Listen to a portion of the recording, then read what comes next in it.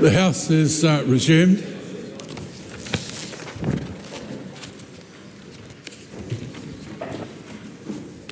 I'm sure that members wish to welcome Mr. Aotearoa and his delegation who are in the gallery from the House of Representatives of Japan.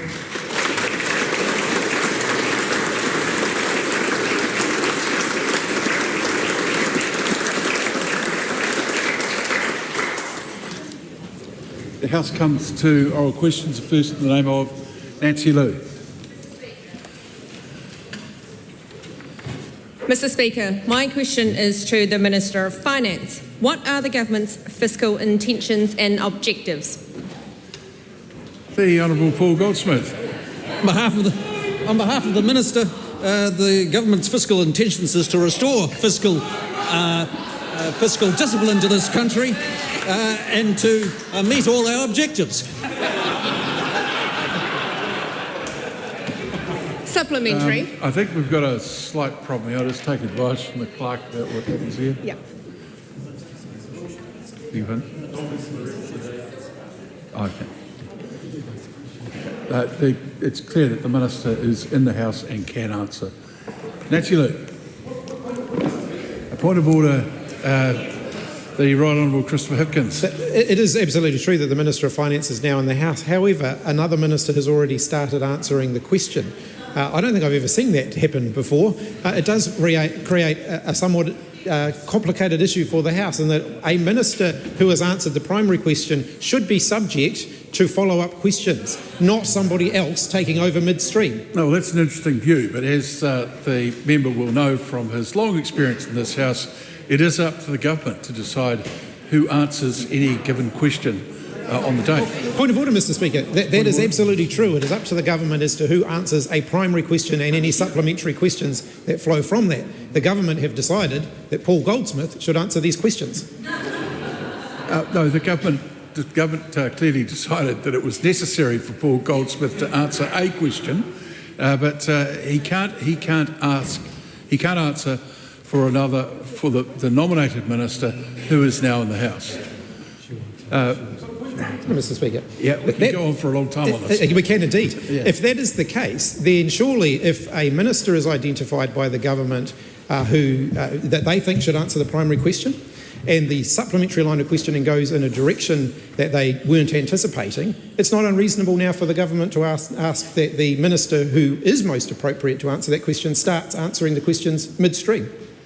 Well, that's an interesting view, and I'm sure it would be the view that I'd take if I was in your position, but the standing orders are quite clear that the Minister is in the House. The government has the right to nominate who answers questions. The primary, of course, is on notice, so the expectation would be that the content of that answer is well shared across the ministry. Nancy Liu. Supplementary, Mr. Speaker. What is required to achieve the government's fiscal strategy? The Honourable Nicola Willis. Mr. Speaker, restraint is required. The government is currently spending more than it is collecting in revenue. That is not sustainable, as ongoing deficits must be funded by more and more borrowing. Fiscal consolidation is required to unwind structural deficits and, in the first instance, stop the rise in public debt as a proportion of the economy. It's worth noting, Mr. Speaker, that the interest costs on New Zealand's debt are already more than the combined amount of funding we are able to provide to the police, the Defence Force, Customs, the Ministry of Justice and Corrections combined. The government is taking a deliberate, medium-term approach to fiscal consolidation. This is not austerity. This is what you do to avoid austerity. Mr. Speaker, the interest bill we are having to pay on the debt accumulated by the last government, it means that our choices are more limited than they would otherwise be. Supplementary. Just questions about to be asked. What levers does the government have to drive fiscal consolidation? Mr. Speaker, the government has two fiscal levers. One has the label control spending. The other has the label increase taxes. And the government's focus is squarely on controlling spending, which as a proportion of the economy is still well above pre-2020 levels. I know others in this House, if they even care about the fiscal position, would go straight to the increased taxes lever. Mr. Speaker, that would be a huge blow to households' cost of living and to economic growth, just as the economy is coming out of a protracted downturn. Supplementary. Just before that, just make the point that I was yesterday quite firm with the opposition members that they could not speculate inside a question, and speculating inside an answer is equally unacceptable. Nancy Lou. How is the government's fiscal position affected by economic forecasts? Well, Mr. Speaker, the government can control what it can control. However, some of the biggest changes to revenue and expenditure are outside the government's direct influence. The economy affects the amount of revenue the government expects to receive. It also affects expenditure.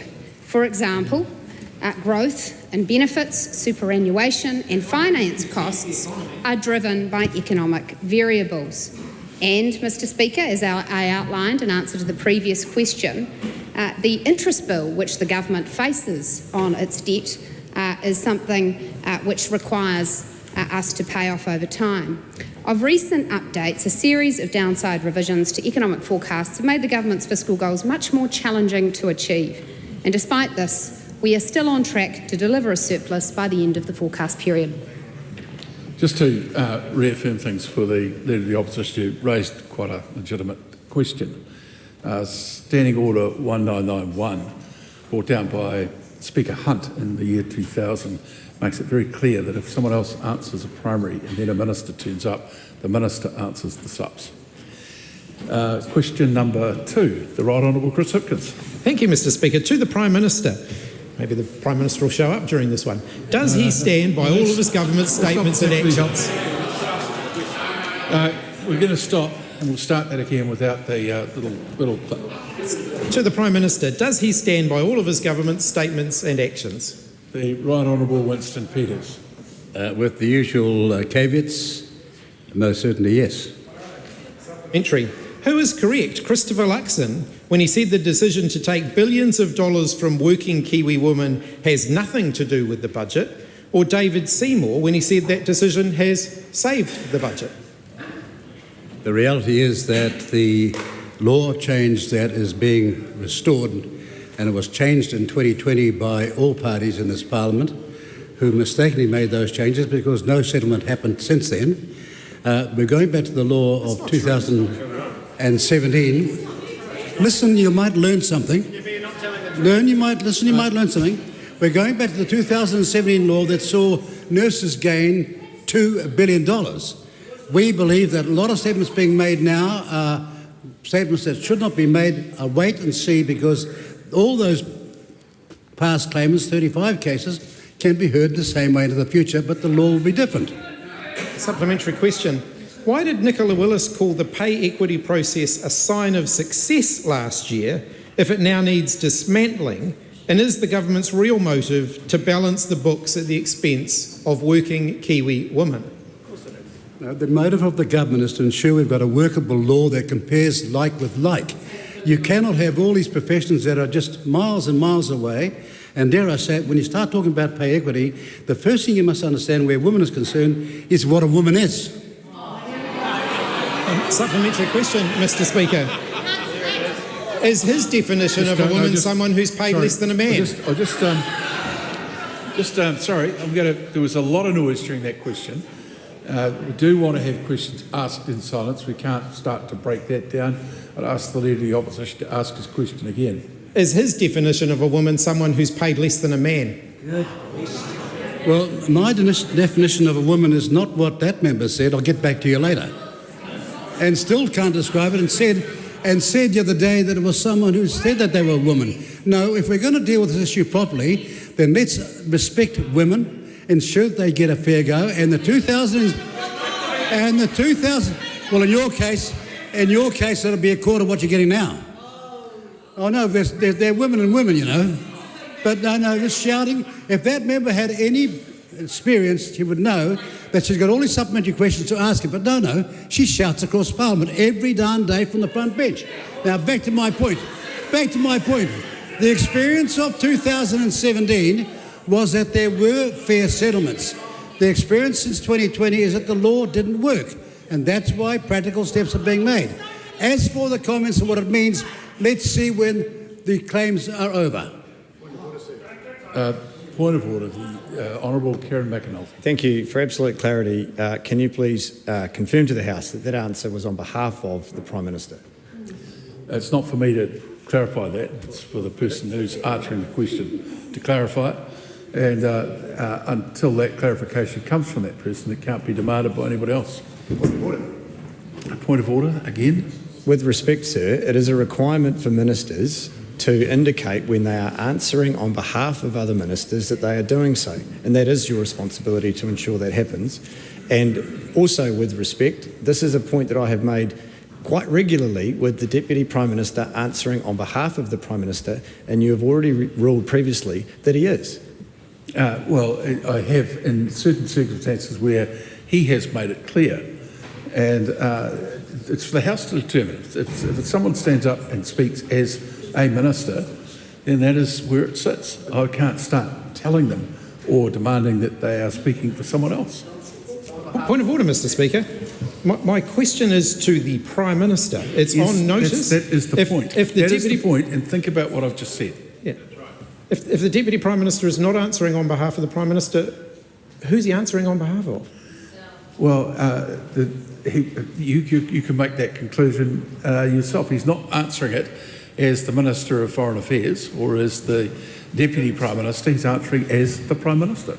Very good, thank you, Mr. Speaker. How is it showing respect to Kiwi women that the government's... Oh, supplementary, sorry, Mr. Speaker. That's all right. I knew what you were doing. Very good, thank you. Thank you. Yeah. How is it showing respect to Kiwi women, as he claims, for the government under urgency to unilaterally cancel pay equity claims covering hundreds of thousands of New Zealand women who are being paid less than men simply because they are women?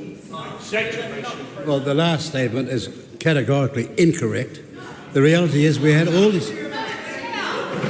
Do you want to hear the answer? I think... or do you want to hear your stupid voice? No. You can't have both. Mr. Peters... Okay, look, it's always an excitable time when the House is in urgency. But that's no excuse for things to break down quite the way they are. So we'll hear the balance of this question and answer exchange in silence. Right Honourable Winston Peters, do you want to add to that answer? Shut up, that is absolutely. Why does he and his ministers keep denying the obvious, that this is about robbing Paula to pay Paul, stripping Kiwi women of fair pay to clean up Nicola Willis's economic mess? To quote someone, I refute the premises of that question. The second thing is that the law worked successfully in 2017, as evidenced by the settlements. But when the law doesn't work, even though it was supported all by every party in Parliament, our job when we make mistakes is to recognise that and fix it where we are. Yeah, good. Everyone quiet, please. Question 3, Dan Bidwell. Thank you, Mr. Speaker. To the Minister of Transport, what announcements has he made regarding rapid transit in Auckland?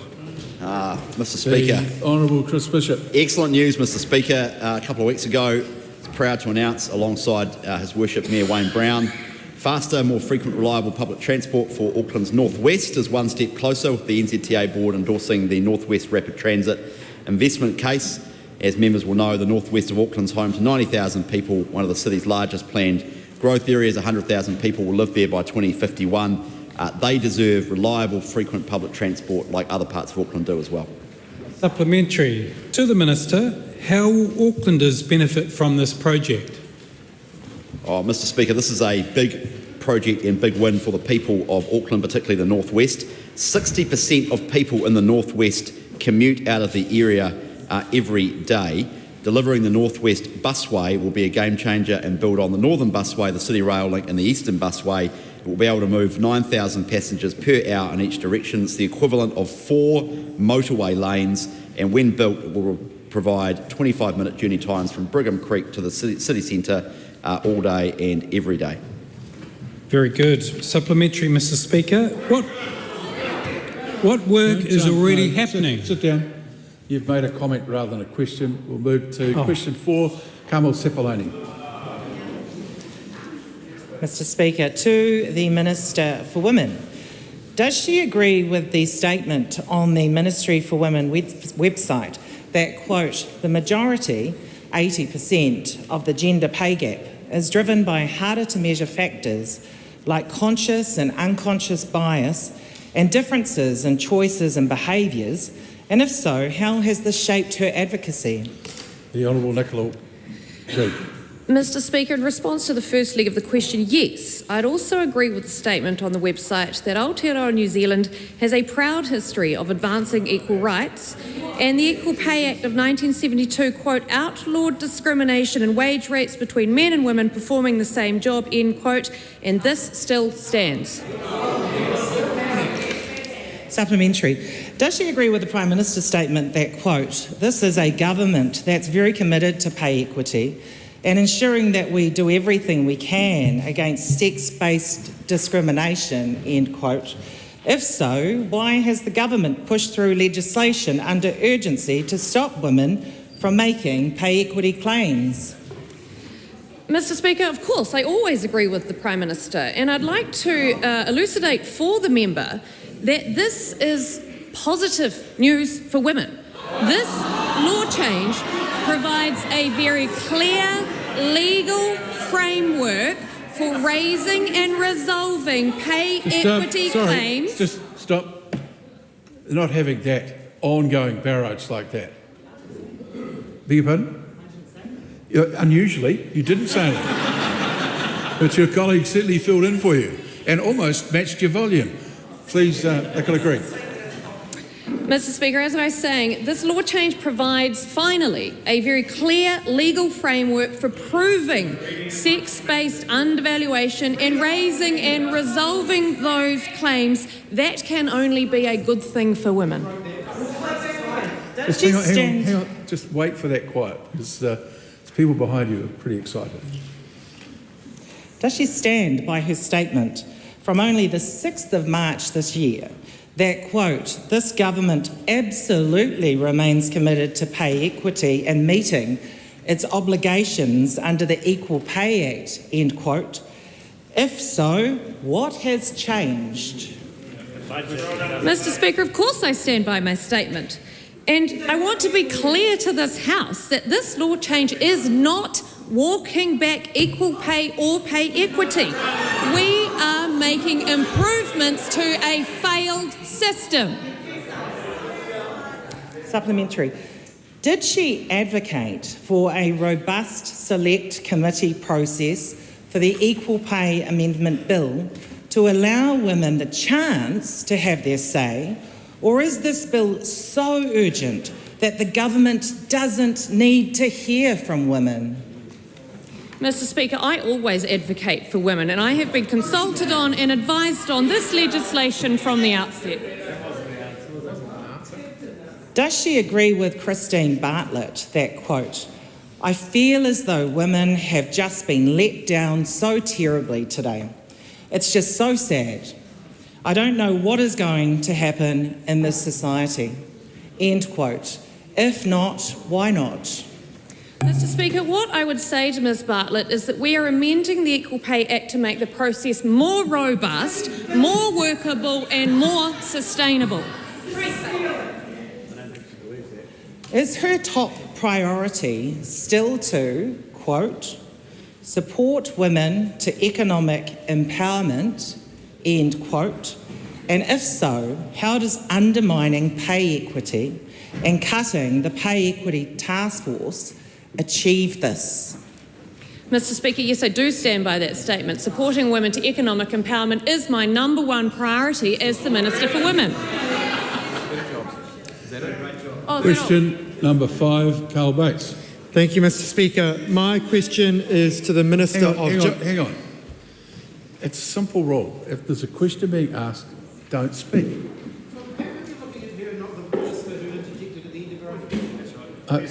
No, I'm terribly sorry. I just assumed that there was a general noise coming from around the House, and I was wanting to affirm a position with your good self, given your vast experience in Parliament. Carl Bates. Thank you, Mr. Speaker. My question is Please be quiet.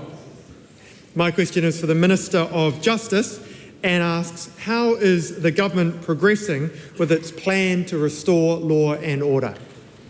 The Honourable Paul Goldsmith. Mr. Speaker, the government has been relentlessly focused on restoring law and order in New Zealand. We're putting victims back in the heart of the justice system, and we're restoring real consequences for crime by taking a range of actions such as restoring 3 strikes legislation, giving police more tools to effectively deal with gangs, and strengthening the sentencing regime. We have an ambitious agenda and we're progressing at pace. Supplementary. What update can he provide on the government's violent crime reduction target? Well, Mr. Speaker, on entering government at the end of 2023, the New Zealand Crime and Victim Survey recorded 185,000 New Zealanders as being victims of violent crime over the preceding year. That is, victims of assaults, robberies and sexual assaults. The government has focused the justice system on reducing that number and has set an ambitious target of reducing that number by 20,000 to 165,000 victims by 2029. I'm pleased to tell the House that the latest figure that was released recently is 157,000. That's 8,000 fewer than our target for 2029. It's still 157,000 victims too many, but it does show great progress. Supplementary. What impact does such good progress towards the violent crime reduction target have on New Zealanders?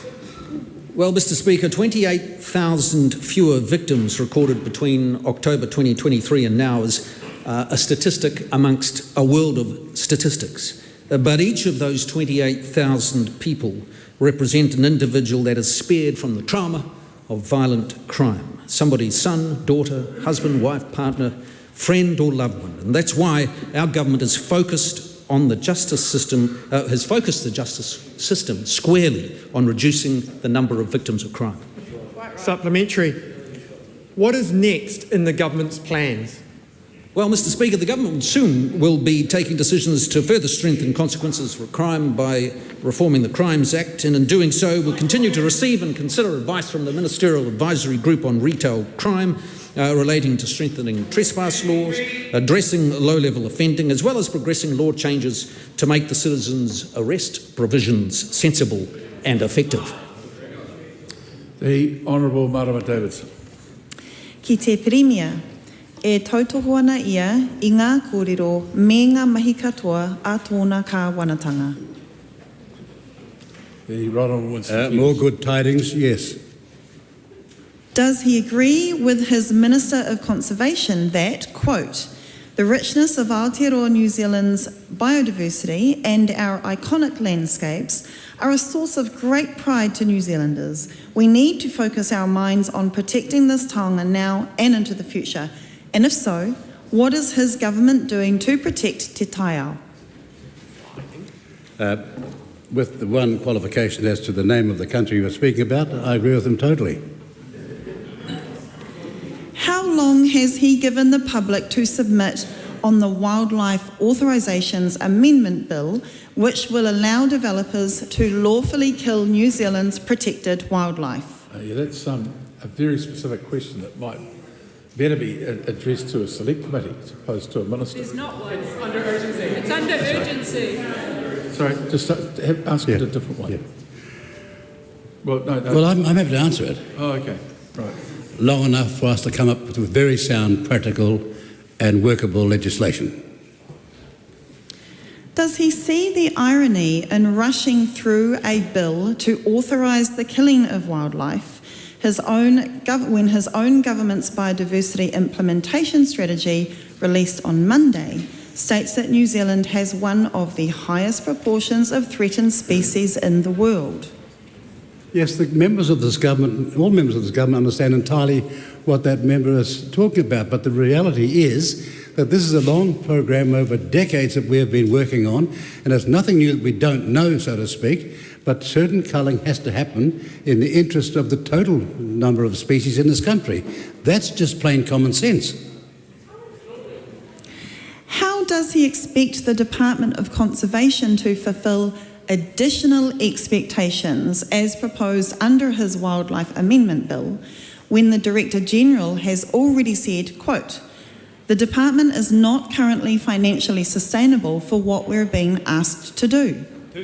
Well, the answer for that is to go and ask all those people around this country, and there are tens of thousands of them, who would be happy to contribute and help out the Department of Conservation on that very issue. That's what sharing the burden looks like, and I can say there are thousands and thousands of New Zealanders, men and women, who would want to help now, and they would not want to be paid for it.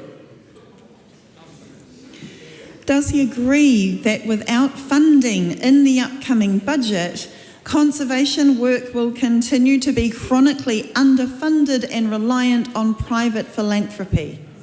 No, this government has never believed that tossing money around like an adult octopus is the answer for everything. Supplementary question, Can I ask? Tamakotaka. Thank you, Speaker. Can I ask the Acting Prime Minister, have previous governments been responsible for numerous authorisations that have been issued for the incidental killing of wildlife? And also, does he have the concern that if we follow the recent judgment that has stopped this, that the TB-free program, a number of roading projects and green infrastructure projects will be ceased? And with respect, now this is the truth now. With respect to both questions, on the first one, we most certainly agree. On the second one, thank you for the Minister to point out the abysmal record of the past that we are seeking to correct. Freddie. Question number 7, the Honourable Barbara Evans. Whakatautele lava, Mr Speaker. To the Minister of Finance, does she agree with Associate Finance Minister David Seymour that, quote, "I actually think that Brooke Van Velden has saved the taxpayer billions.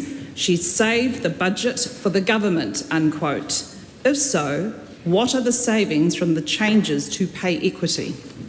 The Honourable Nicola Willis. Mr Speaker, I understand from my colleague Mr Seymour that he was speaking as ACT Leader when he made that statement, not Associate Finance Minister. The words the ACT Leader chose are not what I would choose. I agree that changes being made to pay equity legislation will reduce the Crown's expected future costs from pay equity settlements.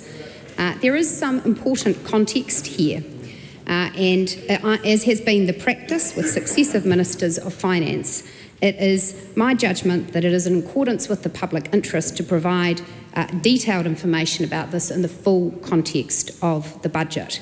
However, to help the member, I can confirm that there is a reduction in projected future costs to the Crown of several $1 billion.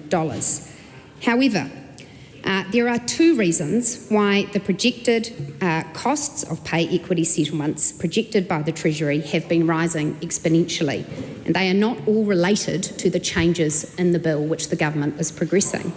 The first relates to the costs to the Crown as an employer.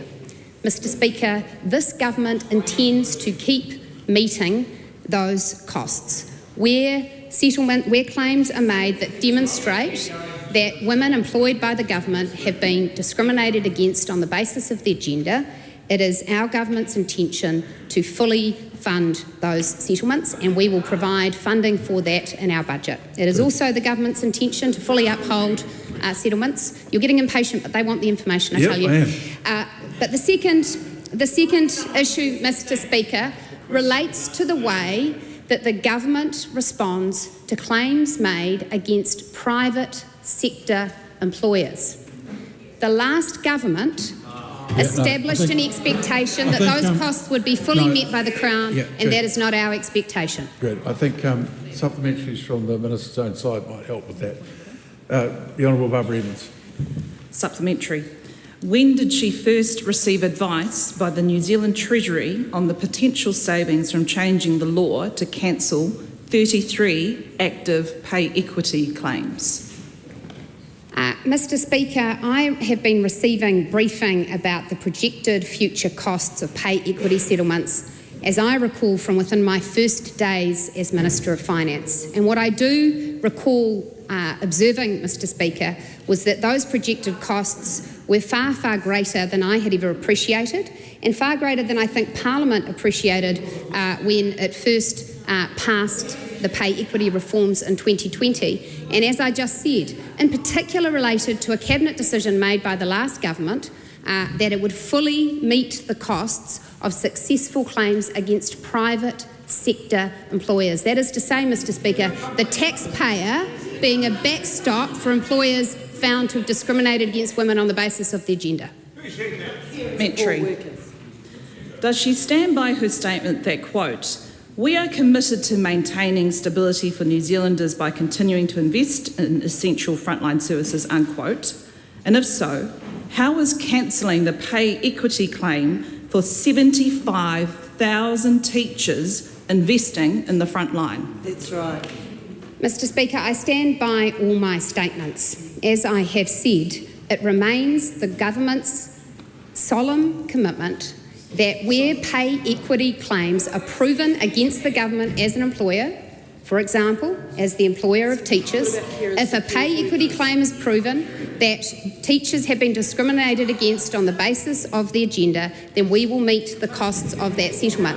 But it's important to note, Mr. Speaker, that workforces advance their working conditions and their pay through a number of channels. One of them is pay equity, and that should relate to gender discrimination. The other, second, very important channel is through normal bargaining. That's how workers bargain for improved conditions and improved pay. And yes, I can confirm the government has put aside funding in our budget to meet the costs of future teacher bargaining.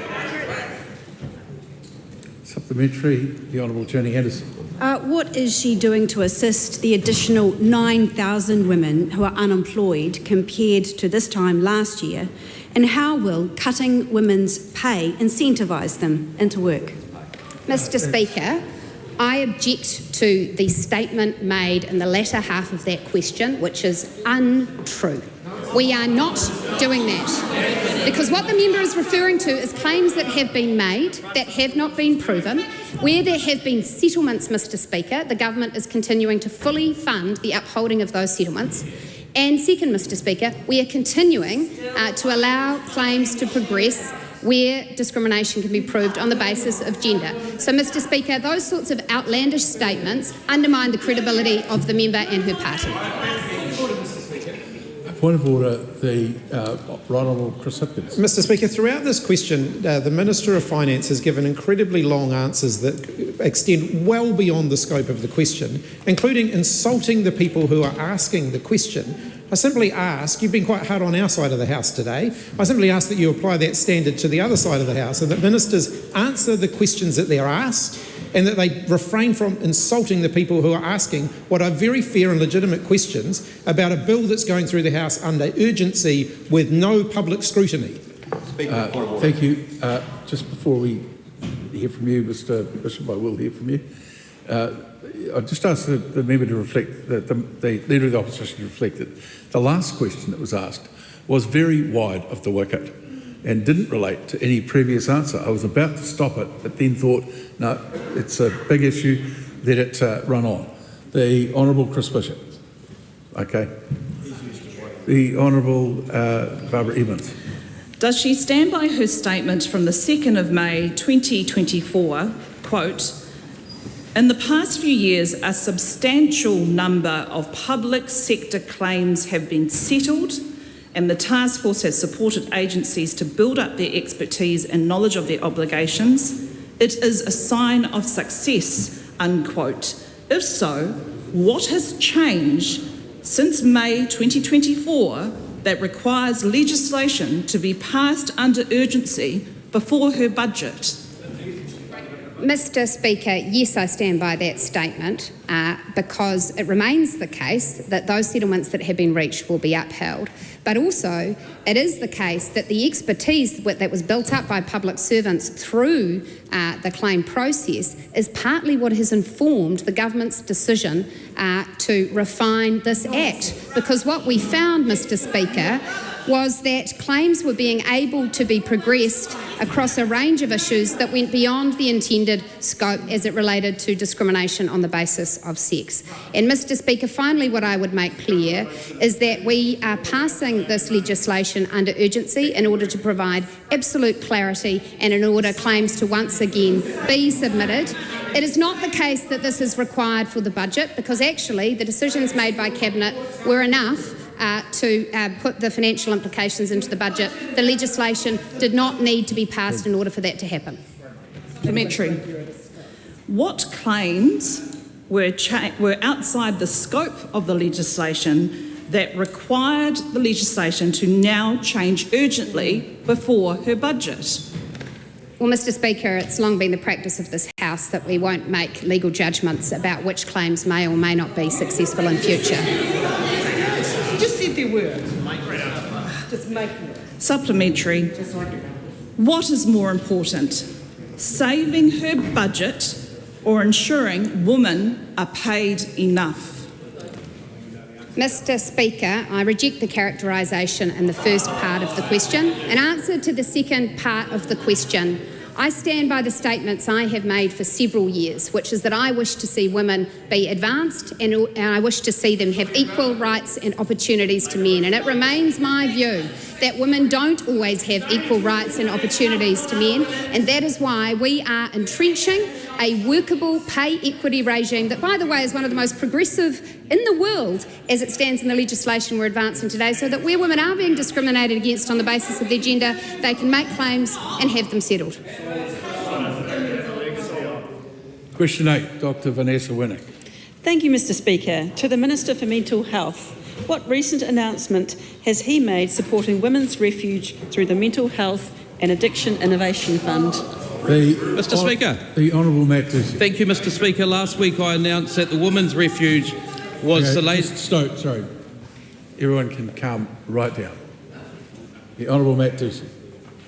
Thank you, Mr. Speaker. Last week I announced the Women's Refuge was the latest recipient of the Government's Mental Health and Addiction Innovation Fund.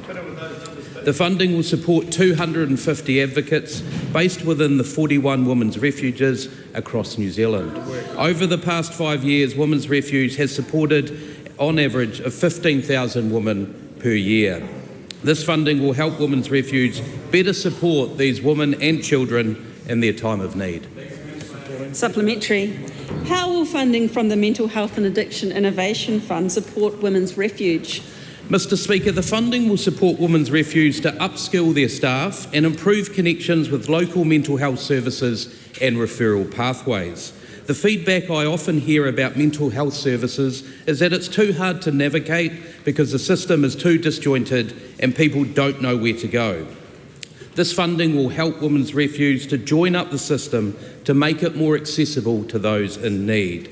Government funding will be match funded to total over $1 million to deliver this initiative. Supplementary. What feedback has the Minister received on this recent announcement? Mr. Speaker, Women's Refuge Chief Executive Ange Jury said this is a project that we wouldn't have been able to look at without this funding, and it would have been impossible without. I had a message from Bethany who said, "This is awesome to hear. Our Women's Refuge centres across the country do amazing work. I hope the funding will be spread to the regional centres." I'm happy to tell Bethany and the House, Mr Speaker, that this funding will support women's refuge across the country and all of the 41 women's refuges centres. I'm proud that we're able to help women's refuge support women and family in their time of need. Supplementary. What other organisations have benefited from the Mental Health and Addictions Innovation Fund, and what changes has he made to round 2 of the fund? Mr Speaker, so far we've been able to support Mates in Construction, the Mental Health Foundation, Youthline, Wellington City Mission, Aotearoa Youth One Stop Shop, Sir John Kirwan Foundation, and there are still further announcements to come.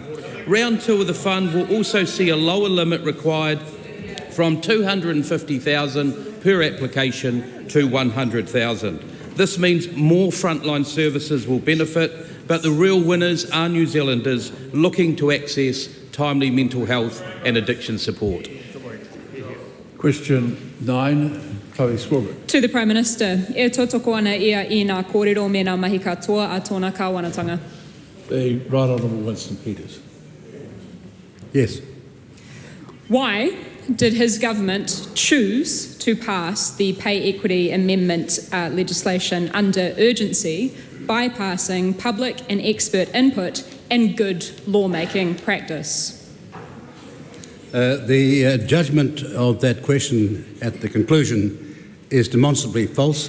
It demonstrates the person knows nothing about industrial relations law and doesn't understand that at the very bottom, where the Labourers Union and others are, that we made our consideration way back then on the question of minimum wages. Now, the fact is we need one system for all claimants. We did not need the confusion that arose after 2020, and so we're going back to a system in 2017 which worked so successfully that the then claimants got $2 billion. Believe the Prime Minister that the pay equity amendment is about a more robust and workable system, why has his government chosen to unexpectedly announce and pass the law under urgency without any chance for public or expert engagement or scrutiny in just 2 sitting days? In the famous words of William Shakespeare, the deed should be done, 'tis better be done quickly. What exactly is not robust and workable about the current pay equity scheme? What's not robust about the current pay equity scheme is that you've got all sorts of illogical comparisons with no relativity whatsoever, and that's one of the reasons why the claims have been dragged out these last 5 years. We want to have the system fixed, and remember, some of us have got a record in terms of fair pay superior to any other people in this Parliament. That's our record, and so I'm certain when it's over, as the Minister of Finance has warned over and over and over again, there will be a fiscal impact. Why don't we wait and see what the findings are? What exactly is the purpose of making the pay equity process more difficult and cancelling 33 active claims representing hundreds of thousands of women in this country's lowest paid industries? Nothing has been cancelled to the extent that they can revive all those claims under the new regime. It's so simple. We're going back to a law that worked before some misguided politicians, unfortunately far too many, changed the law that didn't work. Demonstrably false.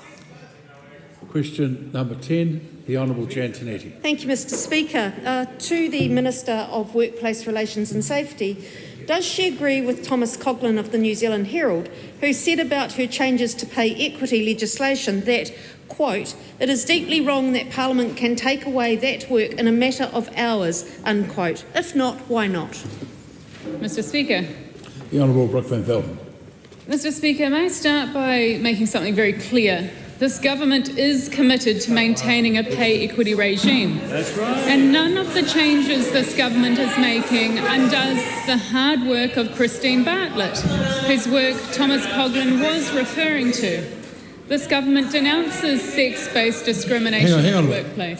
I need, if there's going to be concern about the answer to a question, I need to be able to hear it. And there's too much noise for me to be able to hear that. Please carry on. This government denounces sex-based discrimination in the workplace. We will continue to have an Equal Pay Act to address cases of genuine sex-based discrimination. We are continuing to allow anyone to raise a pay equity claim.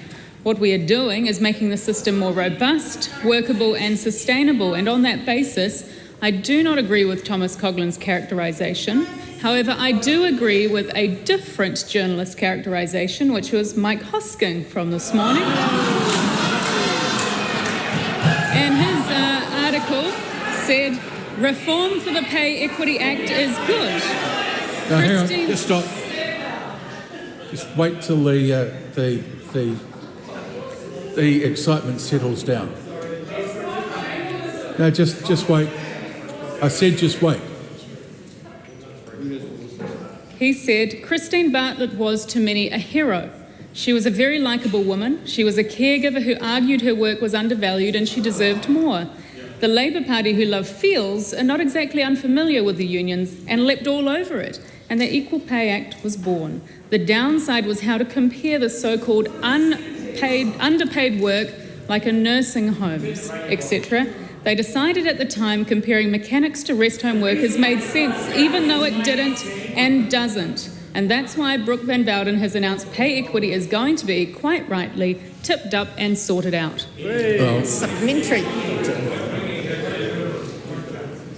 Supplementary. Why is she mandating that pay equity claims can only use comparators from the same industry, when the very point of pay equity claims is to highlight female-dominated industries are less valued than male-dominated industries? Mr. Speaker, the reason why we are introducing the hierarchy of comparators is so that we have greater confidence in the pay equity system, rightly identifying issues of genuine sex-based undervaluation. We start at home, making a comparison with people who work within the same company or employer. If there is no comparison with people who have a different but similar work environment, different employer, if there is no comparator there within the same sector, but not across industry, this means that we can have greater confidence that we are picking up genuine sex-based undervaluation and not other labour market forces and things like inflation. Did she compare social workers to air traffic controllers because she fundamentally believes that work done mostly by women is inherently less valued than work done by mostly men? No, I did because they do it themselves. Does she think, quote, very real and significant cost reductions to government, unquote, is a price only women should pay for? No, I believe women should be paid for their work.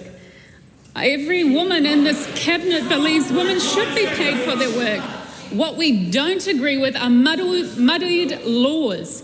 We have laws that Labor pushed through that have made pay equity confused with things like collective agreements, confusion with inflation, confusion with other labour market forces, things like technological change, demographic change, a whole range of labour market forces. If you genuinely believe in gender-based and sex-based discrimination being stamped out, then you would support this bill, because that's exactly what it does. Supplementary question, the Right Honourable Winston Peters. Can I ask the Minister as to whether the questioner, who is a primary school teacher, has told her as to who gave primary school teachers massively filled with the women in that population pay parity? So how is that question? Well, you're looking at them, that's why. No, hang on a minute. I'm not about to dissect the question, but in the context of the question that is asked, in context of the supplementaries that I've been listening to very carefully, because the answers have been lengthy, that's not an unreasonable question. Yeah. It is absolutely unreasonable to refer to the background, the prior employment of any member in a question to a minister. How is that in any way in order? It is a complete departure from the standing orders and Speaker's rulings. No. Well, we're not going to go on too long. Sir, that the teaching profession in more recent years has massively become more the province of women than men, that's sad to say. But the reality is, I was just trying to make the point that this person, who has an experience as a headmistress of a primary school, was the benefit, yes. Well, the principal, same thing. There's a lot of ranges of the way I describe them. Some still describe themselves as headmistress. Not everybody's like that person, confused about what a woman is. But the point here is that they were the beneficiary of pay parity. I'm willing to attempt to answer the question. I think everybody in the House... Just a minute. I think everybody in the House already knows the answer, so we won't be hearing it. Point of order? So, how does that minister have responsibility for pay parity and giving it to teachers? I've just said I think we know the answer. The question's not going to be answered as if it were being asked. Supplementary. Do you have another supplementary? Yes, Mr. Speaker. Does the minister believe that this gender pay gap as it currently stands simply isn't wide enough? Mr. Speaker, I believe the gender pay gap and pay equity are separate concepts. Gender pay gap has far more individualistic elements to do with career choices, time away from work, part-time work. Pay equity is about systemic sex-based undervaluation, not on an individual scale, but on a workforce-wide scale. Supplementary. Is her message to Kiwi women whose work is undervalued that they should just suck it up and work harder to grow the economy? My message to women who believe they're undervalued is this government does value women. We believe in having a pay equity system that is fair, that is workable, and it is sustainable. That is not changing. People can still make claims. But if we genuinely believe in stamping out sex-based undervaluation, everybody should be in favour of being able to correctly identify it. Supplementary. Is she comfortable that taking the women's movement backwards by decades will be her political legacy? My political legacy shouldn't be the focus of that member. She should focus on doing her job.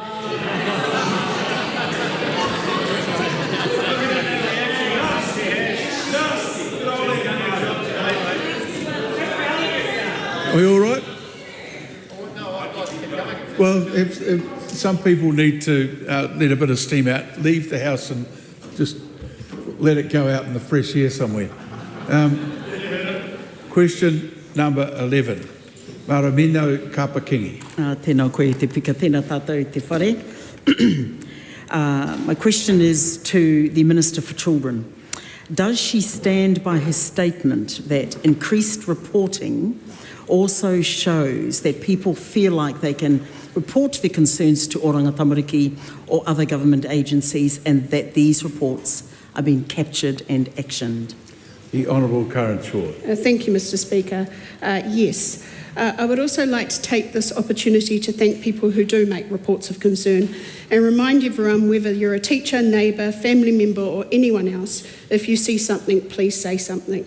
And I also want to acknowledge the social workers who are the ones picking up the phone, responding to safety concerns and working alongside children and young people and their families and communities.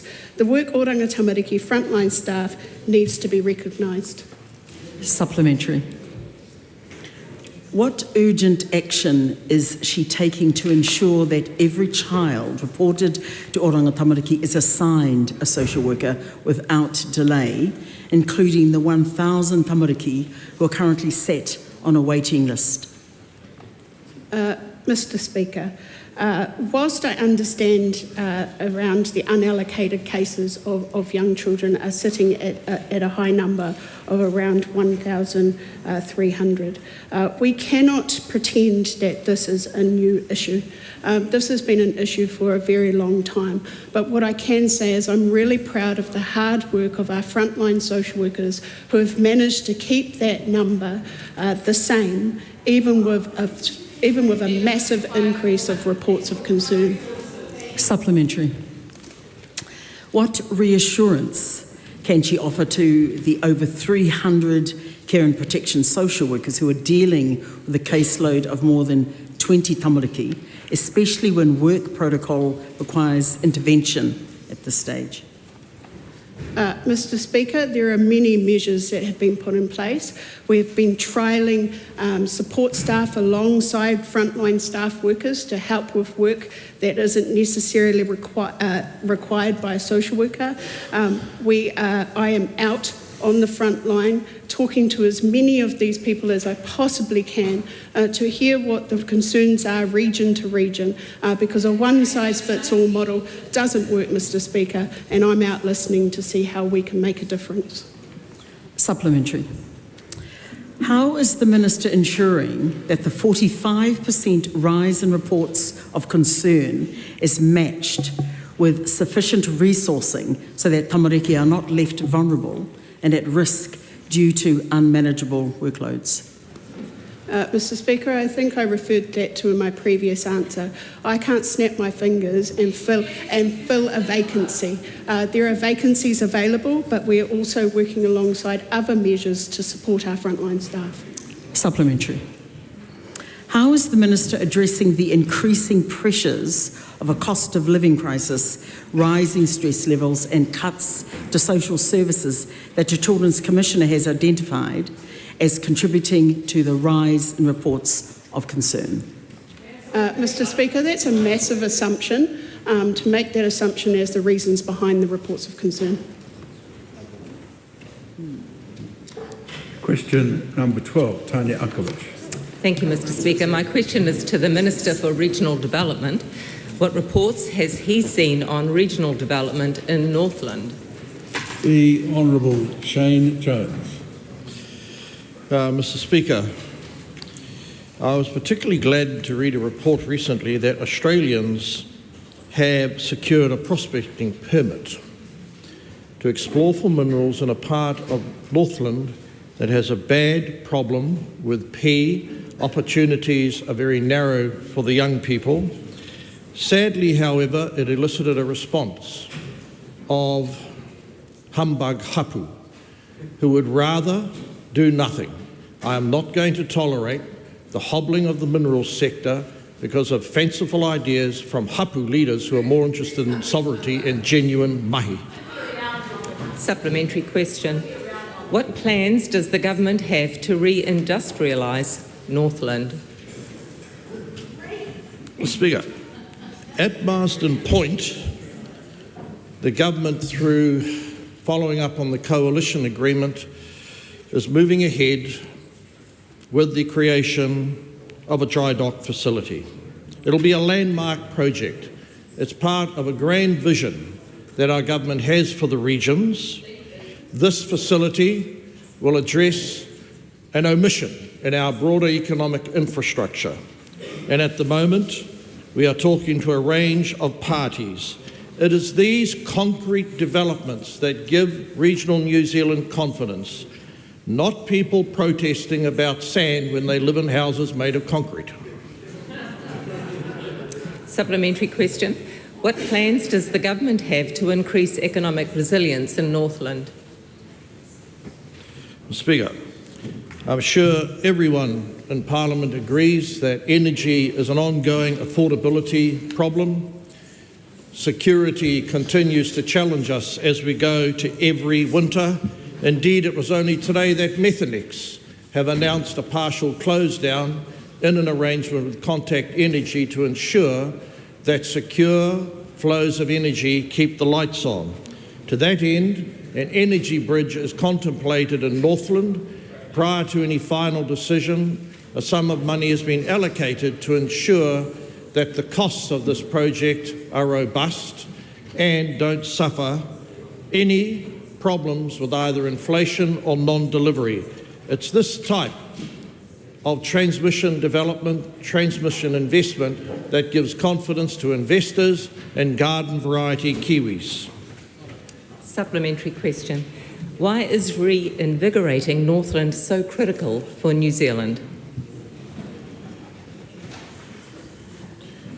There are nigh on 190 to 200,000 New Zealanders who call this part of New Zealand home.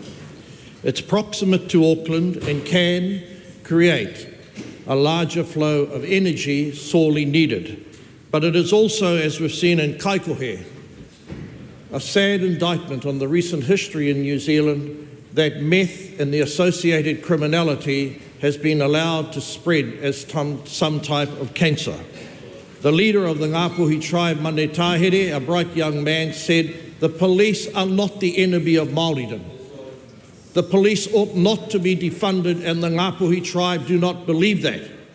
That is why we are standing strong for the rule of law, the reinvigoration of energy, and to drive the people who peddle pee and sell delusions that the police should be defunded out of public life. Just before we come to the end of question time, I might just ask the Minister for Arts and Culture what that badge is on his jacket. Speaker, I can inform the House that this is New Zealand Music Month, and that is the badge. Well, I thought you could say something more than that. And it is an occasion to celebrate the quality of New Zealand music, from She-Hard to Devil Skin to Lord to all those great players, and this is a month where we celebrate that. And how is that being celebrated here in Parliament today? By the wearing of this badge, Mr. Speaker. And also, Mr. Speaker, Mr. Speaker, and also because we have people from RockQuest at a function at 6 o'clock, which I think all members should attend. Well, that took a while to get to. I'd ask members who have to go off to other duties to leave quietly.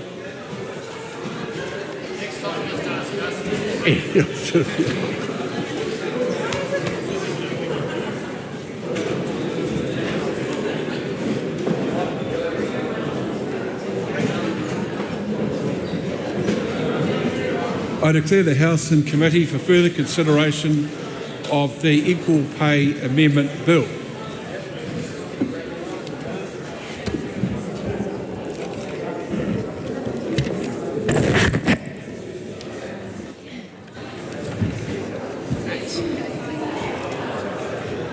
They're holding up. Thank you.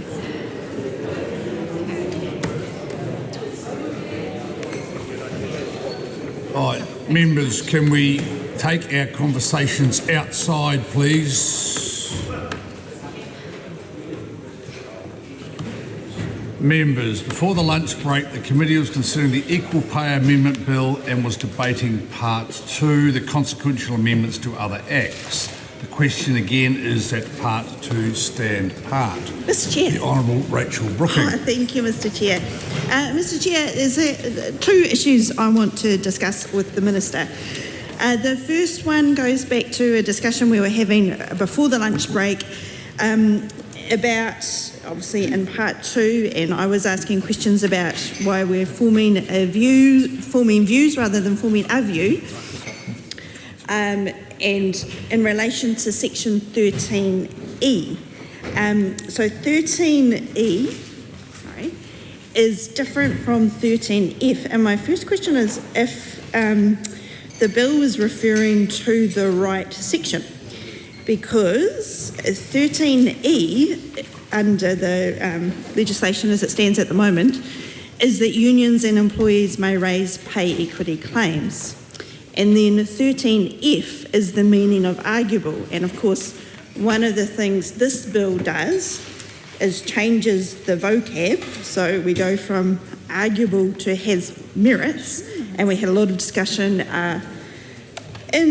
not enough discussion, but some discussion in Part 1 about those changes to 13F about the merits. So when I was reading these sections, both 54, Clause 54, which is the amendment to Section 82 of the Public Services Act, and also Clause 52, which is amending Section 161 of the Employment Relations Act, I read it as if it was referring to 13F, which is this, what is the meaning of a merit-based or an arguable claim, as opposed to what is the what is it to do with unions and employers may raise pay equity claims. So there might be quite a simple answer to that, but I do want to check that the reference to 13E of the Equal Pay Act 1972 and both Clause 54 and Clause 52 is the correct one, that it's the correct letter, that it's E and not F, because on my reading of it, it would make a lot more sense if it was F. So that's my first question, quite a simple question there. Is it E or F? My second question goes to comments that the Minister has made in some of her answers just before the lunch break. And they were about, she referenced that there was a robust parliamentary process happening now with this all stages urgency bill that we didn't see until the Minister started speaking on it. And in her contributions, she also mocked my colleague Camilla Bellich and asked the world to see some of the contributions and amendments that she was making, and was very derisive of those comments. And I asked the Minister if she understands that we are in an all stages urgency process, and this is the only opportunity we have to ask questions about this.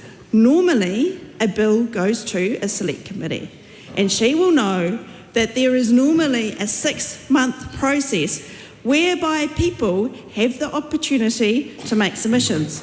Not only that, members of Parliament have access to officials and can ask officials questions. We have not had that opportunity here, and whenever I have asked questions during this debate and the Part 1 debate about advice, whether advice has been sought, we've had questions about evidence, we've asked for examples, we have not got any answers. We do not have a regulatory impact statement, yet the Minister takes the opportunity to make a call mocking people asking very reasonable questions, and of course suggesting changes to the legislation, the Minister's legislation that we do not like. We say your legislation is going to result in fewer people, your legislation, Minister, not the Chair's legislation, that this legislation in the Minister's name is going to result in fewer pay equity claims. That is the point of this legislation. So of course, we are going to take every opportunity to try and amend this terrible legislation that we think is a disgrace. And why is it, Mr. Chair, why is it that the Minister would take an opportunity to mock members doing that? And does she understand that it is very unusual and goes against our constitutional conventions to pass such important legislation where there is no urgency, there is no emergency in all stages without an opportunity for the public to have any say? Mr. Chair. The Honourable Brooke Van Velden. Well, thank you, Mr. Chair. I think that does deserve a response. Look, my suggestion that we were having a robust parliamentary process potentially is too generous if the member does not believe that the contributions from her side have been robust. I believe that that's the place for this Parliament to have robust contributions and debate. In response to the suggestion that my comments were mocking the Labour member prior to the lunch break, that was not my intention. I simply suggested we should look at the oddity that it is that the Labour Party believes in pay equity and wants people to have pay in their pockets, but at the same time was putting forward a contribution to extend the time frame for when workers would receive that money. I think all members of our community external to these walls would be interested in that contribution. Camilla Bellich. Thank you, Mr. Chair, and I think as this has come up a number of times by the Minister herself, it deserves to be addressed. The amendment I was proposing, which we have traversed, was to allow the period of time where payments could be received to be longer. That could result in more payments to people and pay equity claims. I don't think that's inconsistent with any principle that the Labour Party may have. And personally, I take issue with that Minister criticising the Labour Party for our commitment to pay equity. This is a Minister who has implemented a higher threshold for raising a claim. This is a Minister who has put in an act that nullifies review clauses. This is a Minister who is making equal pay claimants wait 10 years. This is a minister who is removing the authority's ability to order back pay. And she has the cheek to suggest that it is the Labour Party who is working against underpaid women. I take issue with that, Mr. Speaker. I do not think it's correct. I think if she is looking to someone to blame for women not getting equal pay, she should look in the mirror. So that is my response to that. I also have some questions for the Minister. We have previously discussed the parts of the first part of the Part 2, which refers to the Employment Relations Act. And I did ask, and I haven't heard the answer yet, as to whether the Education and Workforce Committee would be able to work on looking at this bill, which I think we have established has a number of outstanding questions on it, and I have not heard the answer to that yet. But I do want to move to ask some questions around the amendments to the Public Service Act, which has been changed. Now, I have asked the Minister in previous forums, including Select Committee, about her responsibilities as the Minister responsible for the implementation of the Equal Pay Act. And I have to say, I am not sure that the actions that she is taking is really within the spirit of the 1972 Act and making the Minister of Workplace Relations responsible for that. The question I have in relation to the Public Service Act is often when I've asked her in the past about equal pay claims, she has said that she is not responsible for them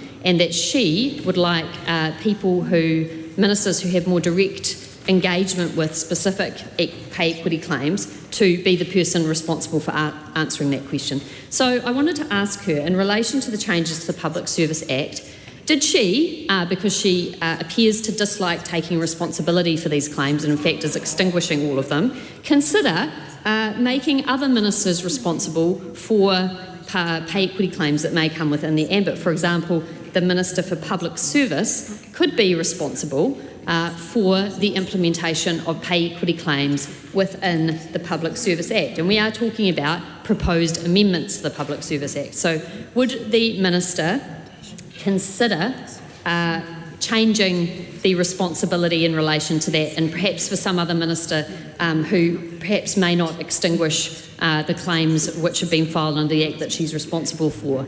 So I have asked that question, and I would appreciate an answer to that. In this particular section, which is 54 of Part 2, there is also an additional change which looks to, I believe, and I'd appreciate some clarity on this, look to whether the claim is arguable or whether it meets all the requirement set out in the Equal Pay Act 1972 and has merit. This is worded slightly differently to the way that the arguable and merit distinction, which is in the Part 1 of the Act, is worded from memory. And I wanted to ask whether there is consistency throughout all the three acts when it looks at the arguable principle, which of course has been replaced now by merit. So those are the questions I have in relation to that particular part of Part 2 in relation to the Public Services Act changes, and I'd appreciate if the Minister would answer them. Mr. Chair. The Honourable Minister. I'll just quickly respond to the technicality raised by Rachel Brooking in response to her question as to whether the reference should be 13E or 13F, and I can confirm the officials advise the reference to section 13E is correct. Dr. Lawrence Zunan. Thank you, Mr. Chair. I have a question for the Minister on Clause 51 of Part 2, which is Section 33 amended. Now, understanding that when we are looking at Section 33 2D, which is currently being repealed in this bill, in the Employment Relations Act is specifically pertaining to the existence of a requirement to review a pay equity claim settlement. Now, the reason we have the allowance for review, and particularly done by authority, is another way of not being challenged, for example, by a judicial review.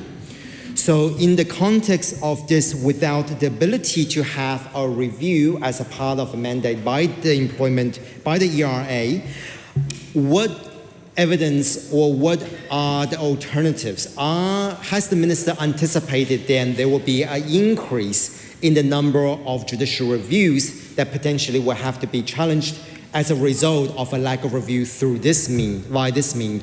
And is that something that has been anticipated? Because again, when we are looking at judicial reviews, or even for some instances a quasi-judicial review, it does provide an additional level of complexity and also of legality that people will have to go through in order to challenge a particular decision that has been made. Usually when we're looking at the review by ERA, we're potentially looking at decision as well as the process itself. I'm sure that the minister knows in terms of the difference between judicial review and also a review by an authority.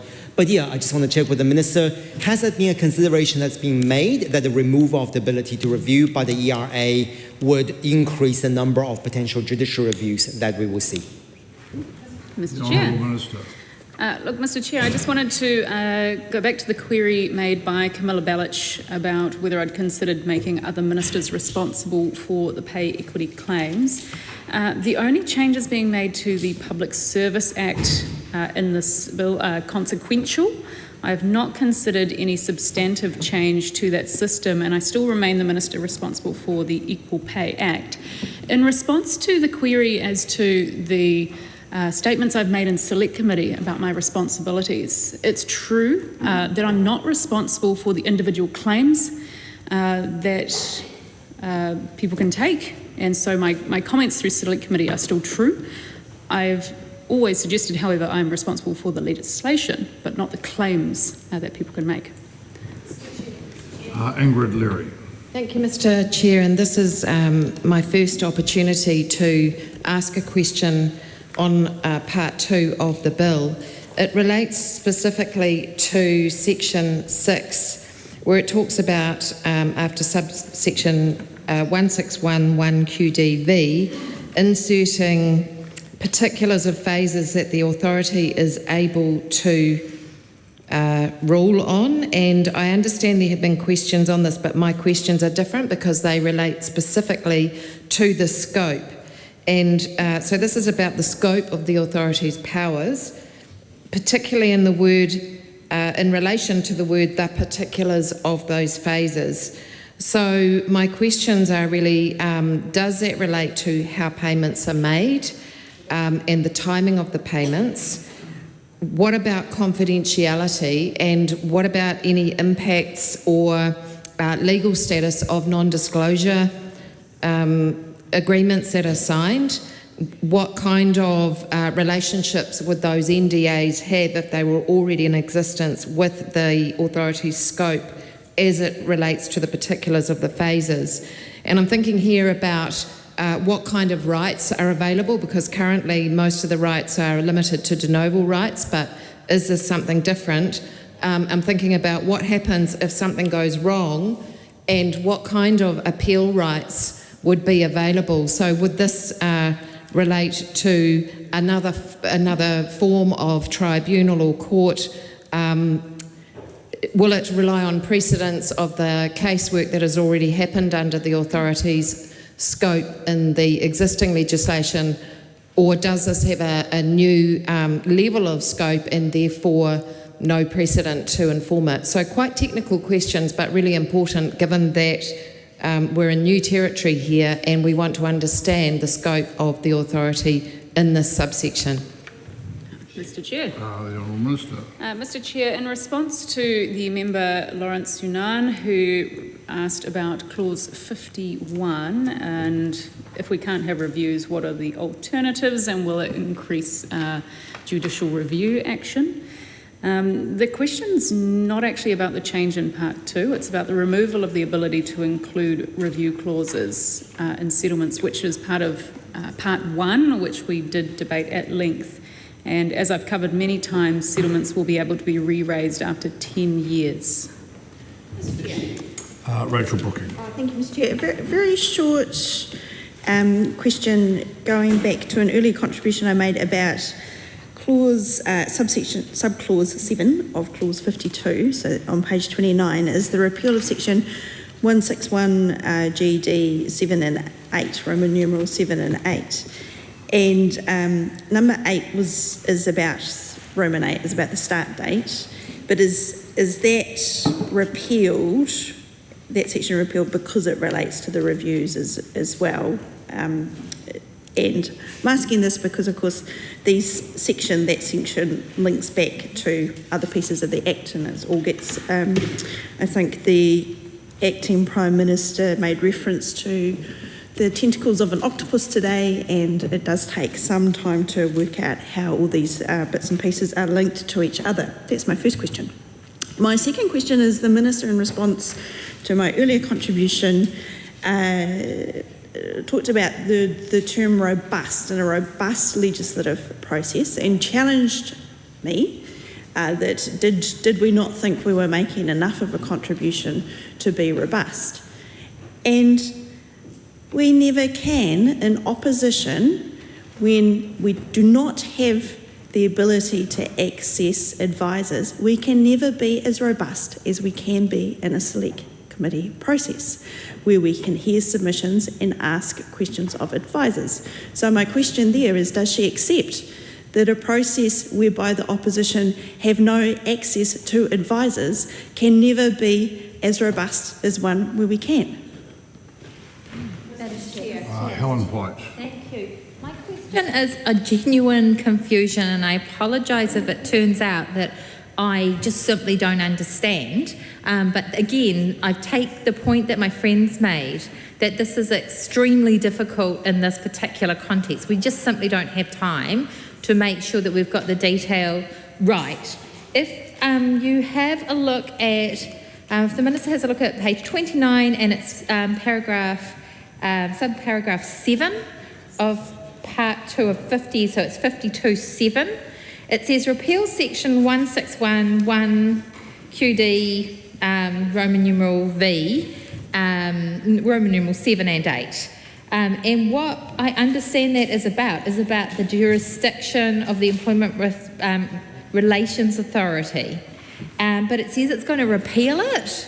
So it looks like the jurisdiction of the Employment Relations Authority will no longer be exclusive on these matters. Can I confirm that I am right? In which case, is there another body that this will be able to go through? Or have I just simply got that wrong? I'd just like to understand why we're repealing that and what the impact of that repeal is. And it really does relate to the what's going on here, and so it sort of marries in with where do things go from here? Is this an exclusive right? I can see your advisors looking into that. Thank you. I just might spend the remainder of my time just asking about a section at 54. And again, it comes back to this issue about the use of the word merit in that context. I did ask about merit in a previous answer, and I made sure that the Minister was aware it was also in this paragraph, but I was actually talking about a paragraph above, 52.2, where the use of the term merit, and I asked the Minister to consider using a more neutral term, so talking about the matter as having merit or not leads people into a situation where they think it has no merit. And to remind the Minister, I talked about situations where maybe there's 68% that are women, so they don't get to the threshold. And when we say in plain language that case has no merit, it's not actually correct, is it? Because it has lots of merit. So is there a way that we could reword this clause along with the other one?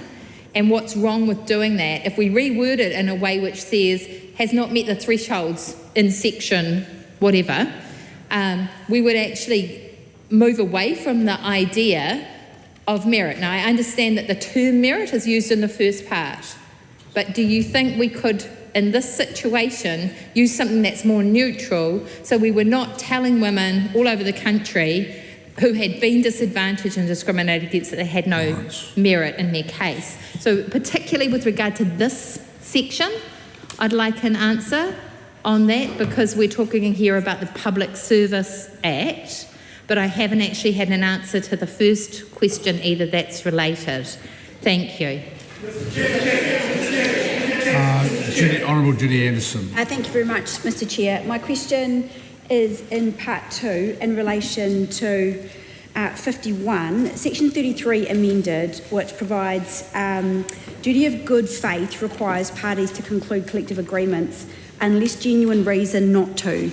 And I just have a couple of questions in relation to that particular point. I think it's important to understand first of all, I'd like to know what consultation has taken place in that space, but specifically in terms of what analysis that the government got hold of, or what even the workplaces or the employers who were consulted in the development of some of the changes here in 51, but also in part of that part 2. And I think it would be really useful, because I've had emails on this. There are a lot of women in workplaces who are contacting us now to understand implications to them, and I think this represents the difficulty with not having a select committee, which is not having a select committee process, is that now we are trying to funnel in a whole range of people's views. And so what employer groups, if any, were consulted prior to taking this decision? And what are the sectors most likely to be impacted by this section? And what is the work that's gone on in that space? I think it's really important to understand that if you're talking about good faith in between employees and employers, then undertaking these changes significantly undermines that good faith between employee and employer. And it is really important to understand if the Minister did undertake any consultation. We've already been asked if the Ministry of Women's been involved. I understand they haven't, but what other consultation has taken place in that space? I do know that this question has been asked in relation, but it is incredibly important, and I don't think we have had an answer. So I'm going to ask that again, but I would like to understand what advice did the Minister receive specifically in relation to those existing free trade agreements, particularly with the EU and the UK, because we know these specific implications in there in terms of our stance on pay equity, and I did want to understand whether that had been covered off or not.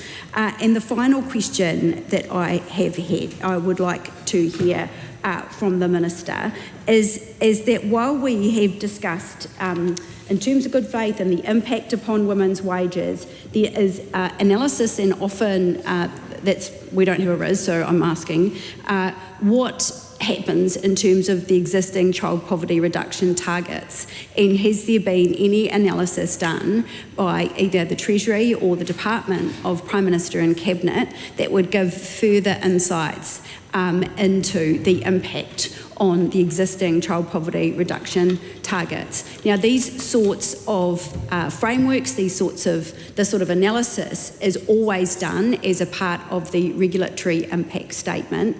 It is absolutely shocking that we have a bill from the ACT Party who set up the Ministry of Regulation, who's put forward such a fundamental bill that changes the whole framework of pay equity for women, and there is zero analysis in terms of regulatory impact for New Zealanders. So I think it is completely justified that we ask these questions about what consultation was undertaken with other employers, what advice was received in terms of the impacts on fair trade agreements, particularly with the EU and UK, and also what is the impact on those child poverty reduction targets that are monitored, even though they have been changed under this government, they still exist, and those sort of fundamental parts of analysis should have been provided as part of the regulatory impact statement. So I would ask the Minister to be able to fill in some of the gaps that she has left wide open as a result of not having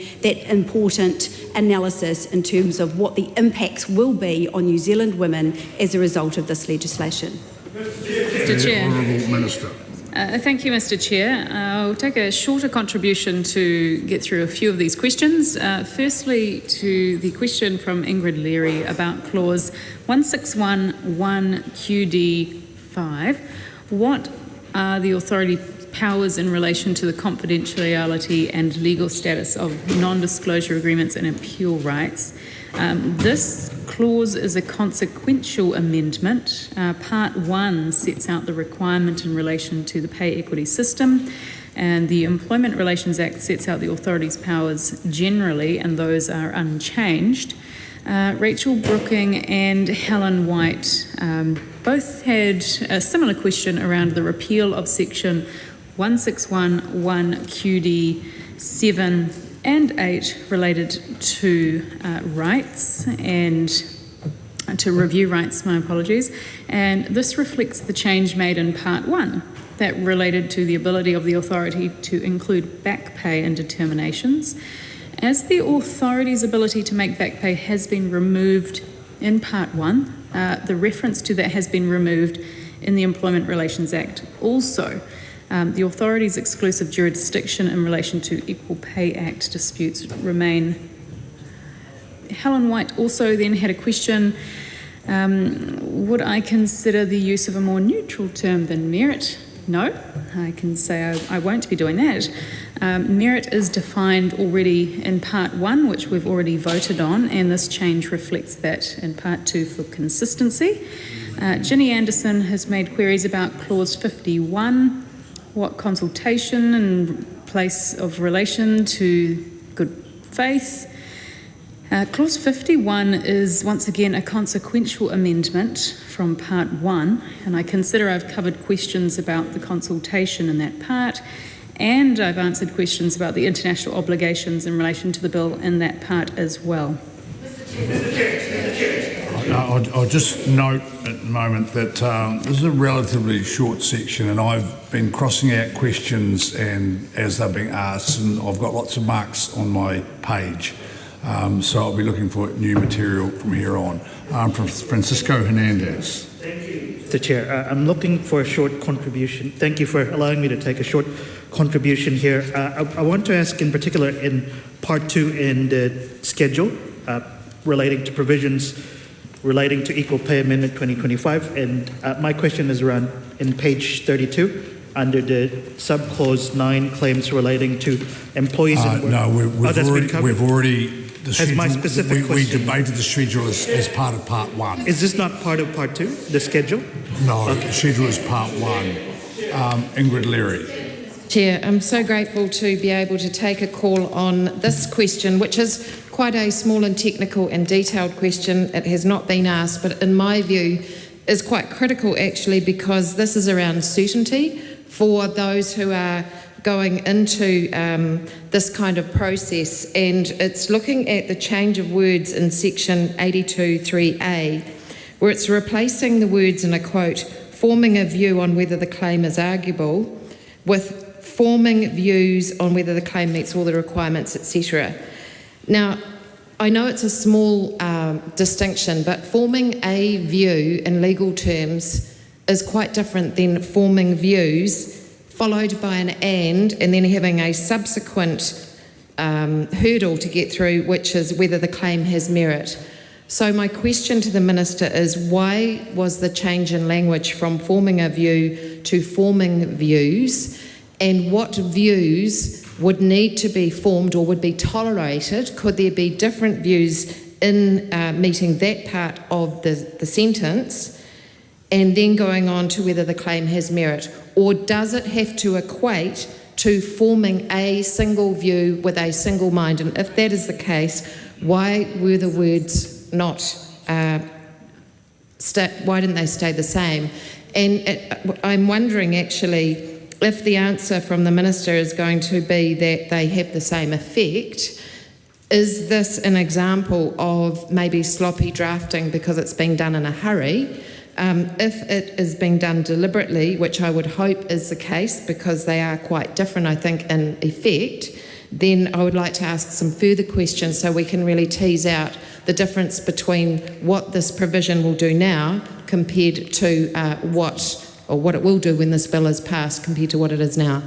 Mr. Chair, I'll take that last contribution first. I've already answered that query, but it was made by one of your colleagues just before. It's based on multiple views of the employer, but you can find that reference because your colleague already asked that one. Ginny Anderson, what happens in terms of existing poverty reduction targets and the analysis done? The changes made by this bill are intended to improve the pay equity system, but I note that the question relates to the policy that was debated in part 1. Ryan Hamilton. I move that debate on this question now closed. Rachel Brooking. Two quick questions for the Minister, and I acknowledge the answer just then about that the Minister's answered and given the same answer about the views, the yes, and the employers. But it would be good if she could expand on that answer and how it, yes, and as my colleague is saying, how it relates to the rest of the sentence and why the employers is different in 54 with the views to back up the page in 52. 1IA when it's talking about all requirements. That would be useful for the Hansard. And then I also want to ask a different question, and that is, I take the Minister's point that everything that we've discussed so far has been consequential, and I've been trying not to raise policy issues because of that. But I do need to ask, in terms of the review clauses that have been discussed, and the retrospective nature of this, if she agrees with a statement around the rule of law, that law should be clear and accessible, the law should not adversely affect rights and liabilities or impose obligations retrospectively. Does she agree with that statement? Mr. Chair. Rima Nuckley. I move that debate on this question now closed. Mr. Chair. Ginny Anderson. Thank you very much, Mr. Chair. I have a question in relation to the part 2 of the bill that relates to those consequential amendments. Clause 8 provides that on the commencement, am I allowed to speak on, yeah, we're on to that? No, we're not on to that, sorry. In terms of the consequential amendment, particularly those that amend Section 33 of the Employment Relations Act, and that requires parties for collective bargaining to conclude a collective agreement unless there was a genuine reason not to. So as I understand it, Mr. Chair, at present, Section 33(2)D provides that the existence of a requirement to review a pay equity claim in settlement is not a genuine reason to complete a collective agreement. That provision, in fact, is repealed. It is redundant in this Act because it removes those review processes from pay equity claim settlements. And this is the particular issue that we are getting repeated people emailing in, and I would like the Minister to ask, has she considered having another opportunity, seeing this impacts on so many women and the outcry that we are seeing right across email, social media and other channels we receive, that people are asking to have a say, particularly on areas that take away that ability to review a pay equity claim settlement. And so I would like the Minister to take into consideration if there is any possibility at all for her to have an opened window for women in New Zealand to be able to have their voices heard on an issue that directly impacts women that are underpaid already in New Zealand. If she could respond to that, I would be very grateful. Mr. Chair. The Honourable Minister. Thank you, Mr. Chair. Look, I've reflected on Rachel Brooking's query and wish to expand on view versus views, which I've done twice in the chamber today. Clause 54 talks about views. It is views because it is both a view on if the claim meets all of the requirements in section 13E, so that's the first, and if the claim has merit, which is the second. And when the bill says a view, it is because only one thing is being considered. Hamish Rutherford. I move that debate on this question now close.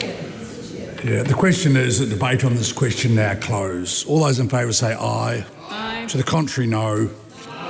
The ayes have it. Party vote is called for. Please conduct a party vote. New Zealand National. 49 in favour. New Zealand Labour. 34 votes opposed. Green Party of Aotearoa, New Zealand. 15 votes opposed. Act New Zealand. 11 votes in favour. New Zealand First. 8 votes in favour. Te Pāti Māori. E ono ngā poti I whakahe.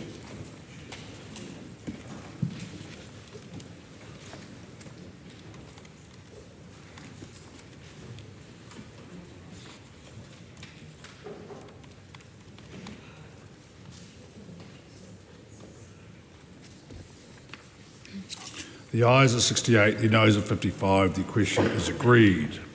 The question is that Kamala Bellich's tabled amendment to delete clause 54 be agreed to. All those in favour say aye.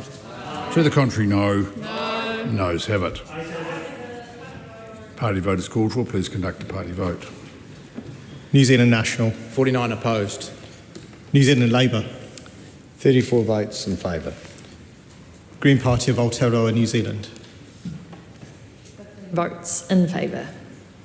Act New Zealand. 11 votes opposed. New Zealand First. 8 votes opposed. Te Pāti Māori. E ono ngā poti I tautoko.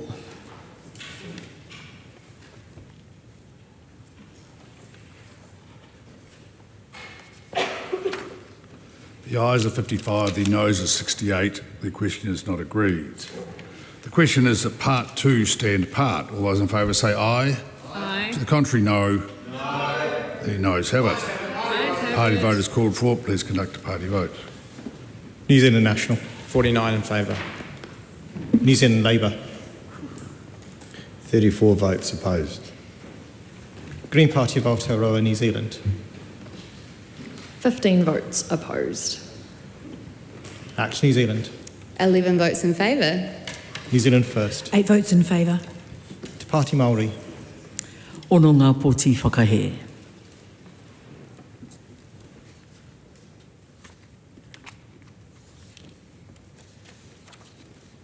The ayes are 68, the noes are 55. The question is agreed.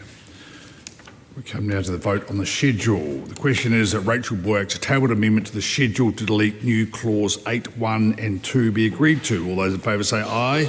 Aye. To the contrary, no. No. The noes have it. Please conduct a party vote. New Zealand National. 49 opposed. New Zealand Labour. 34 votes in favour. Green Party of Aotearoa, New Zealand. 15 votes in favour. Act New Zealand. 11 votes opposed. New Zealand First. 8 votes opposed. Te Pāti Māori. Ono ngā poti tautoko.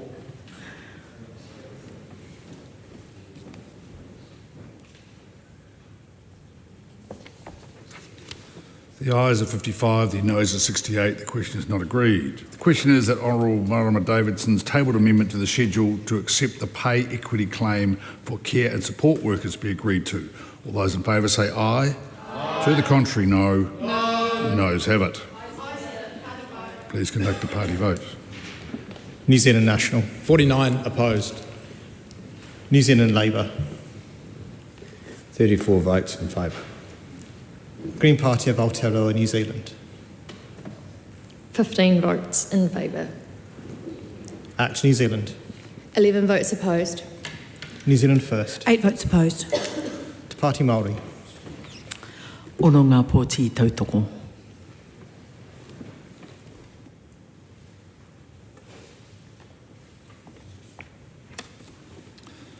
The ayes are 55, the noes are 68. The question is not agreed. The question is that Honourable Marama Davidson's tabled amendment to the schedule to accept the pay equity claim for care and support frontline managers be agreed to. All those in favour say aye. Aye. To the contrary, no. No. The noes have it. Please conduct a party vote. New Zealand National. 49 opposed. New Zealand Labour. 34 votes in favour. Green Party of Aotearoa, New Zealand. Te kaumārima ngā pōti tautoko. Act New Zealand. 11 votes opposed. New Zealand First. 8 opposed. Te Pāti Māori. Ono ngā pōti tautoko.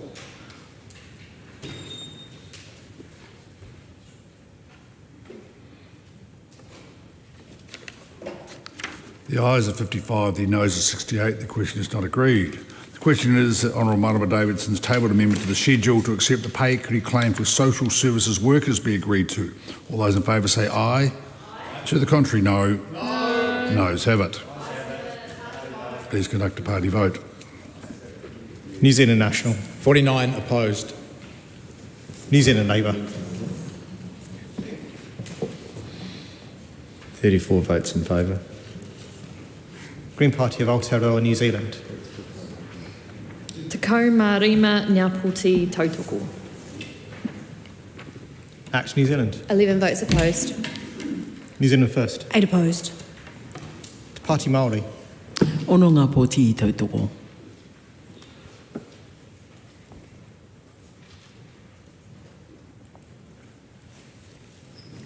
The ayes are 55, the noes are 68. The question is not agreed. The question is that Honourable Marama Davidson's tabled amendment to the schedule to accept the pay equity claim for university library workers be agreed to. All those in favour say aye. Aye. To the contrary, no. No. Noes have it. Please conduct a party vote. New Zealand National. 49 opposed. New Zealand Labour. 34 votes in favour. Green Party of Aotearoa, New Zealand. Te kaumārima ngā pōti tautoko. Act New Zealand. 11 opposed. New Zealand First. 8 opposed. Te Pāti Māori. Ono ngā pōti I tautoko.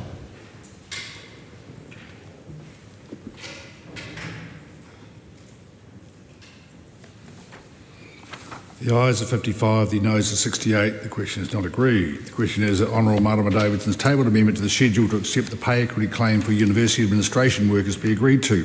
All those in favour say aye. Aye. To the contrary, no. No. Noes have it. Ayes have it. Please conduct a party vote. New Zealand National. 49 opposed. New Zealand Labour. 34 votes in favour. Green Party of Aotearoa, New Zealand. Te kaumārima ngā pōti tautoko. Act New Zealand. 11 opposed. New Zealand First. 8 opposed. Te Pāti Māori. Ono ngā pōti I tautoko.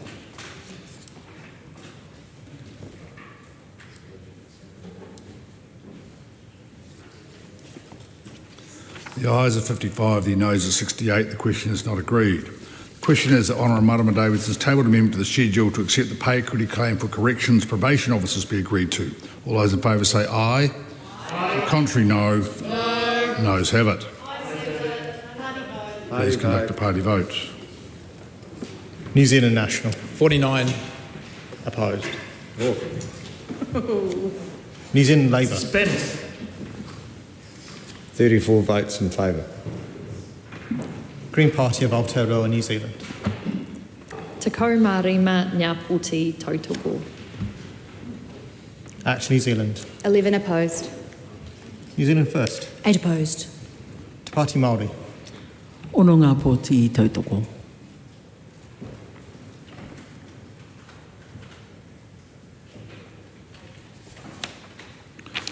The ayes are 55, the noes are 68. The question is not agreed. The question is that Honourable Marama Davidson's tabled amendment to the schedule to accept the pay equity claim for corrections psychologists be agreed to. All those in favour say aye. To the contrary, no. No. The noes have it. Please conduct a party vote. New Zealand National. 49 opposed. New Zealand Labour. 34 votes in favour. Green Party of Aotearoa, New Zealand. Te kaumārima ngā pōti tautoko. Act New Zealand. 11 votes opposed. New Zealand First. 8 opposed. Te Pāti Māori. Ono ngā pōti I tautoko.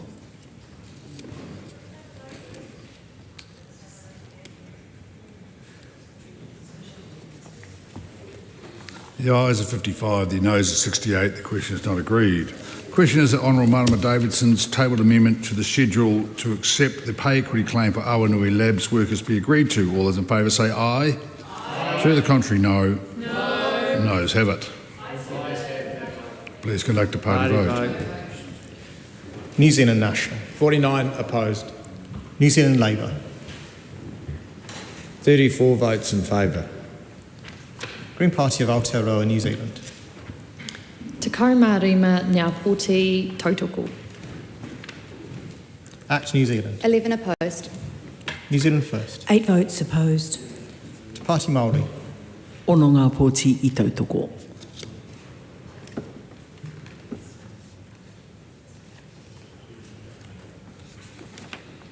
The ayes are 55, the noes are 68. The question is not agreed. The question is that Honourable Marama Davidson's tabled amendment to the schedule to accept the pay equity claim for artificial limb service workers be agreed to.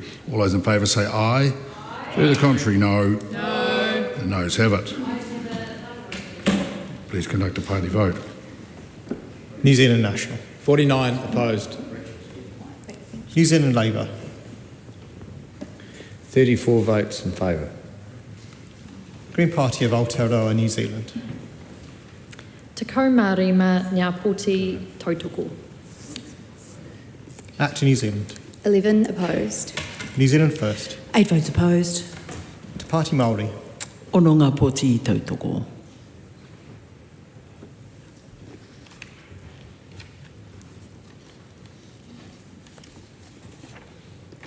The ayes are 55, the noes are 68. The question is not agreed. The question is that Honourable Marama Davidson's tabled amendment to the schedule to accept the pay equity claim for residential schools workers be agreed to. All those in favour say aye. To the contrary, no. No. The noes have it. Ayes have it. Party vote, please. Please conduct a party vote. New Zealand National. 49 opposed.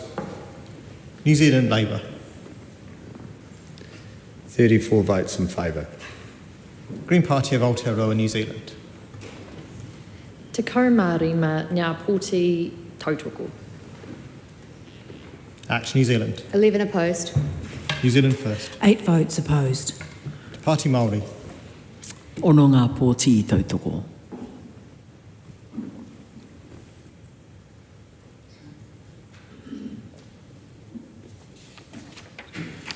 The ayes are 55, the noes are 68. The question is not agreed. The question is that Honourable Marama Davidson's tabled amendment to the schedule to accept the pay equity claim for local government library workers be agreed to. All those in favour say aye. To the contrary, no. No. The noes have it. Please conduct a party vote. New Zealand National. 49 opposed. New Zealand Labour. 34 votes in favour. Green Party of Aotearoa, New Zealand. Te kaumārima ngā pōti tautoko. Act New Zealand. 11 opposed. New Zealand First. 8 votes opposed. Te Pāti Māori. Ai, e ono ngā pōti I tautoko.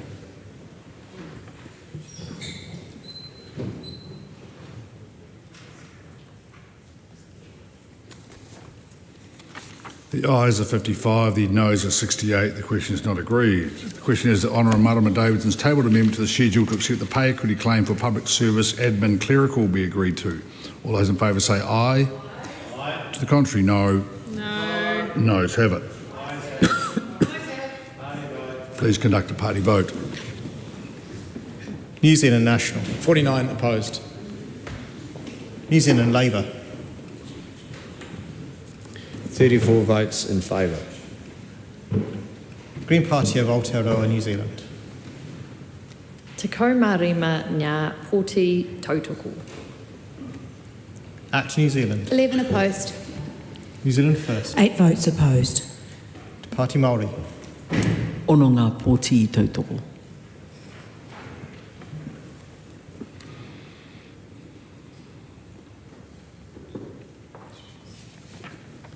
The ayes are 55, the noes are 68. The question is not agreed. Kamala Bellich has tabled amendment to the schedule to accept the pay equity claim for workers in residential schools is out of order as being the same in substance as a previous amendment. The question is that Honourable Jan Tinetti's tabled amendment to the schedule to accept the pay equity claim for early learning teachers be agreed to. All those in favour say aye. Aye. To the contrary, no. No. The noes have it. Party vote. Please conduct a party vote. New Zealand National. 49 opposed. New Zealand Labour. 34 votes in favour. Green Party of Aotearoa, New Zealand. Te kaumārima ngā pōti tautoko. Act New Zealand. 11 votes opposed. New Zealand First. 8 votes opposed. Te Pāti Māori. Ono ngā pōti tautoko.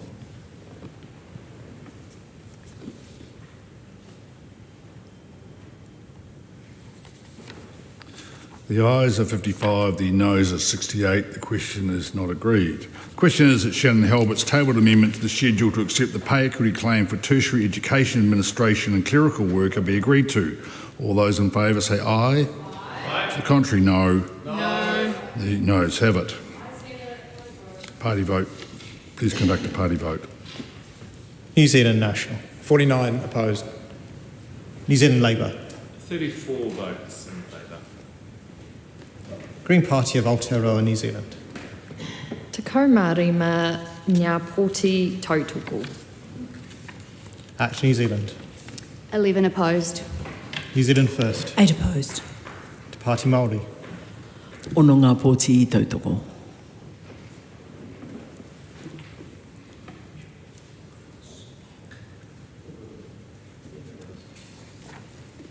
The ayes are 55, the noes are 68. The question is not agreed. The question is that Rachel Boyack's tabled amendment to the schedule to accept the pay equity claim for service managers in the Ministry of Education be agreed to.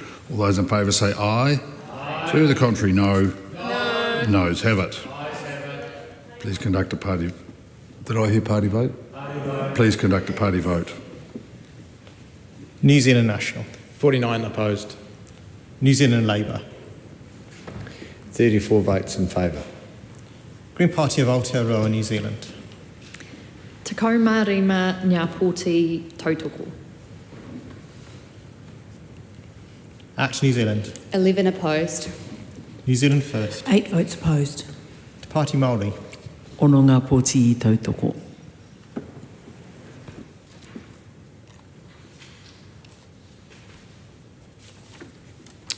The ayes are 55, the noes are 68. The question is not agreed. The question is that Kamala Bellich's tabled amendment to the schedule to accept the pay equity claim for teacher, PS and ECEA as funded sector be agreed to. All those in favour say aye. Aye. To the contrary, no. No. The noes have it. Party vote is called for. Please conduct a party vote. New Zealand National. 49 opposed. New Zealand Labour. 34 votes in favour. Green Party of Aotearoa, New Zealand. Te kaumārima ngā pōti tautoko. Act New Zealand. 11 opposed. New Zealand First. 8 opposed. Te Pāti Māori. Ono ngā pōti tautoko.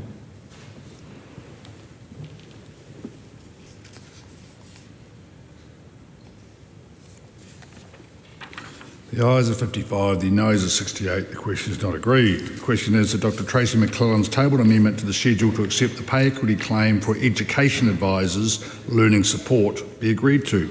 All those in favour say aye. Aye. To the contrary, no. No. Noes have it. Please conduct a party vote. New Zealand National. 49 opposed. New Zealand Labour. 34 votes in favour. Green Party of Aotearoa, New Zealand. Te kaumārima ngā pōti tautoko. Act New Zealand. 11 opposed. New Zealand First. 8 votes opposed. Te Pāti Māori. Ono ngā pōti tautoko.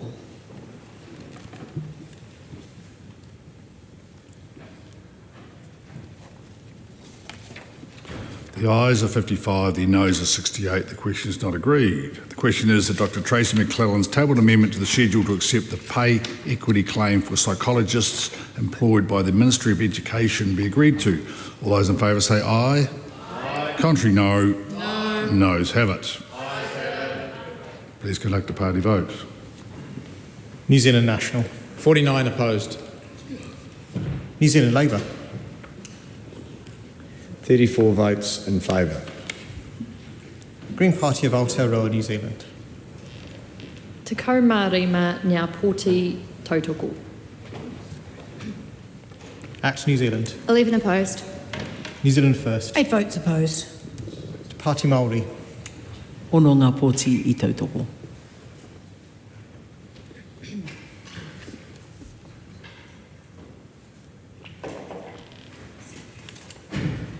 The ayes are 55, the noes are 68. The question is not agreed. The question is that Kamala Bellich's tabled amendment to the schedule to accept the pay equity claim for care support workers 2 lodged in 2023 be agreed to.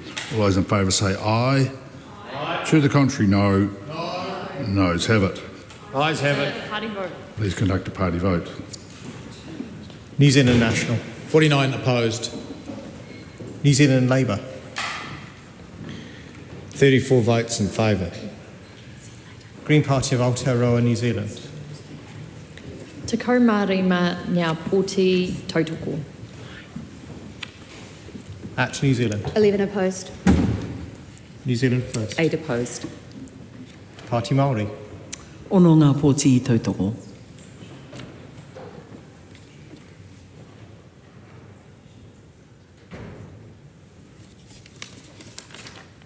The ayes are 55, the noes are 68. The question is not agreed. The question is that Kamala Bellich's tabled amendment to the schedule to accept the pay equity claim for social service workers at NGOs be agreed to. All those in favour say aye. Aye. To the contrary, no. No. Noes have it. Please conduct a party vote. New Zealand National. 49 opposed. New Zealand Labour. 34 votes in favour. Green Party of Aotearoa, New Zealand.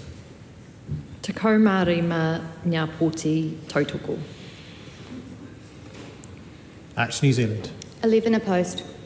New Zealand First. 8 opposed. Te Pāti Māori. Ono ngā pōti I tautoko.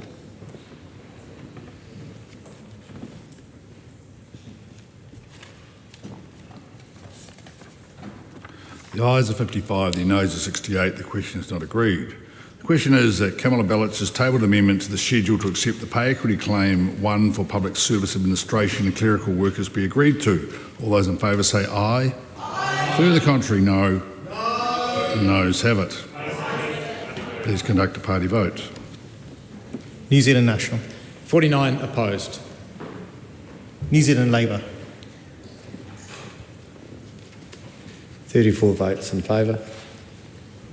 Green Party of Aotearoa, New Zealand. Te kaumārima ngā pōti tautoko. Act New Zealand. 11 opposed. New Zealand First. 8 opposed. Te Pāti Māori. E ono ngā pōti I tautoko.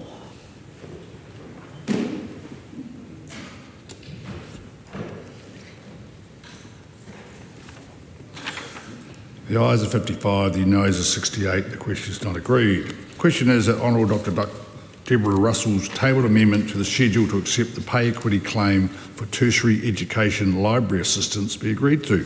All those in favour say aye. Aye. To the contrary, no. No. The noes have it. Please conduct a party vote. New Zealand National. 49 opposed. New Zealand Labour. 34 votes in favour. Green Party of Aotearoa, New Zealand. 15 votes in support. Act New Zealand. 11 opposed. New Zealand First. 8 opposed. Te Pāti Māori. Ono ngā pōti tautoko.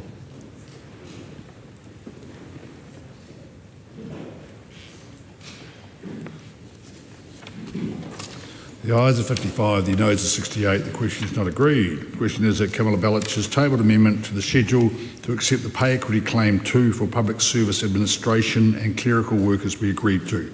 All those in favour say aye. Aye. To the contrary, no. No. The ayes have it. Noes have it. Party vote is called for. Please conduct a party vote. New Zealand National. 49 opposed. New Zealand Labour. 34 votes in favour. Green Party of Aotearoa, New Zealand. All those amendments were referred to. 15 votes in support.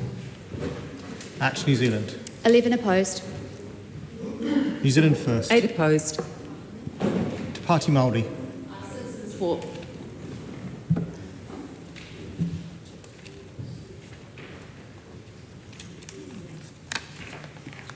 The ayes are 55, the noes are 68. The question is not agreed. Kamala Bellich's tabled amendment to the schedule to accept the pay equity claim for public service administration and clerical workers is out of order as being the same in substance as a previous amendment. The question is that Kamala Bellich's tabled amendment to the schedule to accept the pay equity claim for frontline managers and coordinators in funded health be agreed to. All those in favour say aye. Aye. To the contrary, no. No. The noes have it. Please conduct a party vote. New Zealand National. 49 opposed. New Zealand Labour. 34 votes in favour. Green Party of Aotearoa, New Zealand. 15 votes in support. Act New Zealand. 11 opposed. New Zealand First. 8 opposed. Te Pāti Māori. 6 in support.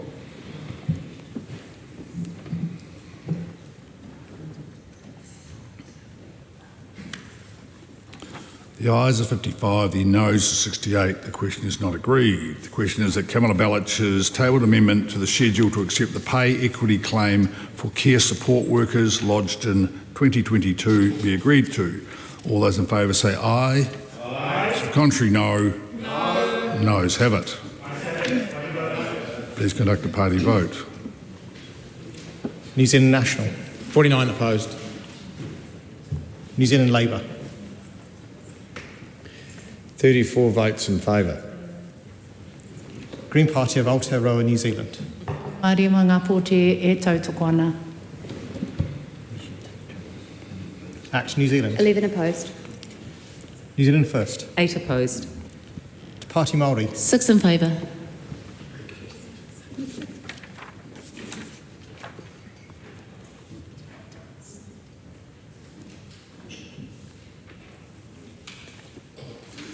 The ayes are 55, the noes are 68. The question is not agreed. The question is that Kamala Bellich's tabled amendment to the schedule to accept the pay equity claim for plunket nurses and clinical workers be agreed to. All those in favour say aye. Aye. To the contrary, no. No. The noes have it. Party vote is called for. Please conduct a party vote. New Zealand National. 49 opposed. New Zealand Labour. 34 votes in favour. Green Party of Aotearoa, New Zealand. 15 votes in favour. Act New Zealand. 11 opposed. New Zealand First. 8 opposed. Te Pāti Māori. 6 in favour.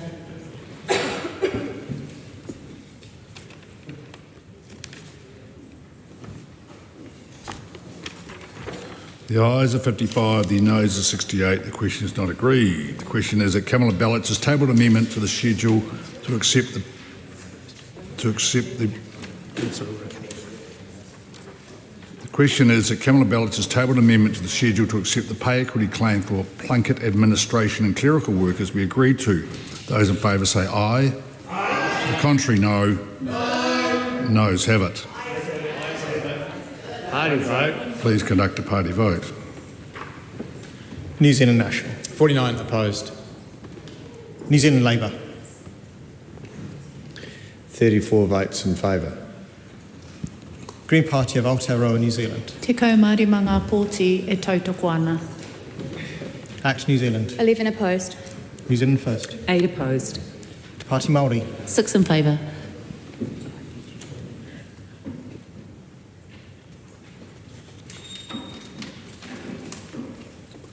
The ayes are 55, the noes are 68. The question is not agreed. The question is that Honourable Dr Aisha Verrills tabled amendment to the schedule to accept the pay equity claim for Access community nurses be agreed to.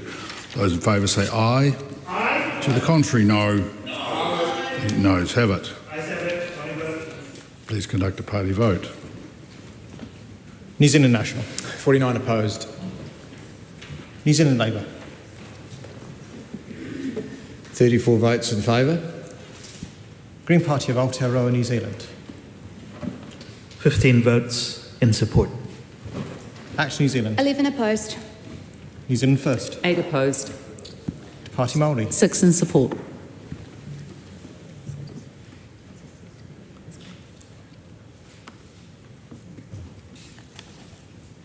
The ayes are 55, the noes are 68. The question is not agreed. The question is that Honourable Dr Aisha Verrills tabled amendment to the schedule to accept the pay equity claim for community midwives in primary birthing units be agreed to. All those in favour say aye. Aye. To the contrary, no. No. The noes have it. Please conduct a party vote. New Zealand National. 49 opposed. New Zealand Labour. 34 votes in favour. Green Party of Aotearoa, New Zealand. Te kaumari manga pōti e tautoko ana. Act New Zealand. 11 opposed. New Zealand First. 8 opposed. Te Party Māori. 6 in favour.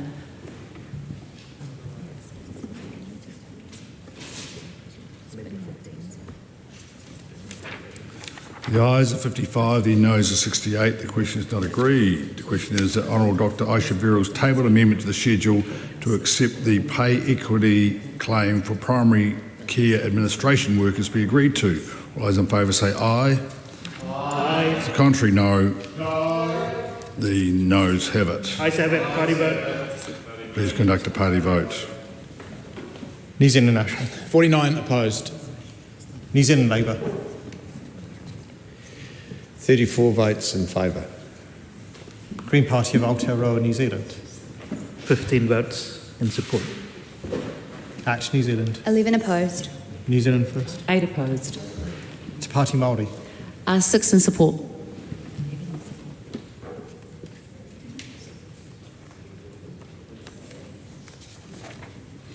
The ayes are 55, the noes are 68. The question is not agreed. Honourable Dr Aisha Verrills tabled amendment to the schedule to accept the pay equity claim for lab test Awanui workers is out of order as being the same in substance as a previous amendment.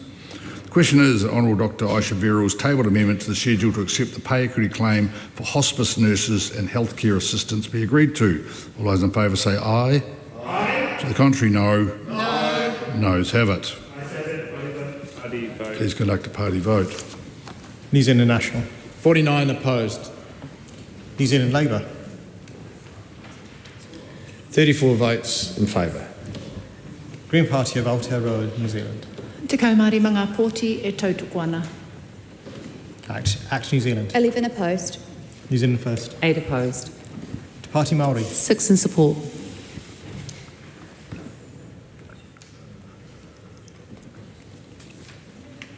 The ayes are 55, the noes are 68. The question is not agreed. The question is that Honourable Dr Aisha Verrills tabled amendment to the schedule to accept the pay equity claim for primary care nurses be agreed to. All those in favour say aye. To the contrary, no. The noes have it. Please conduct a party vote. New Zealand National. 49 opposed. New Zealand Labour.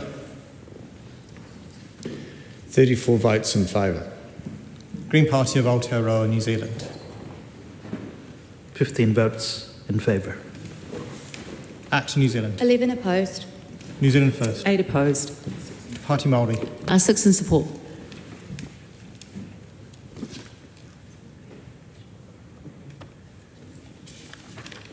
The ayes are 55, the noes are 68. The question is not agreed. The question is the Honourable Dr Aisha Verrill's tabled amendment to the schedule to accept the pay equity claim for librarians and librarian assistants and councils be agreed to.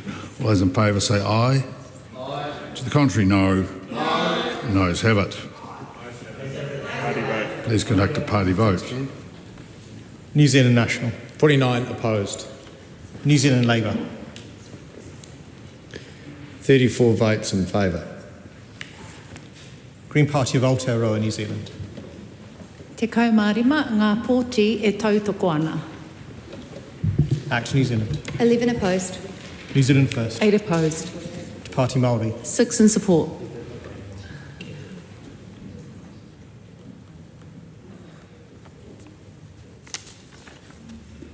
The ayes are 55, the noes are 68. The question is not agreed. Honourable Dr Aisha Verrill's tabled amendment to the schedule to accept the pay equity claim for New Zealand artificial limb service workers is out of order as being the same in substance as a previous amendment. The question is that Honourable Dr Aisha Verrill's tabled amendment to the schedule to accept the pay equity claim for nurses in residential care be agreed to. All those in favour say aye. Aye. To the contrary, no. No. The noes have it. Please conduct a party vote. New Zealand National. 49 opposed. New Zealand Labour. 34 votes in favour. Green Party of Aotearoa, New Zealand. 15 votes in support. Act New Zealand. 11 votes against. New Zealand First. 8 opposed. Party Māori. 6 in support.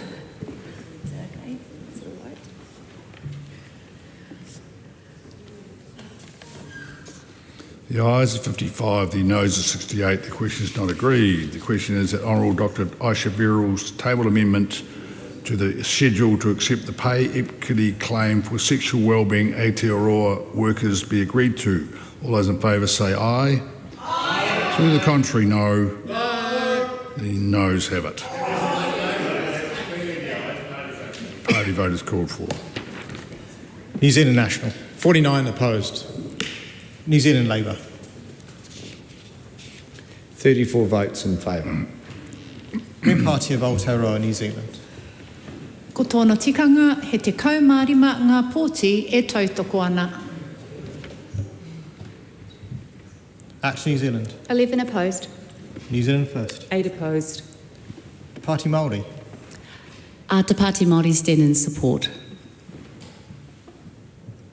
Okay, thank you.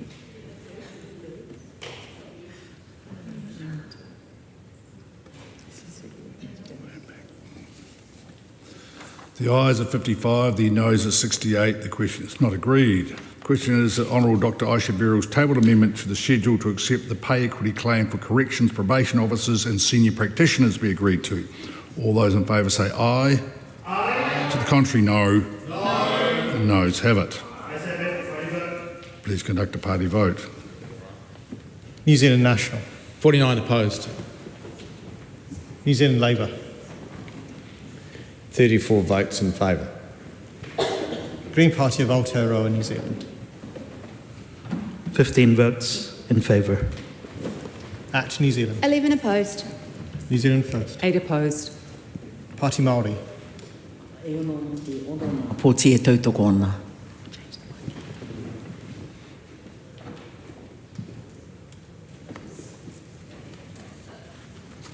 The ayes are 55, the noes are 68. The question is not agreed. Honourable Dr Aisha Verrill's tabled amendment to the schedule to accept the pay equity claim for correction psychologists is out of order as being the same in substance as a previous amendment. The question is that Kamala Bellich's tabled amendment to the schedule to delete clause 8.1 be agreed to. All those in favour say aye. Aye. To the contrary, no. No. The noes have it. Please conduct a party vote. New Zealand National. 49 opposed. New Zealand Labour. 34 votes in favour. Green Party of Aotearoa, New Zealand. He te kaumārima ngā pōti e tino tautoko ana.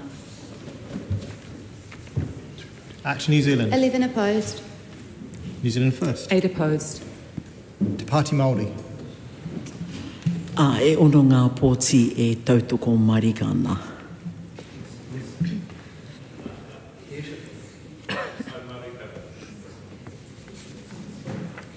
The ayes are 55, the noes are 68. The question is not agreed. The question is that Kamala Ballots' tabled amendment to the schedule to delete clause 9 be agreed to. All those in favour say aye. Aye. To the contrary, no. No. The noes have it.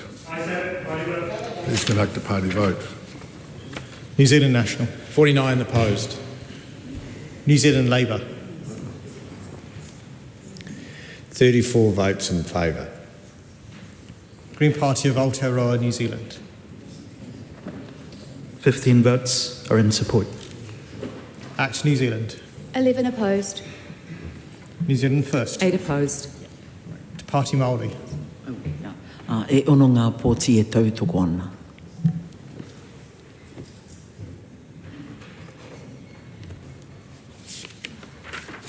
The ayes are 55, the noes are 68. The question is not agreed. The question is that Kamala Ballots' tabled amendment to the schedule to delete clause 10 be agreed to. All those in favour say aye. Aye. To the contrary, no. No. The noes have it. Noes have it. Please conduct a party vote. New Zealand National. 49 opposed. New Zealand Labour. 34 votes in favour. Green Party of Aotearoa, New Zealand. 15 votes in favour. Act New Zealand. 11 opposed. New Zealand First. 8 opposed. Te Pāti Māori. E ono ngā pōti e tautoko ana.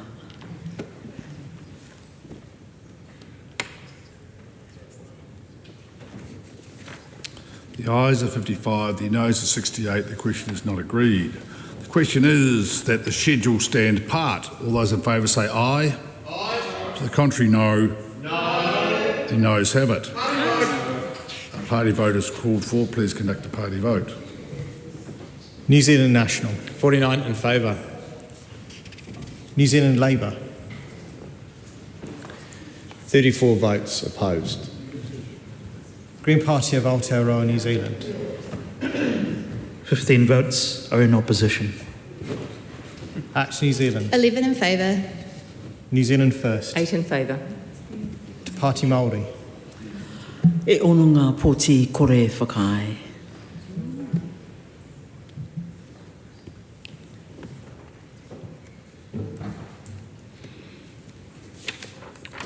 The ayes are 68, the noes are 55. The question is agreed. We come now to debate on clauses 1 to 3, Title, Commencement and Principal Act. Mr Chair. The Honourable Kieran McAnulty. Thank you very much, Mr Chair. I was pretty keen to take a call on this because I'm of the view that this bill is named incorrectly.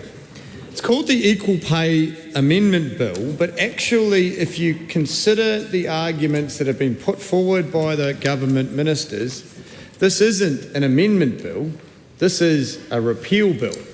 Because in order to justify what is proposed in this bill, they have tried to minimise the impacts and say, no, all we're doing is going back to what was in the bill when introduced in 2017. And that is very interesting indeed. They have spent a lot of effort, Mr Chair, in trying to say that what this bill does is simply go back to provisions then, despite the fact that it was those ministers that voted for the very changes that they are now saying needs to be removed. Now that isn't an amendment, Mr Chair. That is a repeal. A repeal in effect from the 2020 bill. And if this House wants to send an accurate and honest reflection to the New Zealand people as to what is in this bill, then the title should be accurate and upfront. This is more than an amendment. This removes a whole swathe of changes that were brought in 2020 and supported pretty much across the House. Now, I'm not one to read from my phone when I'm in the House, Mr. Chair, but I did see the Finance Minister doing it the other day, and so I thought, therefore, it must be okay. During the debate in 2020... Sorry, sir? It's not illegal yet. Oh, really? Well, pending members' bill, perhaps, sir. But in the debate in 2020, for the bill that this government is now essentially repealing, National MPs at the time were scrambling over themselves to support it. Nicola Willis, for example, said this, quote, "I'm proud to stand in this House tonight and say that National will be supporting this final reading of the Equal Pay Amendment Bill," the bill that they are now repealing. And so I would propose, sir, that having a title that says Equal Pay Amendment Bill doesn't tell the full story. If government ministers are going to, in only a matter of 5 years, stand up, fight for a spot to declare how supportive they are of the provisions, and now sneakily try to get rid of them in urgency only 2 weeks before a budget because their budget doesn't add up and they need the money, then they should be upfront in the title of the bill and say that this is a repeal. Not only were they so keen to support the bill, Mr. Chair, they actually tried to take credit for the crafting of it. Nicola Willis said that her party had contributed to crafting this legislation and bringing it to the House, and now they're sneakily trying to get rid of it. That is a fact. It is on the Parliament Hansard, and so it should be reflected in the title of the bill that we are debating. There's another quote here which I thought was quite interesting in that very same debate. This one was from Erica Stanford, and I quote, this one's a bit longer, but it does make the point.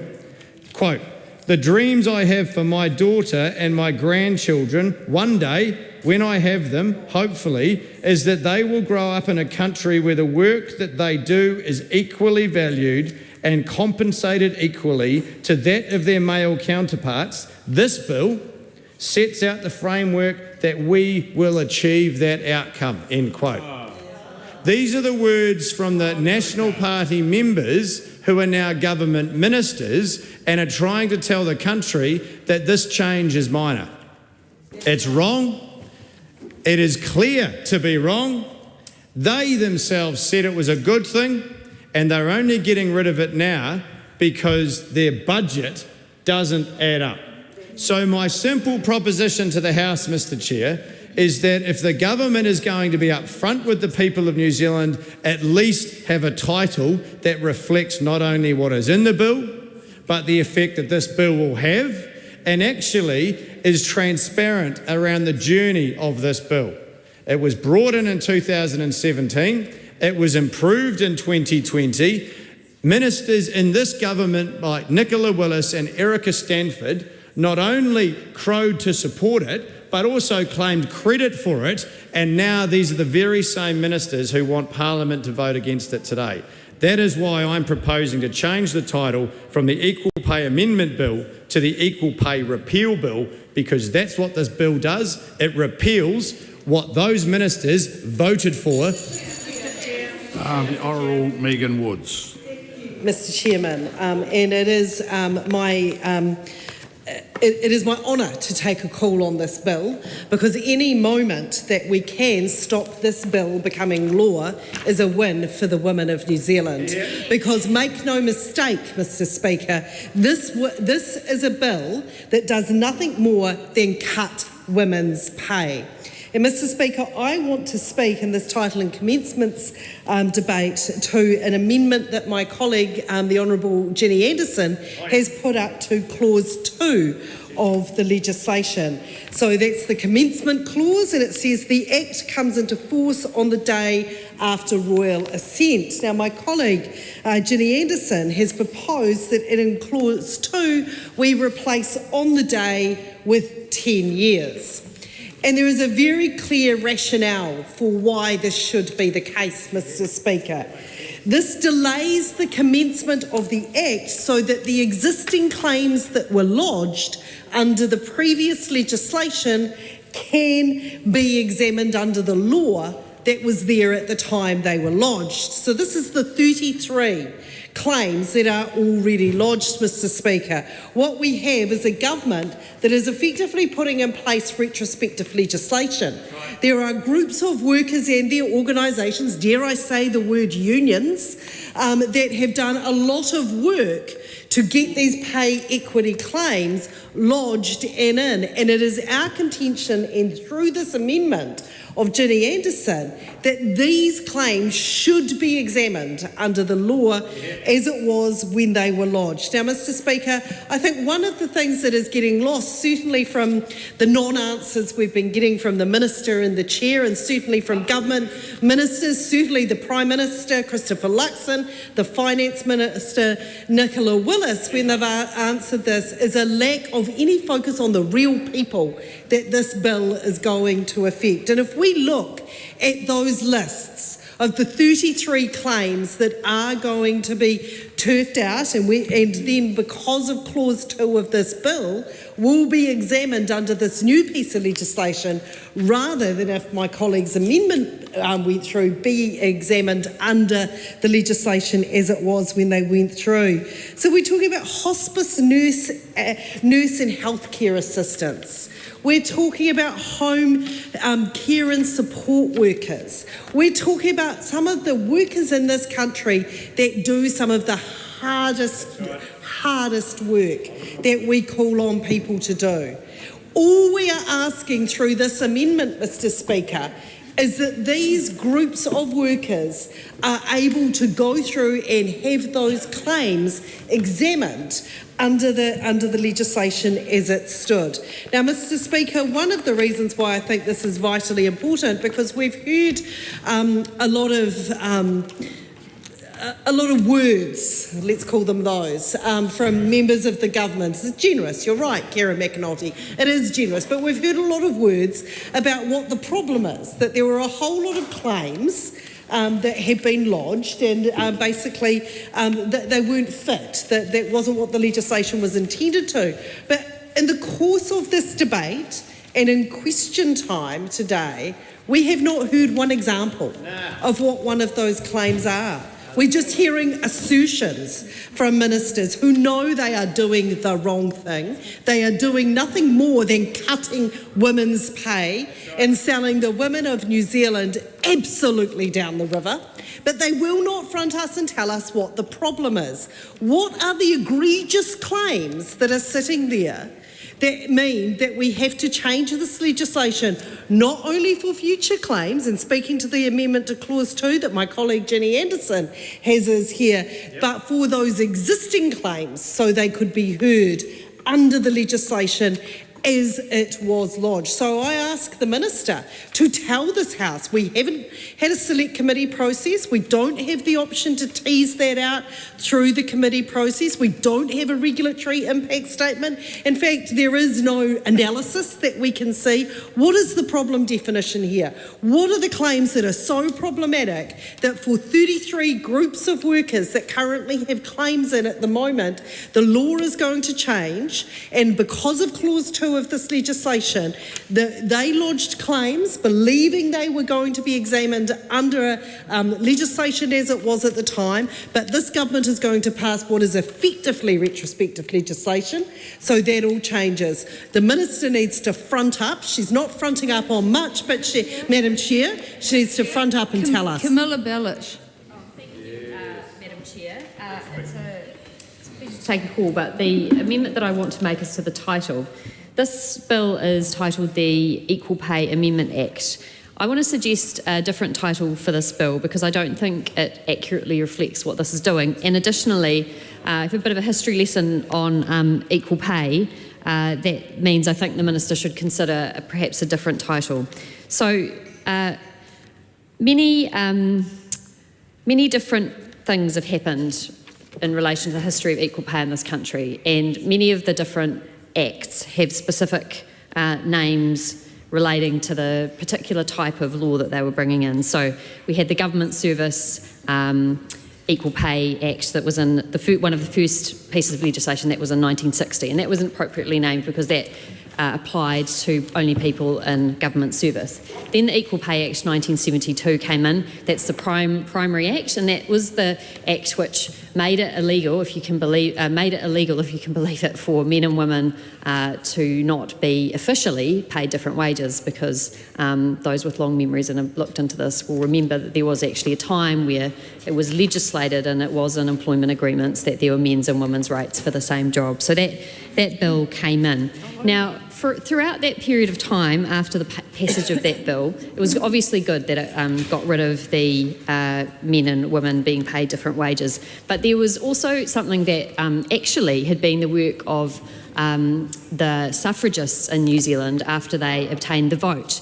And they had wanted to focus on equal pay, had been one of their objectives. And that continued on after the 1972 Act. And in 1990, there was a new act, and the title of this act was the Employment Equity Amendment Act. And that was brought in 1990. And that bill was sought, as I understand it, to look at pay equity, but also look at other discrimination that was faced in the workplace. And so I think that was probably appropriately titled. Unfortunately, that act, brought in 1990, the pictures of Helen Clark receiving flowers in this very house after that was passed, that was repealed by the national government that same year. So that bill, as we had it, is no longer on our statute books.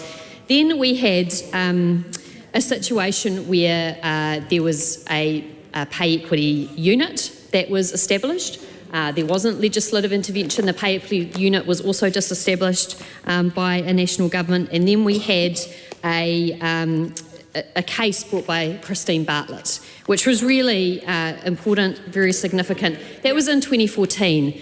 Madam Chair, and that case in 2014 was really a landmark case. I think everyone in this House respects greatly the work that Christine Bartlett did to bring that claim. She was Kiwi Bank New Zealander of the Year, and it resulted in a law change, and it was actually at that time championed by a national government, and I had hoped, Madam Speaker, that was the change that we were to see, that we were all on one page when the national government agreed to Christine Bartlett's claim.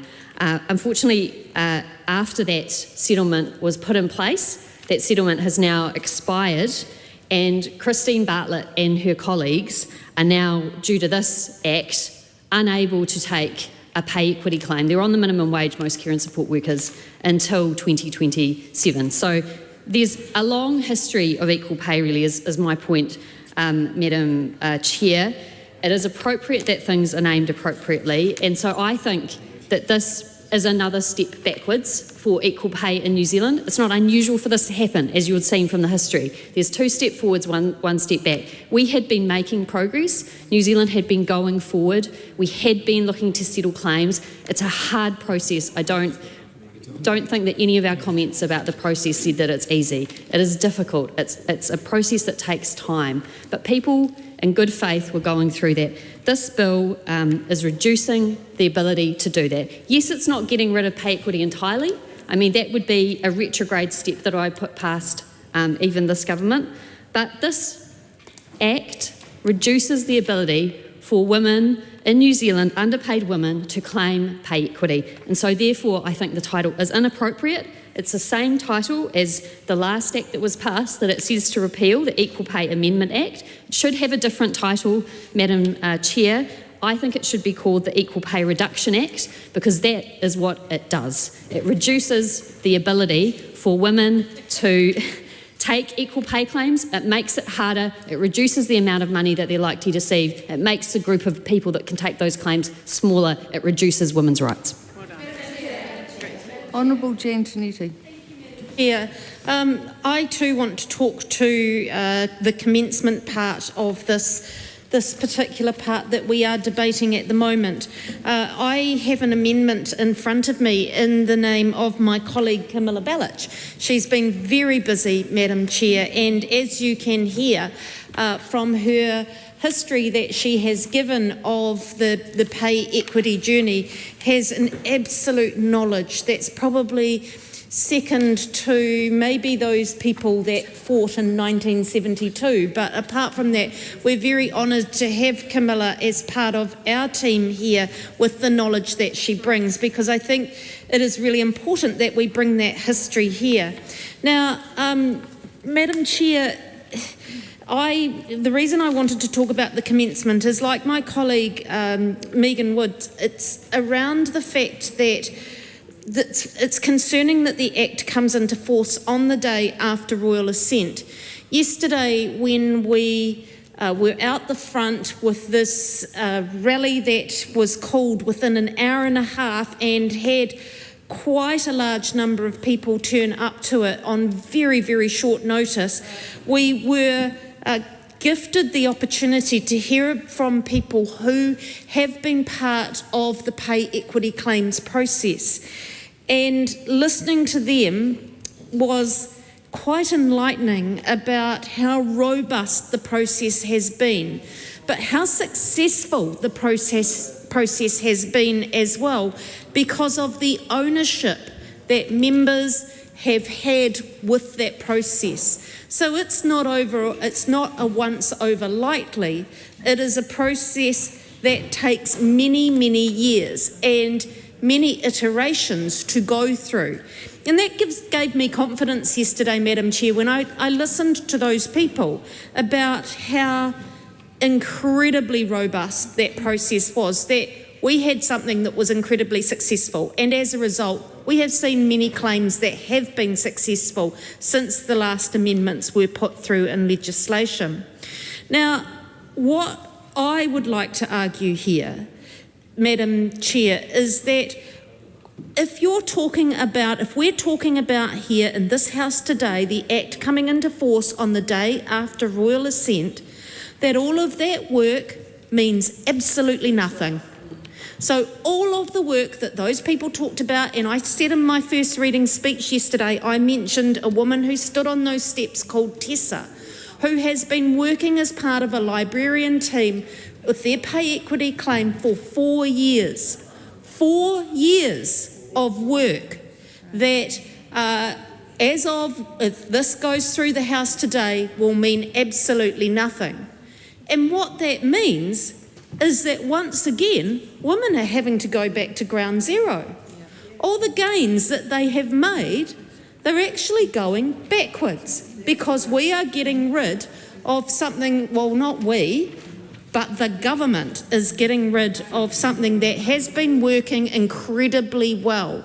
And I sort of heard a little bit of a heckle coming through there, Madam Chair, saying, well, maybe it shouldn't have been put in place in the first place. Wow. I suggest that those members who are calling that out go and read the history and understand what has happened since 2020, and also understand the process. Because if they're going to be short-sighted enough to call out heckles like that, it is obvious that they have no understanding of what they are talking about. Now, Madam Chair, my colleague Camilla Bellich has proposed here that in Clause 2 we would replace on the day with 5 years. Now, the reason that I want to talk to this is that I believe 5 years will see those claims get through. You know, when you hear that Tessa and her group of librarians have been working for 4 years, they're probably at the tail end of their claim process. But there are some in that 33 who are right at the beginning. So if they are right near the beginning, then that means we'd give them 5 years to get their claim all the way through. And I think that that is actually a very, very fair metric.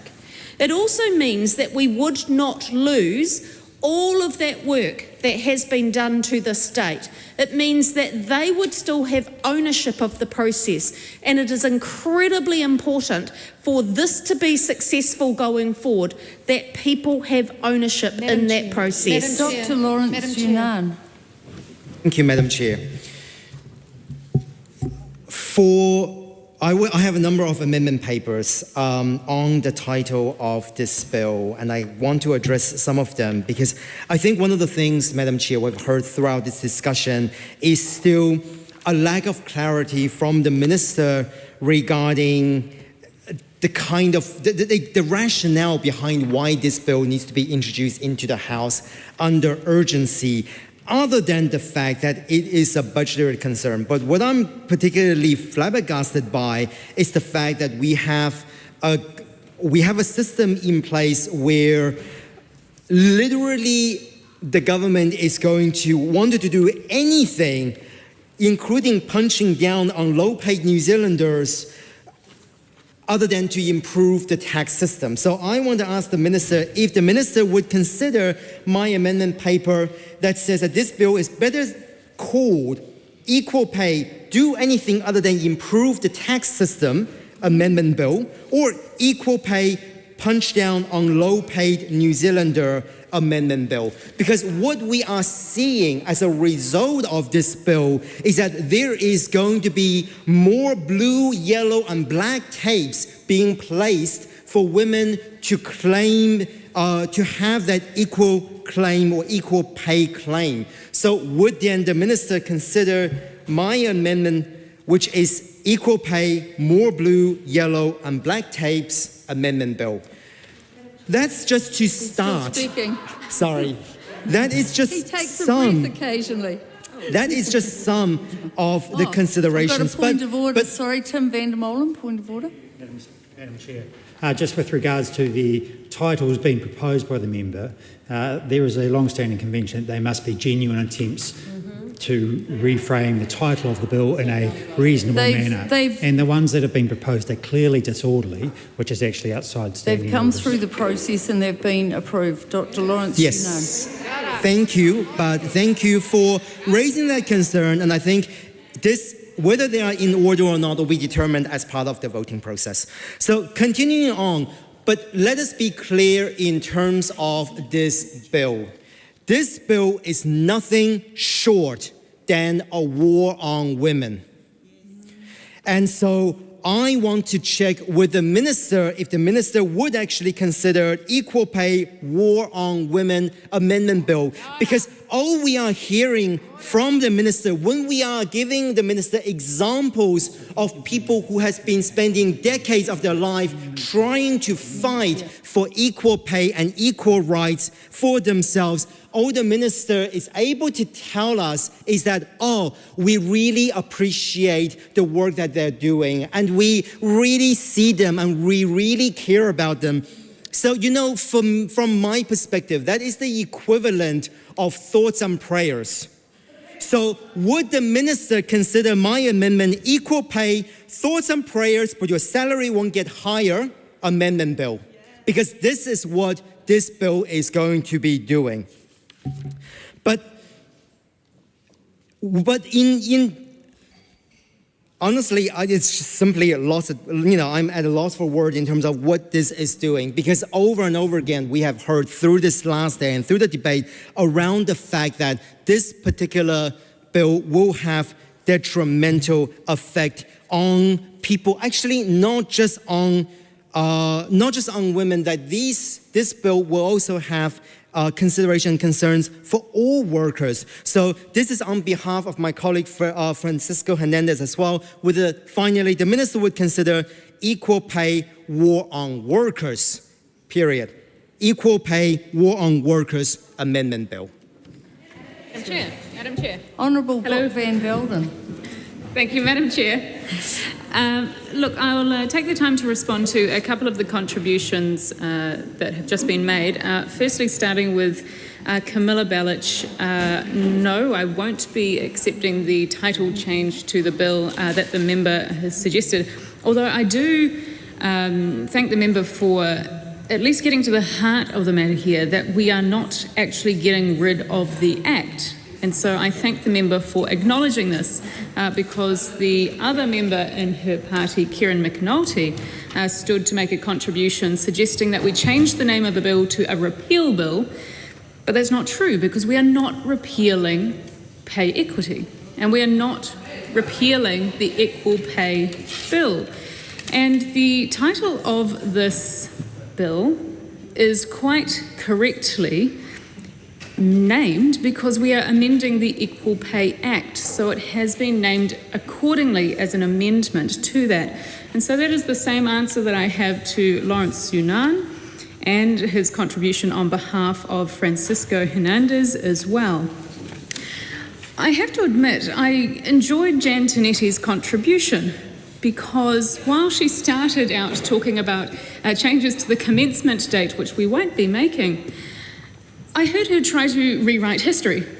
And I think that's quite amusing, because she made a contribution suggesting that when amendments first came through this House, in order to put in place a pay equity system, that they were comprehensively tested, which is not true, because Labor's amendments came through under an SOP that was rushed under urgency without consultation.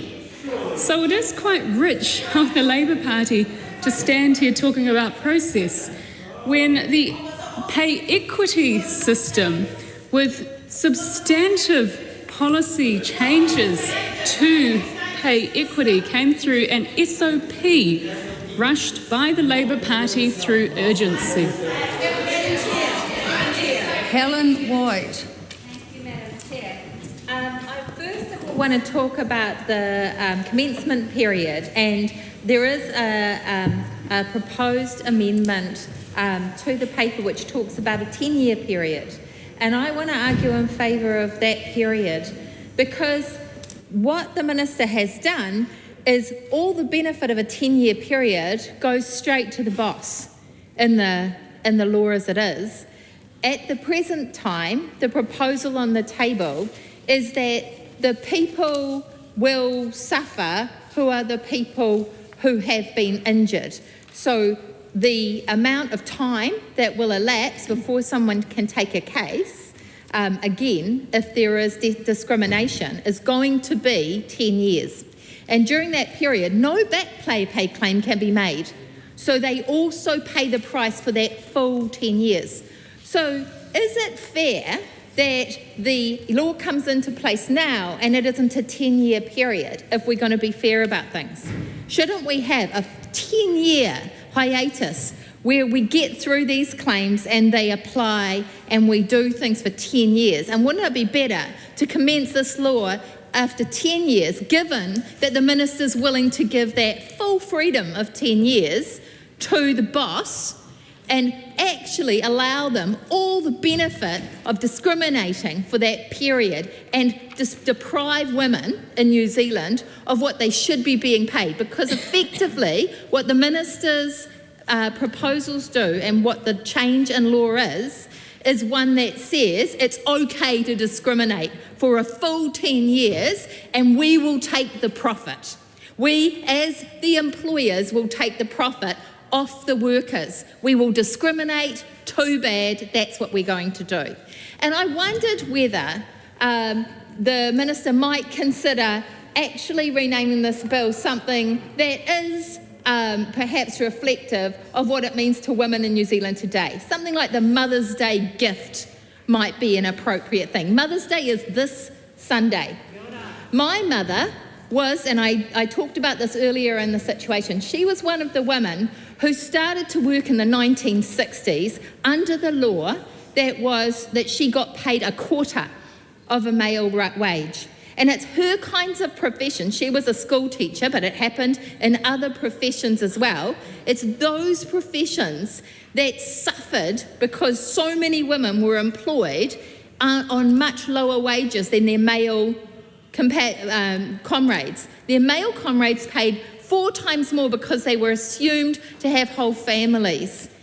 And so what happened when that happened to them was that though they dragged behind for years and years and years, so they did not save the kind of money that their male colleagues saved. They did not leave violent relationships because they could not afford to. Their children also suffered. That is what happened, and that is the history that meant we have deeply unequal amounts of pay in this country. It had nothing to do with the value of their work. And it definitely had nothing to do with the term merit, which has been used here in a way that I hope you understand by my contributions today is deeply offensive to me. To suggest that somebody who's in a profession that's 68% female and has been discriminated against, and historically all those factors mean they're being paid less, is not a meritorious claimant. That's deeply offensive to me. And it's deeply offensive to people like my mother, who actually fought to work for equal pay in this country and deserve better. Absolutely deserve better. I also wanted to suggest that maybe another change that we could look to is a title that reflected the complete walkaway that the ACT Party has done from the capacity of people to make a contractual bargain. Because all these settlements were actually contracts. All these settlements were contracts. And people made them, blood, sweat and tears made those contracts, those agreements, and they came up with a deal. They negotiated and they came up with a deal. And what the ACT Party does today, and this coalition government, so National cannot walk away from responsibility for this, what they do today is they squash that contractual freedom, all the work that went in, all the bargains struck, tough. What we're actually going to do, Madam Chair? Madam Chair? Honourable Brooke Van Velden. Thank you, Madam Chair. I couldn't listen to a second longer of that contribution, I'm sorry. Without especially hearing the member note offence so often in that contribution. And I wanted to make it known that I personally find it offensive that we have a member who is conflating the issue of being a woman with being a mother. There are women who cannot become mothers, and there are women who have struggled to be mothers. And when we have this bill talking about discrimination between men and women, we should not be trying to rename it to a Mother's Day bill, because there are so many working women in this country who are struggling to become mothers. And I personally find that hurtful. Suze Redmayne. Madam Chair. The question is that Madam Chair. The question is that debate on this question now close. All those in favour say aye. To the contrary, no. The ayes have it. Noes have it. Party vote. Party vote has been called for. Please, Clerk, conduct a party vote. New Zealand National. 49 votes in favour. New Zealand Labour. 34 votes opposed. Green Party of Aotearoa, New Zealand.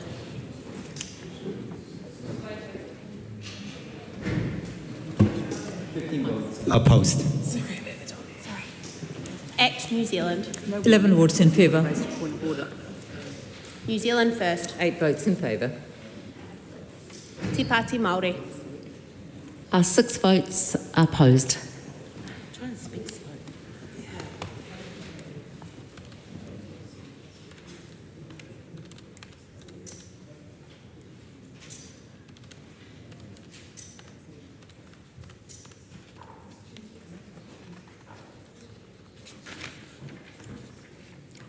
The ayes are 68, the noes are 55. The question is agreed. Francisco Hernandez's tabled amendment to Clause 1 to change the title to Unequal Pay Entrenchment Bill is out of order as being merely an attempt to criticise the bill. Francisco Hernandez's tabled amendment to Clause 1 to change the title to Equal Pay War on Workers Amendment Bill is out of order as being merely an attempt to criticise the bill. The question is that Dr Lawrence Yunan's tabled amendment to Clause 1 to change the title to Equal Pay Regulatory Framework Amendment Bill be agreed to. All those in favour say aye. Aye. To the contrary, no. No. The noes have it. A party vote has been called for, please, Clerk. New Zealand National. 49 votes opposed. New Zealand Labour. 34 votes in favour. Green Party of Aotearoa, New Zealand. 15 votes in favour. Act New Zealand. 11 votes against. New Zealand First. 8 opposed. Te Pāti Māori. 6 votes in favour. Had to think about that. Long day. The ayes are 55, the noes are 68. The question is not agreed. Dr Lawrence Yunan's tabled amendment to Clause 1 to change the title to Equal Pay, More Blue, Yellow and Black Tapes Amendment Bill is out of order as merely an attempt to criticise the bill. Dr Lawrence Yunan's tabled amendment to Clause 1 to change the title to Equal Pay, Do Anything Other Than Improve the Tax System Amendment Bill is out of order as being merely an attempt to criticise the bill. Dr Lawrence Yunan's tabled amendment to Clause 1 to change the title to Equal Pay, Punch Down on Low-Paid New Zealanders Amendment Bill is out of order as being merely an attempt to criticise the bill. Dr Lawrence Yunan's tabled amendment to Clause 1 to change the title to Equal Pay, War on Women Amendment Bill is out of order as merely an attempt to criticise the bill. Dr Lawrence Yunan's tabled amendment to Clause 1 to change the title to Equal Pay, Thoughts and Prayers But Your Salary Won't Get Higher Amendment Bill is out of order as merely an attempt to criticise the bill. The question is that Clause 1 stand part. All those in favour say aye. Aye. To the contrary, no. Aye. The ayes have it. Noes have it. Party vote. Party vote has been called for, please, Clerk. New Zealand National. 49 votes in favour. New Zealand Labour. 34 votes opposed. Green Party of Aotearoa, New Zealand. 15 votes opposed. Act New Zealand. 11 votes in favour. New Zealand First. 8 in favour. Te Pāti Māori. What are we? 6 votes against.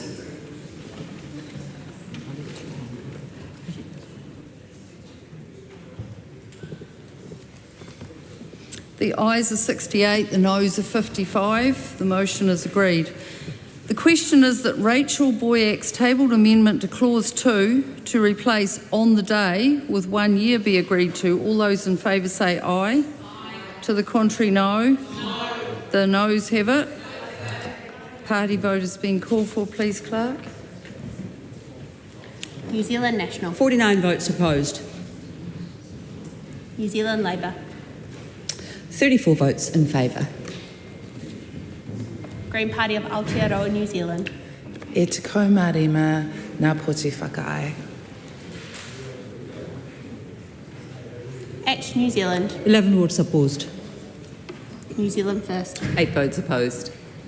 Te Pāti Māori. 6 votes in favour.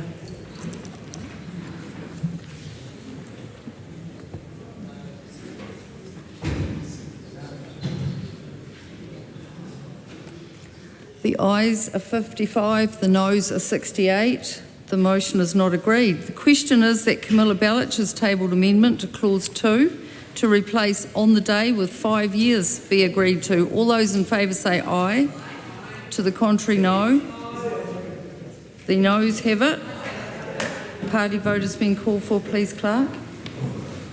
New Zealand National. 49 votes opposed. New Zealand Labour. 34 votes in favour. Green Party of Aotearoa, New Zealand. 15 votes in favour. Act New Zealand. 11 votes opposed. New Zealand First. 8 votes opposed. Te Pāti Māori. 6 votes in favour.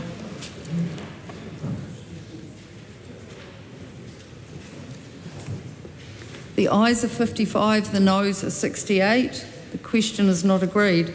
The question is that Honourable Ginny Anderson's tabled amendment to Clause 2 to replace on the day with 10 years be agreed to. All those in favour say aye. To the contrary, no. No. The noes have it. Party vote has been called for, please, Clerk. New Zealand National. 49 votes opposed. New Zealand Labour. 34 votes in favour. Green Party of Aotearoa, New Zealand. E te kaumārima nā poti whakae. Act New Zealand. 11 votes opposed. New Zealand First. 8 votes opposed. Te Pāti Māori. 6 votes in favour.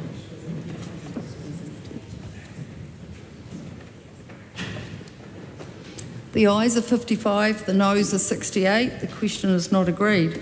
The question is that Honourable Jan Tinetti's tabled amendment to Clause 2 to replace on the day with 2 years be agreed to. All those in favour say aye.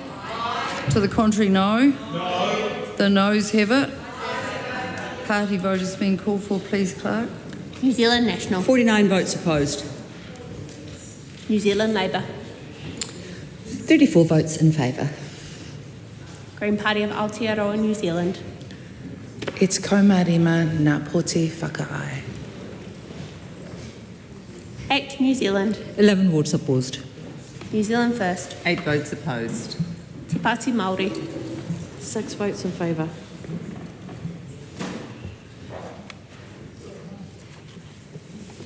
The ayes are 55, the noes are 68. The question is not agreed. The question is that Honourable Priyanka Radhakrishnan's tabled amendment to Clause 2 to replace on the day with 20 years be agreed to. All those in favour say aye. To the contrary, no. No. The noes have it.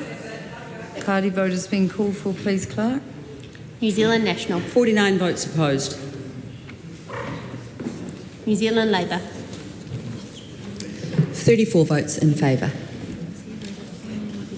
Green Party of Aotearoa, New Zealand. E te kaumārima nā poti whakae.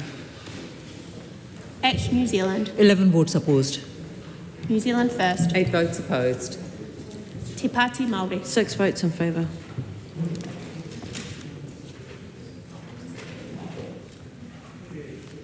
The ayes are 55, the noes are 68. The question is not agreed.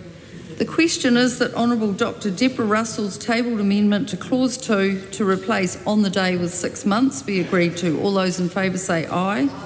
To the contrary, no. No. The noes have it. Party vote has been called for, please, Clerk. New Zealand National. 49 votes opposed. New Zealand Labour. 34 votes in favour.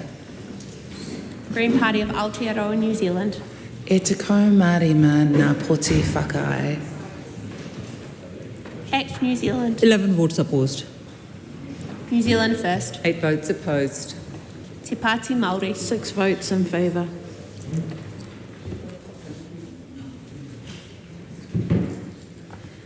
The ayes are 55, the noes are 68. The question is not agreed. The question is that Honourable Rachel Brooking's tabled amendment to Clause 2 to replace on the day with 3 months be agreed to. All those in favour say aye. To the contrary, no. The noes have it. Party vote has been called for, please, Clerk. New Zealand National. 49 votes opposed. New Zealand Labour. 34 votes in favour. Green Party of Aotearoa, New Zealand. E te kaumārima nā poti whakae. Act New Zealand. 11 votes opposed. New Zealand First. 8 votes opposed. Te Pāti Māori. 6 votes in favour.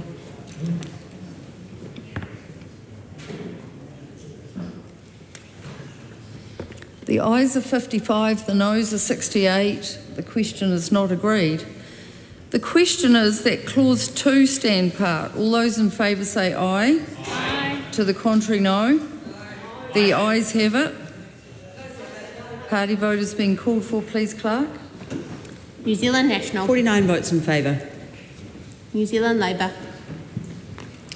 34 votes opposed. Green Party of Aotearoa, New Zealand. 15 votes opposed. Act New Zealand. 11 votes in favour. New Zealand First. 8 votes in favour. Te Pāti Māori. 6 votes opposed.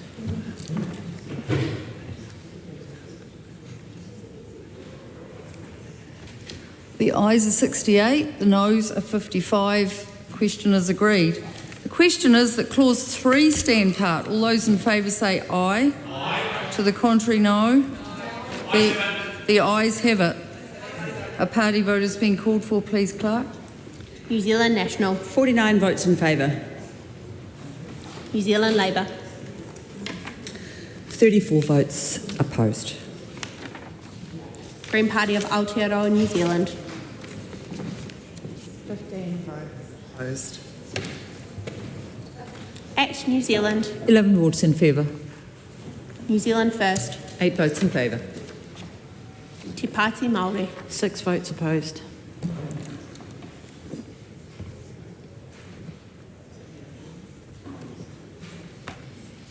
The ayes are 68, the noes are 55. The question is agreed. I will report this bill without amendment.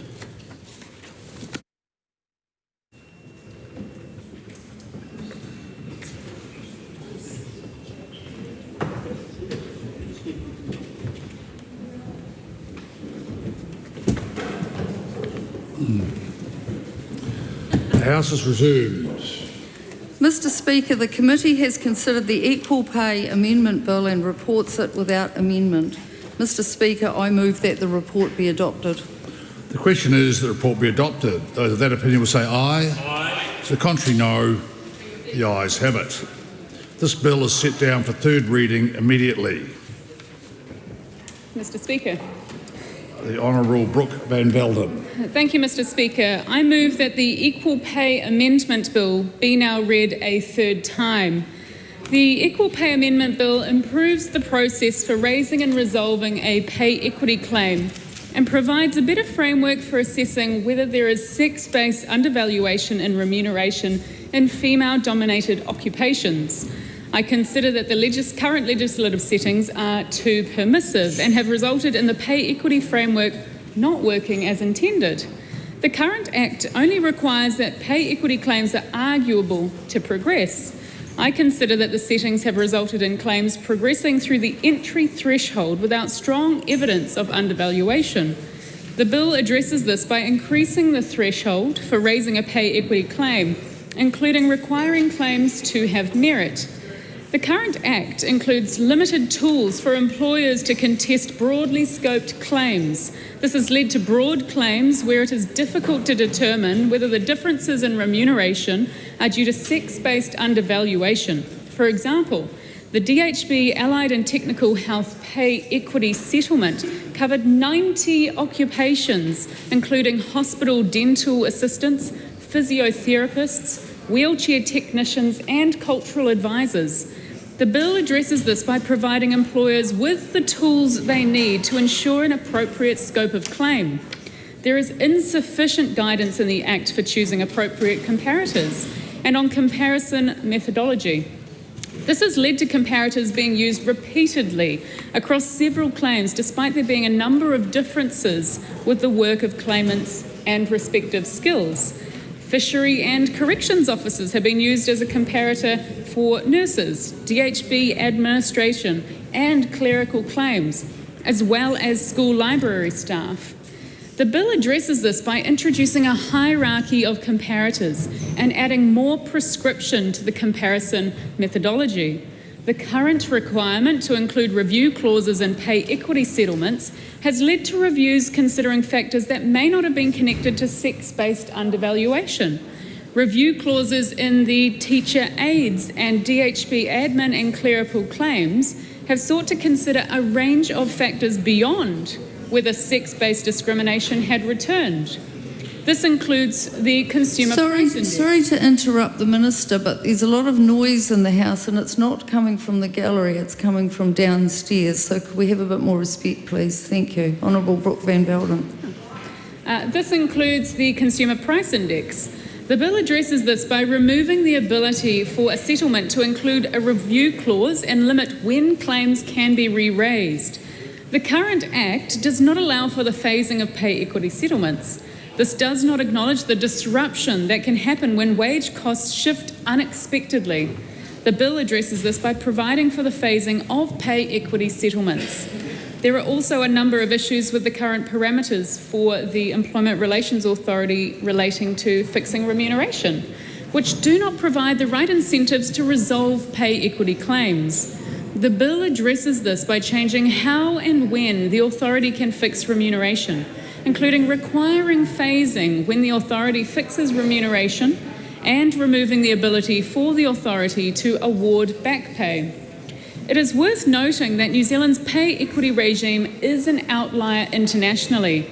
Most countries that we compare ourselves to, such as Ireland and the United Kingdom, do not allow multi-employer claims or comparators outside of the employer's workplace.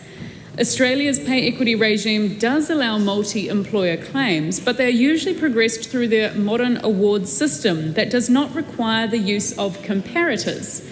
New Zealand has had significantly more pay equity settlements than Australia since pay equity legislation was introduced in 2020.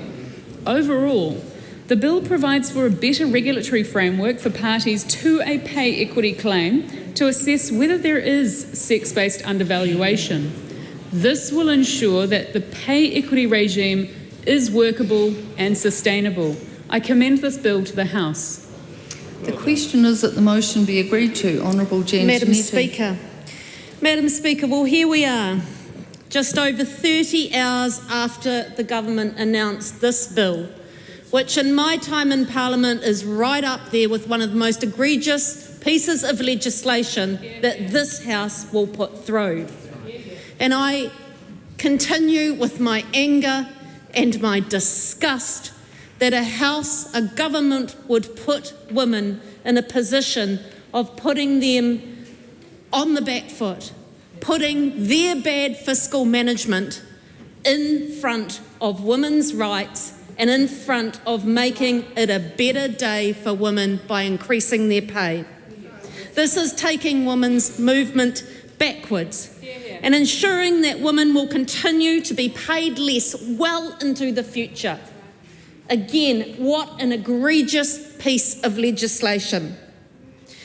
And what have we heard over the course of the last 30 hours? We have heard a government who has gaslit the public. They are saying that this is going to make this process better. We have heard it from all three coalition partners over that time, throughout the debate and throughout question time, that this will make it better. I cannot believe that particularly our women members on the government side of the House can hold their heads up and say that, because this will do nothing but put women backwards. Once again, women are paying the price for bad fiscal management of that government. This has happened year after year after year with a Conservative government. And once again, women will pay the price. But in that gaslighting, we had one MP who was caught telling the truth. Yesterday, we had the Honourable David Seymour telling the media that this, of course, will save the government billions of dollars. That ACT have found the money to make the budget work. So we know, we have had it confirmed what we know, is that this is setting off a budget that they could not make work. They went out and they thought, where can we find the savings? Women, that's where we can find the savings. How dare they? How dare they do that to women of this country? I am absolutely disgusted, and I find it completely disgraceful that we are in the position that we are in today. And yet when I look over there, I can see people laughing and thinking that this is a joke. I heard members in their first reading speeches talking about the opposition will dramatise this because they always do. We are not dramatising this. We are angry. We are angry for the women who this will impact. We are angry for the Christine Bartletts of this world who have changed the course and done everything that they can in their lives to make it a better day for women. We are angry, and so are they. They are out there and they are protesting this in great numbers, and they will continue to protest this in great numbers. This is outrageous, dishonest, and once again, it is taking us backwards. The ACT Party has shown their hand for what it really stands for. But what is absolutely disgraceful is that all coalition partners are standing by and doing nothing to stop it. Nothing to stop it. Nothing to see and to help stop what is happening to put those women backwards. Now, yesterday, I had, as I've said in this House over the past 24 hours, I've had a number of people, a large number of emails coming through from different people from different walks of life. All of them absolutely taken by surprise and asking what on earth are they thinking about. Some of them, and a lot of them to be fair, were their voters and are their voters. And they are asking, what are they thinking? One of those people said, it feels like we're in a parallel dystopian universe. It feels like we're going back to a Handmaid's Tale time. Well, that is what women are feeling. They are feeling aggrieved, absolutely aggrieved. We had, in this country, have actually, until this bill goes through, a strong process for pay equity claims. Many women felt absolute ownership of those pay equity claims because they have worked voluntarily, many of them voluntarily, to ensure the process was robust, to make sure we are making a positive difference for our future generations. In fact, I want to mention a couple of those women. There is one that was on the news last night, Ali Kingi. Ali Kingi is a teacher aide and an NZI Aotearoa member. Now that's probably going to get the other side a little bit, agitated because I just mentioned the name of a union. But Ali, as I said, is a teacher aide. For those of you who don't know, teacher aides are one of the most vulnerable workforces that we have in this country. They go from year to year not knowing if they have a job. Some of them go from term to term not knowing if they have the same hours for the next term. Many of them are on incredibly low pay. Ali worked incredibly hard over her time on the team that worked through their pay equity settlement to ensure that teacher aides were valued for the work that they do. In fact, ask any principal and they will tell you they cannot run their schools without their teacher aides. Ali says, our pay equity settlement in 2020 was life-changing for teacher aides, but those pay gaps reopen over time. To be told this government is happy to allow gender pay gaps to open up for a decade at a time without the opportunity for review is devastating. And on the TV last night, Ali said, I gave myself to this process so that my daughters and my granddaughters will have a better life because they won't have to worry about fighting like I am now to be valued for the work that they do. And she said, it feels like we've just been kicked. And that's exactly what many women like Ali are feeling. Ali is a national treasure for the work that she has done for women in this country. And what this government has done has absolutely kicked women like Ali. And we've gone back to zero again, where women are just being expected to put up with it. Women in this country are being asked to put up with the fact that side of the house have bad fiscal management, can't make their budgets work, they're paying the price for tax cuts, tax breaks to landlords and tobacco companies. And listen to them try and deny it. Listen to them try and deny it. This has been rushed through with little prosecution over that time. It wasn't even taken to select committee. They never even gave women and people who are very much invested in this a voice. They took their voice away from them. They did not take it to select committee so that women could have their democratic say over such an egregious piece of legislation. We've already found anomalies and we've found mistakes in the legislation. That is sloppy lawmaking, and that is the price that side will make for not giving people their democratic rights and their democratic say through a select committee process. That is just unacceptable. And the women in this country are absolutely angry and livid. The ground has been swept from underneath them. Finally, Madam Speaker, I want to acknowledge someone who has done so much for women in this space, an absolute national hero, and that is Christine Bartlett. Christine Bartlett fought and got a settlement for rest home workers. She said yesterday this news brought her to tears. It was gut-wrenching, and she feels so sorry for these women workers. Well, what I say to Christine and other workers is hold on to that anger. Hold on to that anger, because that means we can organise and we will mobilise. Women will not stand for such egregious legislation. Women will not be put on the back foot again. I absolutely condemn this bill, Madam Speaker. Honourable Julianne Genter. Madam Speaker, I know that we can live in a country where all people have enough to live good lives, and where the people who undertake some of the most important, caring work that binds together our communities and supports us all are properly paid.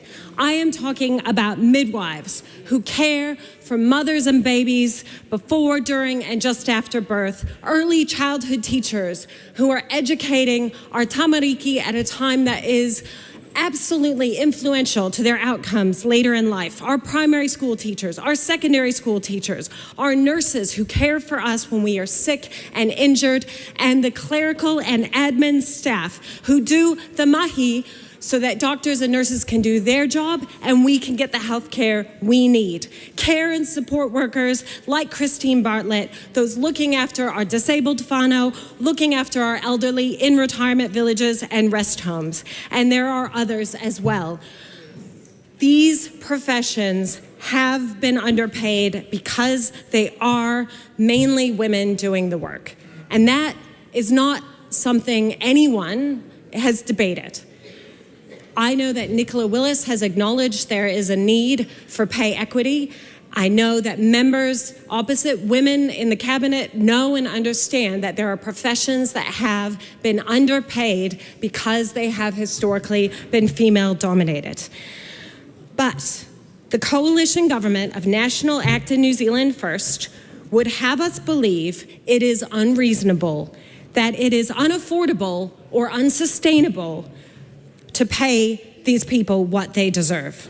This bill, and the way it's been rammed through under urgency over the last 2 days, 2 weeks before the budget, is a disgrace. And the Green Party has always stood for fair pay. We oppose this bill. Closing the gender pay gap was one of the key priorities in our confidence and supply agreement with the Labour-led government from 2017 to 2020. And following on the work of my colleagues in the Green Party, Catherine Delahunty, Denise Roche, and especially Jan Logie, it was my honor and privilege to serve as Minister for Women, and I worked alongside Labour to pass the 2020 amendments to the Equal Pay Act that established the process for pay equity, that has delivered 10 pay equity claims that have resulted in absolute life-changing increases in pay to mainly women, to low-paid workers who do some of the most important work in our communities. And that legislation would have delivered another 33 claims covering hundreds of thousands of workers in this country if it weren't for the shameful legislation that we are debating right now. It is not us alone. The fight for equal pay has been going on for over a century. And the fight for a pay equity process that would actually deliver for women and men and others who work in these female-dominated professions was many years and even decades in the making. Others have, of course, referred to Christine Bartlett, who under the last national government, she and her union took a claim as a care and support worker that she had been underpaid because the sector is female-dominated. And they won. She forced the then national government to reckon with this issue, and it massively changed the lives and financial circumstances of over 50,000 aged care workers and support workers. She was recognized as New Zealander of the Year in 2018. She's been recognized so many times. I acknowledge Christine Bartlett. I acknowledge the whole union movement, men and women who have been working to get a good evidence-based process that would properly deliver fair pay and pay equity, because that is what we need to do in order to close the gender pay gap. We need this process, which was world-leading. And now the minister refers to it being world-leading as though that's a reason to change it back, so we can go backwards. Well, Aotearoa, New Zealand has often led, but not because of the people in power, because of the ordinary men and women who organized and fought for the right to vote for women, who organized and fought for rights when it comes to te reo Māori, and who organized and fight and continue to fight to close the gender pay gap and for pay equity. Our people and our country cannot thrive if we do not have people doing this work. It is public good work, and it is ridiculous to claim that the commercial economy is somehow independent of this public investment. The commercial economy relies on public investment in people and infrastructure. We don't have an economy if we don't have healthy people, if we don't have public education. This system benefits from underpaying workers. That is the status quo, and that is what we are up against. And that is what this coalition government is now promising to do for years to come. The most outrageous aspect about this bill being passed under urgency is that it completely cancels and annuls the work that has been done over the past 5 years since the legislation was introduced. And hundreds of thousands of workers are going to be affected by this decision to cancel those claims. It is deeply, deeply cynical. And we see you, Minister of Finance, Nicola Willis. We see you claiming that you're a good economic manager. And we see you ensuring that hundreds of thousands of workers who do some of the most important work. Please apologise. It's about the government. It's not about individuals. Thank you. Madam Speaker. Are we not allowed to refer to the decisions made by the Minister of Finances and the consequences they have on the people of this country? Yes, except this is not the budget, and you were singling out the minister. So carry on, without singling out the minister.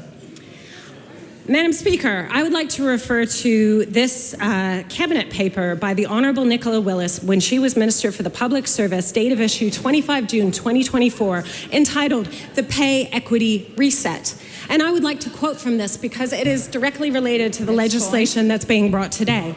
And it says in paragraph 4, executive summary, pay equity costs to the Crown have become significant. And then it says in paragraph 7, changes are required to ensure there is a greater focus on transparency of costs and better management of claim costs. I propose a new fiscal management approach. It is very clear through the cabinet papers delivered by Nicola Willis in her role as Minister for Better Public Services, which disestablished the Pay Equity Task Force, which was located within the Public Service Commission, who did a lot of really important work and mahi to help ensure that we were supporting closing the gender pay gap and progressing pay equity right across the public sector. So there are decisions that flow from individuals in the government and in the cabinet. And those decisions have consequences for hundreds of thousands of people. And they're the people who are not on hundreds of thousands of dollars. They're people who are on $60,000 or less. And they are trying to make ends meet under really difficult circumstances. And we all know that some of these professions, and 33 of them had active claims, had been systematically underpaid due to gender-based discrimination. And the only way we will ever change that is if governments take action. And the truth is that the government, as an employer, benefits from underpaying these people. They benefit from women being willing to do the hard, caring work, and they exploit these women and their work. They exploit them, and then they claim that we can't afford to pay them more. But all of this is a political choice. Governments are elected by the people, and we, as the people of Aotearoa and New Zealand, can show our values. If we're serious about closing the gender pay gap, if we're serious about fair pay, if we're serious about ending horrific levels of inequality and doing more for the worst off in our society, then we can do that. We can choose to do that. We don't have to sit back and say it's too hard, we can't afford it. We can make the tax system fairer.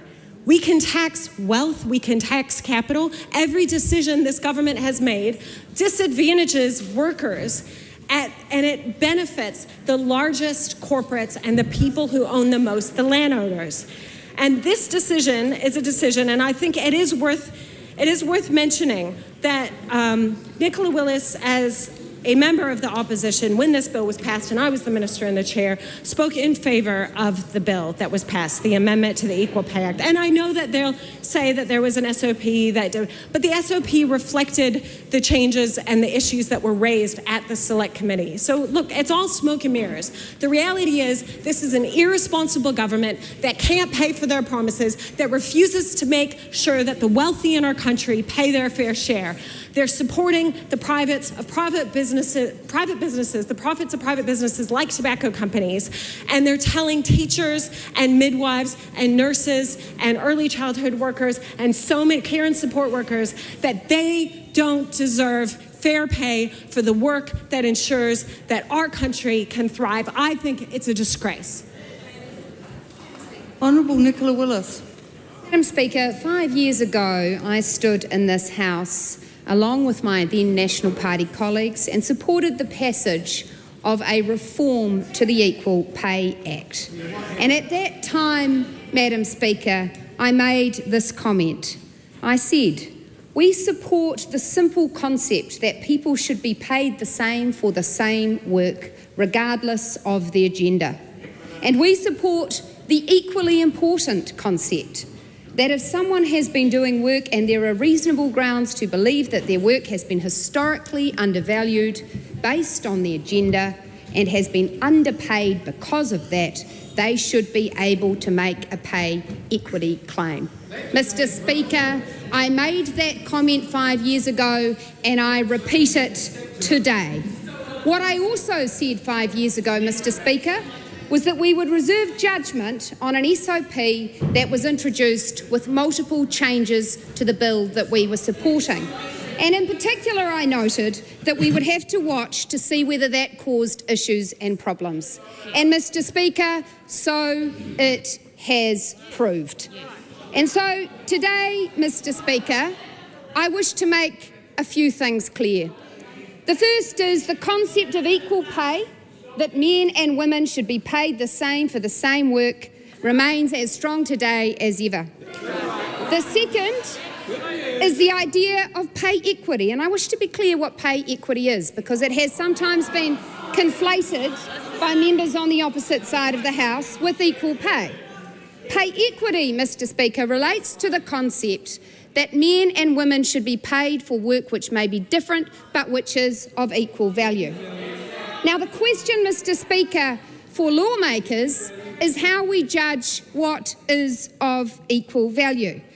And what Christine Bartlett achieved was she said that our Equal Pay Act should be interpreted to go to this question of pay equity. And what the last National Government formed a view on was that rather than leaving these matters to be interpreted by the courts, it would be better for both employers and employees if there was a clear process in law that would allow claims to be progressed. And we put forward, Mr Speaker, legislation to achieve that. The last Labor government delayed that legislation so they could do a press release on Women's Suffrage Day 3 years later in the last year of their first term. And they put forward a process. And what has turned out to be the case, Mr Speaker, is that that process has led to challenges, which is illustrated by the fact, Mr Speaker, that as of today, there has never been a claim by a private sector employer that isn't funded by the government. The large majority of claims have been public sector claims. So, Mr Speaker, there have been challenges. I want to make three things clear that, again, members opposite have intentionally, I believe, tried to confuse today and yesterday. The first is this: our government is upholding the settlements that have been achieved under the existing Pay Equity Act. We think that's important, and we are continuing to fund those settlements. So no one is having those settlements taken away from them, as has been stated by some. Second, Mr Speaker, we are ensuring that there is a very clear process at law for future claims, and we are doing that clearly and simply and immediately. Members opposite have asked that we take this process over many, many months, that we delay that process so that people are in limbo and don't know whether they can make a claim. We are making a simple process. And in doing that, Mr Speaker, we are still allowing that where women are able to prove that they have been underpaid for reasons of gender discrimination, for reasons of sex discrimination, then they can make claims. Mr Speaker, the final thing that I want to say is this. There are many workers across our economy, and indeed across economies internationally, who continue to want to be paid more, and so they should. Because actually that aspiration is held on this side of the House. In fact, the very reason I want the New Zealand economy to grow is so that we are an economy that is better able to pay good wages and provide good working conditions for workers. And we have in law, our employment relations law, very clearly established processes for people to bargain and argue for better pay and work conditions. And so that should continue. But Mr Speaker, this is about gender discrimination. And so pay equity processes should be used for genuine issues of discrimination. They should not become a parallel route for bargaining. They should not become a backdoor route for bargaining. They should be about discrimination. And with the changes that the government is making here, we are ensuring that that is the case, ensuring that there is clarity about the comparisons that should occur and allowing people to factor in market-based factors. And Mr Speaker, finally, I would say this. To private sector employers that have listened to this debate today and are listening, I'd say this. Pay women fairly, pay them equally. And Mr Speaker, I do not subscribe to the tenet and the principle that the last government did, which is that they, I believe, set up a principle that said if you, private sector employer, don't pay people properly, don't worry, if the government is funding you, we'll provide the backstop, we'll write the cheque, and we will help pay for the settlement. And Mr Speaker, they made that decision and it had significant implications. We now are in a scenario where women can make claims, they can have them settled where gender discrimination takes place. This is fair, this is reasonable. I want to end my remarks by referring to a statement that I made 5 years ago that I believe to this day and that I believe that the government's work absolutely upholds. We all, I believe, want to live in a country and in a world in which men and women have equal opportunities, are equally rewarded for their work, and are able to progress and fulfil their own potential to the maximum extent possible. I said it then, Mr Speaker, I stand by it today. I commend this bill to the House.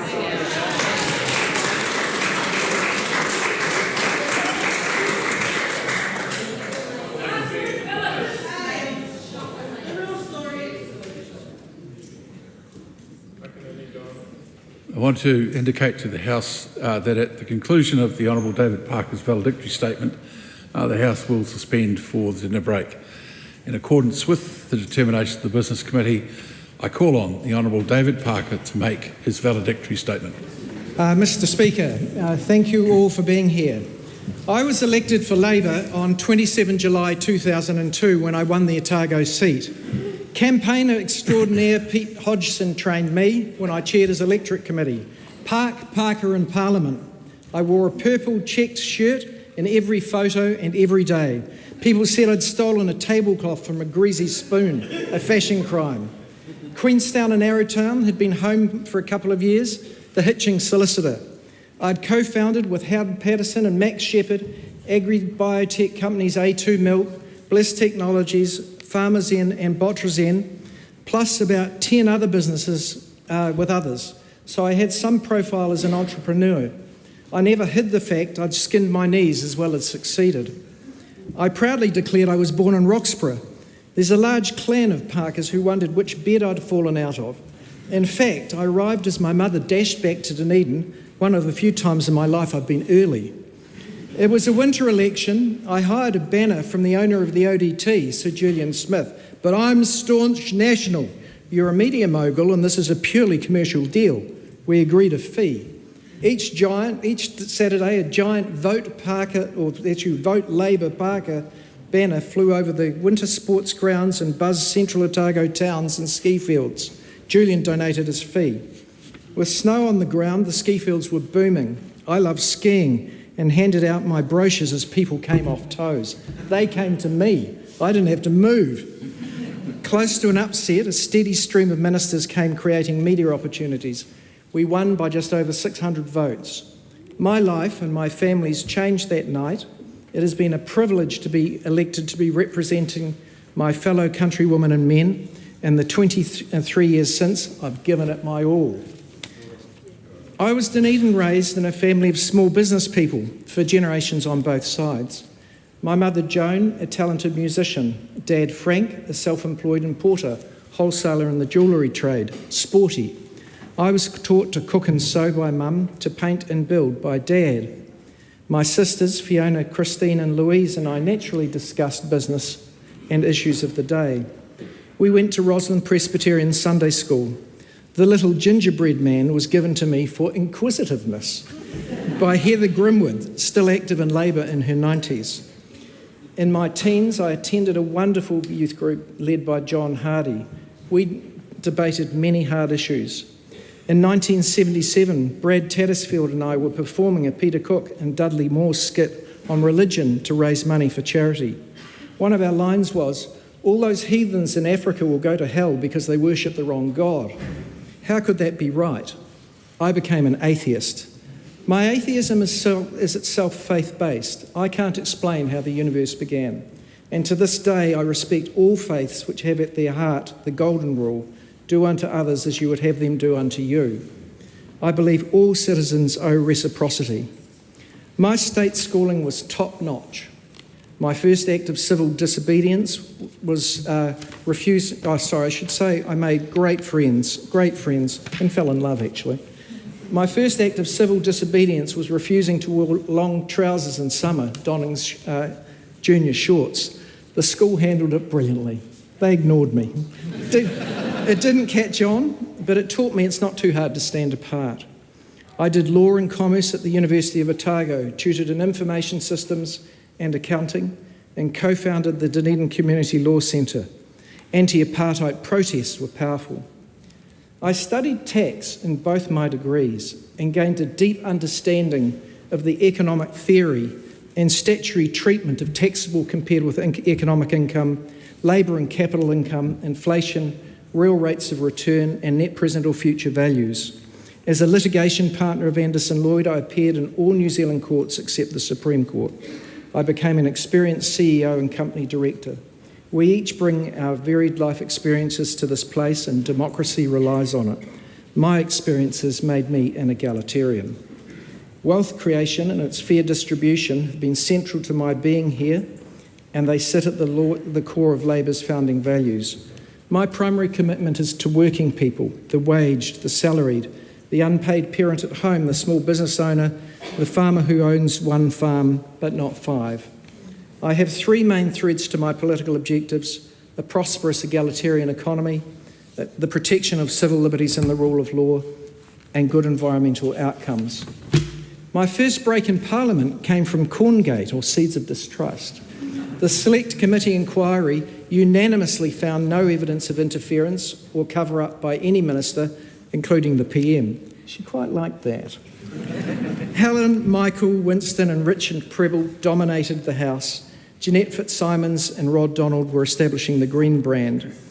An exceptionally good coalition government. 9 surpluses, strong growth, low unemployment and a list of achievements longer than my arm. The Right Honourable Helen Clark was a fantastic PM for 3 full terms. So much has endured. She, Sir Michael Cullen and Heather Simpson stand tall as giants. I had electorate offices in Oamaru, Queenstown and Alexandra, Barbara Duff, Ellen Jill Dolan and Sue Parker, no relation. We worked hard for our constituents. I wore out a car and momentarily fell asleep at the wheel near Allerton, a lucky escape. By 2005 we had plenty to run on, and the highlight was a public meeting hosted by one Sam Neill. Warm, principled and funny. People flocked to see him in Oamaru and the media coverage was great. So despite the swing against Labor, we increased our party and electorate votes, but we still lost when many who'd stayed home in 2002 voted in 2005. In 2011, Phil Goff did us proud. I stood in Epsom. We had barnstorming meetings. John Banks said he was walking past Ellerslie Racecourse and heard whoosh as the Labor Party parachuted David Parker in. I'd reply, I wouldn't take fiscal lessons from the man who doubled council debt as mayor, and highlighted Act's links to the Sensible Sentencing Trust, included the Act MP who'd stolen the identity of a dead baby for a passport and railed against discharges of conviction without having got one. Numbers at meetings built. Paul Goldsmith said party vote national. Paddy Gower televised a rousing meeting. I got threatened with defamation proceedings by the misnamed Sensible Sentencing Trust. But our strategy worked. I was trailing third and the electorate result was too close to call. The single-seat lifeboat of Epsom itself had to be rescued by the now infamous Tea Party, which John Key held in Newmarket. I stood at Epsom again in 2014 for a ritual thrashing by David Seymour, Paul Goldsmith having perfected the art of standing to not be elected. Robust contests, but no one overstepped the mark. It's been a busy time in Parliament. I was a deputy leader under David Cunliffe, which I enjoyed. For 6 weeks, I was acting leader of the party. Enormous privileges.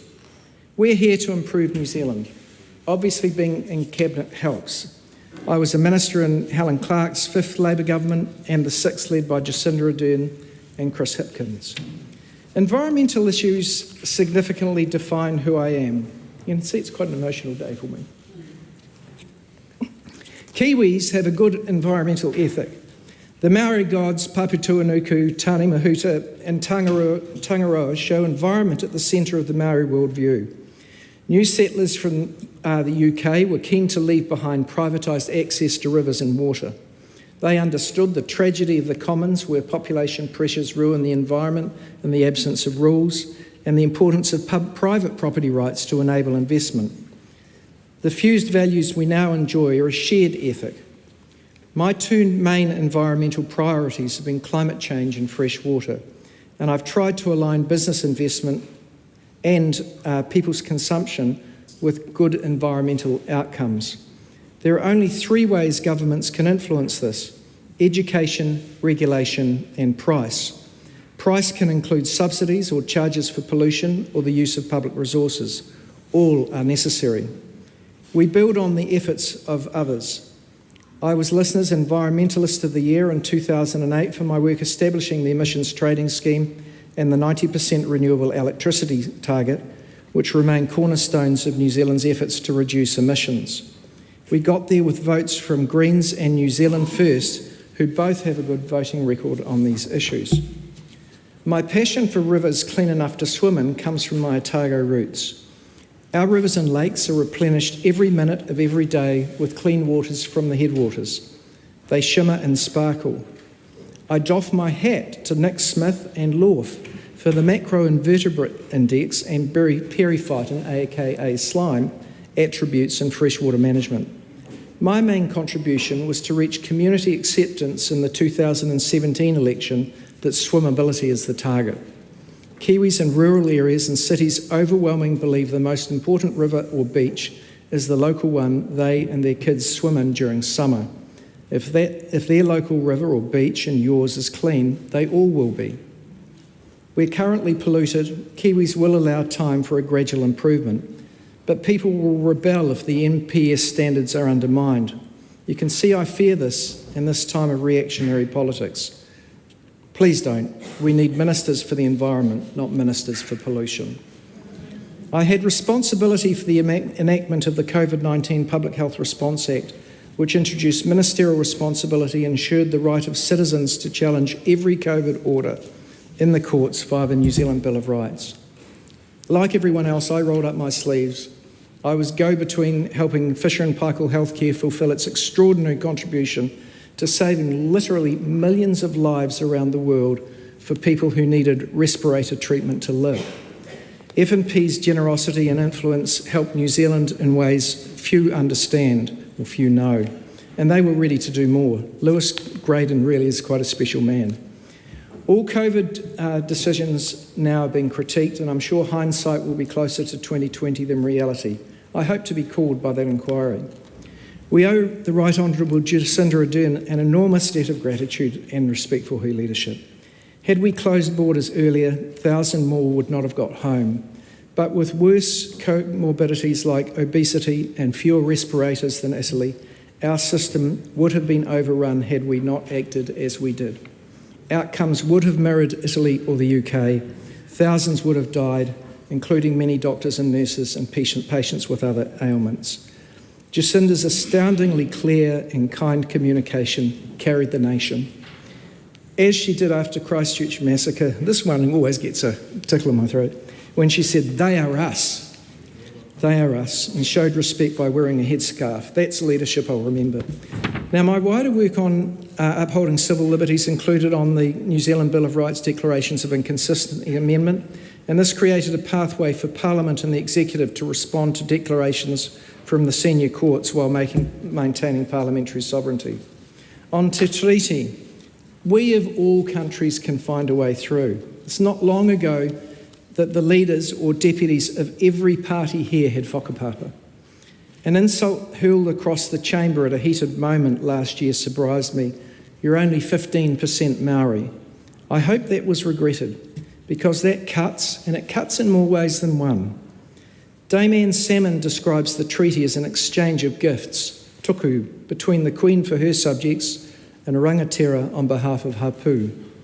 I agree with Dame Anne that the treaty is not a partnership between races.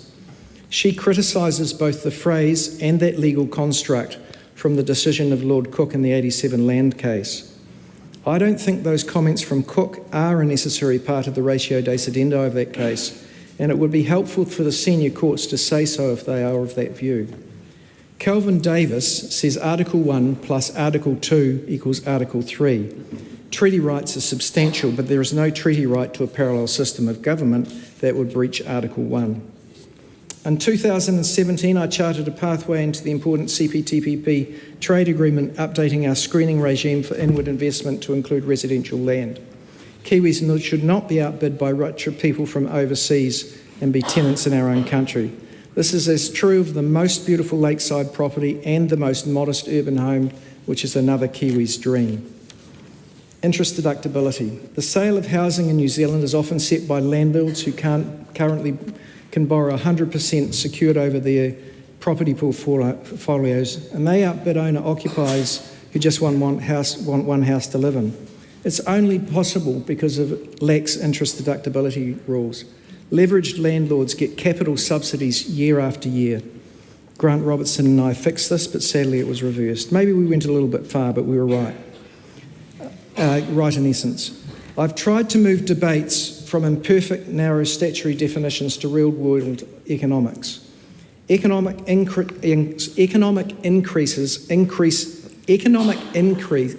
Sorry, I'll say that again. Economic income increases an individual's resources. In other words, the ability to buy more kit.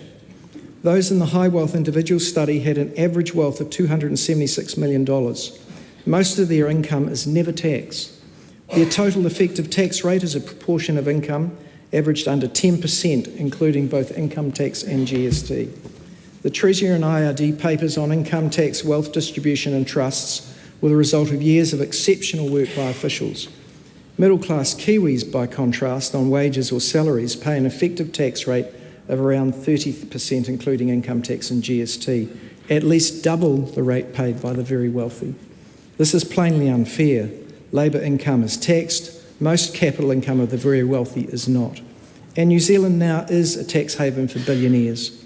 Their assets commonly sit in intergenerational trusts. The top 1% own 26% of everything. For investments outside the family home, it's much more. The 1% owns over 60% of all direct New Zealand investment in New Zealand private and public companies. Astounding. Piketty was right.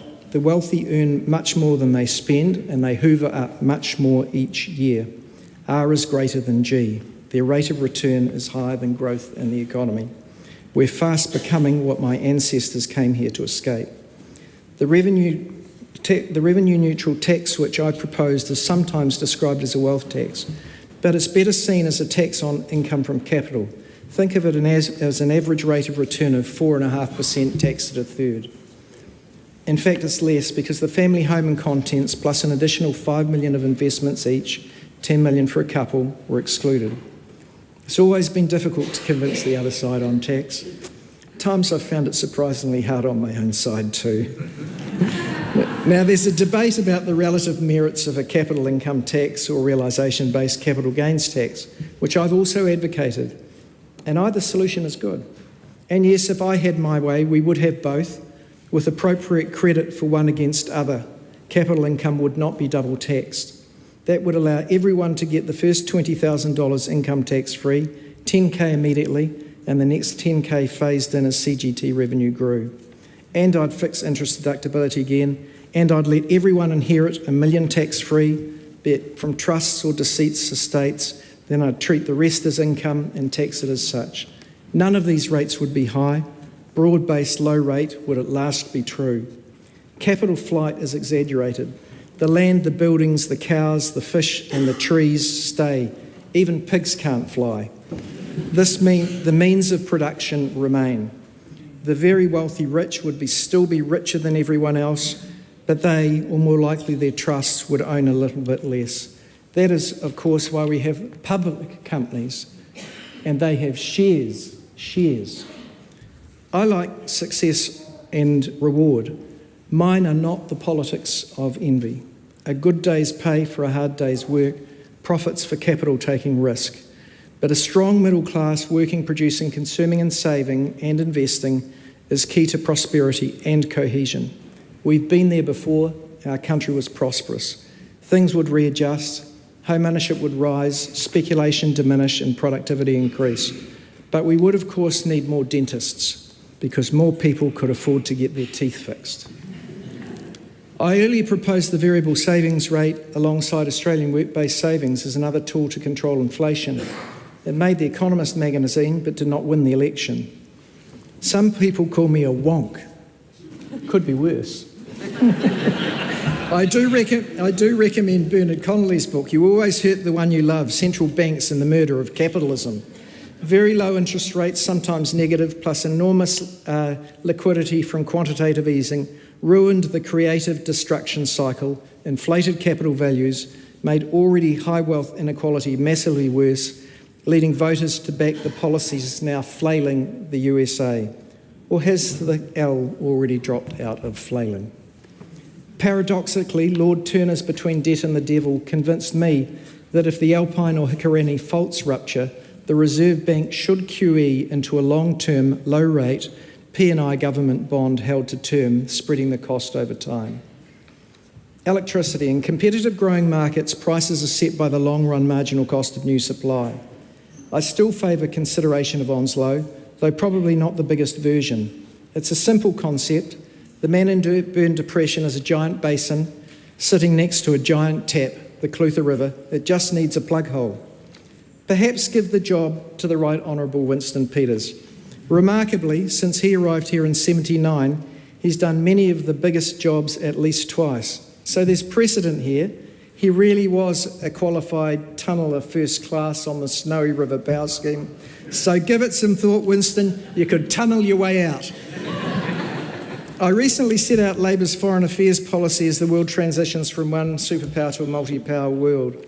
A clear-eyed vision for courteous relations with the US and China, close dialogue with the Pacific Rim countries, Pacific Island and European friends. And raise ODA as we raise defence spending. Help Pacific Islands develop a fishing fleet, leased to them, not gifted, not least to minimise the risk of militarisation in the Pacific via a paramilitary fishing fleet. Paul Krugman famously said, productivity isn't everything, but in the long run it's almost everything. Higher total factor productivity in Australia is due primarily to more capital being applied to labour. Their universal work-based savings are why. It's why those clever Aussies own their banks plus ours, our insurance companies and much more. It's why their infrastructure is better, their current account deficit lower, their net international liabilities lower and their growth rate higher. It's why their wages and salaries are now much, much higher and why droves of Kiwis shift across the ditch each year. We live in a trans-Tasman market and need to follow suit, with taxing savings less as well by moving to EET, not TTE. Andrew Coleman is an economist with wide respect. He's written up how this transition could occur. No one is worse off and the super backstop remains. My latest project has been pushing for accountability for the internet giants for the harms their dangerous products cause. Young people, investment scams, misinformation, defamation, theft of content, live streaming murders in Christchurch, death threats and foreign interference. Most of this is anonymous. Some is aimed at undermining our democratic way of life and freedoms. Trust, facts and science all sit at the heart of democracy and free enterprise. Fascism and dictatorship thrive on lies and propaganda. The statutory exclusion of liability for third-party content is the underlying cause. It's unusual, wrong and should be removed. Allow safe harbours. Set a minimum claim maximum, but do allow people to use the disputes tribunal and class actions in court. Importantly, this does not make the government a censor. The megalomaniacal tax-avoiding tech baron owners are greedy and selfish. They won't change their practices until liable for the harms they cause. E-commerce, entertainment and masses of information and point-to-point communication would still flourish. I feel the moment is coming, don't let it pass. To do your job for long in this house, you've got to have fun. Question time is best when you're in a corner. Morris Williamson, the tosser of the document. Jerry Brownlee and Brokeback Mountain. The Saudi sheep farm in the desert. Baxter Poetry with Nicola Willis. And most recently, Claire Trevette and the cows. But it's not all fun. The exclusive brethren who don't vote hired private investigators to do the dirt on me, David Benson Pope and Peter Davis. Unfortunately for them, the PI forgot he was private and gave an interview spilling the beans. Weird. And a clip of me saying Jackie Dean says I hate farmers cut to I hate farmers and circulated on social media. But the worst stuff happens to our leaders. None of them deserve it. It's our staff who help us get through, and I've had wonderful workmates, too many to name. I'll name those who've been with me for over a decade. John Blinko, Russ Never Sleeps, Corin Higgs, I think the best political advisor in the beehive, under us, probably under you guys too. Snap for Barry Ebert outside, Deb Thornton twice because Deb did nigh on 2 decades, and Janet Gucci's of late. It can be hard for our families, especially when bad news is front page, and my kids have been there. To my beloved Ruby, Molly, both here, and Oscar overseas, today will bring mixed emotions for you too. You were 2, 5 and 8 at the start, and it's different not being together when you're awake, or not walking to school, or being away for the bedside story or casual evening chats. And I'm sorry for missing so many events. You're each so very special in very many ways, and you know I love you dearly. Can I thank my former wife, a writer, for doing far, far more than her fair share of raising our kids. So very well done. Thanks to my now deceased parents, my sisters, and our extended families, including Barbara's. Now, Barbara's private, but she can't avoid fame. John and Leisha's mother, Sadie's BB. She's got numerous songs written about her, music videos and paintings. She's a source of inspiration and strength to many. She's gorgeous, principled, creative, hardworking, fun-loving and gorgeous. We've been together for 15 years this year. I can't believe my luck. Every day's a treat. And with my kids and Barbara, I reckon I'm the luckiest man alive. And my friends, well, they're my friends. They're important. I arrived here with many and I leave with more. I acknowledge that politics has unjustly hurt some, but they're philosophical and and life's good. To all the Labour Party activists, the presidents and members, to my leaders, Chris Hipkins and Carmel Sepuloni, and Labour MPs, you're a fantastic and cohesive team. Keep it up. We're New Zealand's oldest political party. We've done our lots for our country and there's lots more to be done. Thanks to all the people who run Parliament, a special call out to Grant Cleland and the Library. To the judiciary and the Fourth Estate, the public servants, unions, businesses, farm leasers, NGOs, academic communities, the comms gurus, thank you. The artists of all genres who enrich us all, the scientists who also open up new frontiers, and my fellow MPs, the opposition is not the enemy. To Shane Jones, I love you, but we don't need more coal. The top Terreo student, #1 in our land, and a Harvard scholar, he probably read Hanson's Storms of My Grandchildren, which foreshadowed the furious storms we're just starting to see. We are all hostages to MP. Why else would so much political capital be frittered away on identity politics while others fan culture wars and society polarises? To be clear, MMP drives these behaviours in main parties too. Under first past the post, New Zealand became amongst the best country in the world, but MMP was meant to be better.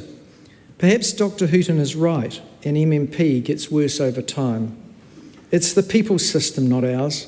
As things polarise and the hard issues don't get fixed, we should allow the people to again make their choice. I'd vote STV. All 120 of us would have to serve in a seat. That drives behavioural change. I'd add in a small upper house, 30 people appointed as in Canada or voted in STV and limited to 2 terms each. And if we become a republic, not high on my list, please avoid giving a president executive powers. Aruna Williams recently surprised me by saying, "You're different." I asked, how? You don't need affirmation, and so you're happy to disagree. It can be a weakness too. Yet officials thrived on it. That's who I am, a conviction politician, clear in my values, my ideology, no communist, part capitalist, part socialist, class not race. And I'm 100% sure Labour's my place. I've fought many battles.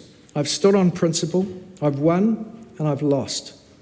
But I leave here knowing that on environment, civil liberties, and most precious of all, a prosperous egalitarian society, I've tried to move the dial.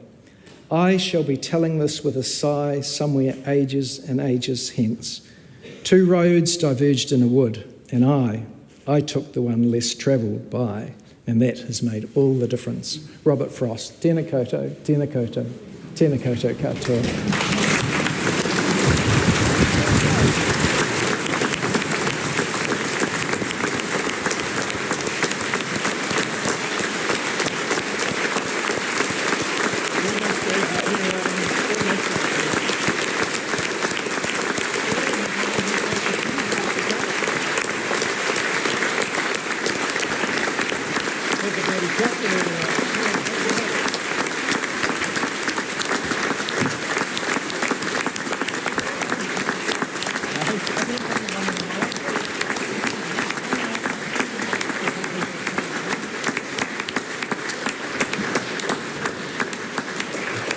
House is suspended for the dinner break.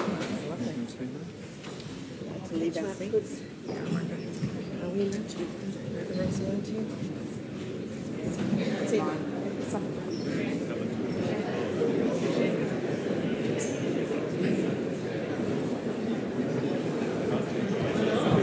disagreeing on tax, but I think we both do. Where's the GPE? Hi, how are you? Nice to see you again. It's been such a long time.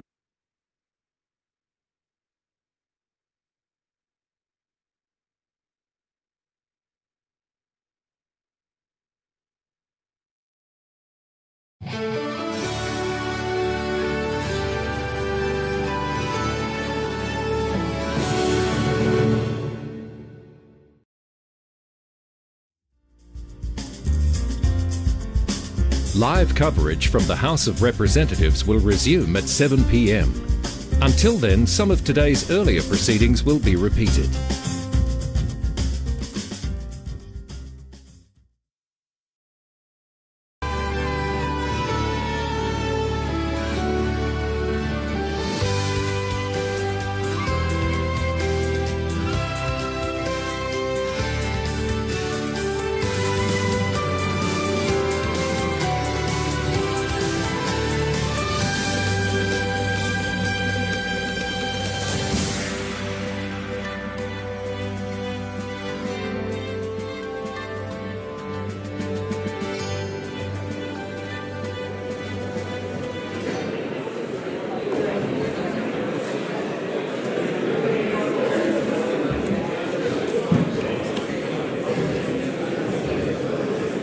The House is resumed.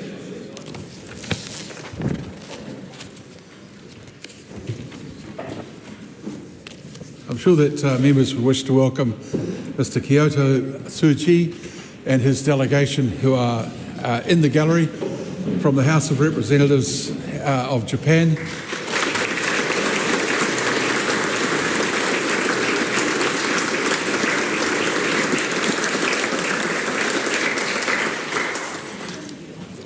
The House comes to oral questions, first in the name of Nancy Liu.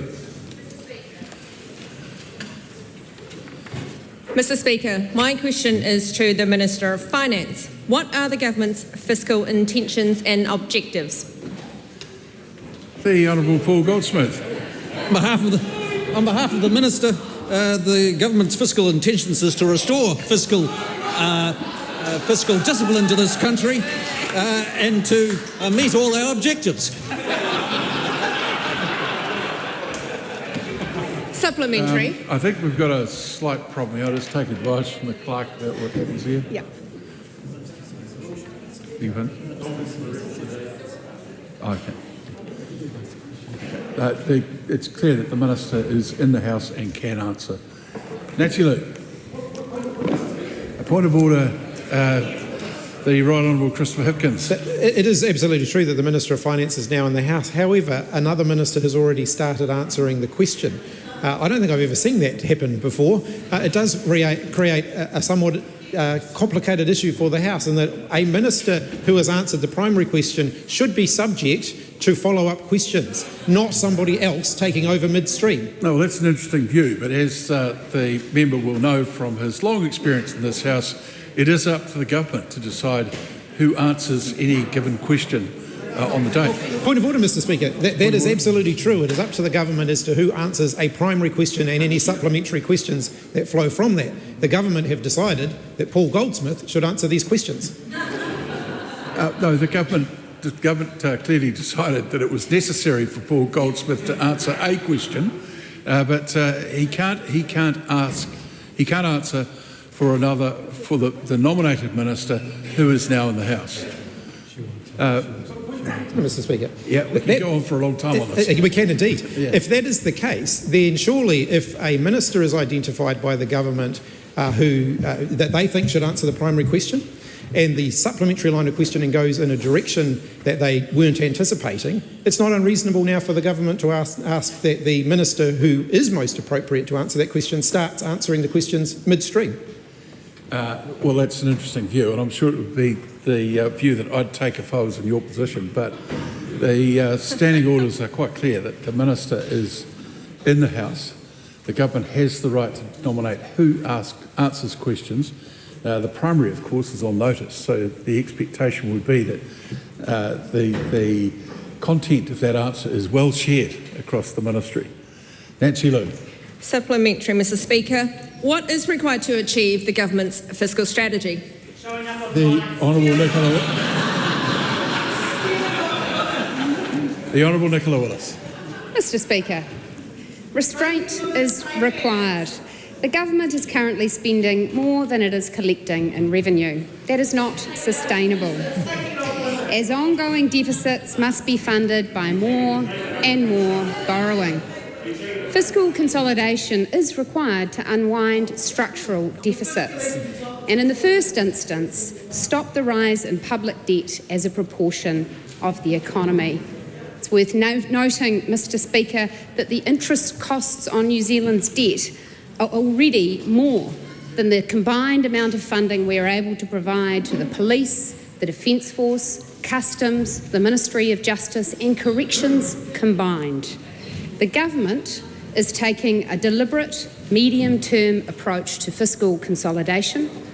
This is not austerity. This is what you do to avoid austerity.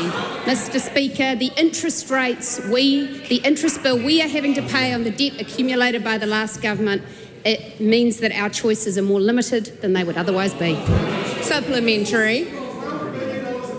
Just questions about to be asked. What levers does the government have to drive fiscal consolidation? Mr. Speaker, the government has two fiscal levers.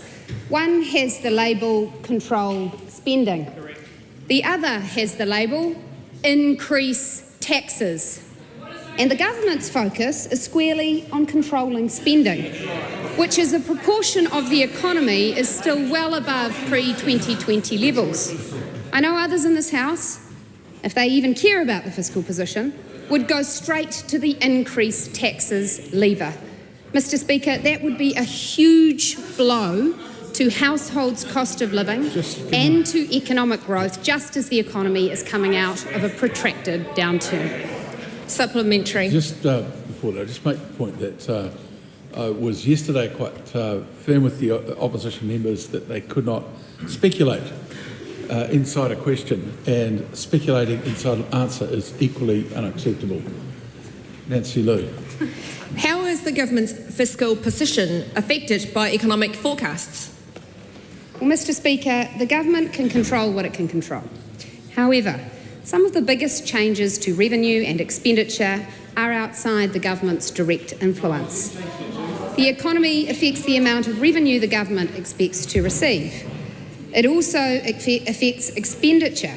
For example, growth in benefits, superannuation and finance costs are driven by economic variables.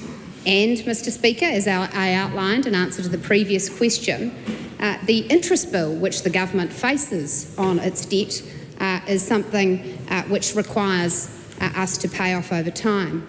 Of recent updates, a series of downside revisions to economic forecasts have made the government's fiscal goals much more challenging to achieve. And despite this, we are still on track to deliver a surplus by the end of the forecast period. Just to reaffirm things for the Leader of the Opposition, who raised quite a legitimate question. Standing Order 1991, brought down by Speaker Hunt in the year 2000, makes it very clear that if someone else answers a primary and then a minister turns up, the minister answers the subs. Question number 2, the Right Honourable Chris Hipkins. Thank you, Mr. Speaker. To the Prime Minister. Maybe the Prime Minister will show up during this one. Does he stand by all of his government's statements and actions? We're going to stop and we'll start that again without the little clip. To the Prime Minister, does he stand by all of his government's statements and actions? The Right Honourable Winston Peters. With the usual caveats, most certainly yes. Entry. Who is correct, Christopher Luxon, when he said the decision to take billions of dollars from working Kiwi women has nothing to do with the budget, or David Seymour when he said that decision has saved the budget? The reality is that the law change that is being restored, and it was changed in 2020 by all parties in this Parliament, who mistakenly made those changes because no settlement happened since then. We're going back to the law of 2000. 2017. Listen, you might learn something. You might learn something. We're going back to the 2017 law that saw nurses gain $2 billion. We believe that a lot of statements being made now are statements that should not be made. Wait and see, because all those past claimants, 35 cases, can be heard the same way into the future, but the law will be different. Supplementary question. Why did Nicola Willis call the pay equity process a sign of success last year if it now needs dismantling? And is the government's real motive to balance the books at the expense of working Kiwi women? No, the motive of the government is to ensure we've got a workable law that compares like with like. You cannot have all these professions that are just miles and miles away. And dare I say, when you start talking about pay equity, the first thing you must understand where women is concerned is what a woman is. Supplementary question, Mr. Speaker. Is his definition of a woman someone who's paid less than a man? Sorry, there was a lot of noise during that question. We do want to have questions asked in silence. We can't start to break that down. I'd ask the Leader of the Opposition to ask his question again. Is his definition of a woman someone who's paid less than a man? Well, my definition of a woman is not what that member said. I'll get back to you later. And still can't describe it, and said the other day that it was someone who said that they were a woman. No, if we're going to deal with this issue properly, then let's respect women, ensure that they get a fair go. And the 2000, well, in your case, it'll be a quarter of what you're getting now. Oh no, they're women and women, you know.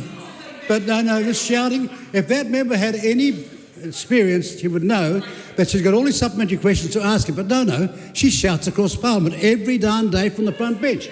Now, back to my point. The experience of 2017 was that there were fair settlements. The experience since 2020 is that the law didn't work, and that's why practical steps are being made. As for the comments and what it means, let's see when the claims are over. Point of order, the Honourable Karen McAnulty. Thank you. For absolute clarity, can you please confirm to the House that that answer was on behalf of the Prime Minister? It's not for me to clarify that. It's for the person who's answering the question to clarify it. And until that clarification comes from that person, it can't be demanded by anybody else. Point of order, again. With respect, sir, it is a requirement for ministers to indicate when they are answering on behalf of other ministers that they are doing so. And that is your responsibility to ensure that happens. And also with respect, this is a point that I have made quite regularly with the Deputy Prime Minister answering on behalf of the Prime Minister, and you have already ruled previously that he is. Well, I have in certain circumstances where he has made it clear, and it's for the House to determine. If someone stands up and speaks as a minister, then that is where it sits. I can't start telling them or demanding that they are speaking for someone else. Point of order, Mr. Speaker. My question is to the Prime Minister. It's on notice. That is the point. If the that Deputy is the point, and think about what I've just said. Yeah. If the Deputy Prime Minister is not answering on behalf of the Prime Minister, who's he answering on behalf of? Well, you can make that conclusion yourself. He's not answering it as the Minister of Foreign Affairs or as the Deputy Prime Minister. He's answering as the Prime Minister. Very good, thank you, Mr. Speaker. How is it showing respect to Kiwi women that the government's... Oh, supplementary, sorry, Mr. Speaker. That's all right. I knew what you were doing. Very good, thank you. Thank you. Yeah. How is it showing respect to Kiwi women, as he claims, for the government under urgency to unilaterally cancel pay equity claims covering hundreds of thousands of New Zealand women who are being paid less than men simply because they are women? Well, the last statement is categorically incorrect. The reality is we had all this... Do you want to hear the answer? I think... or do you want to hear your stupid voice? No. You can't have both. Mr. Peters... Okay, look, it's always an excitable time when the House is in urgency. But that's no excuse for things to break down quite the way they are. So we'll hear the balance of this question and answer exchange in silence. Right Honourable Winston Peters, do you want to add to that answer? Shut up, that is Why does he and his ministers keep denying the obvious, that this is about robbing Paula to pay Paul, stripping Kiwi women of fair pay to clean up Nicola Willis's economic mess? To quote someone, I refute the premises of that question. The second thing is that the law worked successfully in 2017, as evidenced by the settlements.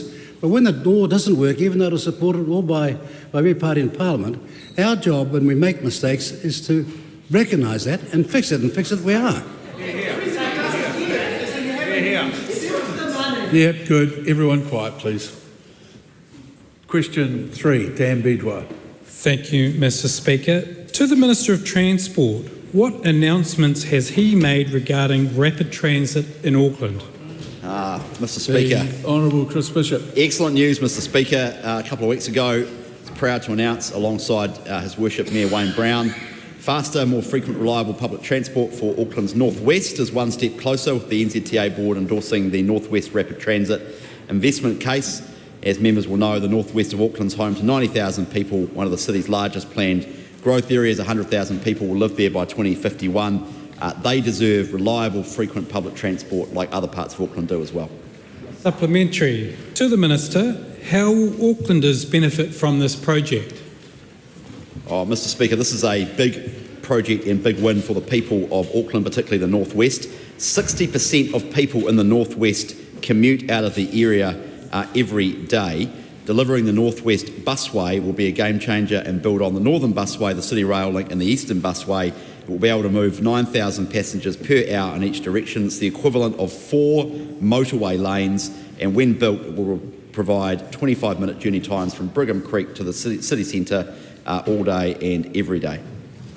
Very good. Supplementary, Mr. Speaker. What work is already happening? Sit down. You've made a comment rather than a question. We'll move to question 4, Carmel Sepuloni.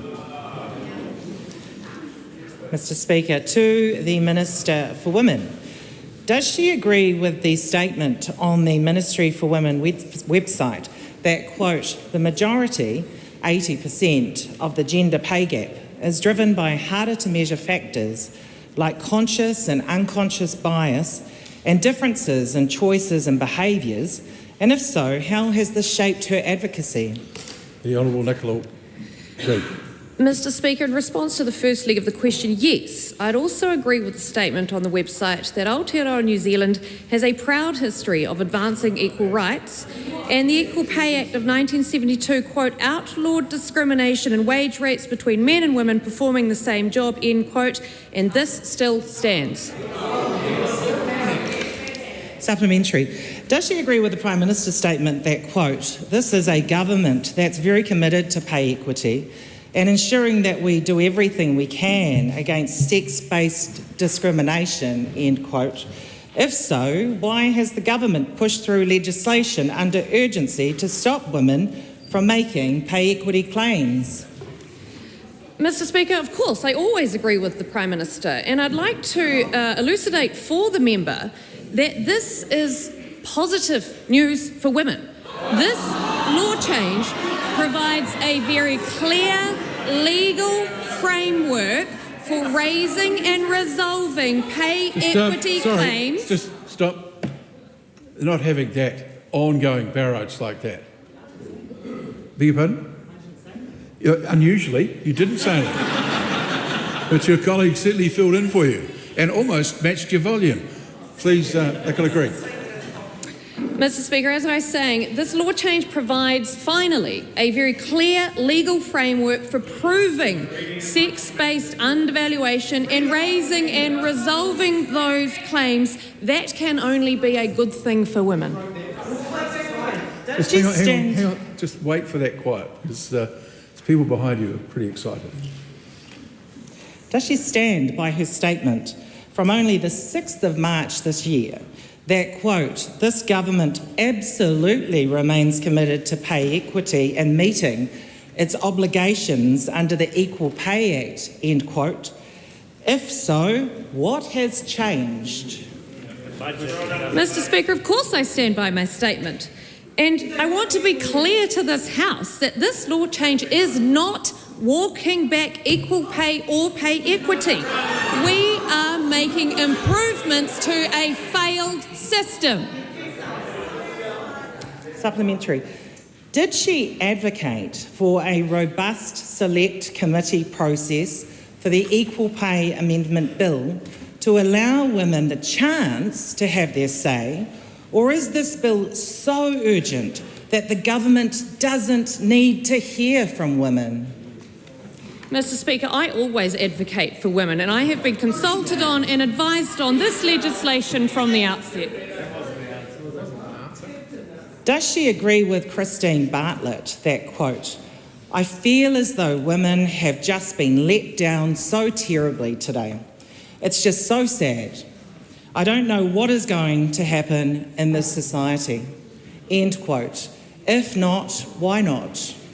Mr. Speaker, what I would say to Ms. Bartlett is that we are amending the Equal Pay Act to make the process more robust, more workable and more sustainable. Is her top priority still to, quote, "support women to economic empowerment," end quote? And if so, how does undermining pay equity and cutting the pay equity task force achieve this? Mr. Speaker, yes, I do stand by that statement. Supporting women to economic empowerment is my #1 priority as the Minister for Women. Question number 5, Carl Bates. Thank you, Mr. Speaker. My question is to the Minister of... Hang on. It's a simple rule. If there's a question being asked, don't speak.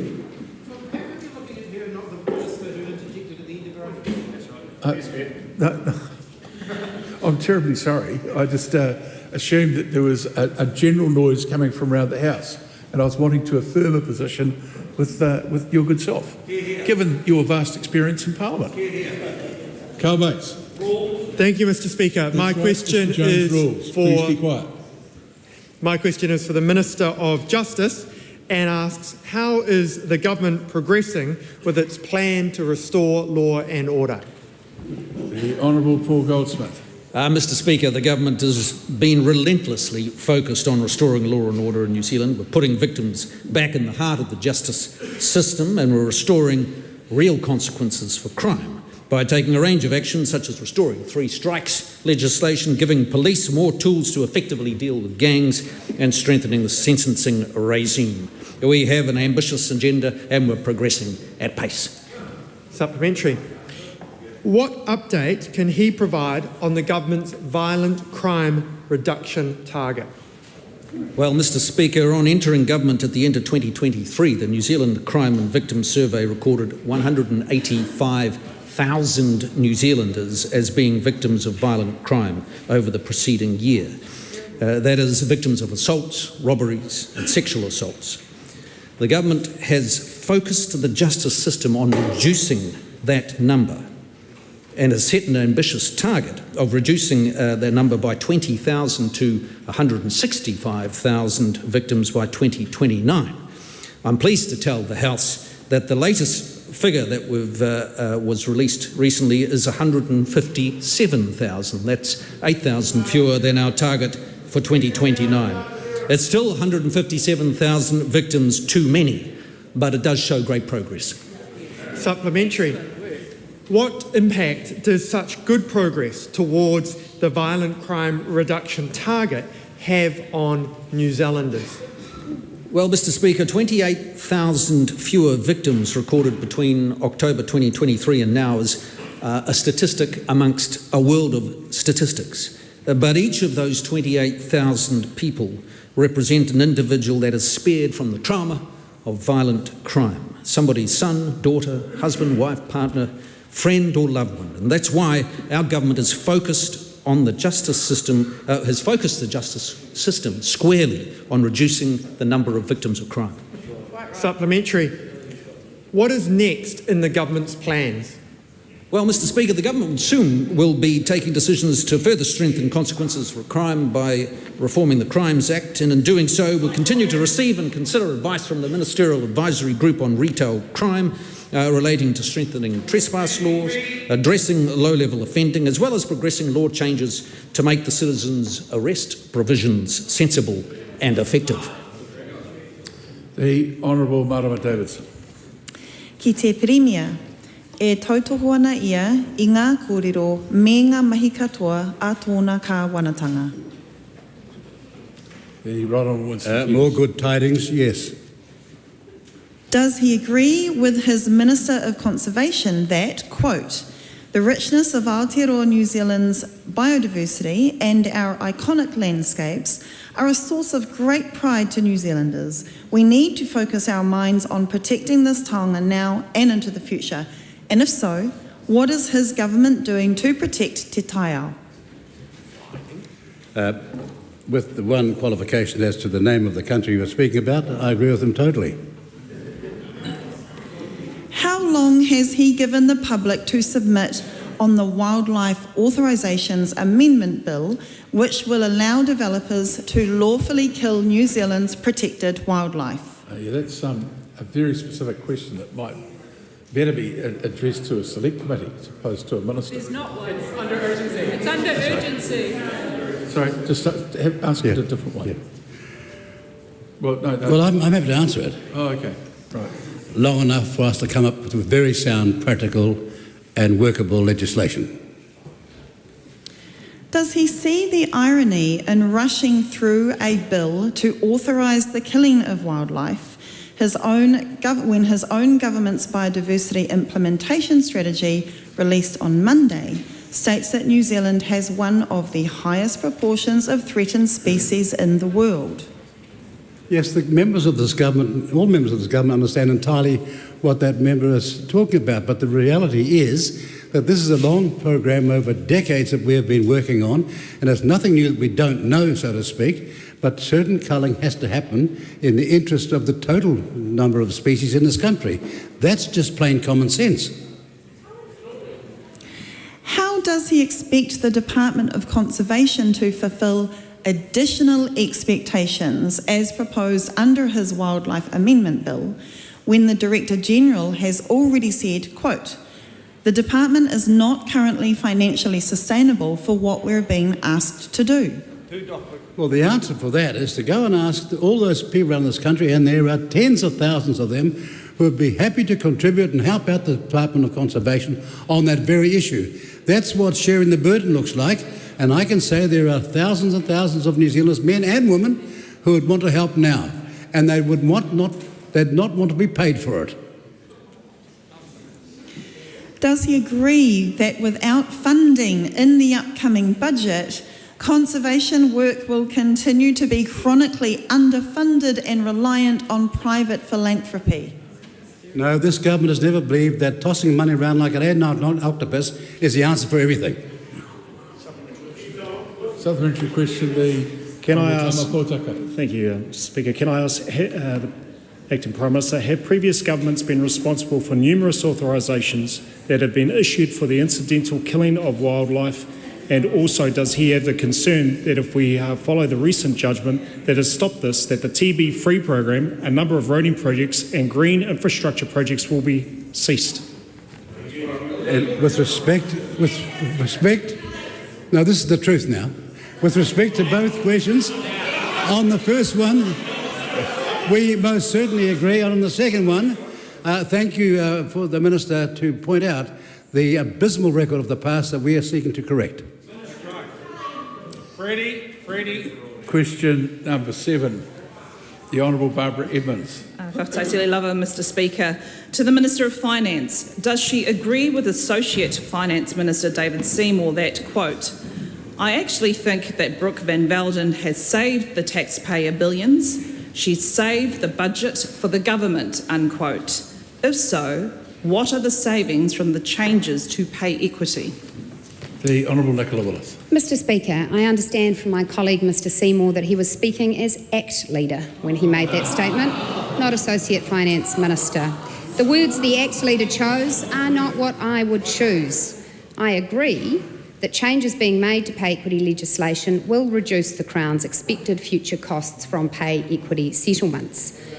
There is some important context here, and as has been the practice with successive Ministers of Finance, it is my judgment that it is in accordance with the public interest to provide detailed information about this in the full context of the budget.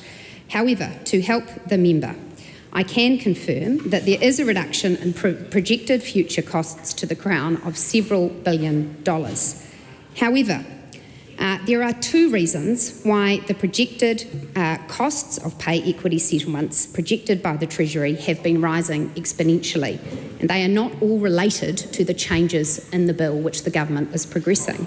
The first relates to the costs to the Crown as an employer. Mr. Speaker, this government intends to keep meeting those costs. Where claims are made that demonstrate that women employed by the government have been discriminated against on the basis of their gender, it is our government's intention to fully fund those settlements, and we will provide funding for that in our budget. It is also the government's intention to fully uphold settlements. You're getting impatient, but they want the information, I tell you. I am. But the second issue, Mr. Speaker, relates to the way that the government responds to claims made against private sector employers. The last government established an expectation that those costs would be fully met by the Crown, and that is not our expectation. Good. I think supplementaries from the Minister's own side might help with that. The Honourable Barbara Evans. Supplementary. When did she first receive advice by the New Zealand Treasury on the potential savings from changing the law to cancel 33 active pay equity claims? Mr. Speaker, I have been receiving briefing about the projected future costs of pay equity settlements, as I recall, from within my first days as Minister of Finance. And what I do recall observing, Mr. Speaker, was that those projected costs were far, far greater than I had ever appreciated, and far greater than I think Parliament appreciated when it first passed the pay equity reforms in 2020. And as I just said, in particular related to a cabinet decision made by the last government that it would fully meet the costs of successful claims against private sector employers. That is to say, Mr. Speaker, the taxpayer being a backstop for employers found to have discriminated against women on the basis of their gender. Does she stand by her statement that, quote, "We are committed to maintaining stability for New Zealanders by continuing to invest in essential frontline services," unquote? And if so, how is cancelling the pay equity claim for 75,000 teachers investing in the front line? That's right. Mr. Speaker, I stand by all my statements. As I have said, it remains the government's solemn commitment that where pay equity claims are proven against the government as an employer, for example, as the employer of teachers, if a pay equity claim is proven that teachers have been discriminated against on the basis of their gender, then we will meet the costs of that settlement.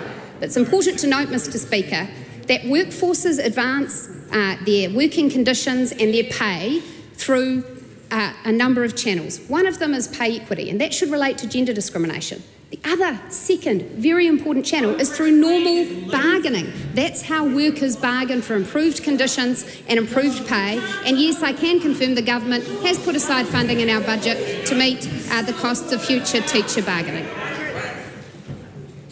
Supplementary, the Honourable Jenny Anderson. What is she doing to assist the additional 9,000 women who are unemployed compared to this time last year? And how will cutting women's pay incentivise them into work? Mr. Speaker, I object to the statement made in the latter half of that question, which is untrue. We are not doing that, because what the member is referring to is claims that have been made that have not been proven.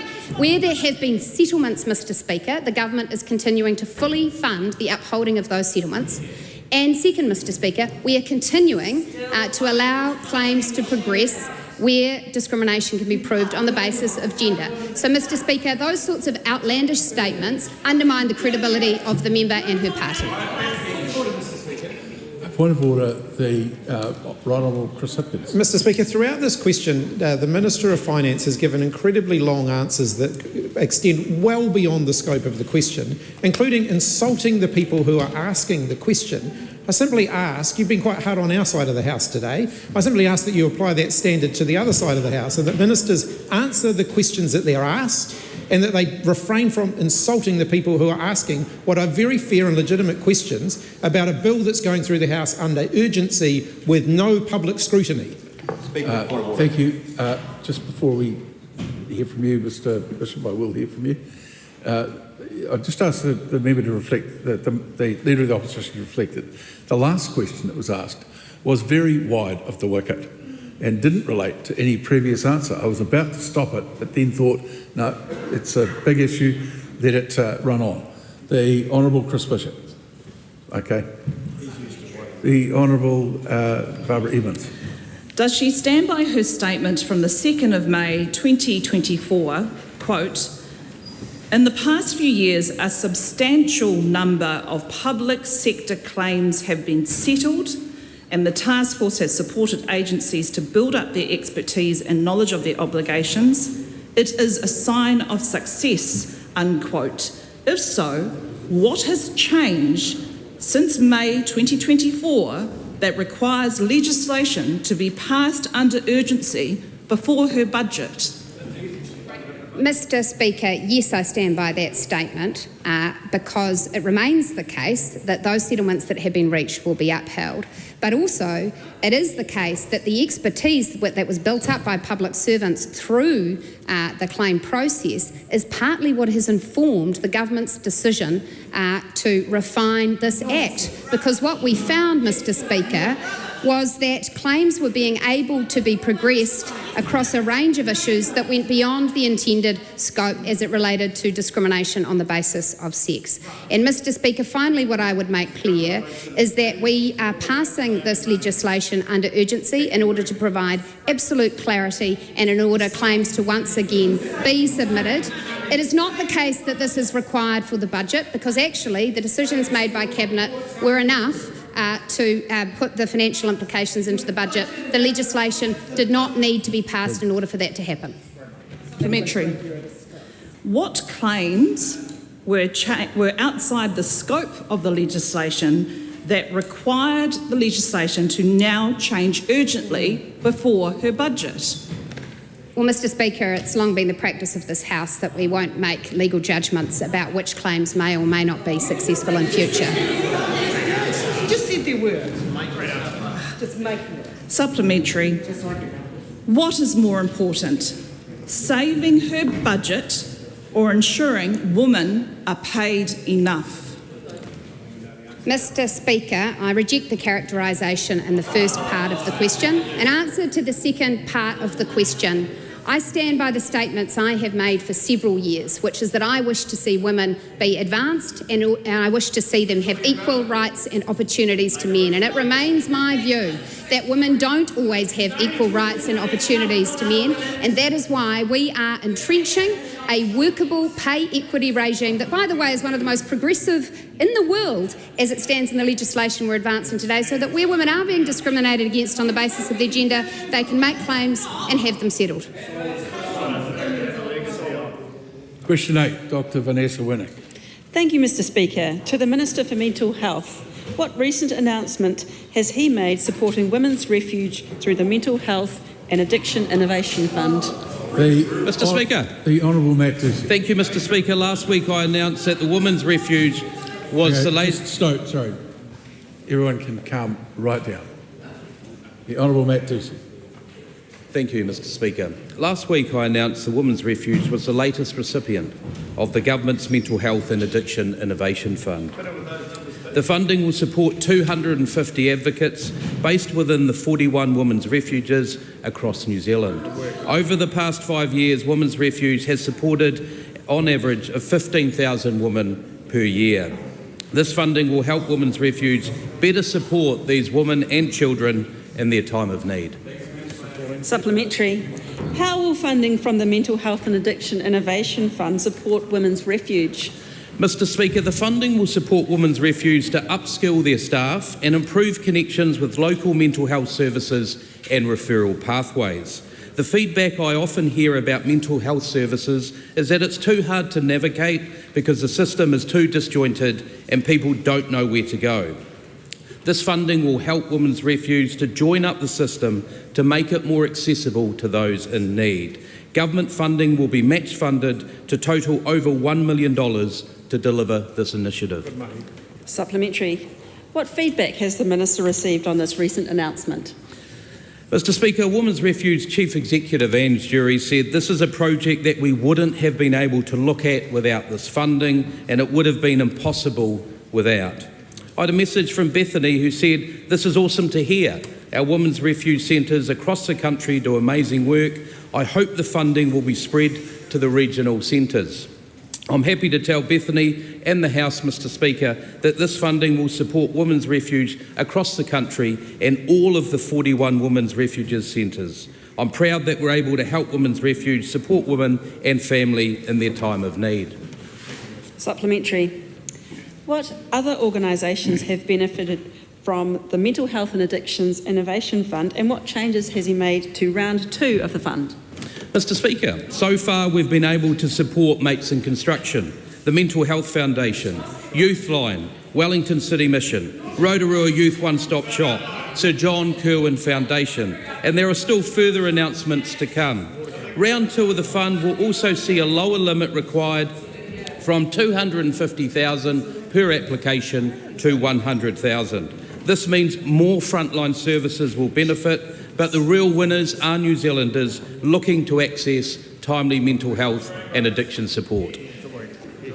Question 9, Chloe Swaggart. To the Prime Minister, e totoko ana ia I ngā kōrero me ngā mahi katoa a tōna kāwanatanga.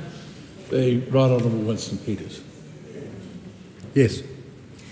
Why did his government choose to pass the pay equity amendment legislation under urgency, bypassing public and expert input and good lawmaking practice? The judgment of that question at the conclusion is demonstrably false. It demonstrates the person knows nothing about industrial relations law and doesn't understand that at the very bottom, where the labourers' union and others are, that we made our consideration way back then on the question of minimum wages. Now, the fact is we need one system for all claimants. We did not need the confusion that arose after 2020, and so we're going back to a system in 2017 which worked so successfully that the then claimants got $2 billion. Believe the Prime Minister that the pay equity amendment is about a more robust and workable system.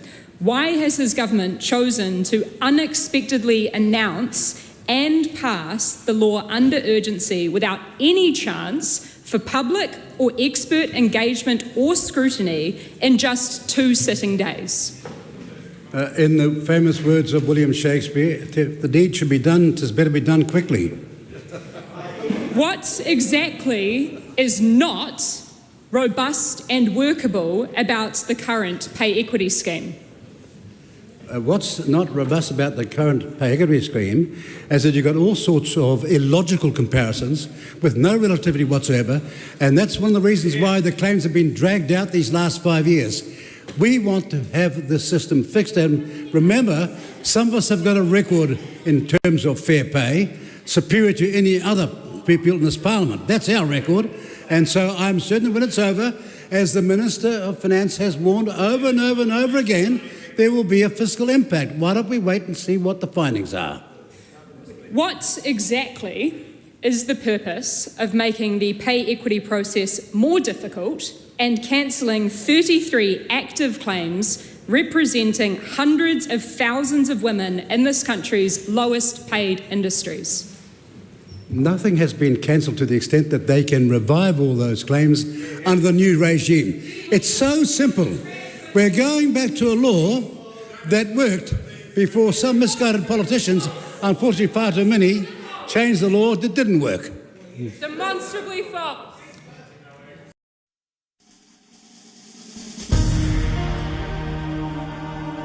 Live coverage from the House of Representatives will resume at 7 p.m. An uncorrected transcript of today's oral questions is available at www.parliament.nz.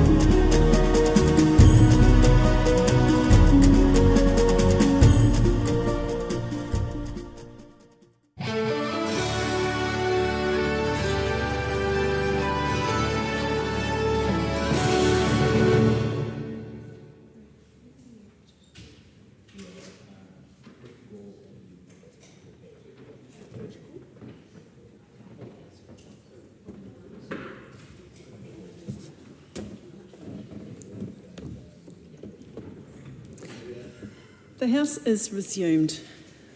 Members, we are up to the third reading of the Equal Pay Amendment Bill in its New Zealand first call. I call the Honourable Casey Costello. Madam Speaker. I rise on behalf of New Zealand First to speak on the third reading of the Equal Pay Amendment Bill. But firstly, Madam Speaker, if you would indulge me, I would like on behalf of New Zealand First, as the first speaker after the Honourable David Parker's valedictory speech, to acknowledge his service, his friendship across the House, the strength of his words, his honesty and heartfelt account of an impressive career in politics left us all somewhat speechless and humbled. So I would like to acknowledge his departure from this House. Madam Speaker, to this bill, I would like to firstly revisit the key point that pay equity claims will continue to exist after the passing of this legislation. The framework will be changed and existing claims will be impacted, but as has been repeated numerous times in this debate, the bill delivers a framework for addressing sex-based undervaluation and remuneration. We are delivering a robust, workable and sustainable solution that is focused on delivering resolutions. There has been much narrative about the adverse impact on women and how women are being disadvantaged in this process, but this is not the case. We have had a history of hard-fought battles to ensure that women are paid the same for the same work that men do. From my recollection, it was not until the 1970s that the police delivered an equal pay framework for women. The legacy remained, and when I joined the police in the 1980s, police women were still referred to as WDs, or referencing the women's division. It has been a hard-fought, at times, process to address the system of equal pay, and I think we are in a good place. This bill is delivering the system that will ensure that pay equity will be resolved, that we will be accountable and there will be solutions for real race-based undervaluation and remuneration in female-dominated occupations. This does not alter or impact the process by which a fair day's pay is provided for a fair day's work.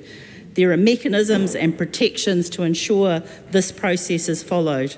This will drive accountability for the value of work and total remuneration conditions. More importantly, as has been mentioned, it will ensure that private sector employers will not be allowed to perpetuate undervaluing the workforce through an equity system that has a government-funded backstop. Women are not being undervalued in this legislation. The protections will remain to address sex-based discrimination. I have said before, Madam Speaker, I have spent nearly all my workforce in male-dominated occupations and have worked with amazing women who, because of their value and contribution to their employer, have earned incomes well in advance of their male colleagues.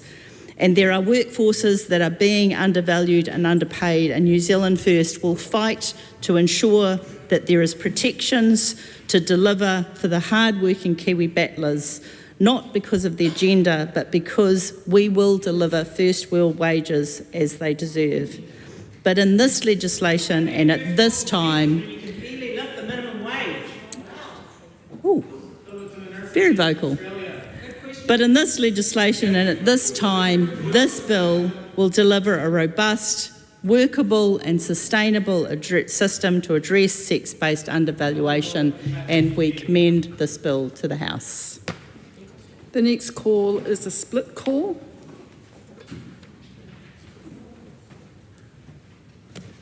I call Takutai Tashki. Tēnā tātou e te whare.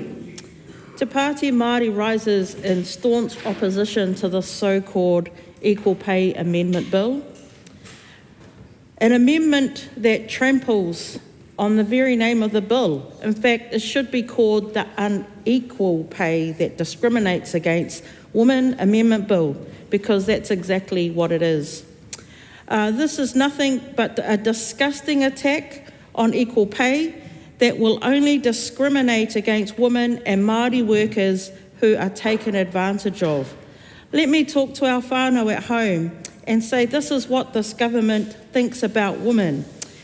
We get notice an hour before the bill is being dropped, and this government used urgency to push this bill through a process that misses out on the voices of our communities, the voices of our whānau, and there's no chance for them to actually have their say.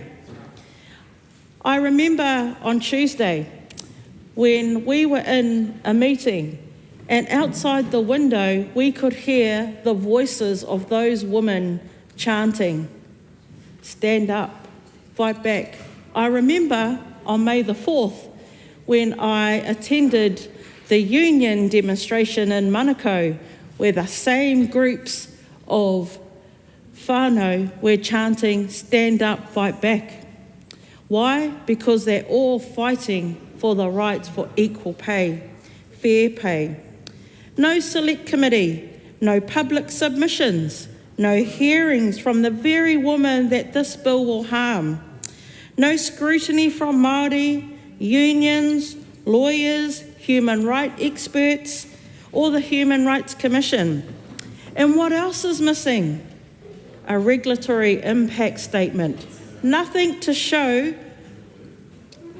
us what this bill will cost. No transparency about the risks or benefits. No modelling and no justification. And perhaps most disturbing of all, there's been no analysis of the bill's impact on the Bill of Rights. No assessment of whether it violates freedom from discrimination, the right to justice, or the right to equality before the law.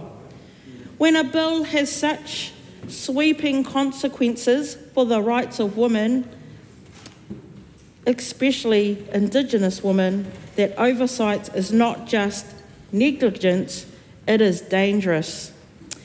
Let us be absolutely clear. This is not equal pay legislation. This is pay oppression in disguise. And the government has told minorities and women once again to go and stick it, that we are not worthy of due process, that all we deserve is an hour, that all we deserve is actually nothing.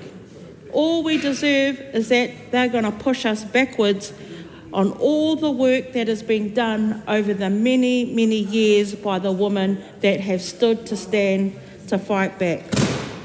So let us ask why all of a sudden, on the 6th day of May 2025, this government thinks that it's acceptable to use its power and oppress to remove pay equity for women. In 16 days, this government will announce their budget. It is clear they fudged the numbers. That's right. And they're coming up short. They've given $3 billion to tax landlords. They've cut the jobs of nearly 20,000 public servants. And then we hear the Prime Minister say that this bill will save billions. Well, now we know where the billions are coming from the pockets of those that work hard on the back that service this country. Madam Speaker, this bill is brutal assault on the rights of working women.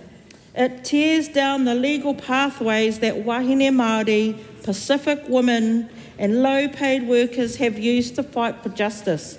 It guts the definition of women's work, wipes out every active claim and gives bosses unchecked power to shut them down with no reason needed. It bans back pay, delays fair pay for years and locks women out from raising a claim against again for decades. Unfair, unjust. Te Pāti Māori will not stand by this government to see this happen. Expired. Kia ora tātou. Madam Speaker, I rise on behalf of the Green Party to strongly oppose the Equal Pay Amendment Bill. Let's be absolutely clear. This bill does not modernise or streamline anything. It's not about improving processes or making things fairer. This bill is a direct attack on the hard-fought rights of women, especially wahine Māori and Pacific women who have been for too long been underpaid and undervalued in this country. It makes it harder to lodge a pay equity claim. It makes the evidence threshold higher earlier. It limits what jobs can be used for comparison. It halts claims already underway. 33 claims of hundreds and thousands of women. So what does this mean? Let's look at a massively female-dominated industry of secondary teachers. They make up 66% of women. But under the new legislation, there must be 70% of women in an industry to make a claim. This is the reality of this bill. On September In September 1893, New Zealand became the first self-governing country in the world which had women have the right to vote in parliament elections.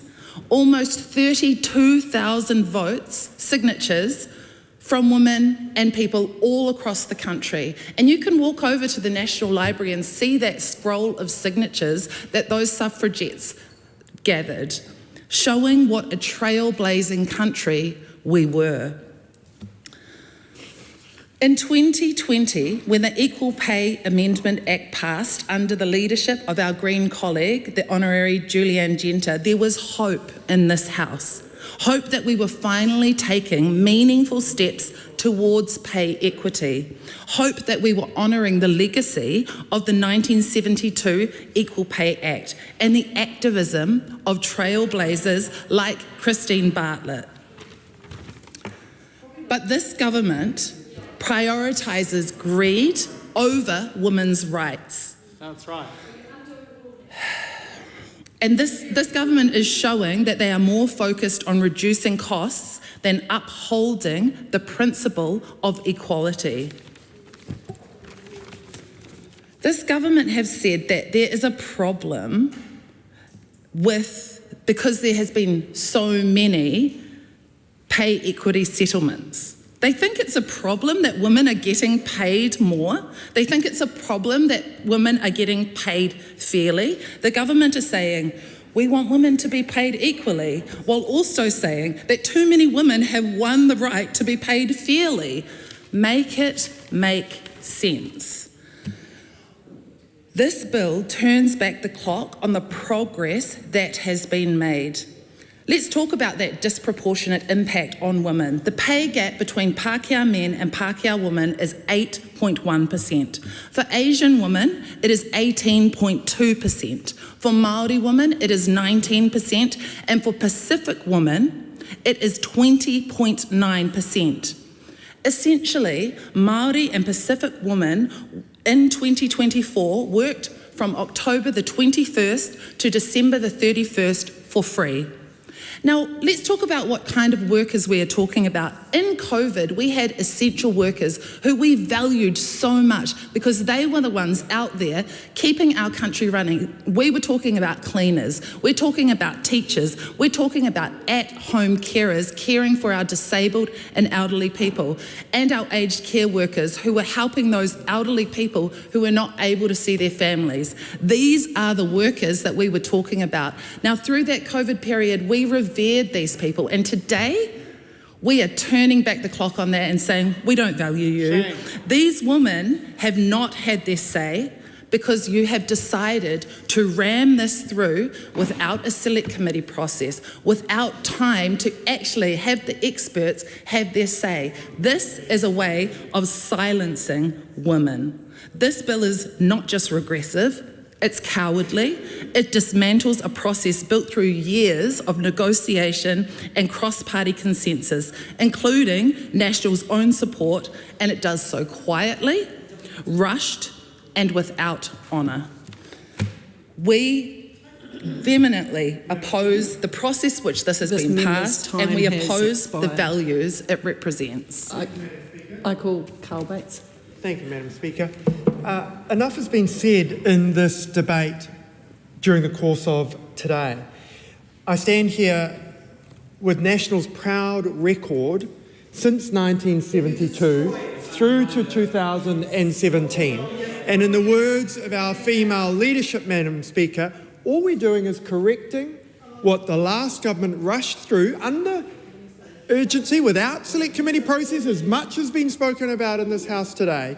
We're fixing that to ensure a robust, a sustainable and a practical system is in place. Madam Speaker, on that basis I commend this bill to the House. The Honourable Kamel Sipilani. I think it says a lot when the members on the other side can't even give a full speech.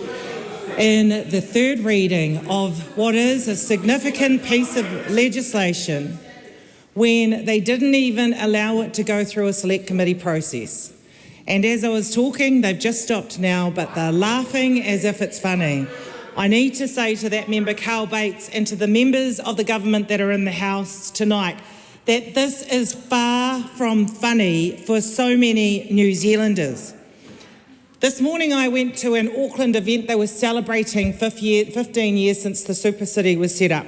But almost every woman who I saw who spoke to me when I walked in the room talked about the legislation that government has put in place and the halting of pay equity.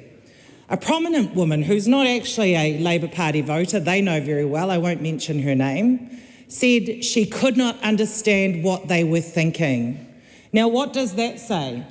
That says that women in all parts of society, on each side of the divide, know that this is wrong. But that side of the House don't know that this is wrong. Apparently, they continue to stand up in the House and gaslight us and gaslight the rest of New Zealand and tell us that we're wrong, the unions are wrong, the workers who are upset about this are wrong, the women's organisations who are very vocal in their opposition to this, they are wrong, the academics who are speaking out against this government move, they are wrong. Again, what we have is a National New Zealand First ACT coalition telling the rest of the country that they know what's right, we're all wrong, and then gaslighting all of us with regards to this issue. Madam Speaker, I'm still confused about how this came about. In some ways, it just happened so quickly, and then here we are now passing this ugly piece of legislation. And we've had different versions of the truth from that side of the House. However, I suspect that the ACT Party leader, the soon-to-be Deputy Prime Minister of New Zealand's version of the truth is probably this one time, the truth. He was very clear about the fact that they've saved millions of dollars for the government as a result of this. What a way to make cost savings. Taking money away from New Zealand women workers now and into the future, taking money away from their children, from their families, from their communities. And what for? To pay for tax cuts that they were told were unaffordable in the first place, to give $2.9 billion worth of tax breaks to landlords, to give a tax break to the tobacco industry. And you know what's most shameful about this? Is that government were not upfront with New Zealanders going into the last election. No one voted for this. I don't recall any of their politicians standing up on a platform saying, if you vote us in, we will repeal the pay equity legislation and we can assure you women will be paid less. Who voted for that? Any woman in this country or any man with a woman in their life that cares about that woman will be regretting their decision if their decision at that election was to vote for that government. And I have to say it's very clear. It comes down to choices. And we can see that women are not a priority for that government. And now the rest of New Zealand can see it as well. I think they have underestimated the sense of feeling of this issue. And what is really difficult to watch is the members on that side of the House quote themselves from how many months or years ago, trying to prove to us and the general public that they support pay equity. Simply not the case. And I think that this is not over, even though the government would like to think that it is. They think that by passing this legislation, it'll be done and dusted. They could do it quickly, sweep it under the rug and move on. Well, I can guarantee you that that will not be the case at all. What I feel very sad about, actually, is that this Sunday is a significant day. What is this Sunday? Mother's Day. Mother's Day. And what that government decided to gift all the mothers of this country was a pay cut. Effectively, that's what it is. What they have said is to all the teacher mums, all the social worker mums, all the mums out there that are carer and support workers, what they have said to them is that you cannot expect to get pay equity under us, or in fact for the next 10 years, and you will continue to fall behind your male counterparts, and you cannot expect to be paid fairly. And that is the Mother's Day gift that side of the House has given every mother in this country. Now, let's not forget that it's not just about the women and these mothers, it's about the children that they are looking after. It's about the families that they care for. It's about the communities that they live in. And today, the gift that they have been given for Mother's Day is a pay cut. Madam Speaker, we of course are opposing this bill. And we can't help but see so much of a contradiction from that side with regards to the speeches that they give, with respect to the support they showed unanimously for the bill when it first went through. And Madam Speaker, we're sad for Aotearoa, New Zealand, because we have had a proud history of being leaders for women, albeit mostly led by this side of the House. And today they take us backwards.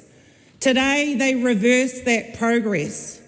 Today they stand against everything that we are so well known for internationally for standing up for. And the rights and the working conditions and the pays of women are just a few of those things. Madam Speaker, I said it in my first speech and I'll say it again in this third reading speech.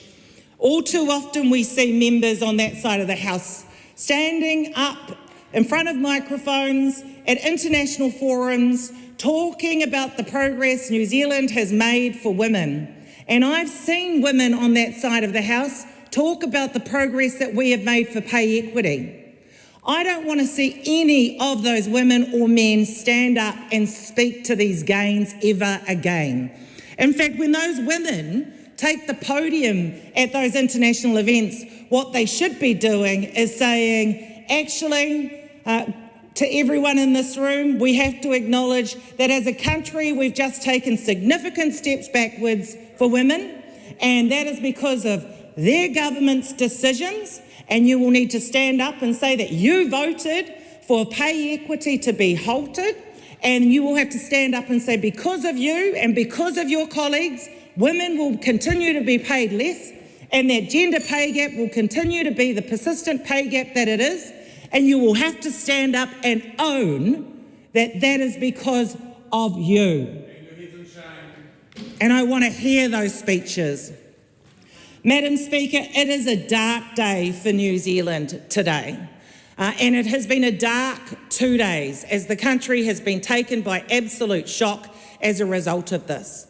I feel for the women who probably, for many, are still already struggling with the cost of living, rising rents, rising energy bills, and now they are going to be looking forward to very little in the way of pay increases and will not be able to expect to get pay equity anytime soon, Madam Speaker.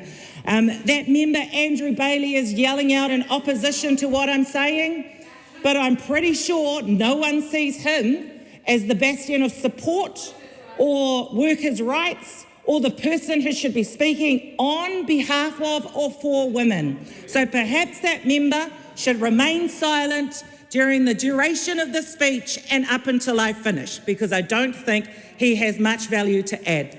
Madam Speaker, we oppose this bill. We are ashamed for that government, and the fight continues because the legislation may pass this evening, but that doesn't mean that we're going to remain silent on this issue or the rights of women in any area. Can I just make the point before I call the next member that comments across the House should not be personal. Thank you. Point of order, Carmel. Madam Speaker, if I'm getting heckled by a member on the other side of the House in an interjection, then I think that I have the right to make reference to the heckling. Absolutely. I call Stuart Smith. Well, thank you, Madam Speaker. It's a great pleasure to speak on this bill, and I'm very proud of this bill. I think it's a great step forward. And I would just like to say, Madam Speaker, there is a difference of opinion on this bill, and that's fine. But people shouldn't also respect other people's views. I respect the views of the people on the other side of the House that don't agree with me, and I think that they really should think about themselves if they can't respect a different view. Maybe they don't have a very good argument if they want to attack the messenger. Thank you very much, Mr. Speaker. I commend the bill to the House. This is a split call. I call Camilla Bellich. Thank you, Madam Speaker. And I think what we need to have in this debate is a bit of perspective. There are differences of opinion, as that last member said, but what we need to look at is the actual facts of what the government is doing here. This government is changing the current law on equal pay in such a way that it will make it almost impossible for predominantly female groups of workers to make pay equity claims and to receive pay equity claims. Now that is no joke. Yeah. That is about recognising the rights of women to have their work valued and to live free of discrimination. This is a human rights issue. And I want to talk briefly, if I can, I do have a short call, about the impacts of a settlement. I have a study here on the NGO social worker settlement. The results of when women received the settlement was 52% decrease in employees who skipped a meal, 55% decrease in employees who went without groceries, 51% decrease in employees struggling to make essential payments or mortgage payments, 91% increase in employees who reported that they had other money available and nothing left in their account, 37% decrease in employees who required other sources of income, e.g. working for families, tax credits, 40% of employees reported they could save more for their KiwiSaver. This is about dignity, Madam Speaker. This is about recognising the work of underpaid women within our society, and this is why this legislation was first brought to the House. And the changes that this government is making today will make these types of outcome for our lowest paid women, for the work that is undervalued, less likely, very less likely. And I want to acknowledge the people who brought this to the House. When I was first a lawyer, I did research on the Christine Bartlett case. In my maiden speech, I acknowledged John Ryle, I acknowledged Peter Cranny, I acknowledged Christine Bartlett, and I said one of the things I was proudest of that government was the work they'd done to value the work of women. And it is a shameful day, Madam Speaker, to be in the House to see that wiped away today, because I have met so many people in my career who have gone through pay equity processes, and for the first time in their lives, they look objectively at the work that they do and they realise that what they actually are doing is highly skilled.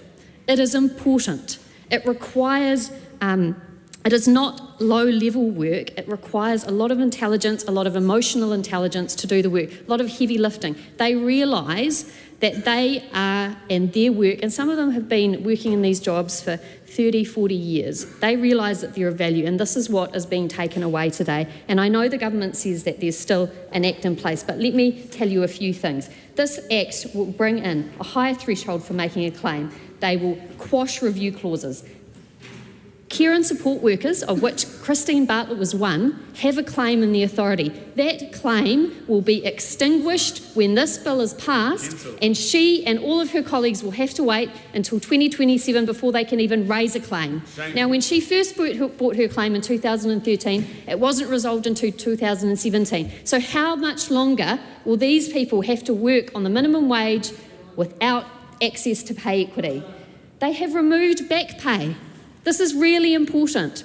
Currently, if you have an equal pay claim, if it's not settled, you're not disadvantaged during the negotiations because you know you'll get back pay. What incentive is there to negotiate in good faith where every single day you are losing an extra dollar? It is absolutely ridiculous, and it absolutely proves that this government is changing equal pay, and they're making it a lot worse, and they're making it more disadvantageous to women. And even if that wasn't the case, even if the things to do with retrospectivity, extinguishing claims and removal of back pay weren't bad enough, the hierarchy of comparators that this government is putting into the legislation will make it impossible for people to prove that they have a pay equity claim. And it also doesn't make sense. Why are people who work in close proximity to you more likely to be able to help you prove that you've been systemically undervalued. It's more likely if it's in another industry. This is a fundamental problem with this Act, and it will disadvantage women. It is a huge step backwards. This bill is taking money out of the pockets of working women in New Zealand. We won't see pay equity settlements. We won't see rises in pay. All we will see is what that we've seen throughout the history of New Zealand, which is consistent undervaluation, consistent not valuing of women's work, and consistent pay discrimination against working women. It is absolutely shameful. The National Party should be ashamed of letting this bill go through the House. It is absolutely terrible, and I think you will live to regret it.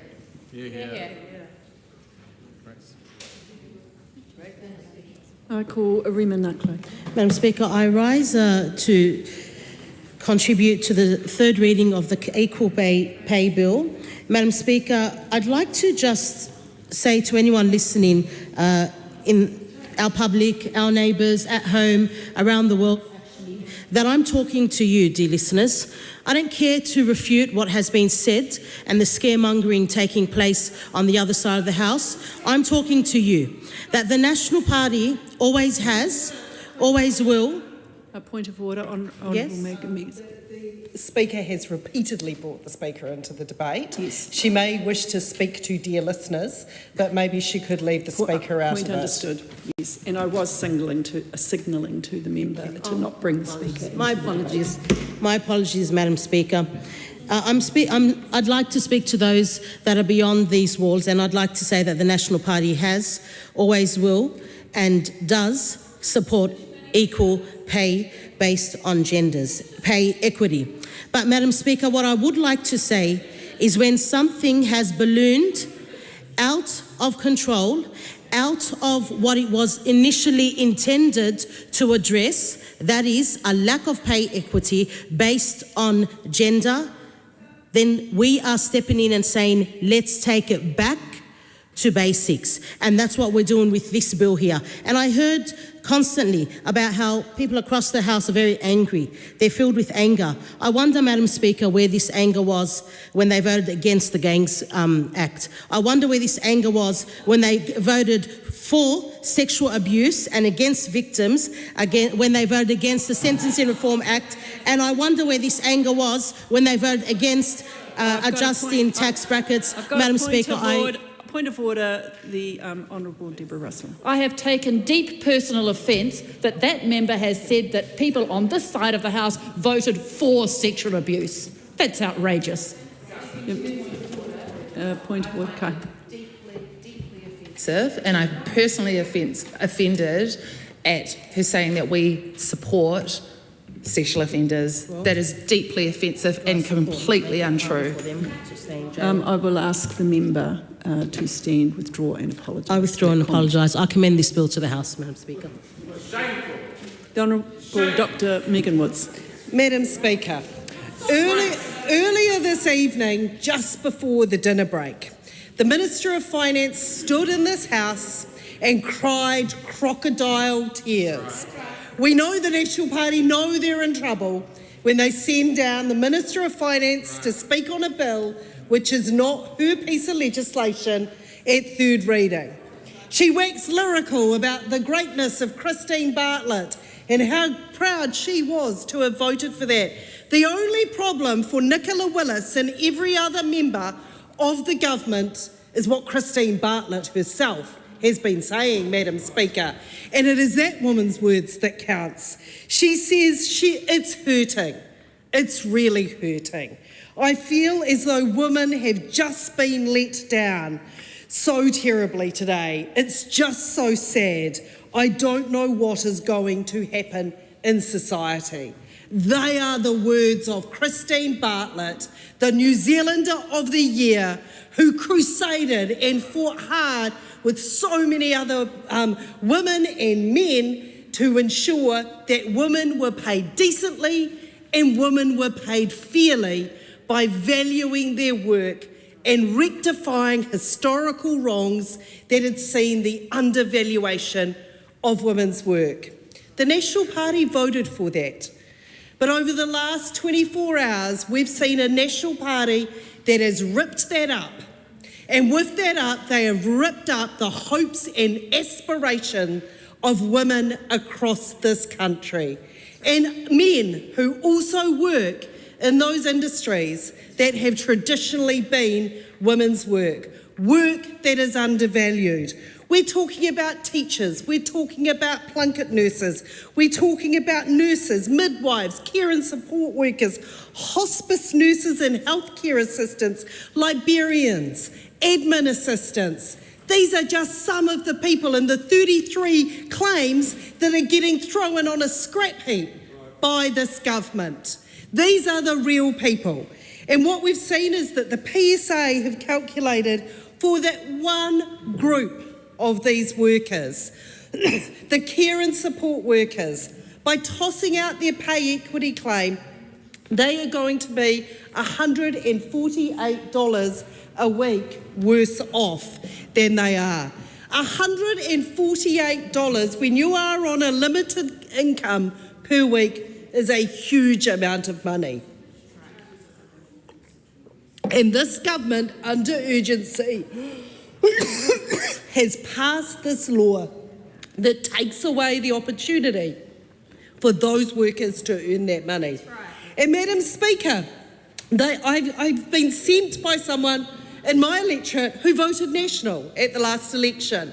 She sent me the pat reply that she's received from a National MP that she contacted about when she expressed her disgust. What are the lines they're sending out? The National Party, and it's Vanessa Wienick in this case, who's saying that they're amending the Equal Pay Act to make the process more robust, workable and sustainable. Let us be very clear, Madam Speaker. Sustainable means billions and billions of dollars saved so they can make their budget add up. Because at the core of this is what David Seymour said yesterday, what Christopher Luxon said on the tiles on the way in, and what Nicola Willis had to admit in question time today. This is about freeing up billions of dollars for a budget that is on the tails of a budget last year that gave billions to landlords and tobacco companies, and somehow it has to be paid for. And it is some of the lowest paid workers in our country, and particularly women, that are paying for this year's budget. Let us be incredibly clear about that. The pat reply that's being sent out also says that claims have been able to progress without strong evidence of sex-based undervaluation. Well, Madam Speaker, we have asked and asked through the committee stage. We have asked in question time, what are the examples of this? What are the examples of these claims that have been able to progress? Which of the 33 is so egregious that you're having to let down 150,000 workers in this country? Not one answer. This government has not gone through the scrutiny of a select committee process. They have refused to answer the questions in the committee stage of the whole. We and the country are still none the wiser of what the claims that have been able to progress are. What is the problem we are trying to rectify? So if we start from the basics of policy formulation, problem definition, we're still in the dark. We still don't know what the problem is. Only we do, because David Seymour let it slip out. The problem is making the budget stack up and paying for the things that it squandered the money on tax cuts in last year's budgets for, because that, the reality, is the critical problem definition. Then the condescending email that is being sent out to people goes on, says it is difficult to compare pay rates from across different industries. That is correct. Is it a surprise to anyone that rectifying sometimes centuries of undervaluation of women's work is not an easy task, requires complexity and is difficult? It's the very reason why we set aside the money when we're in government. And what is more, as my colleague Camilla Ballach rectified, also said, you know what, we will back pay this while we work this through, because it is complex, it is going to take time, and nobody should pretend that rectifying centuries of the undervaluation of women's work is going to be done in the flick of a switch. It is going to be hard. But this Act that we are debating today, also this bill, which is soon to become an Act, takes away that back pay. It takes that away and it puts it back into the budget. It puts it back essentially into tax cuts for landlords and tax breaks for tobacco companies, because this government cannot make its budget add up. So these are the kinds of lines that this government is peddling. But let's take this back to the humans that are at the source of this. In a second reading speech yesterday, I talked about sitting down with some rest home workers in my electorate many years ago, and them telling me about the fact that they could finally afford the bus fare to get to work. But more importantly, the bus fare to get home from work. And they weren't having to walk 40 and 45 minutes home at the end of an incredibly hard shift. And I think any of us in this House that have spent either as elected representatives or as family members have spent time in rest homes have nothing but awe for the workers who work in rest homes. That none of us can imagine having to walk home 45 minutes after the kind of graft that those people do, the kind of hard work that they do. And these are the very workers that this government is letting down. They are saying to the midwives, to the hospice workers, to the care and support workers, to the teachers, to the nurses, to the admin workers, you don't matter. Balancing our budget is more important. We squandered the money at the last budget, and I'm sorry, you're going to have to be the sacrificial lamb. And what we have from the National Party is a whole lot of excuses and a whole lot of women MPs who frankly will not front on this. The challenge for every National Woman MP is to get out and explain to women why they think it is okay to use their position of power to legislate away their rights and their dignity, because that is what this government is doing. They are taking away the rights of women to be valued the same as their male counterparts by getting rid of pay equity. This is not easy work. No one ever pretended that it would be. But this is nothing short of taking money out of the pockets of women. One of the things that we do know is that there are 150,000 workers across the 33 claims that are going to be impacted by this. And what the National Party need to realise that for every one of those 150,000 workers, they have family, they have children, they have partners, husbands, wives, parents, sisters, brothers. The ripple of this change will be enormous. When I think about what $140 odd will do for families that I represent in Wigram each week, the difference that that would make, that this government has ripped away from them. Let's even just put to one side the fact they've let them down over the promises they made about support for early childhood education and the fact that hardly anyone's receiving that. But, Madam Speaker, this is nothing short of a betrayal of women. I call Dana Kirkpatrick. Thank you, Madam Speaker. I thought that I might just repeat my speech from last night, but I think it's already been said many times. Just a couple of things from me. The government supports women. The opposition enjoyed my speech so much last night it was almost worth repeating. The government supports women. It supports gender equity in pay, and it supports equal pay. The National Party began this journey in 2017, Madam Speaker, to introduce the legislation, and now we are continuing to ensure it is workable and clear. We support the legislation, Madam Speaker, and we commend the bill to the House.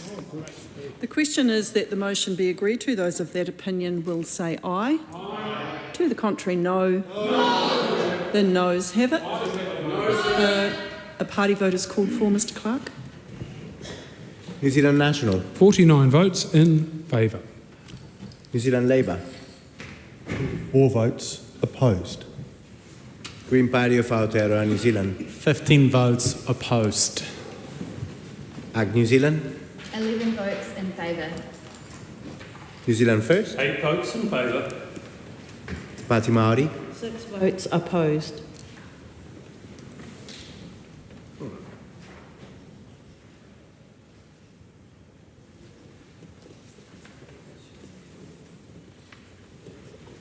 Members, the ayes are 68, the noes are 55. The question is agreed to.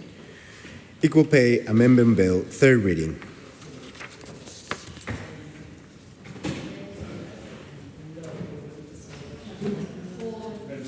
I call the Honourable Tama Potaka. I present a legislative statement on the Wildlife Authorisations Amendment Bill.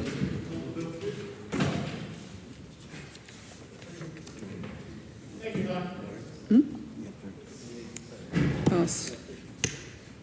Where are we?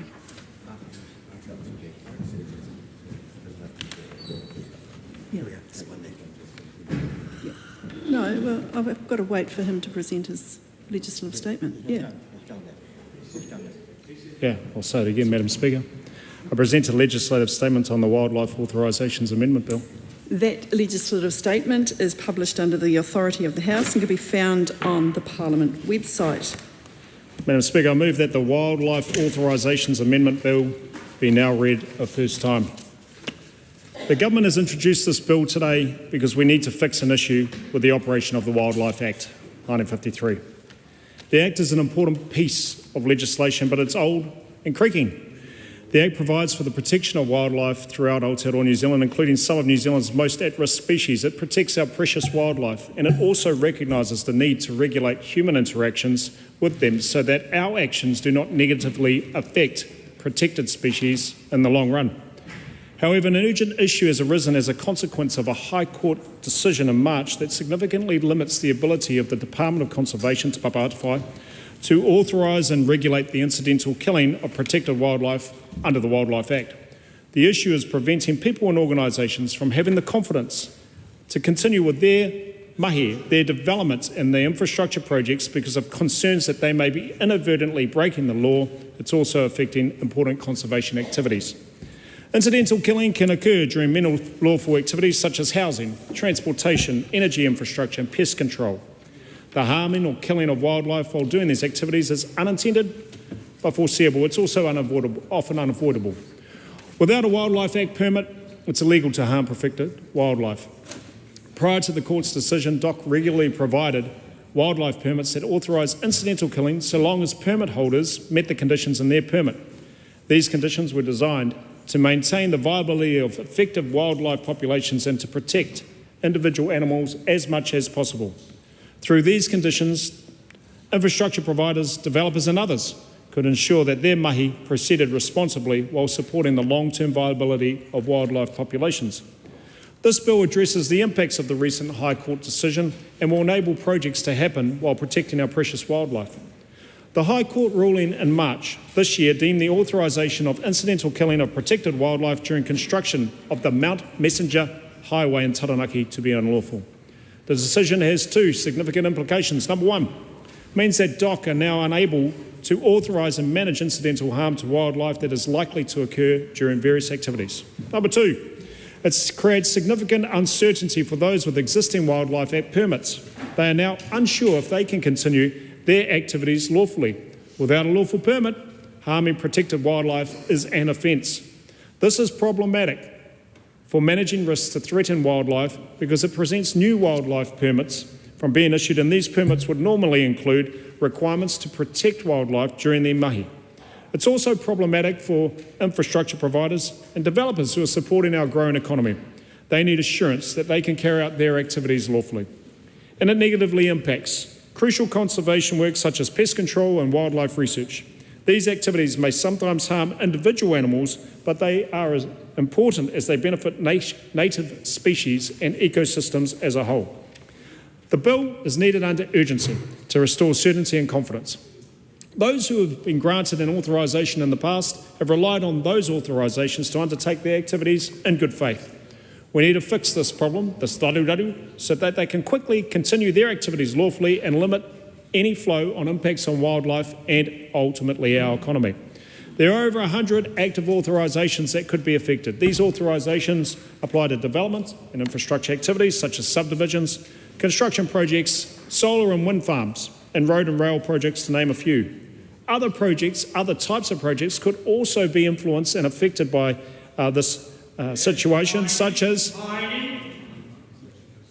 pest control, to control bovine tuberculosis, also known as the TB-free program. On top of this, many applications for planned future activities that may require wildlife permits are currently stalled. We urgently need to enable those applications to be processed so activities can go ahead with appropriate safeguards to protect wildlife. The bill makes specific, targeted, focused changes to fix this problem. The government's intent to the bill is very, very focused: to restore people's confidence that they can carry out their activities lawfully, and two, to enable the Department of Conservation, Te Papa Ātawhai, to regulate incidental harm to wildlife so that activities that do not cause permanent harm to the viability of protected wildlife. The bill does not make fundamental changes to the Wildlife Act. As I've said, the Wildlife Act has a very important role. It protects almost all our native birds, native reptiles, moko, frogs, whiti poraka, and bats. Peka peka taupoto, also known as Mr. Sina tuberculata, the short-tailed bat, and a few specified native invertebrates and marine fish. Many of these animals, these kararehe, are at risk. It ensures wildlife cannot be lawfully taken, harmed or killed without a permit. And these permits in turn protect the wildlife by including requirements designed to minimise adverse effects to individual animals and the species. This bill addresses the issues at hand, following the court decision while maintaining the existing foundations of the Act. It does not change the purpose of the Wildlife Act or water it down. It does not affect all decisions and permits under the Act, but focuses solely on permits for incidental harm. Instead, the bill essentially restores the understanding to be the status quo prior to the court's decision. The court's decision was that authorising incidental harm is unlawful under the Wildlife Act was based on the view that every act of killing individual animals must be consistent with the Act's purpose of protecting wildlife. However, prior to the court's decision, DOC had interpreted the Act to mean that a permit could meet the Act's protective purpose by addressing effects at a population level. For example, a wildlife permit might allow an activity to harm some individual animals, but require the permit holder to undertake activities such as habitat improvements, pest control that supported the population of that wildlife.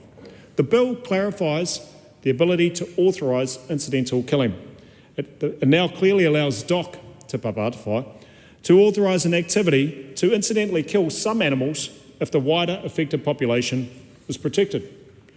This will remove the block preventing applications for activities being processed. But let me be clear, these changes do not change or lower the bar for the protection of wildlife. The bill still requires that making and authorising wildlife permits be consistent with protecting wildlife. Permit holders must still take reasonable steps to avoid, minimise and mitigate harm to wildlife. The bill also provides some clear guidance on how decisions should be made. For example, it requires DOC, Te Papa Ātawhai, to consider what potential impacts the activity might have on the effective wildlife populations and, of course, the viability of their species and the extent to which the permit will manage these effects. The bill also validates authorisations that have been previously granted for incidental killing. These validations will give those who already hold wildlife permits the confidence, the assurance that they can carry out their activities lawfully.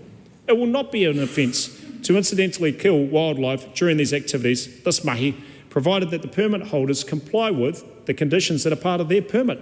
So if you've been given a wildlife permit already, ka pai.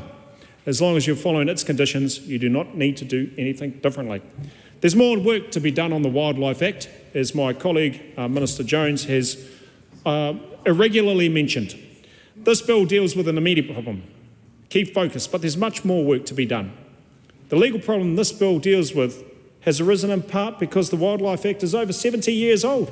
It's older than nearly everybody that sits in this House.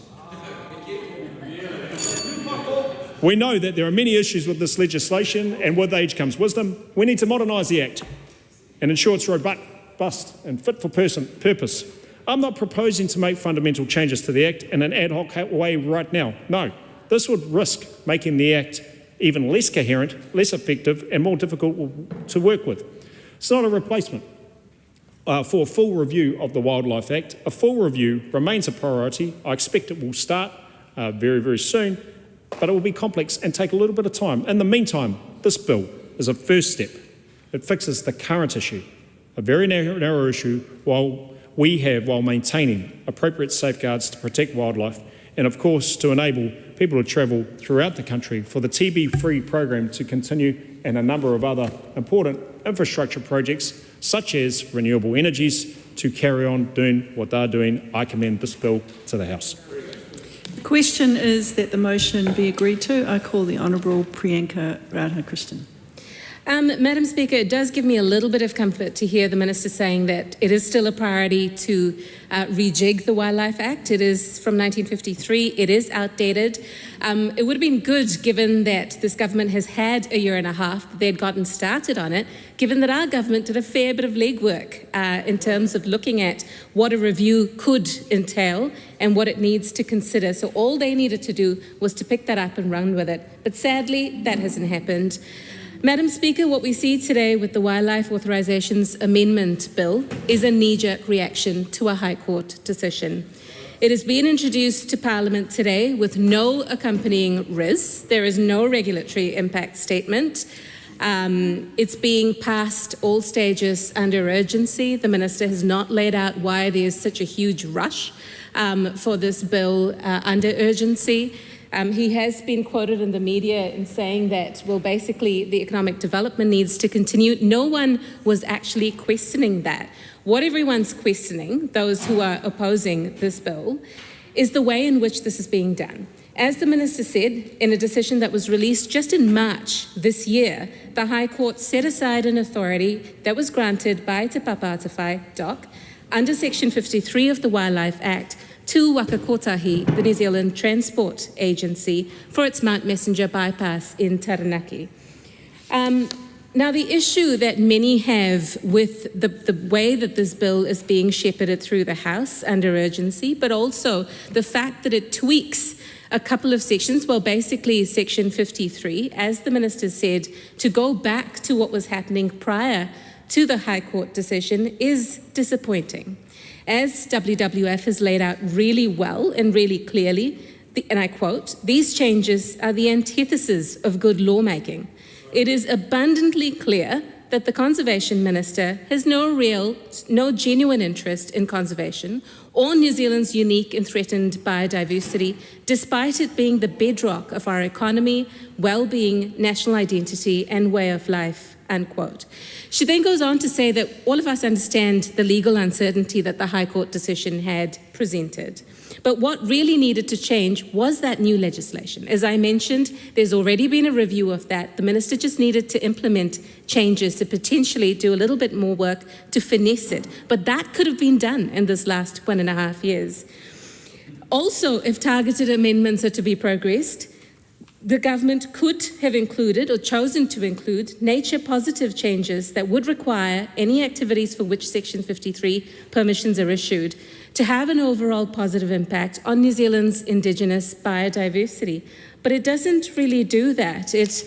And I go back to the environmental legislative initiatives submission on this as well, or would have been submission if we'd had a select committee stage process, but unfortunately we don't. Basically, their win in the High Court meant that developers needed to take reasonable steps to avoid killing wildlife rather than simply being permitted to kill wildlife. Now, this piece of legislation, shepherded through the House by the Conservation Minister, actually goes against the purpose of the bill. That is basically what the High Court ruling was. The primary purpose of this bill is to protect wildlife and to regulate human interactions with wildlife, not just to carte blanche allow the various developments that this minister wants to push through to allow them to do whatever they want. So that's not the point of the Wildlife Act, and unfortunately, it is a shame that this piece of legislation, rather than making any meaningful change that would protect our biodiversity, just allows what was happening before, that the High Court has pointed out was unlawful, to be lawful by changing the law. It is a sloppy piece of legislation. But again and again, this government has shown us that they are committed to waging a war on nature. Biodiversity and climate change are the two biggest issues that affect our environment and us as a country. Now, whether it's through repeals and deferrals of regulation that protects freshwater and native species, their proposed repeal of the ban on offshore oil and gas exploration, setting climate targets so low that they violate our commitments under the Paris Agreement, not to mention that this Conservation Minister's priorities, as he himself has laid out, He says, and I quote, in his cabinet paper, "My vision for conservation is to encourage more visits by tourists and New Zealanders to our iconic landscapes, to activate more commercial opportunities on public conservation land, and ultimately enhance biodiversity across our country." Says it all. I don't commend this bill to the House. I call Steve Abel. Thank you, Madam Speaker. This is a dark day in the Parliament, I would say. There are two pieces of law going through the House that will have the effect over the course of yesterday, today, and if we get through to tomorrow, of, in the words of Strictly Aotearoa on Blue Sky, who tweeted, expressing the government's view that they want to kill Kiwi and pay women less for doing it. That's basically what the government will achieve today. And they will take the extraordinary step of, well, we have an underfunded Department of Conservation. In the words of the World Wildlife Fund, New Zealand has the highest species extinction rate in the world, with more than 4,000 of our native species at risk or threatened with extinction. And they want to reorient the Department of Conservation's focus from protecting wildlife to killing wildlife, literally issuing permits and authorities for developers to kill wildlife. Well, in the headline of the newsroom article, "Law change protects vulnerable roads and mines from skinks, geckos and frogs." That's what this does, Madam Speaker.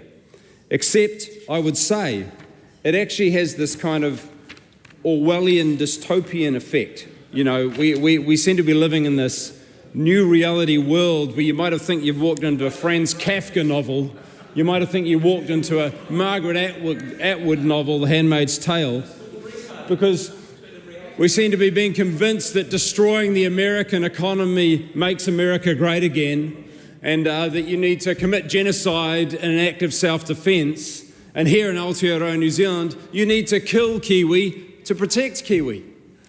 Wow. I mean, honestly, it is discombobulating, Madam Speaker. Very easy if you're a Green. Interesting.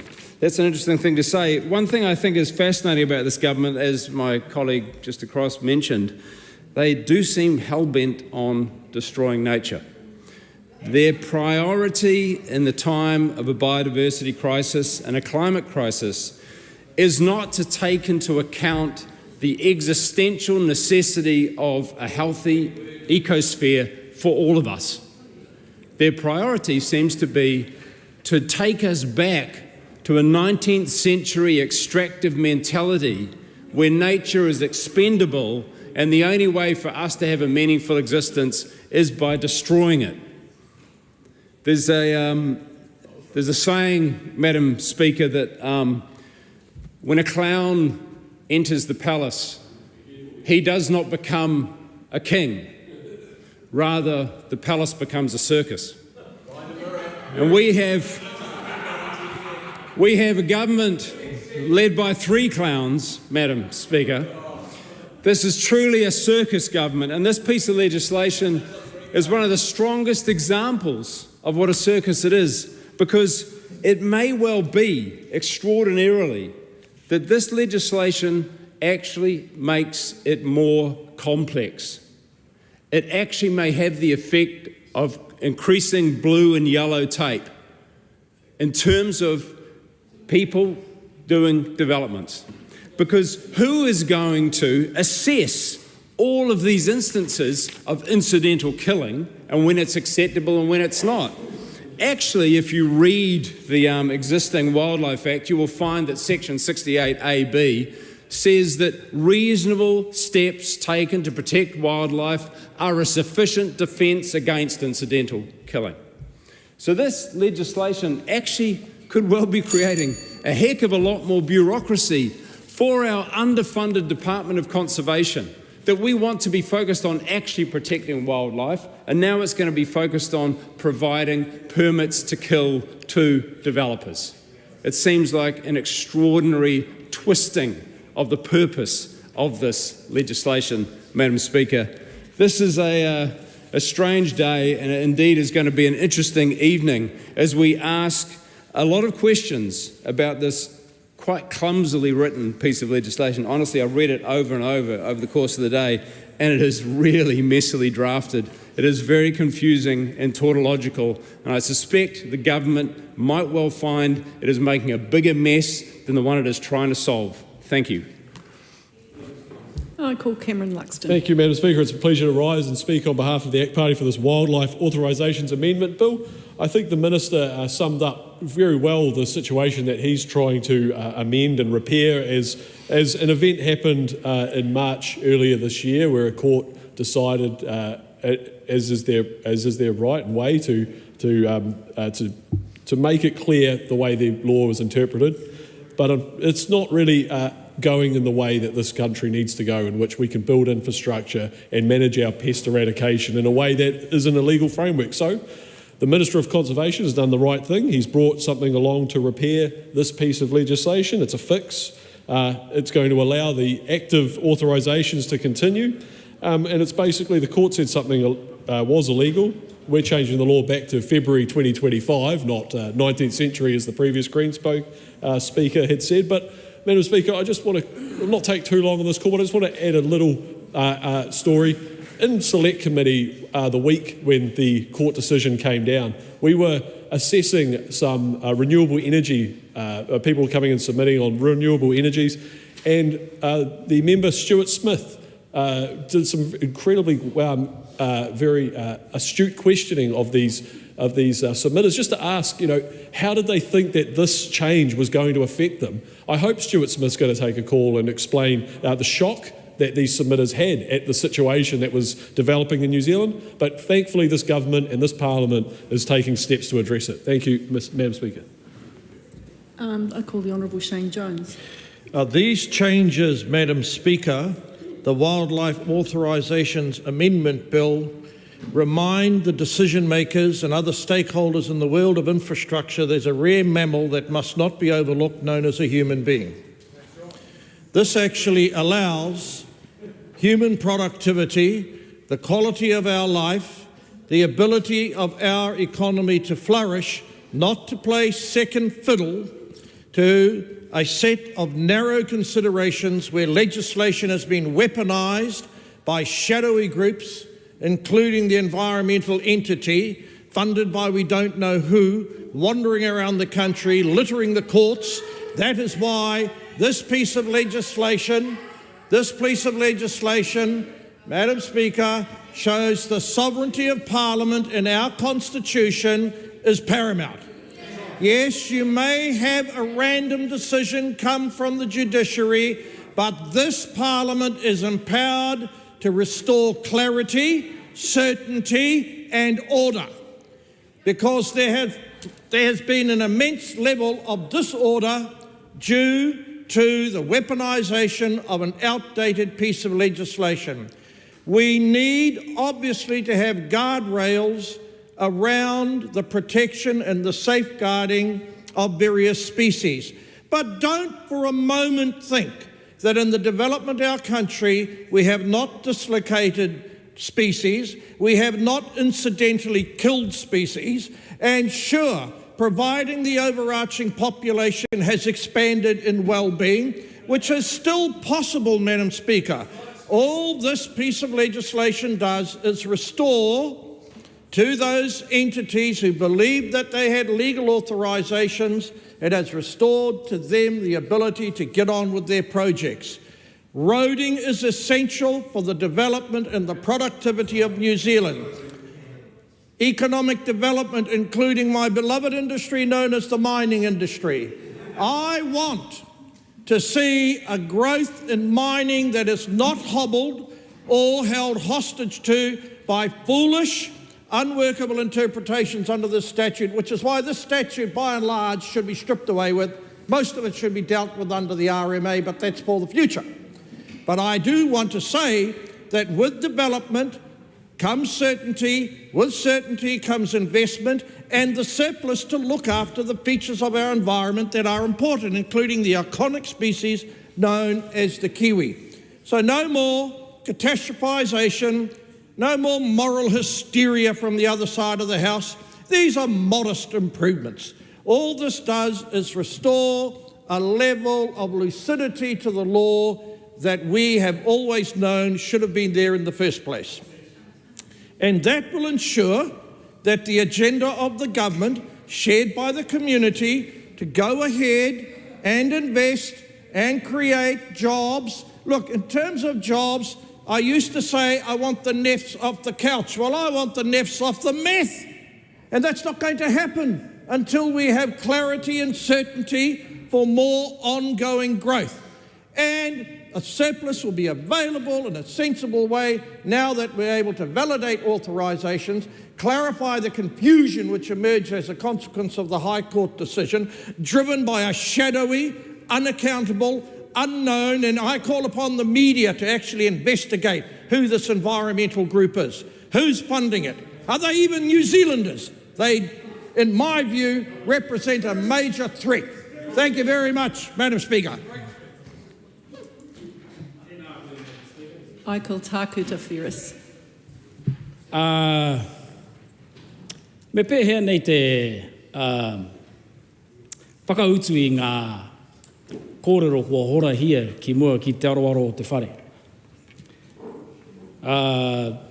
Ngā mema o te whare e noho whakapapa Māori ana.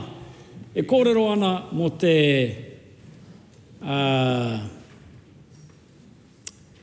te muku I te wāhi ki te ia, te tātai, whakaheke, o ngā uri a tāne, he manu o ētahi, a kamutu ko tāua te tangata ētahi. Engari pēnei anō I ngā karawhiunga o tēnei whare, kāore he wāhi tō te whakaaro Māori, a hako te māngai nui o tērā taha, me ona e pahupahu nei mo te iwi Māori, me ona mōhi o tanga. E kore, wana kōrero, e whai kiko take ki te unga mai o te iwi Māori roto I nei tuākoetanga. So, just where to start? Killing the Kiwis. I mean, get real. Get real. There was a clear decision from a court, and so we just bust a sidestep and go around it, and we'll just make it okay. But we're talking about killing a Kiwi. I mean, it's got to be one of the most stupid things I've heard this House consider to date. There's more to come, no doubt. But, yeah, Kiwis die all over the place. Endangered animals, you know, we're really getting to like the place of biodiversity. The place of biodiversity. Let's talk about that. Let's not put a mine or a road in front of the value of biodiversity. What comes from biodiversity? Everything you rely on. What comes from biodiversity? Every medical advancement that's ever happened. You know, what comes from biodiversity? Our national identity. All of these things are folded into this convo, but the government's happy to just say, whack. No, we've just got to get around this so we can build mines and roads. And how much care do you think those road builders and those mine diggers will take? Quite a lot. None. Quite a lot. Oh, quite a lot. Quite a lot. I think they were taking a lot while they killed those other Kiwis. So, you know, I mean, we've got ministers over here who are complete natural world denialists. You got a minister of fisheries who denies that the Maui dolphin exists. You're not even on this planet. Denies that the Maui dolphin exists. We've got a minister of Te Papa Atawhai. Te Papa Atawhai, oh yeah, hecta he calls it. Te Papa Atawhai is okay for Kiwis to be incidentally killed, along with peka peka, along with poraka, along with ngata, all of the taonga species protected by Waitangi claims. No, it's all right. Oh, that tells me how much you know. Yeah, catch up. You might want to catch up. You might want to learn what taonga species are. But I guess, you know, I guess all the kohanga reo around the country one day will have a new book called Tama the Kiwi Killer. Oh, it's relevant, all right. Ngā moko puna. Ngā moko puna. Pehenei o moko puna e te uri o te au pauri I te korenga o te kiwi. I te korenga o te peka o te ngata rānei. Enei, ngā moko puna, heke mai ngā tātai a tāne. Enei tū kōrero kaha nei tēnei toko rua te karawhiu runga I te mata o te motu. Engari kiko nei huri tuara atu ai. Nō reira kei te pai, haere me tō tuara, ko tō iwi Māori tērā, noho nei roto I ngā wā kāinga o tēnei whenua, e tohe ana kia mau, kia pupuri, te mauri o te whenua. Ai. Haria era whakaro ki te moe e Shane, kōrua ko tama. Kōrua ko tama. Kāre no, kia pautangu hau. Tāria te wā, kia heke ki te kore, ka tai ka heke. Hoi anōra, aha koa ngā hie.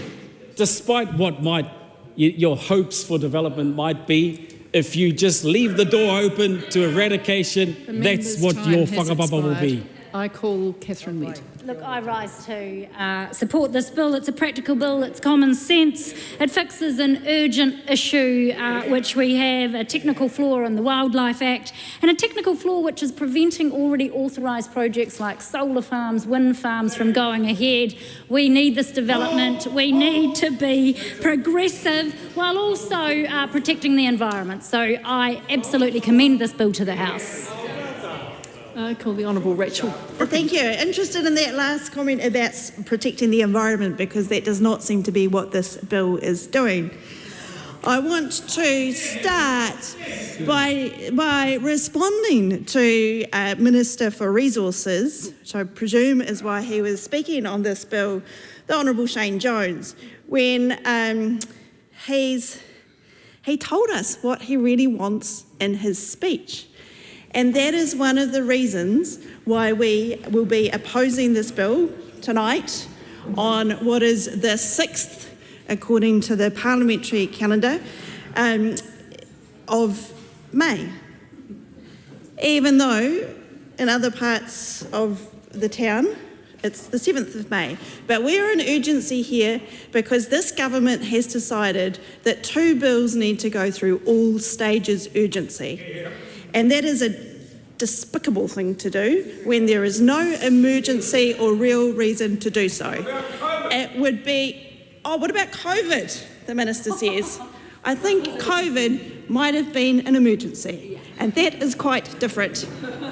But I'm glad that the Minister has brought up COVID, because I will have questions in the committee stage about review of these changes. Because there's nothing in the commencement of this bill, nor the one that's just been through, about a requirement for a review of the legislation which can actually take some proper time and have some proper consideration, rather than us getting the bill just before we have to speak to it. In this case, we did get it a whole day ago. And so we've had a little bit more time on it, and it is shorter than the last one. But this is very bad process, and it is not necessary. This bill is about a court case, a decision that was made in March, Madam Speaker, and it is now May. So there has been a couple of months that has passed since this decision was made, and the world has not ended. Another week. Well, I would say to the Minister who's saying that Parliament is sovereign and it's not the courts that are in charge, that it would be good if Parliament had a chance to properly examine the legislation, because what is happening here is the executive is in charge. That is all that this government does, is make the executive in charge, and it makes, and the Minister says it's democracy. They are breaking constitutional conventions day after day, and it is putting our democracy in real jeopardy, and they should take this matter a whole lot more seriously. And I'm told now to look in the mirror. Well, I'm going to give that member from Northland an example of what you can do is, if there is a real emergency, then and we've worked out that there's not an emergency here. We've worked out that there's not an emergency because this decision was made 2 months ago. It is not an emergency. This bill could be sent to a select committee for a week, Madam Speaker, for a week. It could be sent for 2 weeks. That is a short amount of time. And we know that it is a small bill that a lot of people are very interested in. When I say a lot of people, there are a number of people. We can probably name most of them. There will be environmental groups, there are developer groups, there are people who work with DOC who would be able to submit on this bill and give some thoughtful analysis. And the members on that select committee could ask some questions of officials. We do not have that opportunity with all stages urgency, Madam Speaker, and so that is why this bill is a disgrace. Again, we have a disgraceful bill from this government, and it does not need to be if you follow the logic of their arguments, Madam Speaker. Now, we're also going to that logic. There's a complaint about the High Court case. The High Court case was implementing the precedents from the Supreme Court in the case about the sharks. So, again, this is not an issue in terms of needing to pass this bill today. It could be passed next week, Madam Speaker. And what we've heard the Minister Shane Jones say is he's called the group that took a case a shadowy group, that they're unknown. We don't know where their funding has come from. Well, I can tell you, Madam Speaker, that this group did not donate to my campaigns. Time has expired. I call Grant McCullum. It's interesting, as I sit and listen to the opposition's views on this very important and urgent bill, and I think a couple of names spring to mind. One of them's Eugenie Sage, a minister, former Minister of Conservation from the Green Party, and guess what? She was a Minister of Conservation and oversaw the use of just these instruments to allow people to do things, just to do things. And then interestingly enough, I'll give you another name, the Honourable Kitty Allen, another member from the other side of the House, who was a member of the Labour Party, and she was a Labour Party Conservation Minister. And it's interesting, isn't it? So they suddenly forget about all the things they did and just think, oh, well, here we go, let's have a crack at these guys. I will certainly think that they need to think about what they're doing, and I commend this bill to the House. Oh, well done. I call Rachel Boyack. Madam Speaker, I just want to start by pointing out the irony today that little spotted kiwi are being translocated from Kapiti Island tonight to the Brook Waimarama Sanctuary in Nelson Whakatū, and I congratulate the Brook. It's the very same day we're passing legislation that makes it easier to kill them. Madam Speaker, it's just so ironic that on a day that we're celebrating such a momentous occasion for such a precious taonga in our motu. And so I just want to reflect on some comments made by my colleague Rachel Brooking, but also the member opposite who's just sat down, who I'm just going to give a little bit of education around process here and then talk a little bit to the bill. We had an emergency, Madam Speaker, and members of the House will recall, in 2023, which was Cyclone Gabrielle. And it created a massive mess on the East Coast. And following that, we had to put special legislation in place to ensure that agencies could act. We needed them to be able to act quickly, to be able to make decisions quickly. We put it through a shortened select committee. So even though it was an emergency, even though it was urgent, we sent the bill to select committee, which I sat on, and we reached out to stakeholders and we heard from them in a shortened select committee process. The issue with this bill is that it's going through all stages tonight under urgency, and as my colleague Rachel Brooking has so correctly pointed out, if it was so urgent, why wasn't it brought to the House back in March? Why wasn't it brought back to the House in March? Now, we in the opposition do agree there are some issues that need to be addressed as a result of...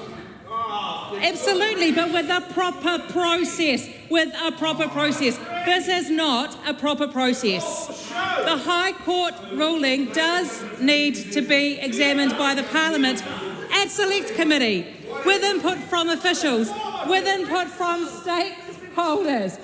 We don't even have a regulatory impact statement. We don't, again, the second bill during urgency, we don't have a RIS in front of us to be able to consider. And so process matters, and it is important that on matters like this that we're able to actually properly examine the bill, actually write to the relevant stakeholders, seek advice and suggestions from officials. Now, I do want to talk a little bit about the bill and specifically around the Act, because as I've said, and I know they'll yell across the House back at me, the Labor Party does believe that there needs to be wholesale reform of this Act. It is 70 years old, and in fact, I'm looking here at a press release from one of our former ministers, my colleague Willow Jean Prime, in 2023, saying that the Wildlife Act will be replaced with modern fit-for-purpose legislation to better protect native species and improve biodiversity. So when we were in government, Labor had actually begun this work, but we haven't seen that. We haven't seen that put under urgency. We haven't seen that work continued. Oh, he does want to get rid of the whole Act. Okay. Oh, no, that'd be interesting to find out about conversations between the two ministers there, because actually New Zealanders do believe in protecting our wildlife, and they do, and it's important that they do. But the situation with this particular bill is it does respond to a High Court ruling which has found that the Department of Conservation has been using the wrong permits, and so accept that that is the ruling and that has gone on for some time. That is what the court has found. It does need to be addressed. I'm not going to stand here as animal welfare spokesperson and say that it doesn't need to be addressed, Madam Speaker. But this is not the way to address it, Madam Speaker. The way to address it is to actually send it to a select committee. I know. Process. I know. Because we know that when transport projects are being put in place, that there actually is a significant amount of surveying that goes on. I've even spoken to one of the people who does it recently, who lives in my electorate, who goes out and does surveying of lizards before roading projects go ahead.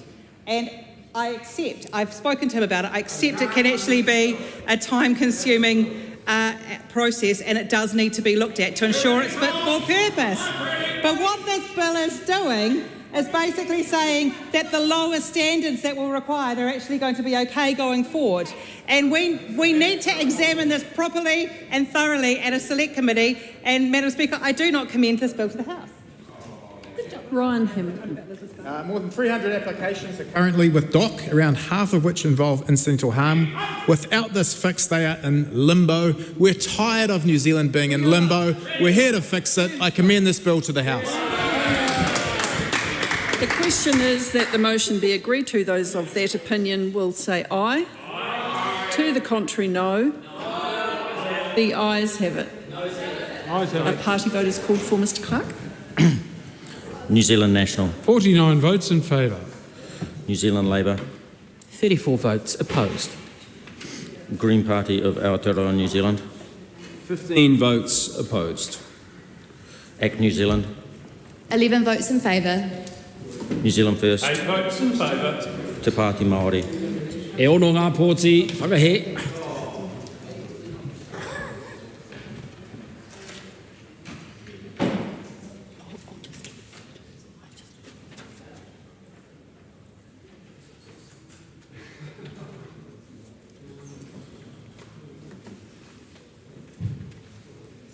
Members, the ayes are 68, the noes are 55. The question is agreed to. Wildlife Authorisations Amendment Bill, first reading. This bill is set down for second reading immediately. Madam Speaker. The Honourable Tama Potaka. I move that the Wildlife Authorisations Amendment Bill be now read a second time. Firstly, Madam Speaker, I'd like to acknowledge and thank the members for their insightful feedback and time under urgency as we progress with this crucial fix to the Wildlife Act, and also note the spirit of the predecessors of those various parties who endorsed the understanding of the Wildlife Act that this bill proposes to return to. whether or not that was from Norman Kirk through Bill Rowling, David Longy, Helen Clark, and of course Jacinda Ardern and Chris Hipkins, amongst others Eugenie Sage, Tudor Flavel, Dame Tariana Turia and Matua Ta Peter Sharples, who all endorsed the approach that we are now proposing to return to. The Wildlife Act is an important piece of legislation. It's not perfect. It needs some mahi ASAP, but for the time being it provides the protection needed to ensure the persistence of our precious Indigenous species. The Act protects our wildlife and it also recognises the need to regulate human interactions with them so that our actions do not negatively affect protected species in the long run. The High Court decision has impacted on the ability to issue Section 53 authorities. As I mentioned earlier, the High Court recently decided that it was unlawful to authorise the killing of protected wildlife under Section 53 of that Act unless there's a direct link between that killing and wildlife protection. This decision has wide-ranging impacts that could delay or stop many important projects at the heart of our environmental protection, such as TB-free, bovine tuberculosis, and also other broader, larger projects around our economy, infrastructure development projects. Future projects that would require authorisation under Section 53 of the Act, such as wind farms, power line maintenance, housing developments, roads, tourism activities, and many others that are important for our society, our communities, jobs, and the economy. Other conservation work like pest control and research could also be impacted. The bill makes specific targeted changes to fix this problem, to fix this challenge. The government's intent for the bill is to restore people's confidence that they can carry out their activities lawfully and to enable DOC Te Papa Aotearoa to regulate incidental harm to wildlife so that activities do not cause permanent harm to the viability of protected wildlife. The bill validates Section 53 authorities, those that are existing. There are between 100 and maybe up to over 500 active authorities that could be impacted by this decision. These authority holders are impacted through no fault of their own. These people need certainty that they are not breaking the law. This bill validates these existing authorities by inserting a new schedule to the Wildlife Act to provide this certainty. The validation will generally apply to all authorisations granted under Section 53 of the Wildlife Act before 5 March 2025 when the High Court made its decision.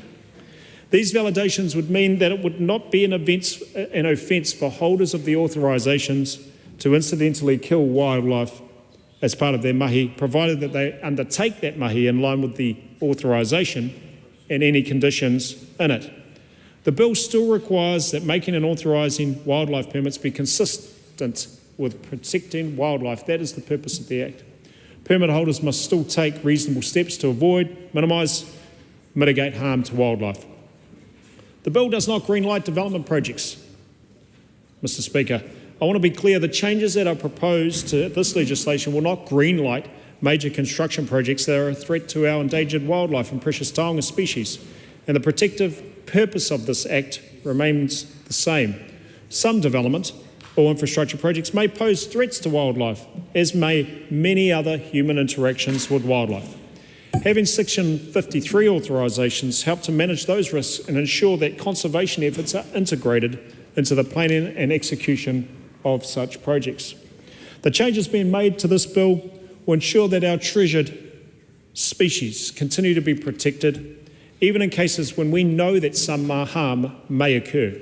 While this might initially seem contradictory to the goal of protecting wildlife, these authorisations are designed with tailored safeguards. The changes proposed to Section 53 will only allow incidental harm under strict conditions, so that the actions do not negatively affect protected species in the long run. The bill restores what was understood to be the status quo before this court's decision. The bill does not limit the existing powers under the Act to expand or how they are exercised. Instead, the bill provides clarity on the types of conditions that the Director-General may impose as part of an authority for incidental killing. These include measures to avoid making a species more threatened or extinct, measures to avoid, minimise or mitigate harm to protected animals. These measures are consistent with the types of conditions that the Director-General has previously set for authorisations to incidentally kill wildlife over 70 years. Prior to the court's decision, DOC Te Papa Aotearoa regularly provided wildlife permits that authorise incidental killing so long as permit holders met the conditions in their permit. These conditions were designed to maintain the viability of affected wildlife populations and protect individual animals as much as possible. Through these conditions, Mr. Speaker, authority holders could ensure their projects proceeded responsibly while supporting the long-term viability of wildlife populations. We should be able to continue with projects that provide essential benefits to the lives of New Zealanders without compromising our Indigenous species. This balance is key in the protection and conservation of wildlife populations and key to protecting the world that our mokopuna deserve. There's more work to be done on this legislation. It's been articulated very well in interjections, even to my kōrero, by Matua Minister Jones. These changes are targeted to address the specific issues raised by the court decision. They address a symptom of a bigger issue. And might I recount that in a previous government, and a majority government at that, they were unable to carry out and expedite the changes, but we will do this in due course. Mr. Speaker, the Wildlife Act is hold. It's lost coherence over time, and that is a key reason why we are sitting here today having to make these urgent amendments to ensure that our treasured species and taonga continue to be protected. Not like that kalupa I saw up at Omakiwi and Rafiti last week. No, that's gone. This 70-year-old Act needs replacing, Matua. But along with 70 years of amendments, there have been 70 years of establishing processes and systems. I'm not proposing to make these fundamental changes to the Act in an ad hoc way now. This would risk making the Act even less coherent, less effective, and more difficult to work with. A full review remains a priority. We will crack on with that very shortly, but it will be a little bit complex and take time. As the opposition knows, they took 3 years and couldn't make a decision. In the meantime, the bill is a first step. It fixes the current issue, the current raru we have, while maintaining appropriate safeguards to protect wildlife. On that note, I commend this bill to the House. The question is that the motion be agreed to. Mr. Speaker. The Honourable Priyanka Radakrishnan. Thank you, Mr. Speaker. Mr. Speaker, I began my contribution in the first reading of this bill saying that I had some hope because Minister Potaka talked about the fact that he is still committed and still prioritised, I think the word was that he used, a full review of the Wildlife Act 1953.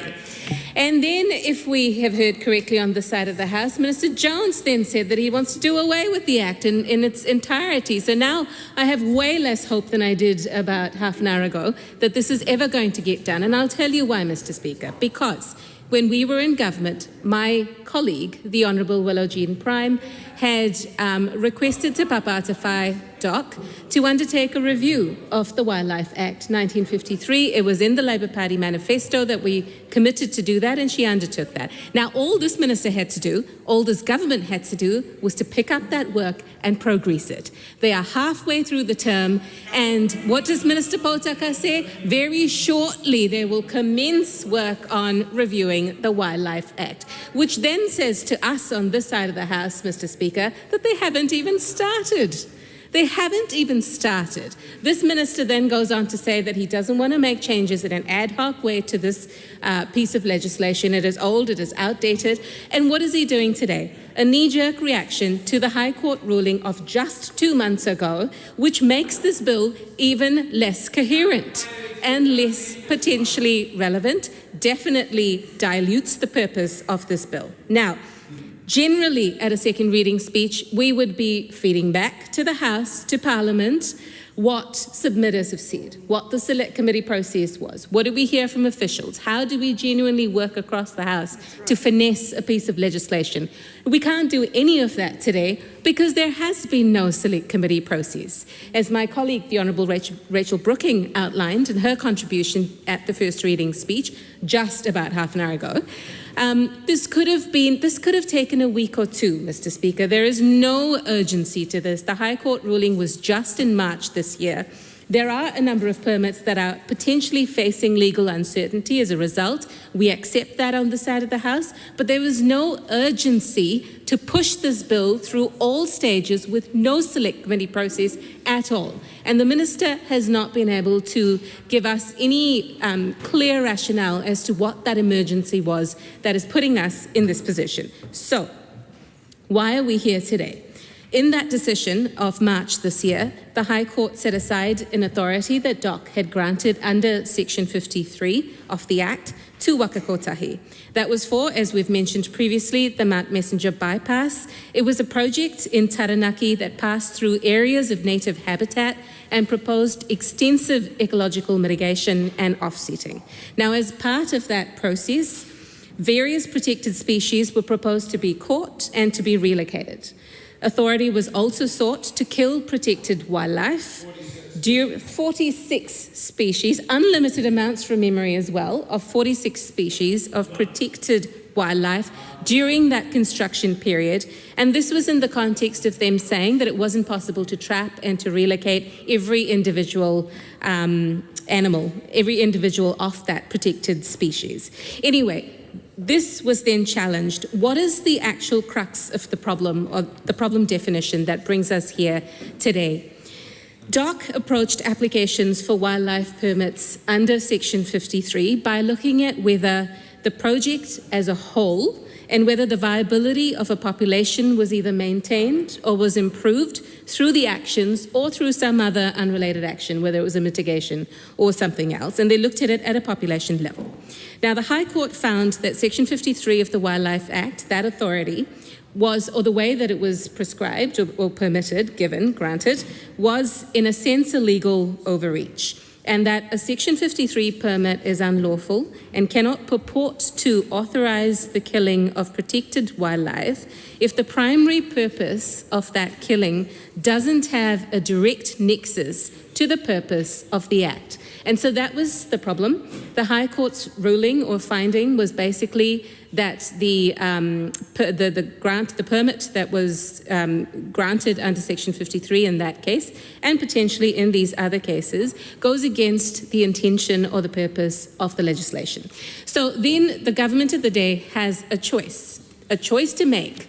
Do we then do this properly? Do we redraft, do we review and rewrite the Wildlife Act so that it actually then, the permits that are granted, whether through Section 53 or Section 71, the latter was not found to be unlawful in this case, do we rewrite legislation to actually work in a way that it promotes the principal purpose of the Act, which is to promote wildlife and to regulate human interaction? To Minister Jones's point, nobody on this side is standing up to say that we don't need economic development. What we are saying is that those who then build roads or mine, in the case of Minister Jones's example, need to take reasonable steps to protect biodiversity. I don't think that's an unreasonable ask. So we could have changed legislation so that the activity, the behaviour is in line with the purpose of the Act. But oh no, this government doesn't want to do the hard yards. They just want to tinker around the edges and make it now lawful to do what the High Court said was unlawful. That's the fix that this government is. We did nothing. The High Court ruling was in March this year. So you might just want to, if you're heckling from across the cross benches, maybe actually do some reading first. So back to the purpose of the Act. Now, Section 71 of the Act allows for things like roads to be built. Permits can be granted in circumstances where the activity is otherwise subject to one of the acts that's listed in Schedule 9, which lists a whole bunch of acts, legislation that is exempted. It's an exemptions regime, basically. So one of the questions that we will get to, I will get to in the committee stage of this bill, which we will get to very shortly, no doubt, is to ask the Minister why some of these other options weren't considered. Why is it just tinkering around the edges to make what the High Court said was unlawful now lawful? Why is that the best fix that this government can come up with? But to go back to this, now, as I said previously, at a second reading speech, usually we would be talking about what submitters have said. We don't have that. The best that we have is press releases by those who are concerned by this piece of legislation. I have shared some of what the World Wildlife Fund has talked about in terms of this change, both the process of lawmaking, which goes against the very democracy that Minister Jones seems to be so invested in, because it doesn't allow for New Zealanders to have a say. Internationally, we are regarded to have such a transparent process where every New Zealander can have a say on every piece of legislation that they care about. It's lauded internationally, but not today, because we've got significant pieces of legislation twice, sitting here for over 30 hours to consider significant pieces of legislation that are being rushed through, rammed through urgency for absolutely no reason at all.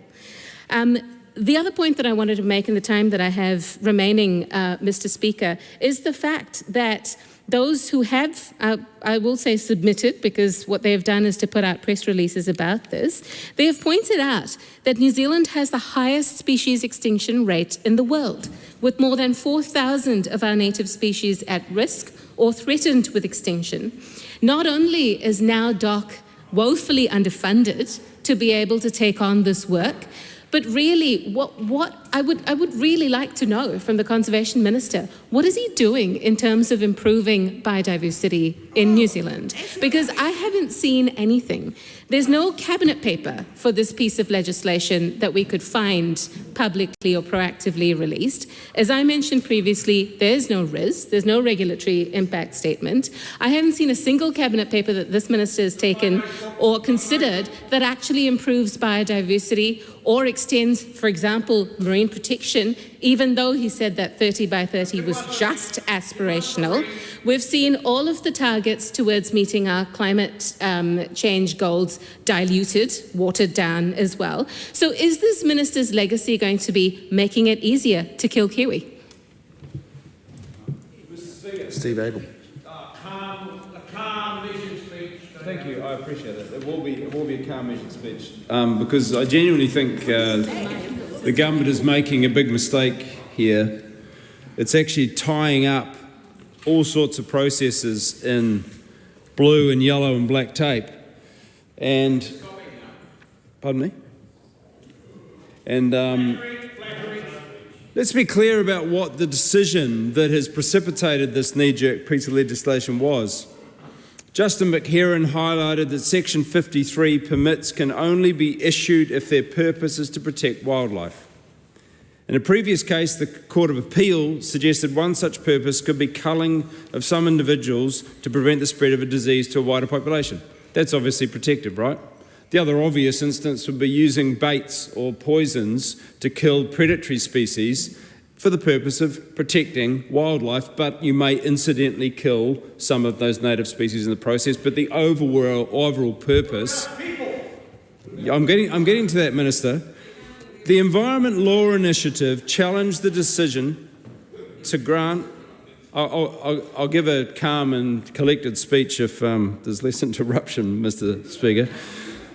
It challenged the decision to grant the New Zealand Transport Agency Waka Kotahi authority to kill 46 species of wildlife, including North Island brown kiwi, short-tail and long-tail bats, Archie's frog, the Minister's favourite frog, as it constructed the Mount Messenger bypass in North Taranaki.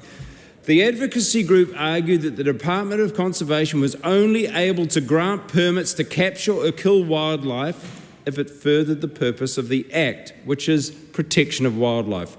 The judge found that he did not accept the Crown's submission that the legislation can authorise the killing of wildlife for any purpose merely if the viability of populations of wildlife that any animals killed belong to are otherwise being maintained or improved through some other related or unrelated action. Basically he's saying DOC cannot give a licence to kill wildlife, i.e. DOC doesn't have the power to override the purpose of the Wildlife Act, which is to protect wildlife. But get this, here's the nub of it, Mr. Speaker. The problem is not that there will be incidental deaths of wildlife in the building of motorways. And one question I've got for the Minister when he gets up in the chair at some point is, how is it this Act has been in place since 1953 and we haven't built any roads since then? How is it? Exactly. So how is it that a correct interpretation of this law means you can't build roads? It's a serious question, Mr. Speaker. It's a serious question.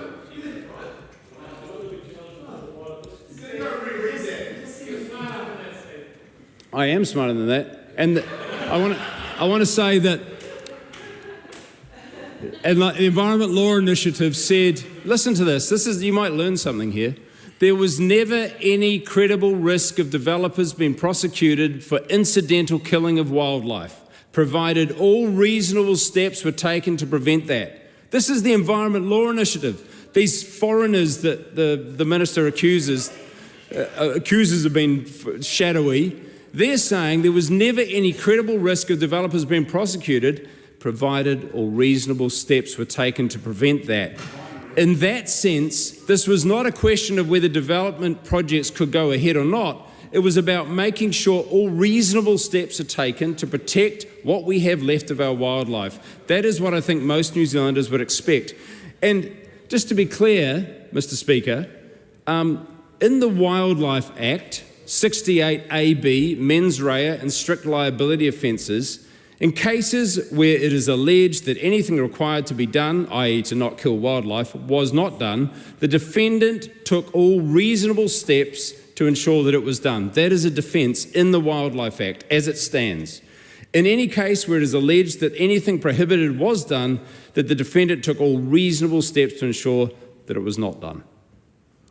In other words, according to the Environment Law Initiative, who brought this case and won this case, the problem was not that you couldn't build roads and have incidental killings. The problem was that DOC were issuing permits to kill, issuing permits to override the Wildlife Act. They should not have been issuing those permits. That's right. No. Can I ask members not to have conversations across the House? Sure. That may be so, but if you want to do that, I'll invite you to step outside. Continue, Mr. Steve Adler. I mean, I'm actually trying to cut to the chase in a sense, Mr. Speaker, because I genuinely think that this legislation is a mess and it doesn't solve the problem that the government thinks it's solving. It's actually creating more of a complexity because now what is the Department of Conservation to do? For example, if I'm to plough my field and perhaps I'm going to incidentally kill some skinks, do I need to get a permit to do that now? Possibly. Yeah, it's a question. It's a serious question. And, Mr. Speaker, let us remember the purpose of the Wildlife Act, because we are a nation that has these extraordinary indigenous species, unique to our part of the world, the endemic ones, and 4,000 of them are threatened and endangered. That situation is not getting any better.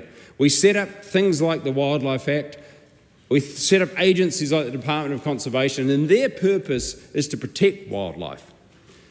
This legislation is saying that their purpose is now to issue permits for developers to kill wildlife. It's absolutely extraordinary. And currently under the Wildlife Act, if you take all reasonable steps and you incidentally kill wildlife, you can't be prosecuted. It's a defence against prosecution. So that's why this legislation is actually a massive waste of time. A massive waste of time in the House. And had there been some consultation on it, some external consultation, perhaps the government would have found out that actually the best solution to the problem was to just stop the Department of Conservation issuing these licences to kill, which were found to be unlawful. And all this legislation does is it retrospectively validates existing authorities to kill wildlife under Section 53, and it provides authorities granted under 53 are not unlawful when in fact the court found that they were unlawful, because it doesn't make any sense that the Department of Conservation has the right to tell a developer that they can break the law. This is about building a motorway through a rainforest. Now, in the broader sense, Mr. Speaker, as my colleague from Te Pāti Māori spoke about earlier, you can somewhat judge a society by its hierarchy of values in terms of what it determines to protect and what it is prepared to destroy. Pardon me? Keep the interjections down, please. Just keep them rare and infrequent, and at 9 o'clock at night, witty. Mr. Steve Adler. You can judge a society by what it chooses to protect and what it's prepared to destroy. We as a society have consistently, over the course of many generations, chosen to destroy rainforest. We have now 6% of our lowland rainforest left. Most of it's been cleared for pasture, 40% of our nation is pasture, but also, to this day, and Mount Messenger is an example of it, this rainforest was going to be destroyed and the 46 species impacted to build a road through a rainforest. Now, the important thing here, Mr. Speaker, is that we actually need the forest more than we need the road. Now, you can sigh, Grant, but it is actually science, my friend. Do you realise that rainforests are the cause of the amount of oxygen in the planetary atmosphere that makes the Earth habitable for Homo sapiens? And you cannot replant ancient rainforest. You cannot replace extinct species. We are in a mass extinction event on the planet right now because of the mindset of extraction and destruction of nature and contamination of water and pollution of the atmosphere. And we have to change the mindset, Mr. Speaker. That is why we need things like the Conservation Act, the Wildlife Act, and the Department of Conservation to be properly funded and supported, and we need mechanisms for making sure our means of living and surviving and thriving on this planet is consistent with every other species on this planet living and thriving and surviving. The attitude of this government to declare war on nature, to go rip, shit and bust and destroy rainforest, or destroy, ecology for the benefit of Australian miners, for coal, for gold, for whatever, is so backward, and there are no jobs on a dead planet, Mr. McCullum. Cameron Luxon.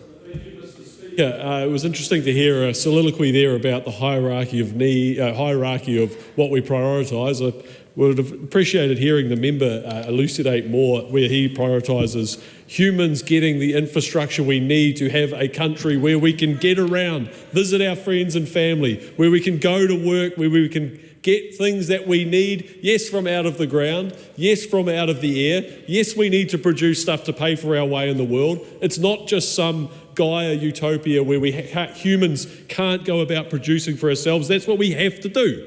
But bringing it back, Mr. Speaker, to this bill, the Wildlife Act, which this bill is amending, is 70 years old. Now, in a tangled fleet of old legislation, this is a standout. It is quite old. So perhaps it was unsurprising that with such an old piece of legislation, issues like this have sprung up. But we are here tonight because the Minister has brought an amendment to the House that will go about remedying this situation that has occurred, and I remind the House, in March this year. It is not a thing that has been intended by the bill. It may have been what the court read into the description of the bill, but this House is going in another direction. We want to be able to allow developers and builders and engineers, people trying to get out there and create a country of infrastructure, to have the confidence that this government has their back, that they can go out and apply for consents, they can get people employed, they can do some stuff to build this country up. This is the case that started this, yes, is still happening under another section of the Act, Section 71. So there has been a change in that. So Mount Messenger is still going ahead with the extreme costs that went into getting it to this point. I'm glad to hear that it is still going ahead. But the Wildlife Act, Mr. Speaker, finally, it is designed to protect our valued species. It is there because New Zealanders, has been elucidated, value our biodiversity. We value what we have in our country, and that hasn't always been the case. There's been a time in our history where it hasn't been valued high enough, but New Zealanders have taken that into account. We've gone through this House, we've gone through processes to value it. The court made a decision that sits at odds with what New Zealanders want from their country, a country where they can afford to pay for conservation because they have an economy, and that's what we're putting back in place tonight. Thank you, Mr. Speaker. Andy Foster. Thanks, Mr. Speaker. We've heard because of a High Court decision. That decision was about the Wildlife Act, which is a very important act, and I think we've all said that it's very, very important that we look after and protect native wildlife in New Zealand. And that act has been happily protecting wildlife, or helping protect wildlife, since 1953. Now, possibly one of the surprising things is there hasn't been a challenge to it in this light before this, if it was a problem. But what the ruling did, Mr Speaker, is it upset the long-held, so it's been 70-odd years, that the understanding had been that the Director-General could issue authorisations that the accidental, the incidental, not the deliberate. We've heard about 46 species. Nobody is going out there trying to kill 46 species. They're not even going out there trying to kill one species. What they're trying to do is avoid that. They're trying to put conditions in place to avoid that. But just in case it happens, the authorisations by the Director-General are about protecting those people who are doing that work from the liability of that accident or incident. So this bill is really essentially about putting back the understanding that has been in place for 70 years. It's not about going through a big select committee process, etc. All this is doing, it's not doing something radical, it is just saying we want to go back to what we understood the situation to be since 1953. Since 1953. And look, Takuta Ferris, in his speech in the first reading, told us that the roading builders don't care. Well, look, I don't know, Takuta, how many of these projects you've been to. I've been to this one and many others, and what I can tell you is that the people who are working on this project take great pride, and there are a lot of conditions, there's a lot of work going on to protect Indigenous wildlife and Indigenous environment and to make it better. That is what they're trying to do. They're not trying to wreck the place, they're trying to make it better. And that is what the authorisation allows them to say, we want to build this road, we want to try to make the environment better around there as well, but sometimes something might go wrong, and they simply need the protection against that. Look, the Environmental Law Initiative won this case, and we've heard the reasons for that, because basically what the court decided, and they looked at the Supreme Court and they said, well, the Supreme Court has said, and we have to agree with that because we're the court below that, we have to agree with that, that the Act, doesn't matter that the Section 53 at the moment doesn't put any real conditions on that, but what the Act does, problem is that they read it in the context of the Act, and they say that the Act actually says it's all about protection. It's not about anything else, it's about protection. If you do anything which is not about protection of species and about individual creatures, then you are ultra vires, and they use the word unlawful and ultra vires. Mr Speaker, there is a constitutional point that I wanted to make, and that is that this is a classic case of a court making a decision and then Parliament saying, actually, we've got a problem with that decision and we need to fix it. And for those who are here for the first term MPs, we had the pleasure, and I understand it's the first time this has been done. Some of the MPs who've been here longer said it's never been done before. We got invited to the Supreme Court last year, and we met with the heads of each of the levels, District Court, High Court, Court of Appeal, Supreme Court, and our Chief Judge was quite specific. It was in the context of the RMA, but quite specific, in saying the role of the courts, the role of Parliament is to make law, the role of the courts is to interpret the law, and if Parliament doesn't like the interpretation, and we can all think of plenty of really important areas where we might not like the interpretation, it is Parliament's job to be able to fix that, to pass new legislation, so then the court then needs to give effect to a new piece of legislation, So I think there is a very, very important constitutional issue here, and that is that it is Parliament's job as the sovereign of the country to fix things that need to be fixed. Mr Speaker, wildlife protection is very important. It's very important to all New Zealanders. It is very important to me. It's also important for its intrinsic sake. But I used to give, and would if I was invited to give them again, speeches about what we've done to our Indigenous biodiversity in this country. We have a very, very high level of endemism, that is species which occur nowhere else on the planet. That is because these islands have been separate from any other area for something like 70 or 80 million years. And that means that they've evolved in isolation. There have been no mammals other than a few bats, and Dana tells me she doesn't like bats particularly. But that makes our Indigenous wildlife unique. But since human beings have arrived here, and if you take that, what I used to say is if you take that 80 million odd years as a 24-hour day, human beings have been here for guess how long? 1 second. Of that 1 second of that 24-hour day. And we've done an enormous amount of damage since then. So I think New Zealanders understand that. I think that New Zealanders really, really care for wildlife, and New Zealanders really, really want to look after wildlife.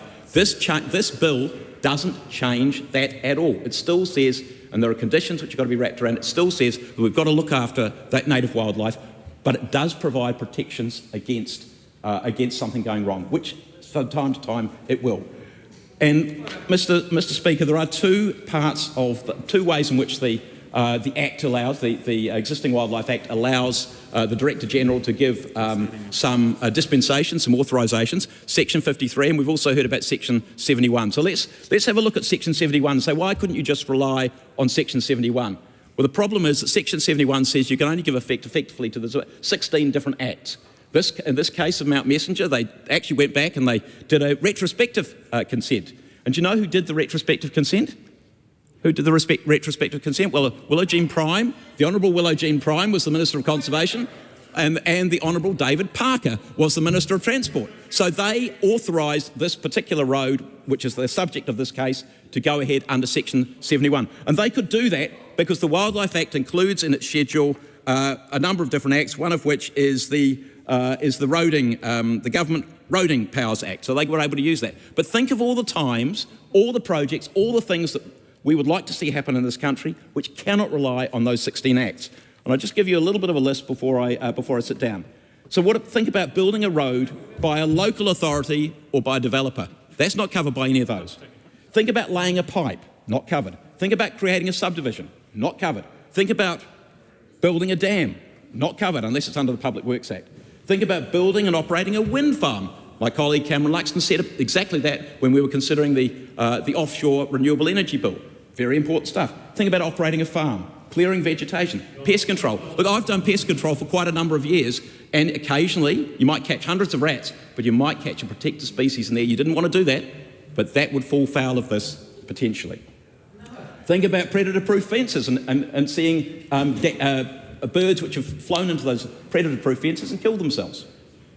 Where do those kind of things, do they fall foul of the Act as it is? So it is important. Why is this urgent? Because there's a whole lot of action which is going on, a whole lot of projects which are going on around this country at the moment, which are then put in limbo, projects which would be going along around this country, which are then put in limbo, and it is important that we fix this, give them certainty, and as the Minister has said, there will be further legislation undoubtedly to come to clear all of this up, to modernise the legislation, and I look forward to that. I commend this bill to the House.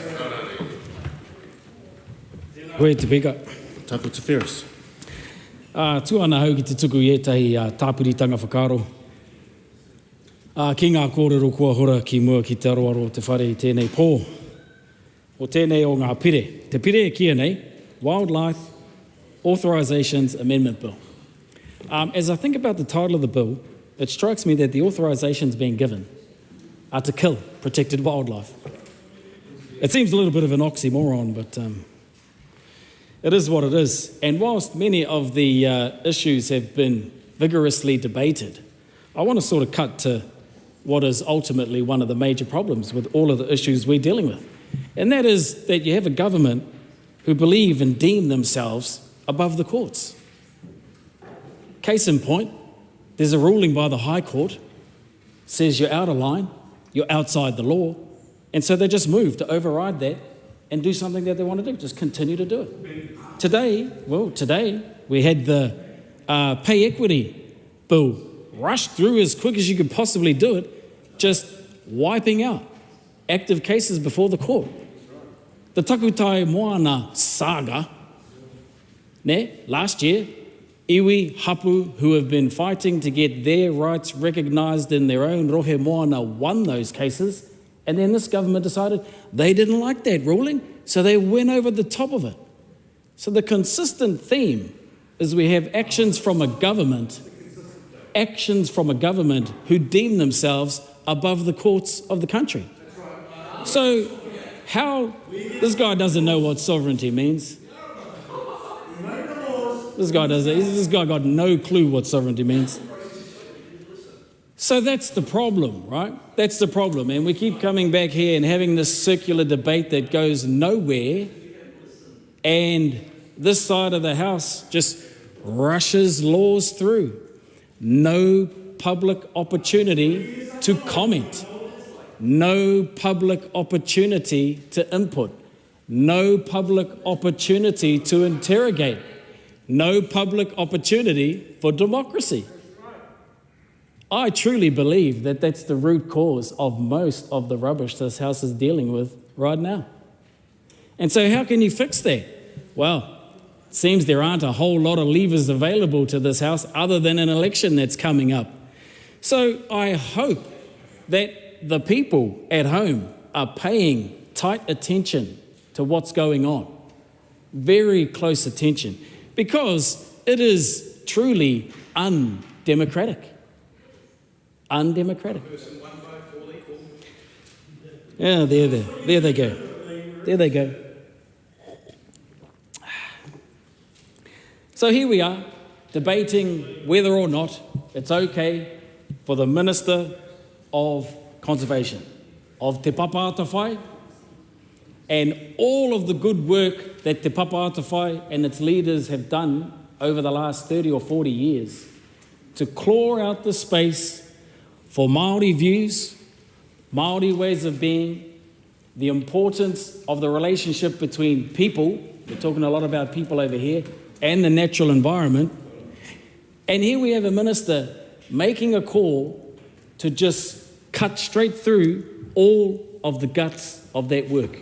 And I'm talking about 40 odd years of work, a lot of which was championed by my late uncle, Piri Shasha. In times where these conversations weren't had, weren't cared about, weren't ever entertained. And here we are today, 40 odd years later, with the understanding that we have about Te Ao Māori, the place of the natural world, the place of people in it, and we're dealing with this tonight. It is truly astounding, it is truly shameful, and it will be that minister's legacy. Kia ora. Celia Wade-Brown. I rise to express staunch opposition to this Wildlife Authorisations Amendment Bill. It legalises destruction of wildlife, it erodes protection, and it circumvents accountability. It betrays the values that we all claim to uphold. It's ironic that this bill is introduced under urgency the same week that the public is called to consult on Action for Nature, implementing New Zealand's biodiversity strategy. Well, now we can recognise the worst predators on nature, with over 4,300 species now at risk or threatened with extinction. Aotearoa's taonga species need protection, not a licence to kill.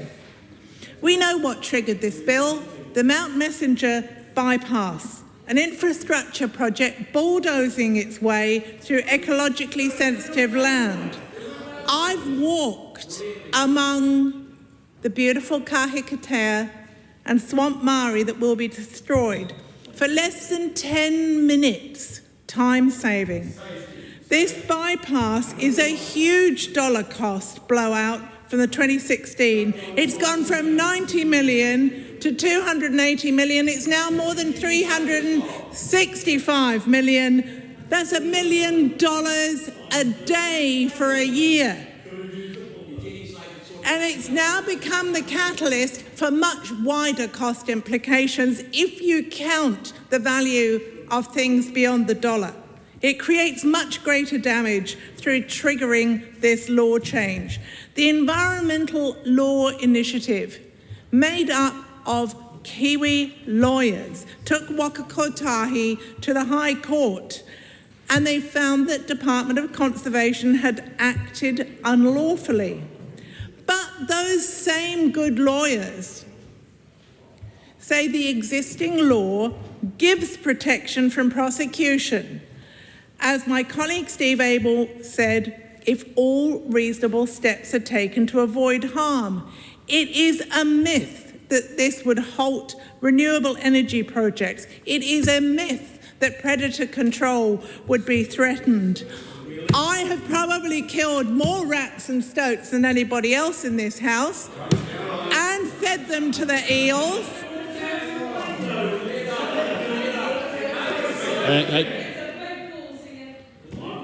That's a big call, and you can talk about it afterwards. But if we could keep the remarks down so we can hear Celia Wade-Brown.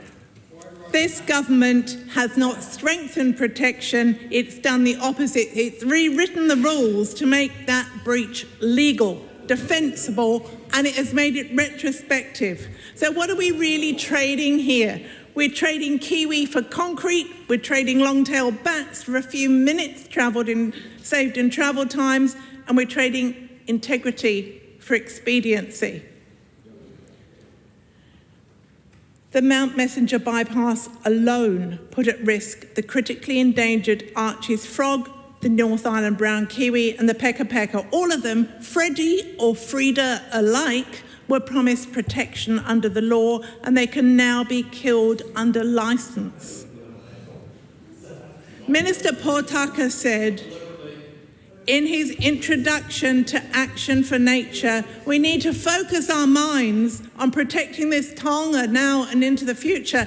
This wildlife amendment bill is short-sighted, it's myopic, not focused. No minister is asking the public to volunteer money for the billions of dollars on roading.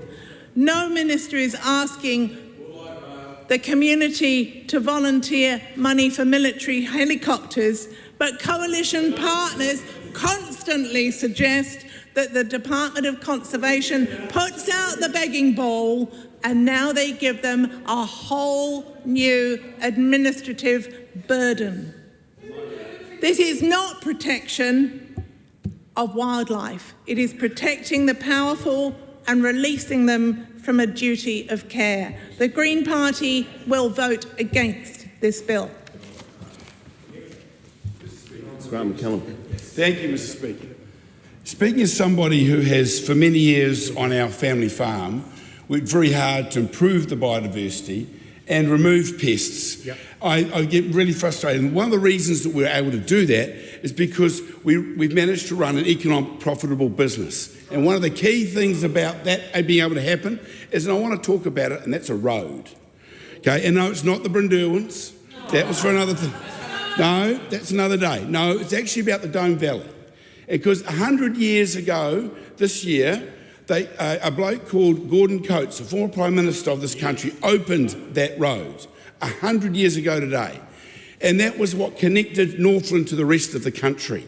And guess what? And with this, unless we make these changes, the road that we want to build next year to replace that road, a new road through the Dome Valley, will struggle to be built. So that is why it is so vital that we make these changes so that the people of the North can have economic opportunities and get ahead and have jobs. I commend this bill to the House.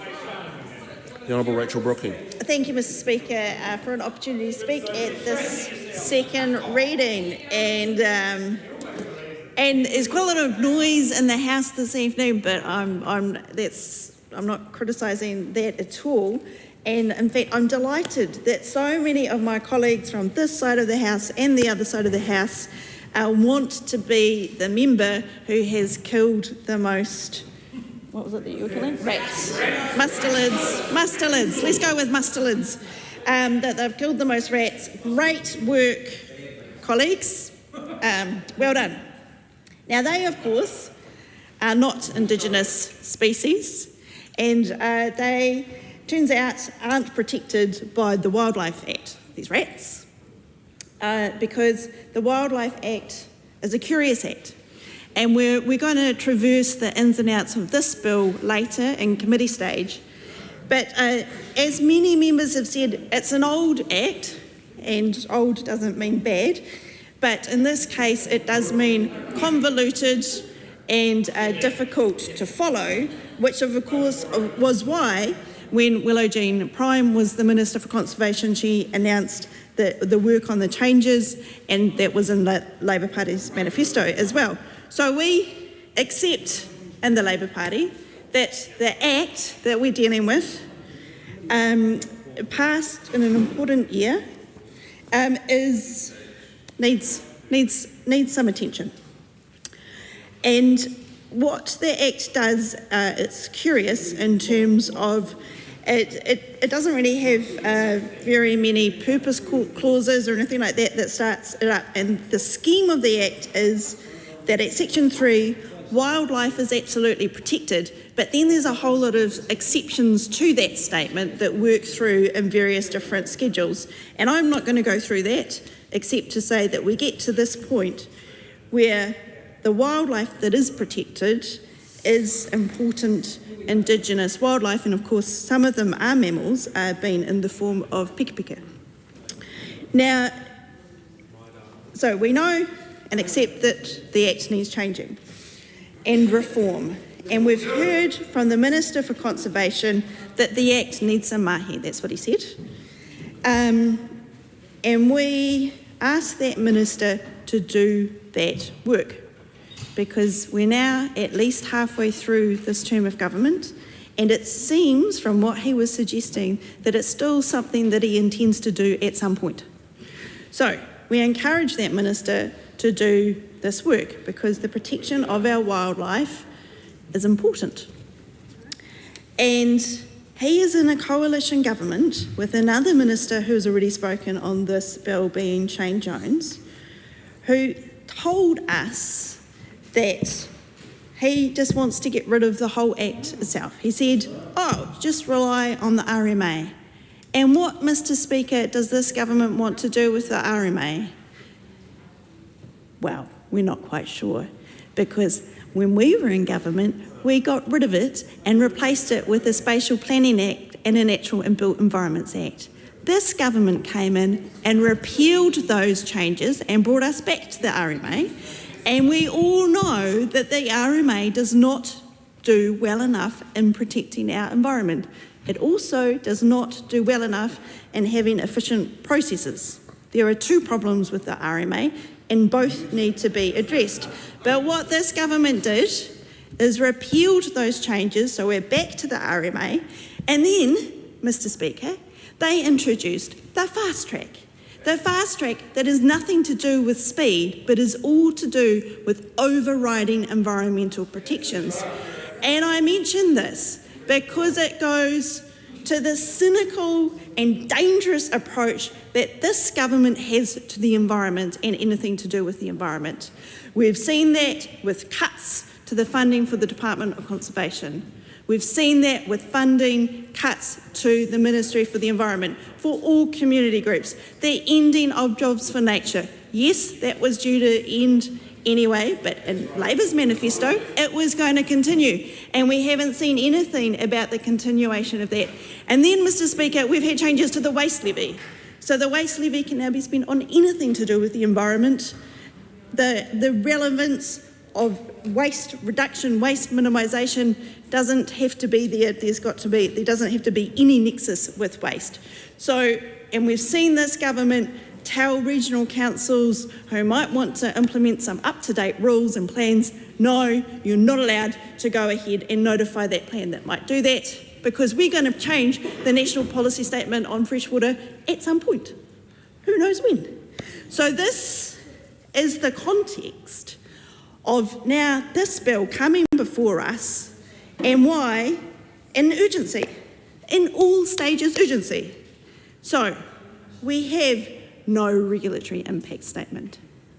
We have no opportunity to ask officials questions. We will, of course, ask the Minister questions, but we do not have the opportunity to ask officials questions. We know that there is a clause in the bill specifically about the impact, well, I'll ask the Minister questions, but the impact of the Environmental Law Initiatives case and what happens with that. But we've not seen, in the documents that I've seen, there's been no no examination of the shark case. And that's where the Supreme Court was really talking about the importance of decisions made under the Wildlife Act is to do with the protection. It has to be consistent with protecting wildlife, which is what, of course, the Act is all about. So it's because of that shark case and the Supreme Court decision that then the High Court, obviously being subservient to the Supreme Court, made its decision on this specific case that we're now seeing the legislation for. And the legislation does not appear to make any changes to Section 71. So we also know that we have this departmental disclosure document that talks about there being no consultation as well. So what we've been saying on the Labor Party side of things is we know that there are problems with this bill, and we want a commitment from this government that it will go ahead and do that reform in some sort of good faith to the environment to make it workable. We know, we've heard from the other side as well, that the ministers who made the decision under the Wildlife Act were Labor Party ministers, and they made that decision. That was what was appealed. The problem is that this is an all stages urgency process. So we could go to select committee for a week, we could even go to the select committee over a weekend. Having some opportunity for the thoughtful people who are involved in the environment sector, the thoughtful people who are involved in the infrastructure sector, that they can tell us what the wording, how the wording could be improved and what some of the issues are that might arise from it. Because I will be asking questions in the committee stage about how these new sections will work with the prosecution section. I'm not sure that they're consistent, and in fact I think a lot of the clauses are in conflict with each other. We also need to know, so that process could happen. We could have it go to a select committee quickly and come back. It doesn't have to take the 6 months of the normal procedures, but there needs to be something that is not all stages urgency. We also will need to discuss in the committee stage the role of Section 71 versus the role of Section 53 and, sorry? 71, yeah. The role of Section 71 versus the role of Section 53 and the amendments in this bill to Section 53.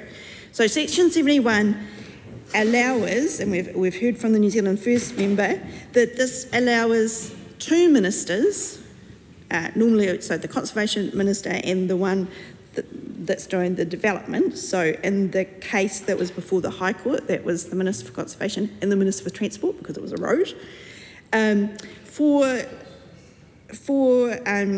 projects that come under different acts that are listed in the schedule. And the schedule is old and most of those acts are out of date, but the roading one isn't. So that is why Section 71 can be used. But it's cumbersome because, of course, it requires two ministers to make a decision, and that takes normally quite a long time. Whereas Section 53 is one that the Director General can make. So what will the role of Section 71 be if Section 53 is all used? And I'll come back to that in the committee stage. Tim Costley. Mr Speaker, I was chatting with a developer the other day who is building 130 new houses, much needed houses for us in Otaki.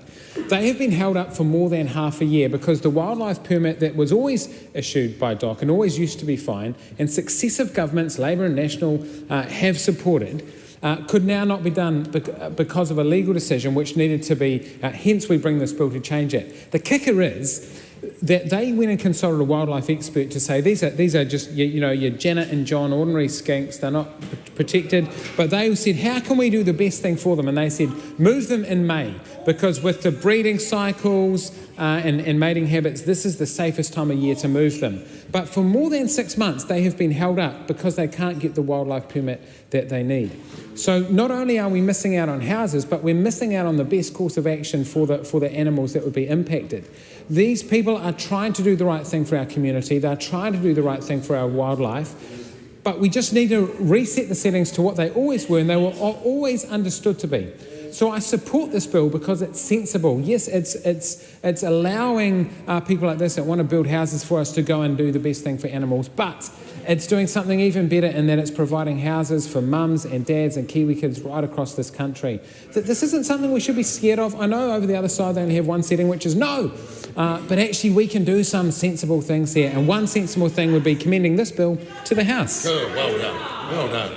Mr. Speaker. Rachel Boyer. Thank you, Mr. Speaker. So I'd like to just start by traversing a little bit the problem that has occurred through the court case and just talk to that, because I do want to put on record from the Labour Party the challenges that have appeared as a result of the court case ruling in March, and then talk to some of the concerns that we have, including around the process. So, Mr. Speaker, as people will be aware, there was a court case that found that permits that had been issued were potentially unlawful, and the particular thing that was found was that the killing of wildlife needed to have a nexus or a connection with the protections for the wildlife that are found in the Act. And so there was that inconsistency found in the application of the Wildlife Act. What that has meant is that there is some uncertainty, and we accept that in the Labour Party. There is some legal uncertainty for the permit holders, and especially because a number of those permits have been granted for a long period of time. So this has been what has been in operation for around 20 years or so. So, Mr. Speaker, we accept that that point is a real legal point that has occurred. What we don't accept on this side of the House is that we can't take a short period of time to examine this in great detail at a select committee process. That is the point that we have some real concerns around. There are a number of good legal experts out there who work in this area, but also a lot of the organisations that work in this area that I would like to be able to ask questions of. I mentioned a constituent of mine in my previous speech, who I often bump into because he flies around New Zealand from Nelson doing really important work, surveying where lizards are prior to roadworks and other operations taking place. He's exactly the kind of person I would like to be able to sit down and actually talk to about this bill, but we don't have the opportunity to do that. So he is the actual expert on this. We don't get to hear from him. We don't get to ask him questions around how we could make the bill workable, how we could make the bill, because he's a person who works obviously to identify where lizards are, so that prior to work happening, mitigating steps can be taken to protect them. And so he has the expertise, but he also has a strong understanding of how the permit process works and their interaction with the likes of NZTA. So I'm frustrated that I'm not, as a Member of Parliament, able to make a good decision here in the House, because that is what the public of New Zealand expect us to do. They expect us to make good decisions based on evidence. They don't expect us to turn up here with one day's notice on an urgent bill that's actually, it's an important matter. Protecting our wildlife, our native species, is an important matter. It speaks to who we are as New Zealanders. And so the government members, getting up and passionately giving their short calls about particular projects, that's fine, but you actually have to think about what could be the unintended consequences of the way that the bill has been drafted, and we will get to that in the committee stage. The other point I wanted to note is the retrospective part of this. Whenever we are making legislation that actually has a retroactive application, we should take more care. We should give more scrutiny to it. And, that is a principle that is important in this House, that when we are looking at decisions that have been previously made, and then we take urgent action to change that, we actually need to take more time to do due diligence on it. And that's a principle that I'm concerned this House is abandoning tonight. And so, Mr Speaker, we will get the opportunity during the committee to interrogate the Minister, but again, that does not satisfy us in terms of being able to hear from experts, from stakeholders and from officials who have drafted this legislation. Their intent from the way clauses have been written, we can't engage with PCO on that, for example, and I think that is an error, and so I do not commend this bill to the House. Dr Vanessa Wiener. Mr Speaker, it's an honour to speak in support of the Wildlife Authorisations Amendment Bill. So in my electorate of Banks Peninsula, we're currently still in a state of emergency in parts of the electorate, and I think that really highlights the fact that actually climate impact is here right now. We have to be able to do everything that we can to mitigate and to protect against that. And one of the things we need to do is adapt, build houses in different places. We need to be able to build wind farms and solar farms and other ways of producing energy. And when we have processes that block the way, we need to clear them out. This is a pragmatic way of setting back the rules to the way that they were expected for the last 20 odd years or more. So I commend the bill to the House. Honourable Phil Twyford. Mr Speaker, this is not my area of specialty, but I have been listening to the debate, and I have yet to hear from any of the contributions any kind of credible justification for the fact that this bill is being pushed through under urgency. And I have to mention the fact that pretty much all of the time of the House today has been spent debating a momentous piece of legislation, the theft by the government of a massive amount of wealth of this country that is owed to women workers has been taken from those people through this government's destruction of years of work that have been done on pay equity. And it's an absolute scandal that that was pushed through this House under urgency, a real travesty of democracy. Now, you can't make the same claim about this modest Wildlife Authorisations Amendment Bill. But nevertheless, why is this being pushed through under urgency? What possible justification is there? Goodness knows we spend enough time in this Parliament fixing the mistakes caused by rushing law in an ill-considered way through the legislative process, and yet here we are doing it again. It has become, this government is addicted to pushing through legislation under urgency with no reason. I was the Transport Minister for part of the time that the Mount Messenger Road was in gestation, and it was a cause of great frustration to me at the time that we weren't able to make more progress more quickly. And after my time, David Parker as Transport Minister was the one who signed off with the Conservation Minister the permit that allowed the incidental killing of wildlife that was a necessary corollary of the construction of that road. And that is the kind of the story, really, that underpins this debate tonight. Labor is supporting the bill, albeit with reservations, and fundamentally about the process. Sorry? Oh, are we? Okay, all right. Okay, sorry. I misspoke. So we have fundamental reservations about the process associated with this bill. There's been no consultation. It's clear that, that because it's going through under urgency, there will be no real scrutiny, no expert opinion, and no opportunity for the public to have their say on this bill. And putting aside the rhetoric in the debate tonight, the competing claims of who's killed the most rodents, who's the most pro-development, the constant sort of enthusing from the government benches that they are the most pro-development, they want to see the most houses built, the most roads built. There is a basic truth that underpins this bill, and that is that we do have to be able to build infrastructure. We do have to be able to build roads. We do have to be able to build houses and industrial development, and from time to time that will have a negative impact on our environment.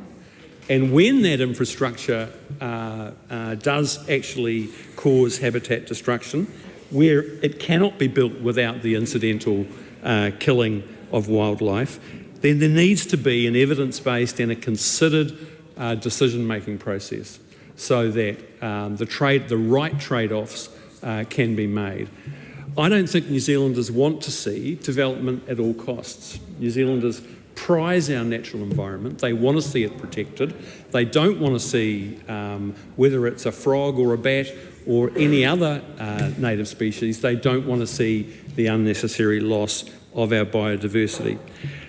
What this bill does is that it returns to the status quo ante before the court case that stopped the Mount Messenger progress on Mount Messenger and the permit that was issued there, and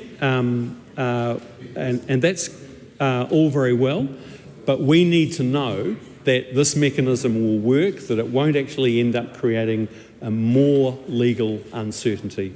And because of the very poor, rushed process associated with this bill, it's very hard to have that confidence. Ryan Hamilton. Oh, Mr. Speaker, the reason why we're doing it under urgency is because we just can't wait anymore. We don't want development to be in limbo. This country's been in limbo for too long.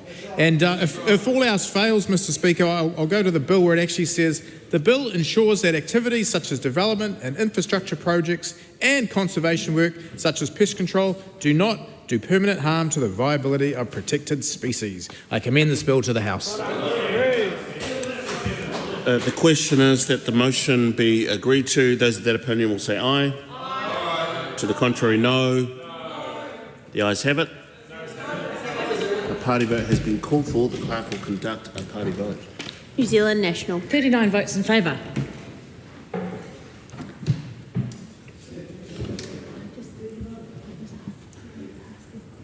Can you recast your vote? 9 votes in favour. I suddenly thought of them.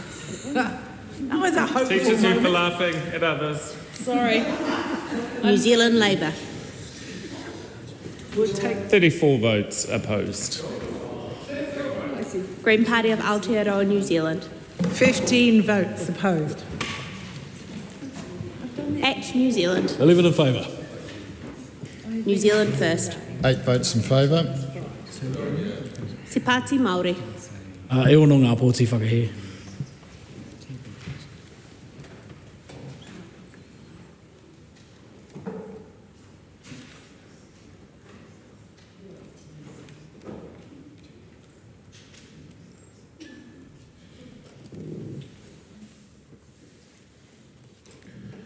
The ayes are 68, the noes are 55. The motion is agreed to. Wildlife Authorisations Amendment Bill, second reading. This bill is set down for committee stage immediately. I declare the House in committee for the consideration of the Wildlife Authorisation Amendment Bill.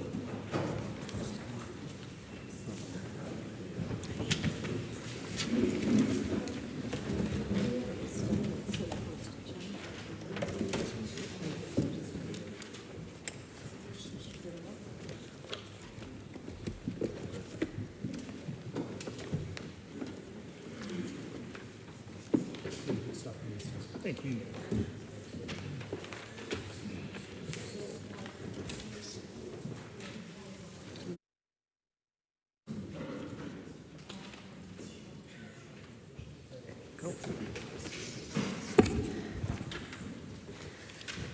Members, the House is in committee on the Wildlife Authorisations Amendment Bill. We come first to Part 1, and this is the debate on Clause 4, amendments about authorisations. The question is that Part 1 stand part. Honourable Rachel Brooking. Thank you, Madam Chair. I think it would be very useful for the Minister to go through this part very carefully with us. And as you just said, Madam Chair, we're just talking about one clause, Clause 4. But this is a very important clause, and And we were talking, the member opposite is saying it's a very short clause. It's not a short clause, it's a couple of pages clause, but it is only a couple of pages. So I think the Minister will have time to go through it with us slowly and deliberately. So this is amending, it's inserting after Section 53 some new provisions. And what my questions will be about is how these new provisions interact with each other. So, Section 53 of the Act is not being amended, and that says, that is called, the Director-General may authorise taking or killing of wildlife for certain purposes. And then it goes on to say, the Director-General may, from time to time in writing, authorise any specified person to catch alive or kill for any purpose approved by the Director-General, any absolutely protected or partially protected wildlife, or any game or any other species of wildlife, the hunting or killing of which is not for the time being permitted. So that is a very wide power that is given in Section 53. Section 53 has not been amended by this bill, but it's important because the context is there. It's setting up the Director-General can make an authorisation to kill. Then we know we've had this, the case with the Mount Messenger bypass, where the judge said, I, the judge, have to look at what the Supreme Court has said in the shark diving case, and that is that we have to import the purpose of the bill, which is about protecting wildlife, into that section. So a decision maker using this section can't just look at the words by themselves and go, I can do whatever I like. It's got to be in the context of making a decision that is consistent with the scheme of the Act. So that's, nobody's disputing what I've, hopefully no one's disputing what I've just said, setting out, that is Section 53. What this bill is then doing in Clause 4 is inserting a whole lot of other things which the government will say is for clarity, and is to allow an authority under that Section 53 to kill wildlife incidentally. And I'll ask questions about the relationship of 53 to 71 later, or my colleagues might.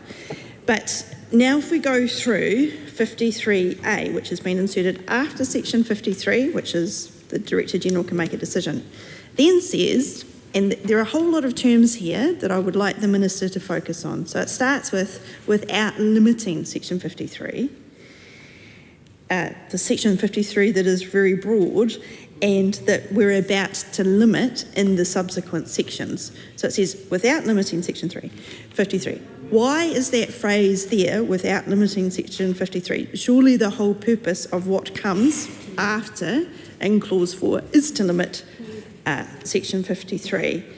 So then it's the Director-General may grant an authority. So it's discretionary. That makes sense. That authorises the killing of wildlife that's incidental. And then for it to be incidental, it has to be, is not directly intended but is unavoidable and foreseeable as a consequence of carrying out the lawful activity. Then we move on to, so there's a question in here as well about what sort of activities has the Minister received advice on that would be both unavoidable and foreseeable? So that's one question. The other question on 53A is, why is the phrase without limiting Section 53 there when the whole scheme seems to be to limit Section 53? But then we move on to these other clauses, and I think we'll probably have to spend a bit of time on those. So I'll come back to them in a moment if the Minister is of a mind to answer those first 2 points. Take your next call and then the Madam Chair, Madam Chair. Okay. Yeah, Honourable Rachel. Thank you. So we've got, so the question is about this, the setup and the consistency of these different clauses together. We then have 53B, which is to avoid doubt, the DG, the Director General may grant an authority referred to in 53A only if it is consistent with the protection of wildlife. And that only seems to be very important and seems to be a limitation on section 53. And the only, if it is consistent with the protection of wildlife, does also seem to be incorporating that Supreme Court shark case and the more recent one. So I'd like the Minister to comment on the word only there and tell me if he agrees that this is the very important clause that incorporates that case law. But then we go to 53B2. So it's that the authority is to be treated as consistent with the protection of wildlife, which is the only, if in granting it, the Director General is satisfied that its overall effect would be consistent with the protection of populations and individual wildlife. So it appears then we've got this at 1, subsection 1, only if it's consistent with protection of wildlife, but actually, then it says it at subsection 2, that it's not what we might all think is the protection of wildlife, it's the overall effect. So what then, how do you interpret an overall effect? And then we go to 3, which is about that overall effect. So when in determining the overall effect of the authority would be consistent with the protection of a population of wildlife rather than the individual wildlife, and both are to be considered. The Director General must have regard to any potential adverse effects on that lawful activity on the populations and the viability of the species to which that wildlife belongs. And the extent to which the authority addresses those potential adverse effects and any other matters. So what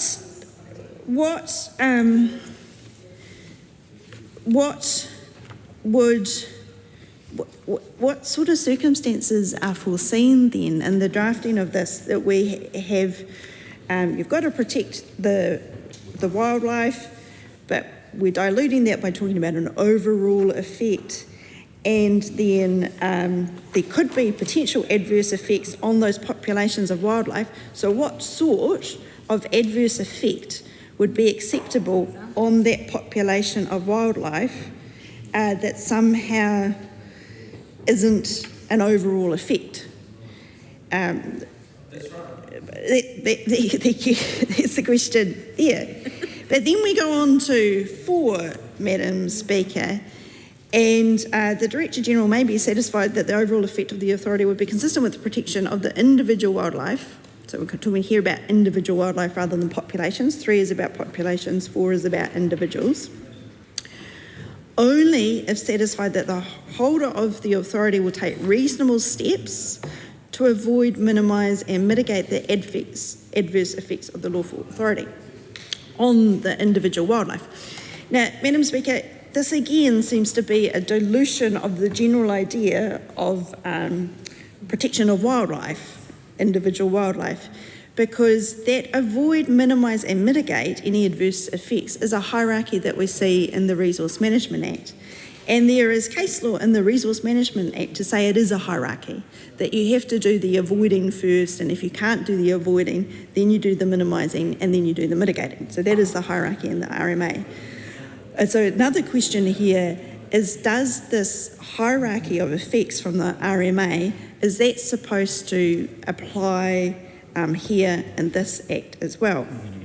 But if it does, or even if it doesn't, why would we only be looking at mitigating adverse effects that may have something to do with an overall effect and a change, a negative impact on the viability of an individual piece of wildlife, an individual animal? So that's another question. And then we go to 5.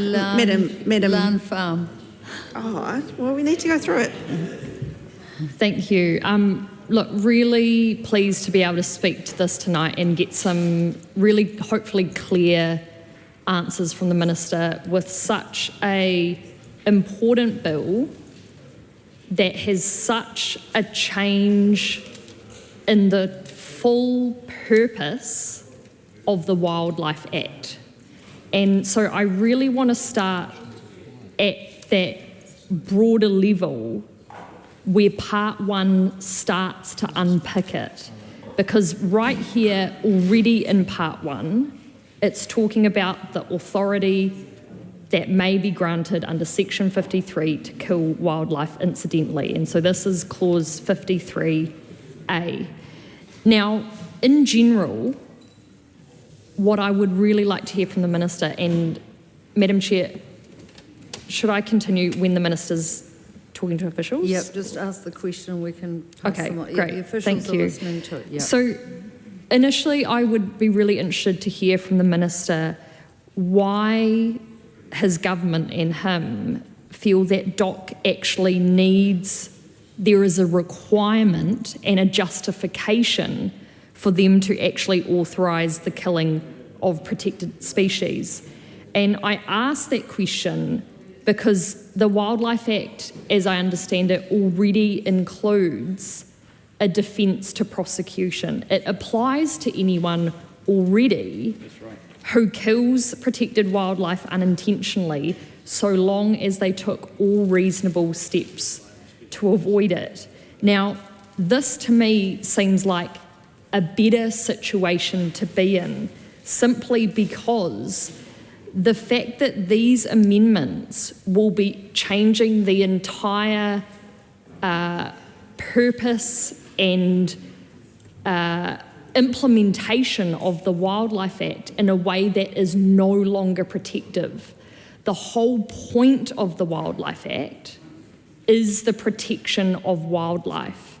And this change, quite contrary to the claims of making sure there is certainty and protection for developers or anyone who's carrying out activities, which, by the way, is something we all want. We know that there are situations where this unintentional killing happens, and we're simply asking what is the pragmatic way to do this.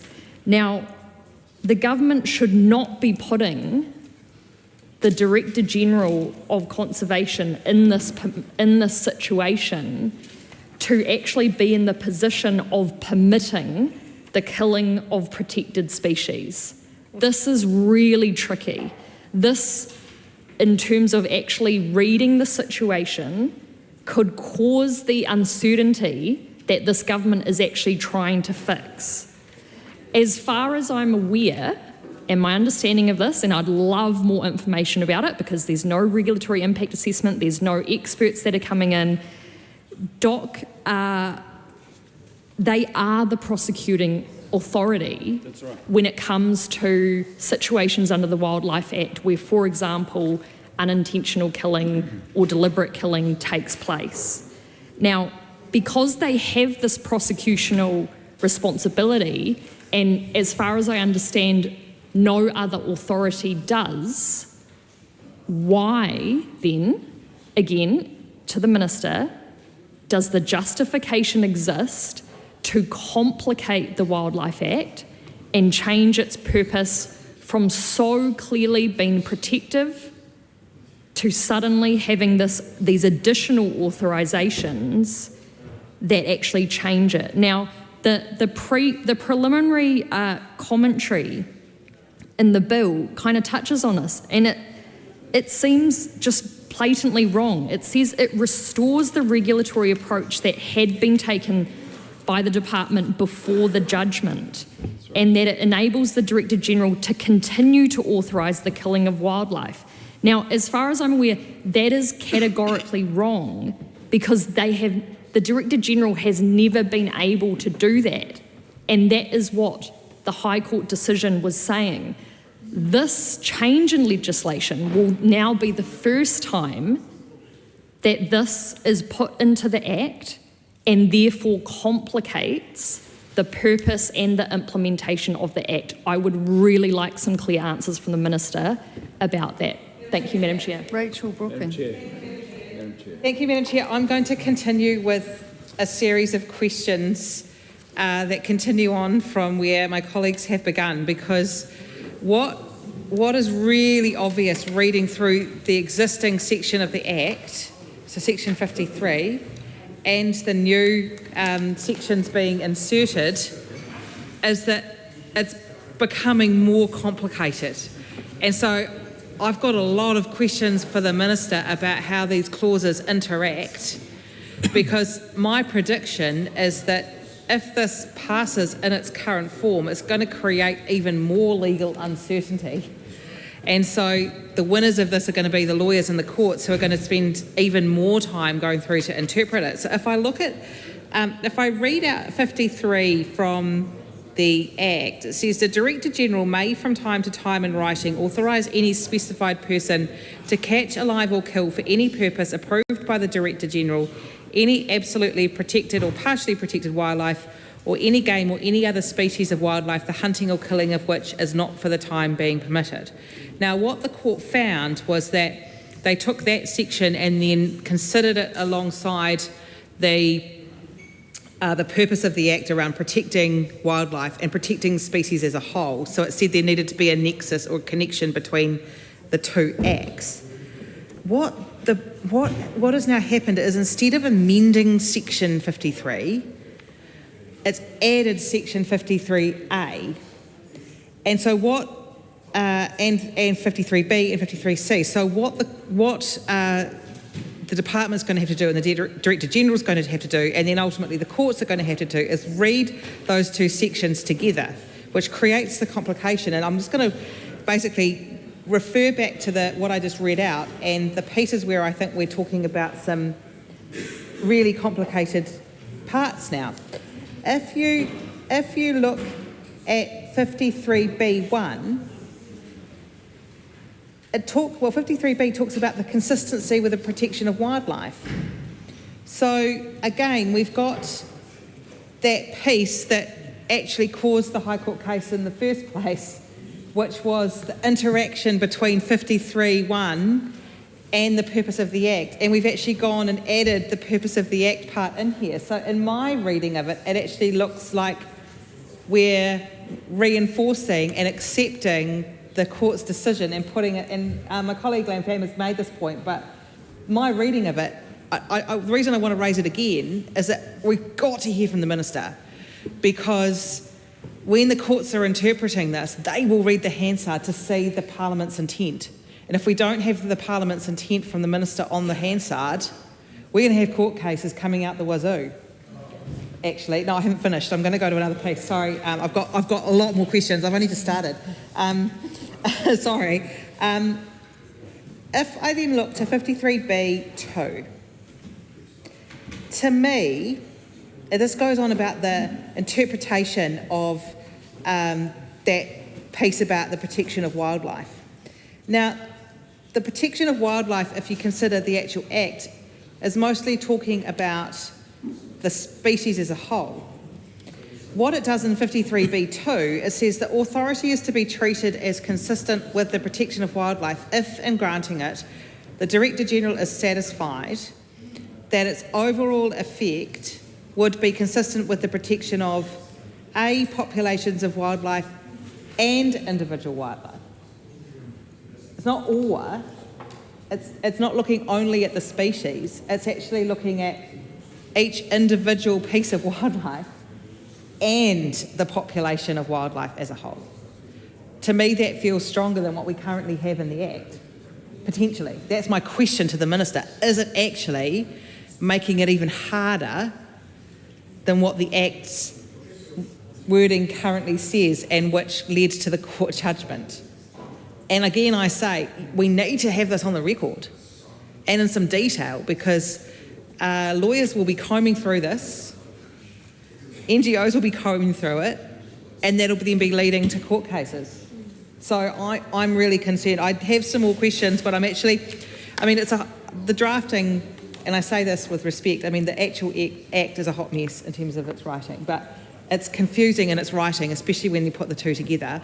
And so I'm going to have to sit down. I've got some more questions around 53B that I'm going to come back to in a future call, and it looks like the Minister may finally have some answers for us. Honourable Tama Potaka. Madam Chair, thank you for this opportunity to respond to some of the inquiries and questions.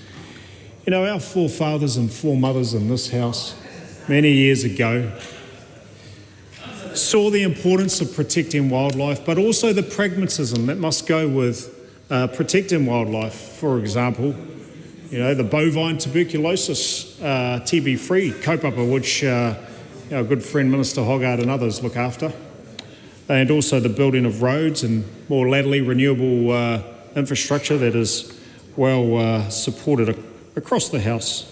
But that pragmatism required for protecting wildlife enabled the incidental killing with the appropriate conditions, reasonableness, hierarchy of effects that apply within that to enable that incidental killing to take place.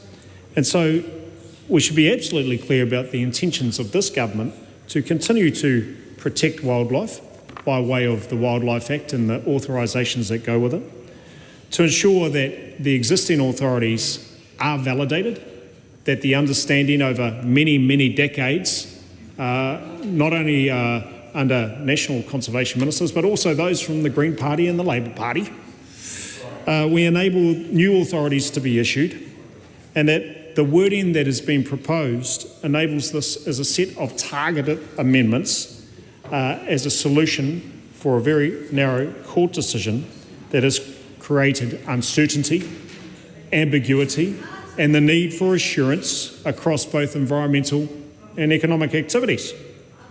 Now, we can all admit and acknowledge that the Wildlife Act is old and creaky, and matters such as the defences will be looked at in any comprehensive review. It's not timely for that right now. What's timely is a set of targeted amendments for the immediate issue that we have at hand, and of course, restoring by way of these targeted amendments the understanding on the status quo prior to the court decisions and the court decision. And whilst there has been comment around the complications that are perceived to arise from the proposed amendments, I think that those amendments that have been proposed are very clear about the intentions of this government and soon to be, I intend, this Parliament, to ensure that the Wildlife Act is focused on protecting wildlife but captures the intent, the pragmatic intent of our forefathers and foremothers in this fine House to ensure that incidental killing can take place. Yes, the Director-General has been authorising the incidental killing of species over many, many years, a couple of decades, in fact, and within the ministerial leadership of conservation ministers from different musters and parties of this House. The Director-General can set conditions, and that's why we have this hierarchy of effects set out in 53B, Section 53B, subsection 4. That's why we have the avoid, minimise and mitigate any adverse effects phrase set out in that subsection. Of course, it must be consistent with species protection at a species level, not just at an individual animal level.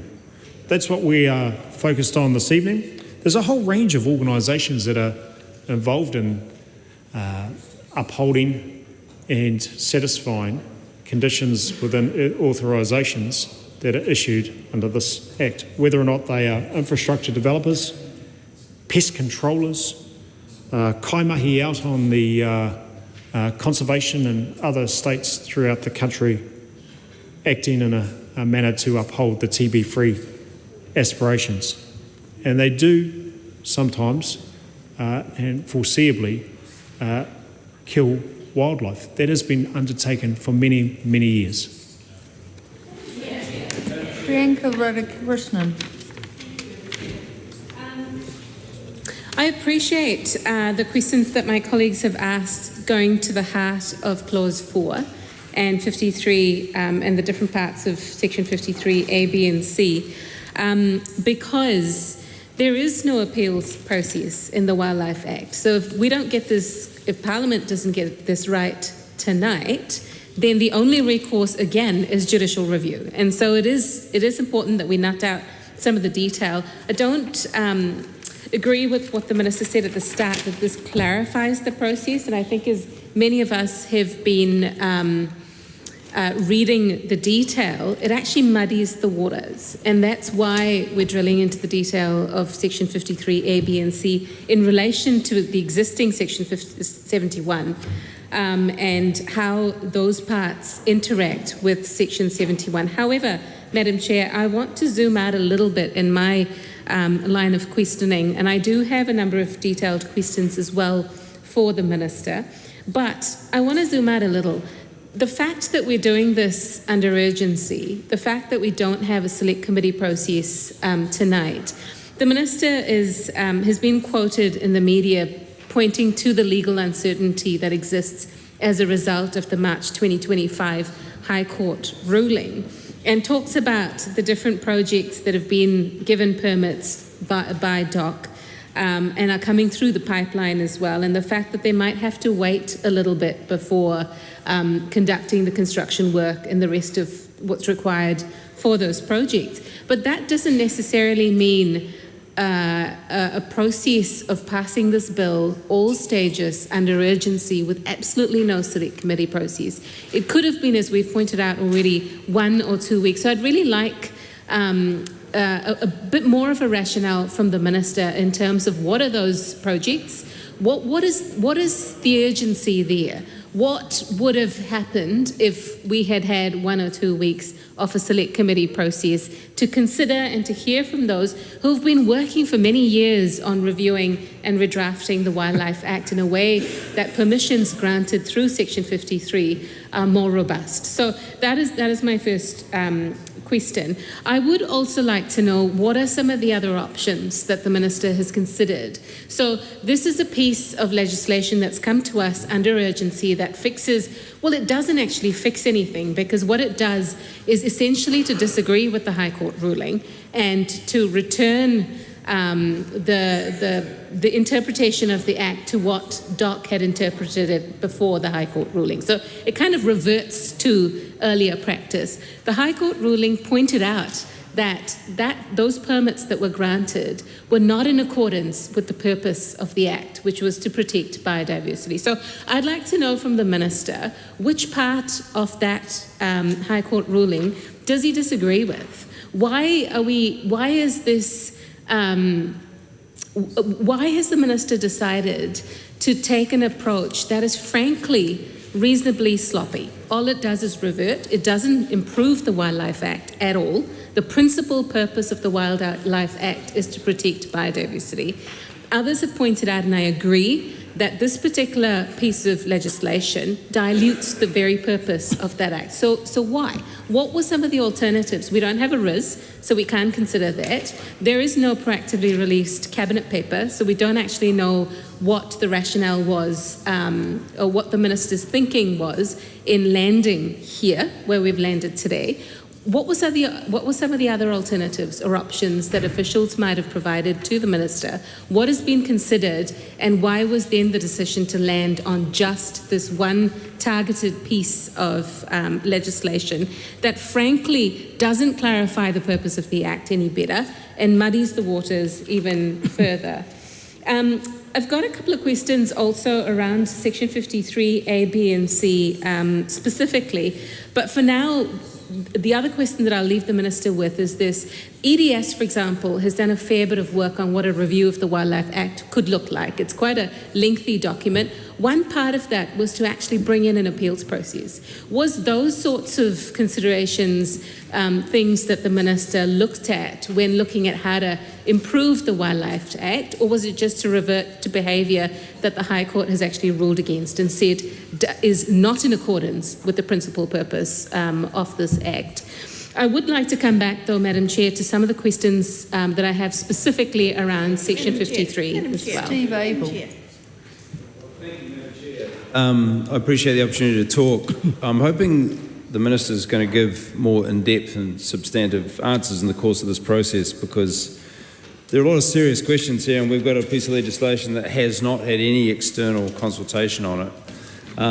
The questions that my colleague has just been asking about the advice the Minister has received would be very useful to hear. I have a few relatively quick questions on that in a general sense. What advice has the Minister received on how this bill aligns with New Zealand's international conservation treaty obligations? How do other jurisdictions deal with this challenge of incidental killings and development processes? And thank you, Mr. Court. And how do they grapple with this problem of a piece of legislation like a Wildlife Act, whose primary purpose is to protect wildlife, and then a conservation authority being given the task of issuing permits to go against the purpose of the Wildlife Act, the primary purpose, which is what has been deemed to have been unlawful by the court? Just what I remember, the Minister said that for 20 years these unlawful permits have been issued. I wonder, given the Wildlife Act has been around for the best part of 70 years or more, what was done prior to 20 years ago when roads were being built and other forms of development were being enacted which would have involved incidental killing of wildlife? Because I think this perhaps cuts to the nub of our question here is the action taken in this legislation necessary? Were those permits that have been issued for 20 years even necessary? That is the speculation of the Environment Law Initiative, that perhaps it wasn't even a necessary measure to take. My other question in a general sense is, how has Te Tiriti o Waitangi been considered in the drafting of these provisions, particularly regarding customary wildlife protections? As my colleague Takota Ferris was pointing out in his earlier speech, these are taonga species we're talking about. Those species that are absolutely protected by the Wildlife Act include kiwi, kia, whio, tui, fantail, piwakawaka, toroa, tuatara, jewelled gecko, moko kakariki, hotchsetter's frog, Archie's frog, long-tailed and short-tailed bats, flax snails, and many other species, numerous species, and manta ray, basking sharks, sea turtles. Finally, in terms of broader questions, what opportunity was provided for stakeholder engagement, both tangata whenua stakeholder engagement in terms of those customary wildlife protections, but also engagement between iwi, conservation, non-governmental organisations? What consideration was given to the perspectives of how to reasonably manage this challenge of incidental killings? It's obviously a thing that we've been grappling with for some time, and in fact, one would argue, and it hasn't really been answered by the Minister yet, that it's covered already by Section 68AB of the Act. A key question I've got on 53A, now we get to the key parts of Part 1 after those broader questions, is how does it not weaken the protective purpose of the Act to make these changes to Part 1?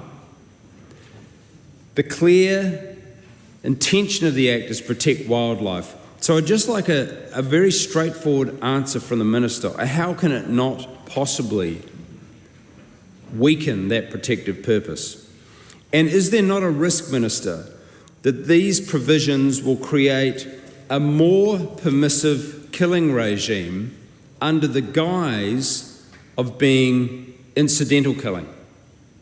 Because when you have issued a licence to kill, or an authority to kill species incidentally, have you not therefore created a circumstance where there will be a more laissez-faire attitude to the possible impact of activities that have been undertaken in the process of development.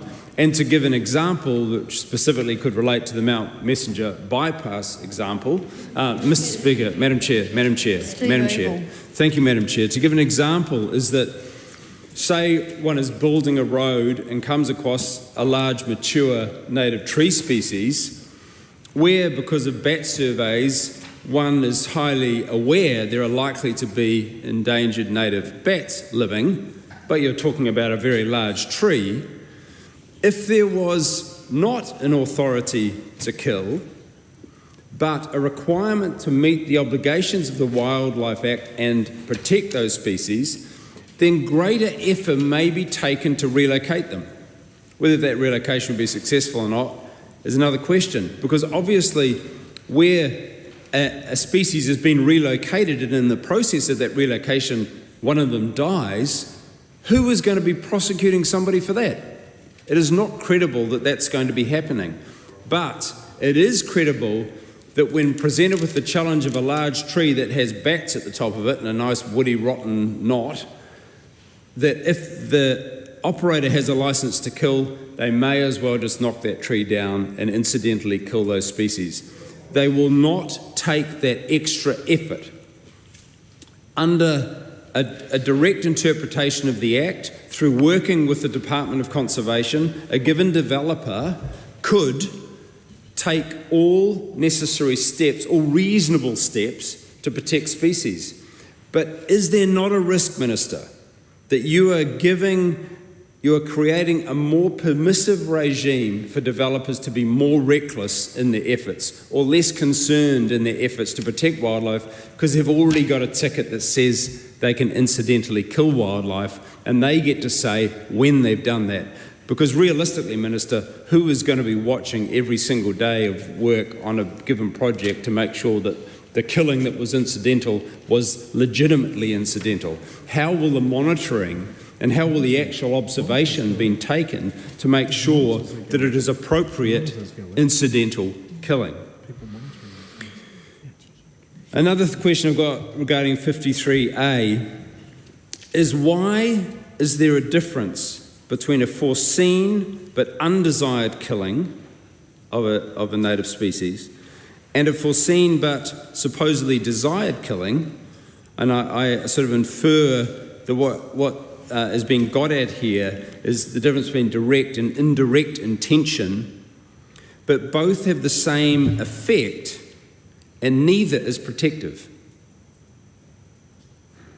So in meeting the requirement of any legitimate activity that is incidental and the purpose of the Act to protect wildlife, why is there a difference between foreseen but undesired killing and foreseen but supposedly desired killing? How is the authority to kill wildlife incidentally consistent with the purpose of the Act? That's another part of that same question of how does it not weaken the protective purpose of the Act? How is the authority to kill wildlife incidentally consistent with the purpose of the Act? The reason I ask that question, Minister, is because I think it will help take us on the mental journey through the deeper question of what the purpose of the Wildlife Act is and how these changes in 53A fundamentally, in my proposition, undermine that purpose in a way that ties the legislation in knots, frankly, and makes a real mess for the Department of Conservation to deal with and the courts to deal with in the future. I actually think that this legislation has the potential to create a lot more headaches for the courts and for the department. Thank you. I hope you can answer some of those questions. Honourable Tom Faultaker. Thank you, Madam Chair, and it feels not unlike a hobbit that I'm on an intrepid journey this evening.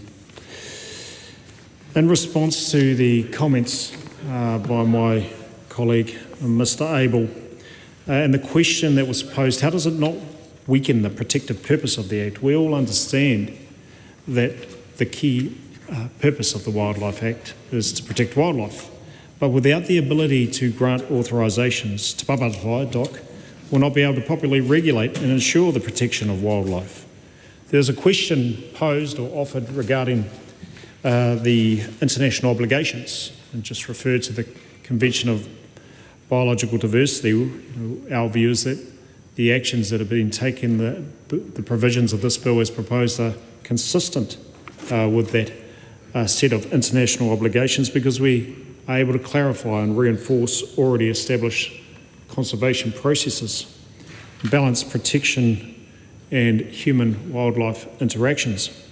There was a comment about how these provisions are muddying the waters, and members opposite offered those comments, albeit that my view is that the only waters that are being muddied at the moment is the conjecture and the complications that the members are introducing to this discussion, the committee of the whole. The governments can disagree with High Court rulings. When we talk about the 2003 foreshore and seabed matter as an example, but killing must relate to protecting wildlife under certain conditions. Pragmatism in these matters is very, very important. The court's view that killing must relate to protecting, and there's got to be a very clear nexus, does not reinforce the status quo and the understanding prior to that court decision, whereby the Director General enabled incidental killings under certain conditions. And this is what is proposed to be restored under the proposed legislation. There was a question posed around the options that were considered. Yes, we did consider appeal for the decision, but that would take a very long time. And to be fair, we've got to get on with a lot of mahi, whether or not that's an environmental space, an infrastructure space, or in the housing space that has been well trumpeted by the previous government, that also used a number of wildlife authorisations with the understanding that we're trying to restore now. Amazing. There's a question about Te Tiriti o Waitangi. Well, we think this is a valid exercise of kāwanatanga, and we're quite comfortable in saying that and stating that. We expect many iwi have also used wildlife authorisations in their housing developments and their logistics developments, such as the great logistics developments at Ruakura, Waikato Tainu out there in Kirikiriroa, City of the Future. So no doubt there are many iwi who have endorsed the understanding that we are now seeking to restore by way of these proposed amendments. Monitoring, there was another issue that was raised, and usually, especially if you had the chance to actually read conditions of these types of authorisations and permits, there is a monitoring expected, and I certainly would have expected that those who have quite deep and meaningful comments this evening on these authorisations have actually taken the time to read the conditions of these types of authorisations so that their questions are informed. Honourable Rachel Brooking.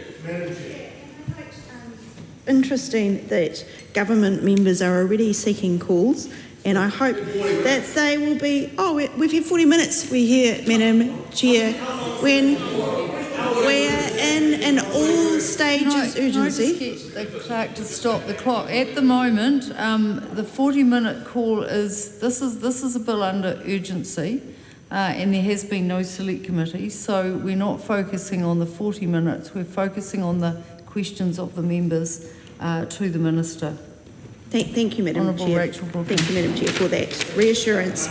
Because I asked the Minister a lot of questions about the meanings of words and how it is that these different clauses in front of us on these 2 pages are consistent in how they relate to each other. And he did not answer that question.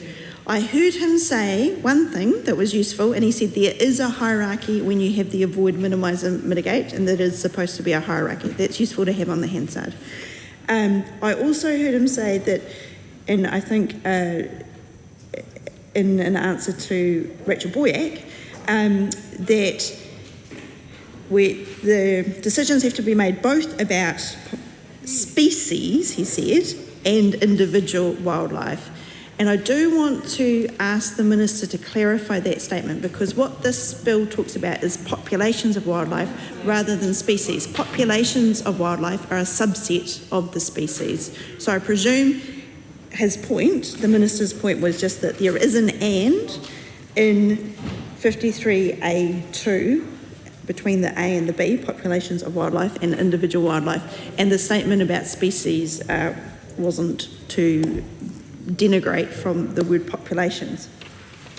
Now, the Minister said that just in that last contribution, he said something around that there's got to be a nexus with the protection of wildlife for this. And I'm not asking any questions about anything outside of these conditions and how these clauses and how they work together. No big picture questions here. Just how do these clauses interact? Now, when I read this, and it was interesting, the acting Prime Minister in the House in question time today said on first answer about this bill that it was to do with the culling of wildlife. And that makes some sense if you look at it on the face of it and you go, oh, you can't, 53 in the Act says you can consent killing, but then there's a big but added in these new clauses, and we've got to look at overall effect. But clearly then we've heard other ministers say, no, a whole lot of this is to enable a whole lot of other activity as well. It's not just about culling. So and the Minister just said, oh, well, everybody should read conditions of these wildlife permits. Well, it would be useful if he could take us through where he thinks the thresholds are, and if he can go back to saying why 53A says without limiting section 53. Does section 53 itself need to change? Because it's not changed with this bill. But where I was getting to before I lost my call, was I was getting to subsection 5 of 53B, and that was that this is that in granting the authority, the Director General is not required to be satisfied. I'm sorry, Madam Chair, I can't concentrate at the moment on this because I am so angry that members on the government backbenches are heckling me with things I can't hear when we do not have a select committee process, and I am being criticised for going through the words in these clauses, which are very important. And I would ask that we'll have some respect, please. Interjections are fine. I haven't felt yet that it was a barrage, but there has been a bit of talking going on. But I do understand your questions, so thank you, Madam Chair. And it's particularly egregious when we do not have a select committee stage that I am being heckled for asking about the words when the Minister is not answering about these exact words. The Minister is giving us political answers. So the question here is that we've got at B of 5 that the Director General is not required to be satisfied that each individual act of killing, viewed in isolation, would be consistent with the protection of wildlife. So how does that B relate back to 4 that we've had where it is that the Director General must be satisfied that the overall effect would be consistent with the protection of individual wildlife? How do those two subsections about the individual act of killing work together? Madam Chair. Simon Court, question. Madam Chair. To the Minister, really interested in your previous comments about how the management plans around effects on wildlife are actually designed to mitigate the effects and reduce the risk of harm. And that it appears that my learned colleagues in the opposition tonight haven't adequately reflected on all of the protections that are in place. So when we consider that authority may be granted to kill wildlife incidentally, well, that sounds extreme, dramatic, really, really awful. In fact, the existing management plans that are already issued for projects like Mount Messenger clarify that is certainly not the intention of the ecology, the scientific, the wildlife protection professionals who work on New Zealand's major infrastructure projects, who left school, went and studied a science degree, love nature, probably spend most of their weekends in the outdoors looking for little creatures on their walks, and go to work 5, 6 or 7 days a week to protect wildlife on the projects they work on. So, Minister, I'm really interested.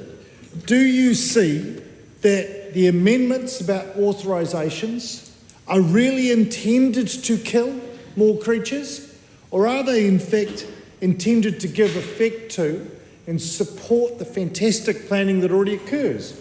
Because when I read the species-specific measures to avoid or minimise effects on bats, for example, on the Mount Messenger project, it says quite clearly that when removing vegetation that could potentially support bat roosts, further detail is required before this happens.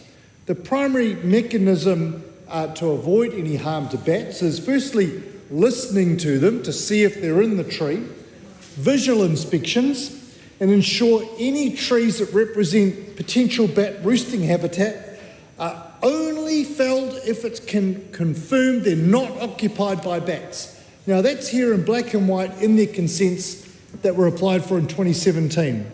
So if having gone through all of these measures and having turned up to work wanting to save every single creature on the project, because that's what you truly believe in while you work for a business that is building infrastructure, how is it that this bill is going to do harm, Minister?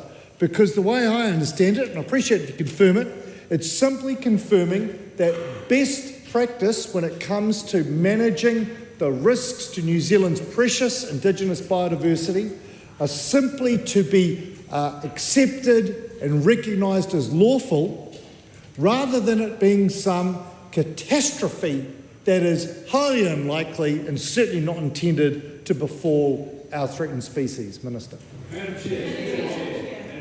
Rachel Brooking. No, sorry, Rachel Brooking. Apologies. Thank you. Thank you, Madam Chair. It's not the first time. That's no, sure. it's not the first time. Sure that's why I apologised. Madam Chair, I just want to make an initial comment. I guess some frustration is that this isn't going through a select committee process, and so a lot of the questions I'm asking tonight I would normally have the opportunity to ask officials, and particularly the Parliamentary Council Office. The reason we're going to dig into the detail and actually come back to the Minister when the statements have been so broad and quite frankly vague is that we're not getting the answers. And actually the concerns we're raising, I'll get there, don't you worry, I've got plenty of questions. Plenty of questions. There is a genuine issue to be resolved, and we accept that. But actually getting this right is important, because otherwise we're going to end up back in court, and that's my prediction. If you've been listening to our speeches, you'll hear that we're not, because the process is so poor, Mr. Court. Again, I do think it's Point of order, Sharon Halbert. You know what I'm going to say here is that, in fairness, we are here under urgency. We haven't had the opportunity to take this through select committee. Right. There is a barrage of shouting coming down from the other end, and I've just asked that our members have the right to put our case forward, to put questions to the Minister, that he answers them in detail fairly, and that we treat this process with respect. Yep, and I appreciate that point of order. I didn't hear a barrage, but there definitely was a two-way transaction going on, so perhaps we'll have Rachel Boyack the opportunity to ask some some clear and concise questions around what the member wants from the Minister. They're very detailed questions, and so thank you, Madam Chair. So the first part I'm going to talk to is 53B2. It says here, the authority is to be treated as consistent with the protection of wildlife if, in granting it, the Director-General is satisfied that its overall effect would be consistent with the protection of populations of wildlife and individual wildlife. And the piece I'm interested in is those words, overall effect, and what do they mean in the context of the Act? What are we talking about? What is the definition here? And I'm asking specifically, I want to know what is the definition here of overall effect? And in determining whether the overall effect of the authority would be consistent with the protection of populations of wildlife, so I've gone on to 53B3, the Director-General must have regard to any potential adverse effects of the lawful activity on populations of wildlife. It goes on with a series of criteria. The piece that makes, I think, when you're looking at these two pieces together, makes it really confusing, is when you look at 53B5 and it says, in granting the authority, the Director-General is not required to be satisfied that the lawful activity is self-consistent with the protection of wildlife, or that each individual act of killing viewed in isolation would be consistent with the protection of wildlife. My question is, how does the wording of lawful activity interact with the wording of overall effect? What are the actual... Now, I understand the definition of lawful activity. We're talking about the building of a road. My understanding around the overall effect is the overall effect of the activity. That's my question. It's very confusing for the reader here to understand how 53B 2 and 3 interact with 53B5. And it's not unreasonable for us to be asking for a detailed response, because this is complex law. It's been drafted in a way that is really challenging to understand how these clauses interact with each other, particularly when you then consider the existing section 53. When I sit in select committee, I would often ask questions back again and again to actually understand how this works as a lawmaker. That is our responsibility. We are here to make law. So I am asking for the Minister to actually not talk in platitudes or not talk in vague statements, to actually dig into the detail of the definitions of these clauses and how they interact with each other, because it needs to be on the Hansard. And look, I genuinely agree there was a problem to be solved. The High Court ruling placed a problem on the Department of Conservation. Absolutely accept that. We're not disagreeing, but we have real concerns around the drafting of this bill and the unintended consequences that are going to appear for the department, for the DG, and for the people trying to actually apply it. Very genuine, confused set of members over here, including people with significant legal skills in this area. So, you know, we are actually asking for some detailed responses from the Minister, because at the moment, all we're hearing is answers that are actually adding to the confusion as well. Thank you, Madam Chair. Madam Chair. Steve Abel. Thank you, Madam Chair. Look, I actually think that this is not only an error of law, but it's an error of logic. And I actually am in part inspired to ask this question off the back of what Simon Court asked. Let us move ourselves to a completely different area of law to address the logic problem. Health and safety law, where the purpose is to protect human life. And it's entirely set up to make sure people are safe from harm and from death in the workplace. Now, I might be an employer in an industry that is a high-risk industry. And perhaps historically, statistically, it is foreseeable, because there have been deaths in the past, that there will be deaths in the future in my industry. Now, there is a reasonable likelihood that there will be deaths, and it is foreseeable that there will be deaths, that someone will be injured or killed in my workplace, can I then get a permit to say that I've got permission to kill people? Of course I can't, but that is the logic. That is the logic of this legislation. I must take all reasonable steps to protect people from harm and from death. And the Wildlife Act is set up to be protective of our wildlife from harm and from death, and the exact same principle applies that I cannot logically get given a permit to kill, a license to kill, and whilst I'm not in any way suggesting that human life is not more valuable than the life of other species, I'm suggesting that the logic of creating a system where you are licensing someone to break the Wildlife Act, which has a purpose of protecting wildlife, doesn't stack up.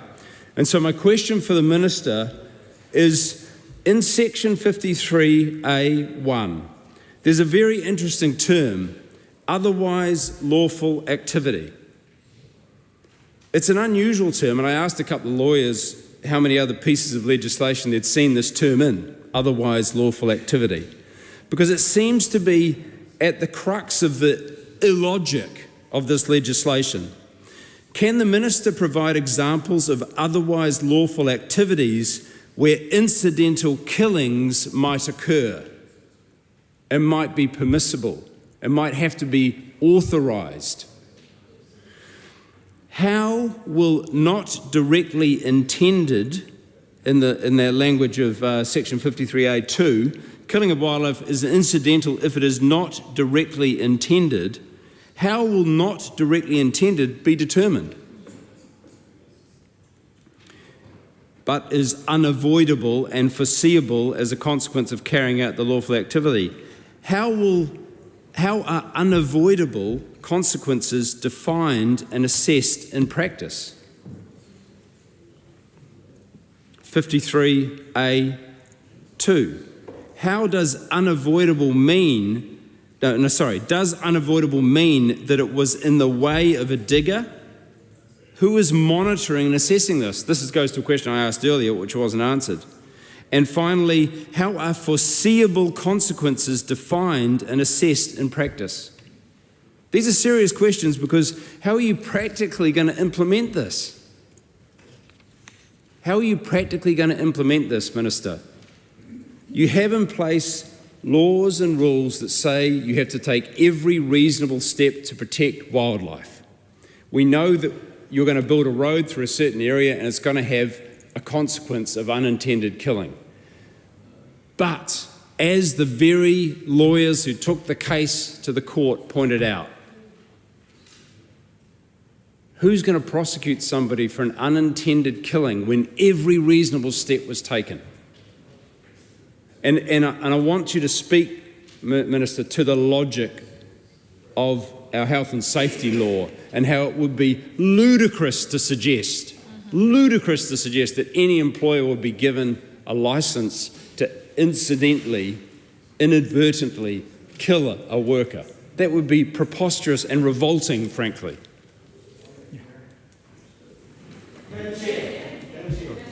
Honourable Tamapotaka.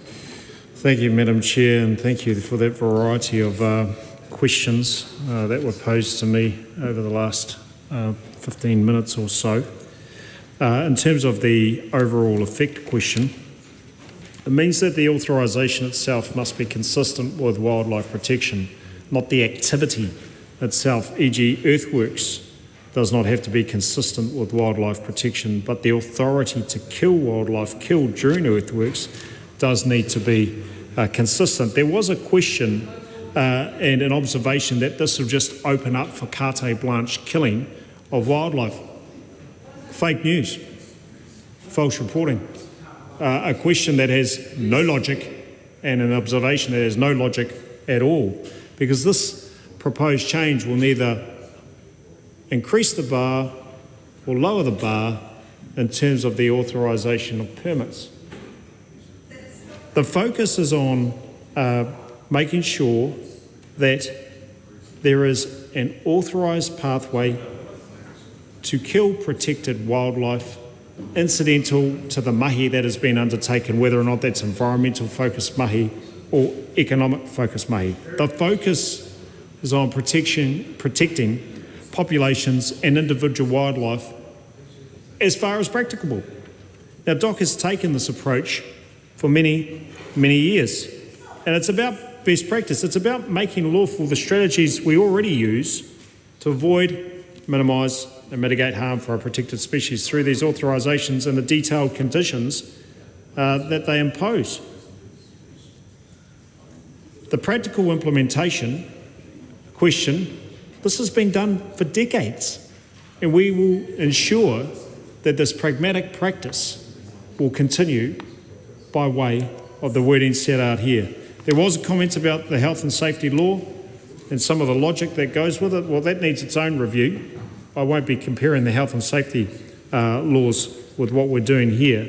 But just to reinforce, Madam Chair, that I won't be curbed by illogical questions, that this provides an appropriate, safe, authorised pathway for those that have those authorisations and permits to undertake incidental killing. Now, I know that there's a real effort to complicate this matter in the late hours of the evening, but we're very clear, and I'm happy to answer further questions. Dr. Lawrence Yunnan. Thank you, Madam Chair. And I thank you to the Minister's response, but also in response to other members who have spoken on this. Now, again, it's nothing we're saying here is trying to be illogical because of the fact that we would have teased a lot of these out during Select Committee, but we are now still trying to figure out exact scope of this particular bill and implications. Because for one of the things that the Minister is referring to and talking about, that this has been done for a number of years. Well, there is no regulatory impact statement on this, so we have no idea of any of the risk. So what is the risk? Because that would appear in a regulatory impact statement. If I'm looking at the Department disclosure statement, and I'm looking at page 6, the Minister was like, this has been done for many years, but DOC themselves said the information is limited and insufficient to inform a full impact statement. So it's very nice to say this has been done for many years, but we actually don't have any data for it, according to the Departmental disclosure statement. So my question to the Minister then is, if the Minister is convinced it's exactly the same, or the bar has not been raised or lowered, as the Minister put it, can the Minister at least tell this House how many authorities then has DOC been granted so far? If it's been going on for a while, how many has there been? Hundreds. And then the question is that if we're looking at a particular case that has been taken here, and if we're looking at the way that we're reading the current Wildlife Act, Section 68AB, and particularly around mens rea and strict liability, that is something that is considered retrospective. But what we're seeing here in 53A is prospective. So I wanted to check with the Minister then on the prospective and retrospectivity of this bill. That does it mean that the authority we're seeing here can only be granted prospectively, as opposed to also be granted retrospectively, which is how 68AB is interpreted? So that's my second question. My third question is on the specific terminology that has been used, which is lawful activity. Now, we've heard examples that the Minister has been using in terms of the kind of lawful activities, such as infrastructure and, building roads and etc. But surely anything that is within the law would be considered a lawful activity. Now, I did have a look at the Wildlife Act. There's the term lawful activity doesn't appear once, or at least I couldn't find it that in that particular bill. So this part is the first time we're seeing this term being used without any clear definition of the term. So for me, if I'm thinking broadly in terms of lawful activity, I think of things like fishing being a lawful activity. If that is considered a lawful activity, we know that, for example, under the complete protection, there are 9 marine fish species, which includes manta rays, basking shark, horned turtle, spotted black groups. Would that then meant that any fishing vessels or any fishing companies who are conducting lawful activity within fishing are able to apply for authority for incidental bycatch? Is that a consideration? Because although we've been trying to lead everyone to think down one track of that lawful activity in terms of infrastructure and construction, but I would like to know what is the scope of lawful activity. So those are my 3 questions so far, and I know that people will have other questions as well. Celia Wade-Brown. Thank you, Madam Chair. I have a number of questions, and I would like to start on clause 4, looking at this question of unintended. I have not yet heard from the Minister how, if something is unavoidable and foreseeable, that it can possibly not be done with intention. Because if a person of sound mind knows what might happen, knows that the consequences are unavoidable, then surely they intended that. So that's my first, and probably the bit of the philosophical question as to who determines what unintended means. Does it just come down to somebody saying, oh, I didn't mean that to happen? Or have you got something slightly more robust in mind for the poor Director General or the person that this is delegated to make that critical judgment? We all understand that generally desirable activities, it might be housing, it might be a transport project, it might be renewable energy. For heaven's sake, even putting in a cycleway in Evans Bay needed some lizards moving, and maybe not everyone kept their tails, or worse. But where is the balance struck? For example,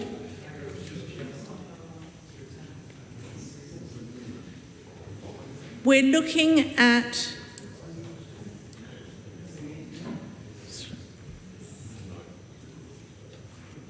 for example, is it sufficient to talk about the population that is living in that rohe?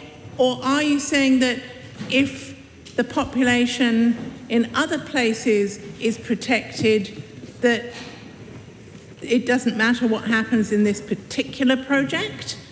That's not at all clear whether those populations can be the same species but quite genetically distinct. That would be particularly the case where for some species of gecko you can only tell which one it is by what location they're from because they look so similar. And what also concerns me is there was a very good example given of the consent for roading project that looked at a whole load of protective things and how there had to be a check on the trees as to whether there were bats or not. That is completely separate from the Wildlife Act and the amendments here. That would have been done under the Resource Management Act.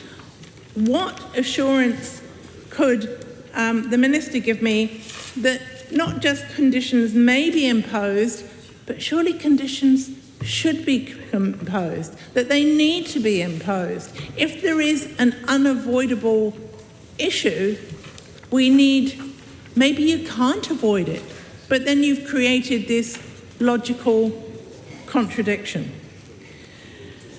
I'd also like to know how the Minister would like to address the suggestion made earlier that a previous Conservation Minister, Eugenie Sage, the Honourable Eugenie Sage, I think I heard Grant McCullum assert that she would be supporting this legislation. Well, I don't think anything is further from the truth. How would the Minister address Eugenie Sage's point that this amendment creates a much weaker regime? And finally, how much longer does he think that the delegated DOC staff will be taking to grant authority under these amendments? Mr. Chair. The Honourable Minister. Thank you, Mr. Chair, and wonderful to see you this evening. There was a question seeking clarification around the relationship between the protection for populations and species of wildlife, and as many of us know, the Act provides provisions to help protect both the wildlife populations, e.g. a local population, and the species as a whole. The bill provides that in making decisions to authorise incidental killing, the Director-General is to have regard to any potential adverse effects of the lawful activity on the survival of populations of wildlife and the viability of the species to which the wildlife belongs. Under 53C(1), the Director-General may impose conditions to address the potential effects of the lawful activity on populations of the wildlife or the viability of the species to which that wildlife belongs. There was another question in relation to the numbers.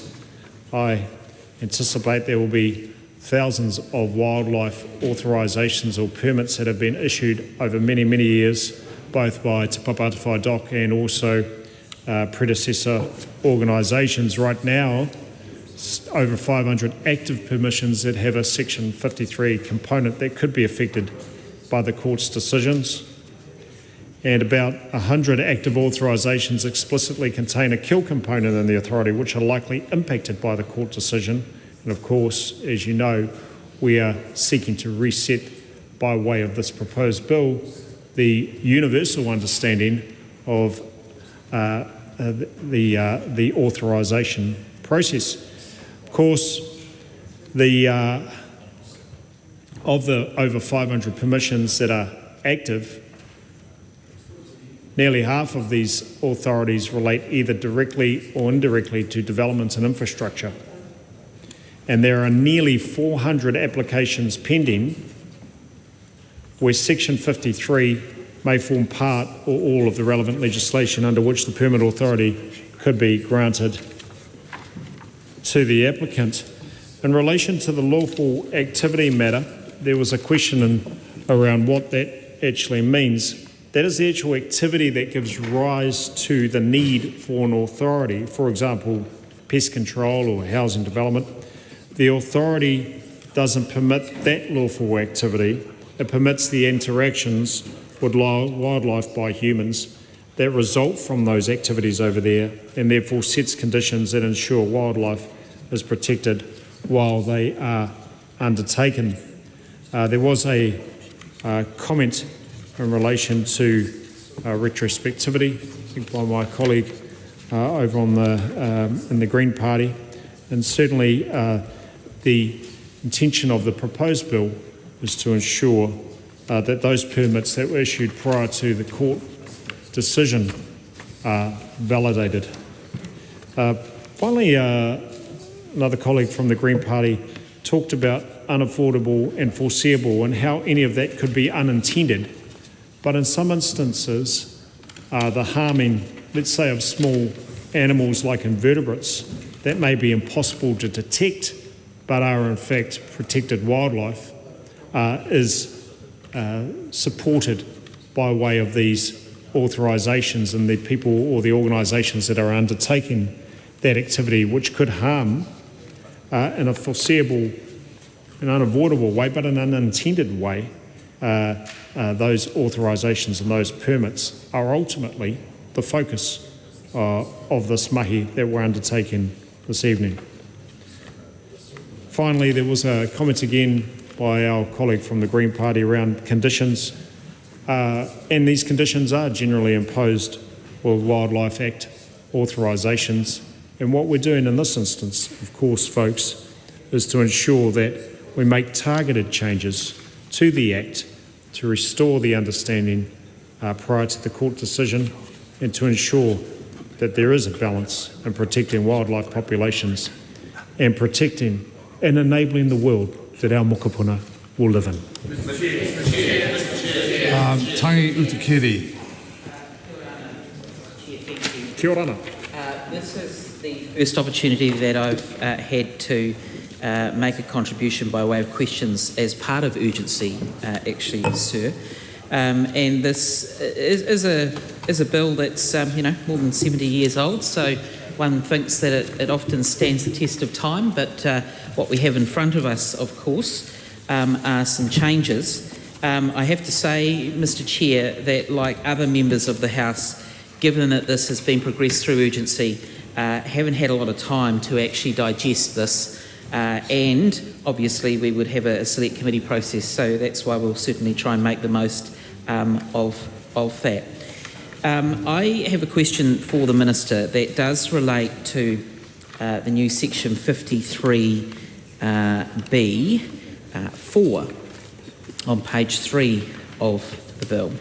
And as I was reading through this, sir, I was somewhat actually inspired by Mr. Abel's amendment paper to 53C. So I won't refer to that. I'll refer to my own. Oh, I'm sure the member doesn't mind. But I want to just ask the Minister around a potential change to the very first sentence of that clause, and it relates to basically changing the word may, which, as we know, has a little bit of looseness to it or flexibility to it, to must. And this section, Mr. Chair, specifically relates to the ability for the DG to make a decision based on a number of different facts. But the point of difference with this clause is it's around the reasonable steps that would be taken by the holder of any authority that is granted to effectively either avoid, mitigate or minimise any adverse effects of the lawful activity. So there's no issue here with the lawful activity being undertaken. However, there is a suggestion that if the Director General was required, by way of use of inserting the word must, consider those avoid, minimise and mitigate the adverse effects of the lawful activity, but it relates specifically to the steps that would be considered reasonable. Now, I accept, and the Minister may agree with me, that reasonable in itself might perhaps provide a little bit of broad flexibility around that, but this relates specifically to the holder. Whether or not that followed through would be another matter and may fall actually within the ambit of 53C, but this is about what specifically is the Director General required to be satisfied around, and whether or not that needs to be strengthened. So there is an amendment paper in my name. I apologise, it's handwritten. Well, actually, no, I don't apologise, because under urgency we have not had an opportunity to digest this, and so I have tabled a handwritten amendment that basically seeks to amend clause 53B(4) to replace the word may with the word must.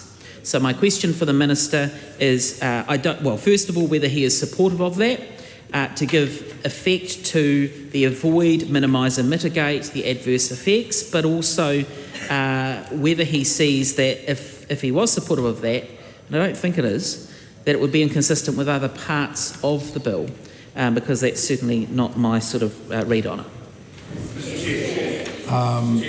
Priyanka Radhakrishnan. Thank you, Mr. Chair. I want to go back to, as Steve Abel outlined, the crux of this bill. I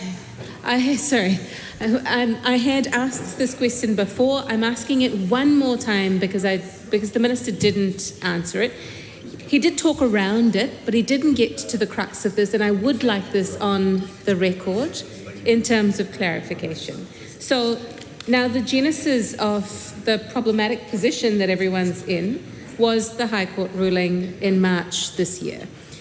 Now, what the judge specifically ruled on, which I have somewhere here, so Justice McHerron highlighted that Section 53 permits can only be issued if their purpose is to protect wildlife in a previous case. In a previous case, the Court of Appeal suggested that one such purpose could be, for example, culling some individuals to prevent the spread of disease to a wider population. So in that sense, you're authorising the killing of something which then has a direct benefit to that species. So the direct nexus was at the heart of the High Court ruling. And so the judge in question then said that that particular permit under Section 53 was unlawful because ultimately there was no protective purpose there. It was the killing of a species for a road. And that was not in line with the principal purpose of the Act. Now, the Minister has said that the whole point of this piece of legislation that we're debating tonight under urgency is to revert to decisions that were made prior to that March 2025 ruling, which would then allow, for example, for a species, so in the Mount Messenger case, 46 species that were incidentally killed as a result of a road that was being built, that was then offset or mitigated by saying that there was an overall benefit or effect that was positive to that species. So what I want to just get really yes or no clarity on, Minister, is in Section 53A, 53B actually, where 53B1, to avoid doubt, the Director-General may grant an authority referred to in Section 53A only if it is consistent with the protection of wildlife. And I take the point that the Minister's made, that there is still a protection to wildlife requirement in this legislation. But it's not the direct nexus, is it? Because then the wording that we've been trying to prosecute on this side of the House, overall effect, is directly contradicting the direct nexus requirement of the High Court ruling. Is that the case? That is my primary question for the Minister. Can the Minister just clarify that including overall effect removes the requirement for there to be a direct benefit to that species? So essentially, what this legislation is doing is allowing for species that are protected to be killed in order for a road to be built. So let's just be very clear that that is what this piece of legislation will allow. So that is my first question. My second question that I have for the Minister is the relationship between Section 53A to Section 71, which I understand is unchanged in the bill.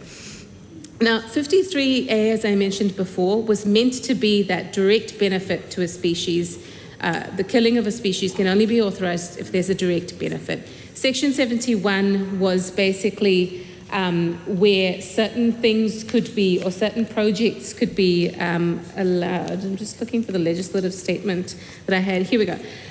So Section 71 provides for authorisations to be issued where activities affecting wildlife are carried out under named legislation specified in Schedule 9 of the Act. So for specific exemptions, the Schedule 9 is basically an exemptions list. So roading was an exemption. The Mount Messenger case was lawful because of Section 71. My question to the Minister is, does Section 53A actually substitute 71? Because in effect, if the DG can then authorise the killing of various species because a road needs to be built, which is essentially what Section 71 did, what is the difference between the two? Can the Minister clarify what the difference in purpose of these two sections are and how they relate to one another? Mr. Chair. Steve Abel. Mr. Chair, thank you very much. I've got a quite specific and hopefully relatively quick question, actually. Specific and quick is probably what we're looking for at this time of night, actually. Good, yeah. I mean, what would help too, Mr. Chair, is that I feel like we haven't had particularly substantive answers from the Minister, and some of the many questions we've asked have not really been answered. and they're often pretty specific. And can So I this assure the one- members that the Minister's answers will be taken into account when considering a closure I appreciate motion that. as well. My colleague Lawrence The Zunan... universe is balanced. Thank you, Mr Chair. Thank you. My colleague Lawrence Zunan asked a question about where a fisher may catch or capture one of the potentially the 9 species that are in the Act that are protected in the Wildlife Act. My question is, do those fishers have authorities now to inadvertently kill any of those protected 9 species? And it relates to a broader question. 53B, authority may be granted. Who and whom must get an authority to incidentally kill wildlife?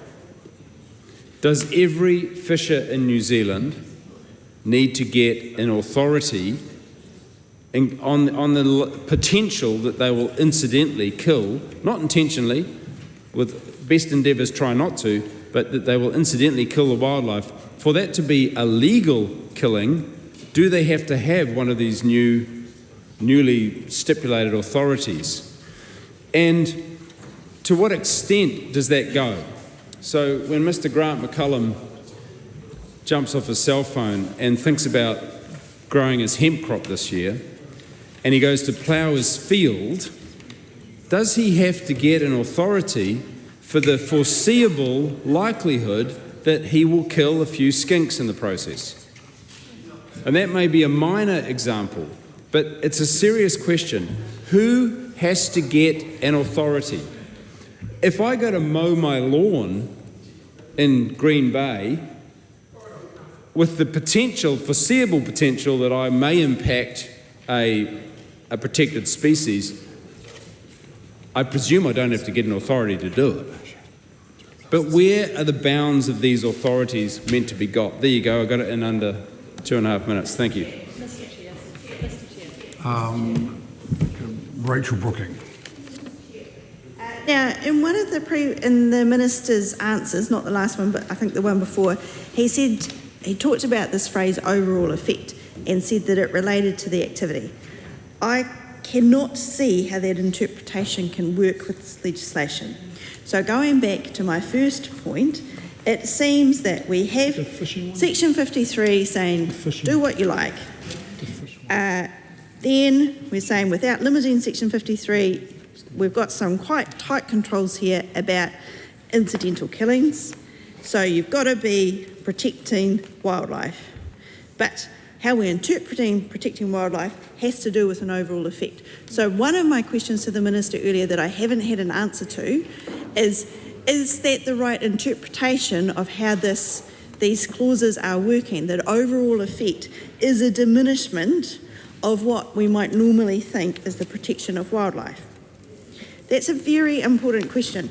But then, even if it is a diminishment, if I'm right in my reading that overall effect is a diminishment, there is still a lot in these clauses that keep going on about the protection of wildlife or individuals. So how could anybody get an authority to do something that wasn't the example of culling that we just had from my colleague Priyanka Radhakrishnan? That's one question. We also, and that question relates to statements the Minister also needed. He said best practical options or what's most reasonable, we're pragmatic. These clauses do not read like a rebalancing of the environment that we see everywhere else from this government. It does look like there are some quite tough steps here to go through. So am I correct that even with overall effect being a watering down of protection, that it will still be difficult to get through these tests, and they will in fact not enable all the things that Minister Shane Jones was talking about? So that's a couple of questions in that piece. Then we've just heard from Steve Abel about mowing his lawn, and he's worried about if there will be incidental killings. And so we might say the same with a bird flying into a window. Maybe it's foreseeable that if you have a window around some trees, a bird will fly into it. So do we need to be looking in this bill at section 63 of the Wildlife Act, which relates to offences, and that says no person may, without lawful authority, hunt or kill. So that's another question. Has that offences provision been considered when it still looks like it will be difficult to get lawful permission under these new section 53A, B and C? Another question goes to, separate type of question, goes to section 71 of the Wildlife Act. And this is how the Mount Messenger was made lawful, because the two ministers did it, signed it off under section 71. And we've talked a lot about the Act. It's an old Act. 71 is actually under miscellaneous provisions and is the saving of other acts. And it says, and it's a horrible clause to go through with all of its exceptions. It says, except where this Act otherwise provides nothing in this Act should derogate from any provision of any of the acts specified in Schedule 9. We know that many of the acts in Schedule 9 no longer exist, but there is one about roads that did. Provided that, except with the prior consent of the Minister of Conservation and the Minister charged with the admission of the Act under which the Act or authority is performed or exercised, and subject to such conditions as those ministers may jointly impose, no person shall be entitled to do any act or any exercise any authority under the Act in respect of any wildlife, etc. So that's a very convoluted clause, and has been, though, an avenue for the Department of Conservation to make some of these permissions, authorities, lawful. Has the government, has the Minister considered amending section 71, and or has he considered amending the schedule there with all of those outdated acts? Would that be another way to fix the problem? Does it need to be done in conjunction with these additions to 53? And how does existing 53 interact with these new 53A, B and C and section 71? The Honourable Minister. Mr. Chair, just mindful of some of the questions that we've answered and haven't been heard by the opposition. I'll just repeat again the overall effect and what that means in section 53B2, as mentioned earlier. Means that the authorisation itself must be consistent with the wildlife protection, not the activity itself. Earthworks, as an example, does not have to be consistent with wildlife protection, but the authority to kill wildlife killed during earthworks does need to be consistent. In relation to the defence, there is a defence set out in the Act around accidental harm, where things are unforeseeable and unintended, not when the action is intended. That space, the action is intended, foreseeable, unavoidable, that's exactly the heart of what we're trying to deal with right now. And as mentioned earlier on, and again in response to a question about the High Court ruling, the court effectively sent out a decision that signalled that animals may only be killed in the process of trying to protect them. This decision is limiting the ability to lawfully grant authority to incidentally kill protected wildlife under the Act. And authority holders, as we've mentioned, are concerned because they have no assurance that they would not be prosecuted if their projects kill any protected wildlife despite having an authorisation under section 53 of the Act. That may lead them to stop doing things, including environmental things like some of the mahi around TB3, which I've mentioned several times today, along with infrastructure, power line maintenance, pest control and other things. So the court has made a decision that's effectively put at risk hundreds of authorisations that are contributing to the environmental and economic well-being of the country. We have said no, we do not agree with that. We are going to validate those authorisations. We're going to make sure that those people who hold the authorisations are assured and have confidence that they can go out and do the mahi that they need to do, and sometimes, incidentally, per some conditions and some permits, we might find that some protected wildlife is killed. There was a question around how Section 53 and Section 71 interact. Section 53A does not act as a substitute for Section 71. Section 71 still applies to activities undertaken under specific identified acts set out in Schedule 9 of the Wildlife Act. These acts are a relatively limited set of enactments covering limited types of activities, and I understand roads might be part of that sometimes. Section 53 is not available when Section 71 applies. This was clarified in the Mount Messenger decision. Finally, and in relation to the interaction between Section 53B4 and Section 53B5B, how they interact, they work independently of each other. 53B4 requires the Director General to be satisfied that the authorisation holder will take reasonable steps to avoid, minimise and mitigate adverse effects of the lawful activity on individual wildlife. 53B5B, like bananas and pyjamas, B1 and B2, ensures that in granting the decision, the Director General is not required to be satisfied that each individual act of killing viewed in isolation would be consistent with the protection of wildlife. And why we've done this is it responds directly to the Environmental Law Initiative decision, the Mount Messenger's decision, which stated that in that case, the authority would be lawful only if each individual act of killing viewed in isolation would be consistent with that protection. Mr. Chair, we've been very clear in forming responses, careful and cautious responses to the bevy of questions that have been answered, and we are ready to move forward. Grant McCallum. I move the debate on this question now close. Rachel Brooking. Look, just going, and one of the minister's answers there, it was before he directed his backbench to take a closure motion, was that the minister considers he is being clear when he gives bold political answers and talks about pyjamas, when in fact we are asking about very specific words. So he is saying that that I should read and listen to him, and that the overall effect relates to the activity.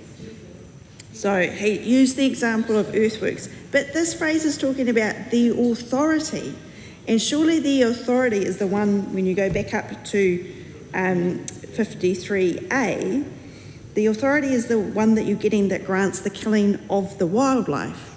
It's not the overall activity that you might need a whole set of permissions for.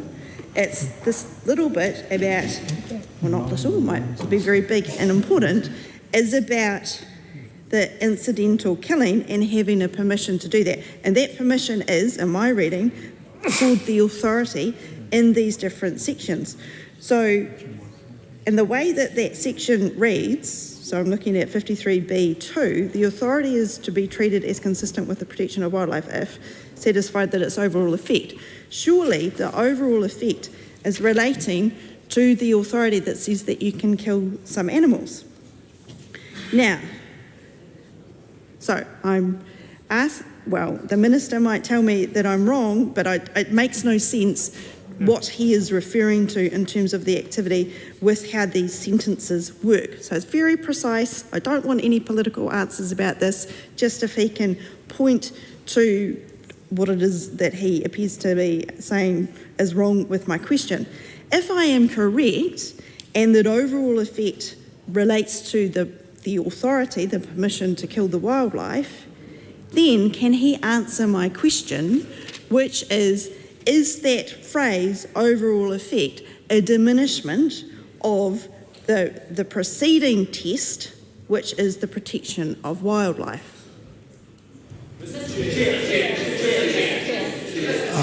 Larn Farm. Thank you, Mr. Chair.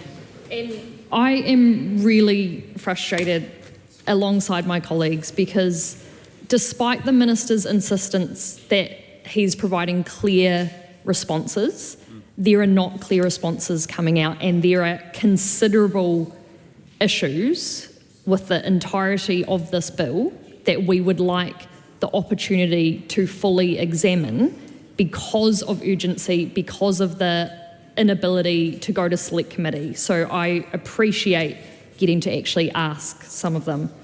So what I want to ask the Minister about specifically with this is the authorisation itself of the Director General. And the Minister actually brought up an example himself where he talked about, if there's like some invertebrates that are present in, say, a development site that are hard to detect.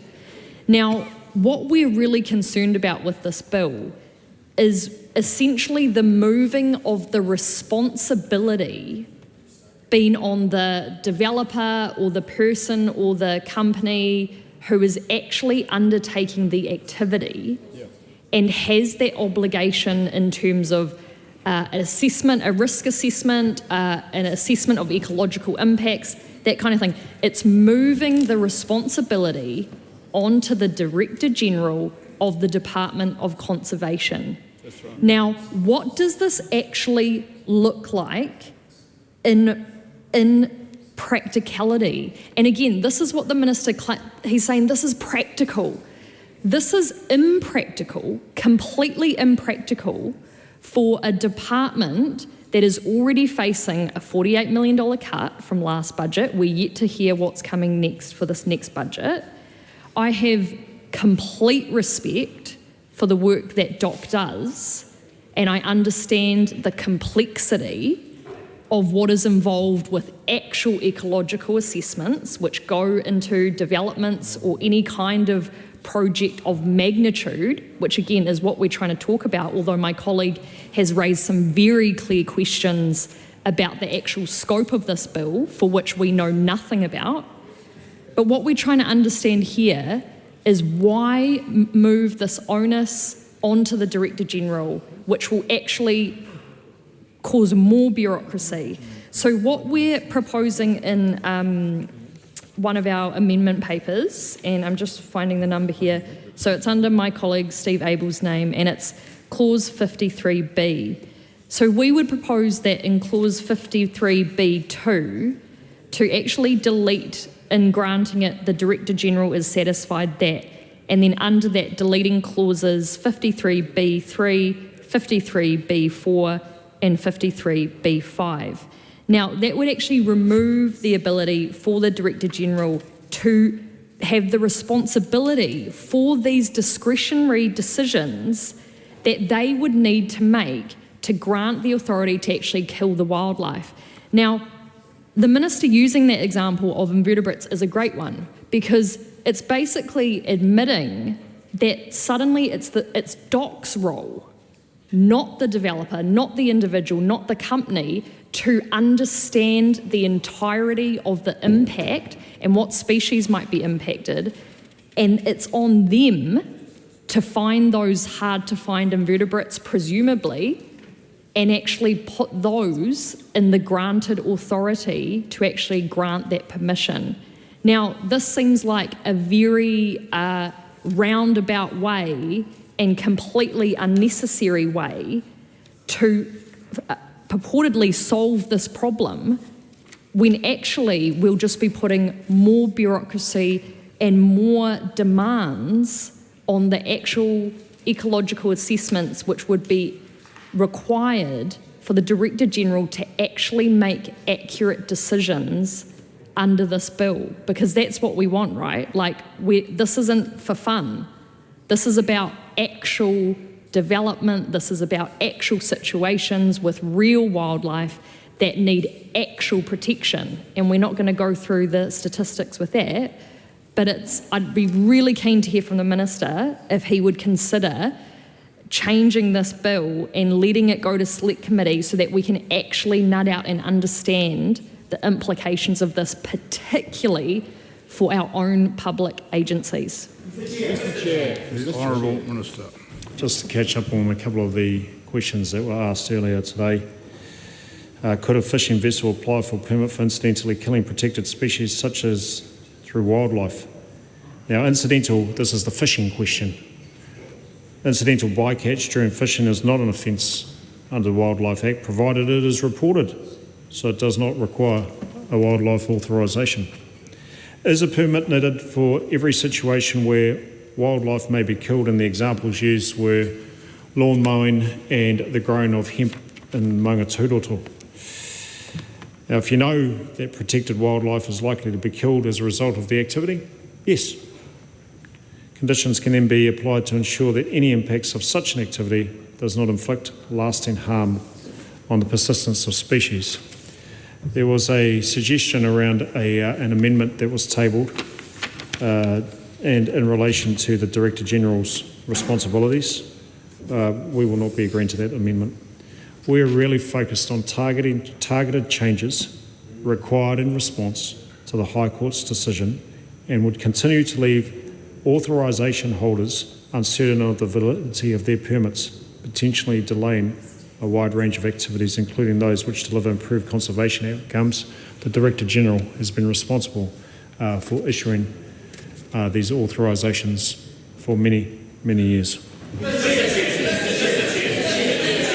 Ryan Hamilton.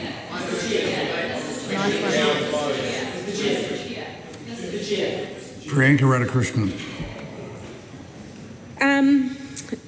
Mr. Chair, I do thank the Minister for some of the answers that he gave. That was around clarifying that the direct nexus bit was no longer required. I get that. Also, that Section 53A does not replace Section 71. I do have a question around that. I know my colleague Rachel Brooking asked whether there was any consideration around then expanding Schedule 9 so that, in effect, if Section 71 provides for authorisations that are issued, so in this case, if a road needs to be built and there's an effect on species there, incidental killing of species there, that can be offset or mitigated by addressing the population effect and so on and so forth.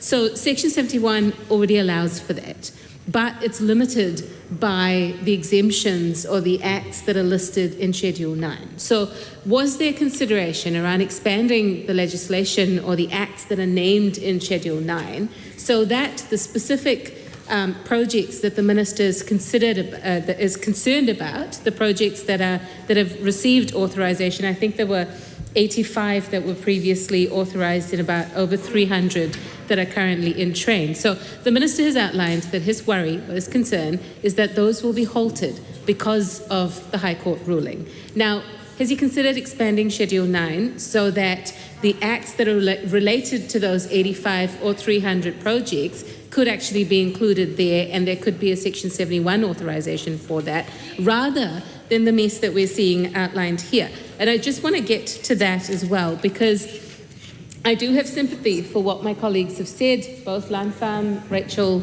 Brooking and Rachel Boyack have pointed out that the wording in the new sections 53A, B and C are unclear.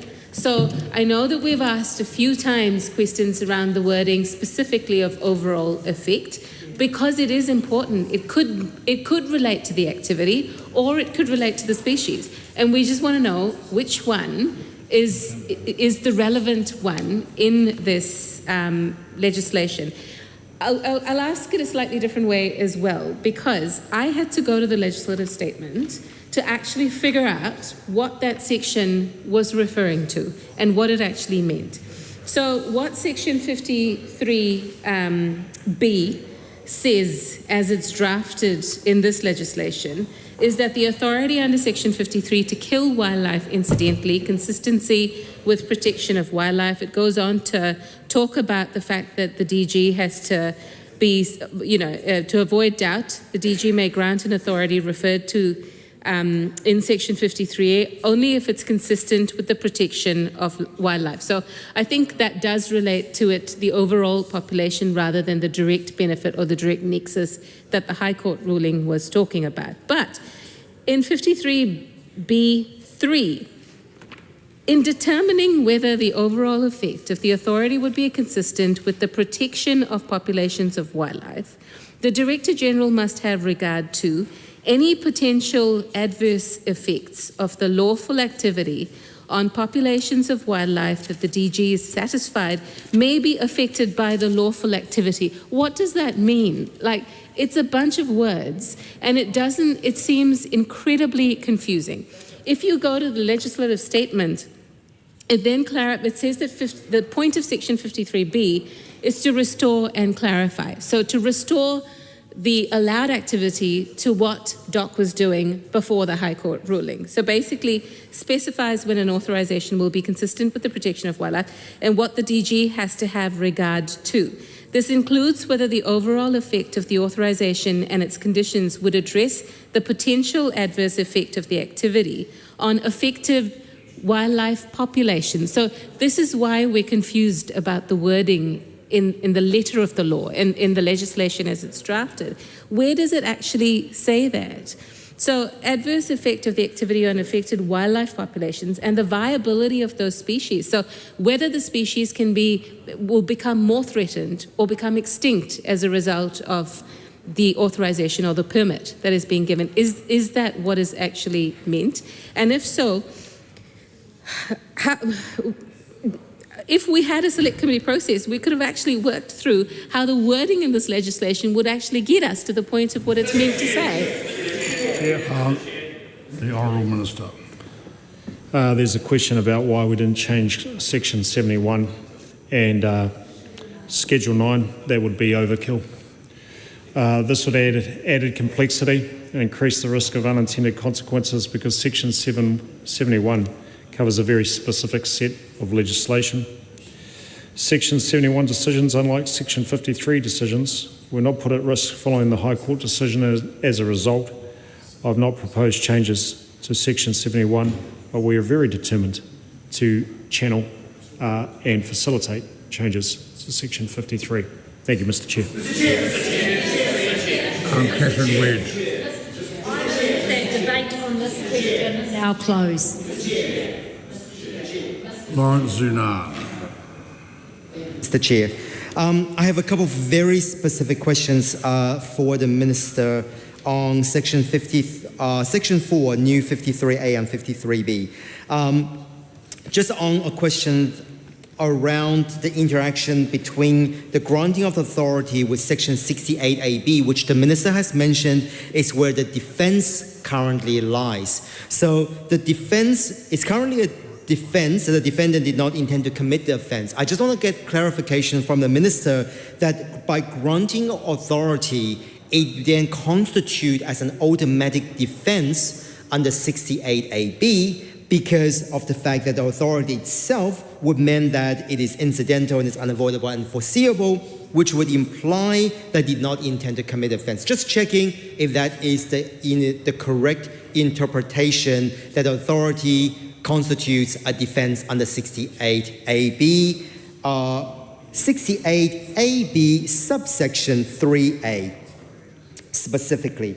My next question is whether for 53A2, whether killing and is unavoidable and foreseeable, I'm assuming unavoidable and foreseeable covers both immediate and long term, but clarification would be appreciated. Now moving on to 53B subsection 4. It would be good if the Minister could respond. I don't think we have heard from the Minister, and if we have, my apologies, whether the Minister would consider Tangi Wutakiri's amendment paper on changing may to must, because I think that is an important clarification, because if the Director General may be satisfied, it also implies the Director General doesn't need to be satisfied at all, because there is a no total requirement for that to happen. So clarification around that would be great as well. My final question, so this is question number 4, also subsection 53B4. It does talk about reasonable steps, and can I check with the Minister on whether the reasonable steps here, or that the holder authority would take reasonable steps, is that reasonable on the basis of objective person or reasonable on the basis of a subjective person or that particular individual? So those are my 4 clarifications. Thank you. Mr. Chair.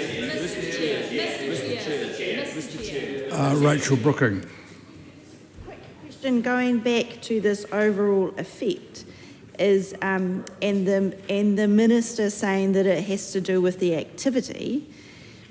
Can the Minister consider the difference between the use of the word authority and the difference of the use of the phrase lawful activity?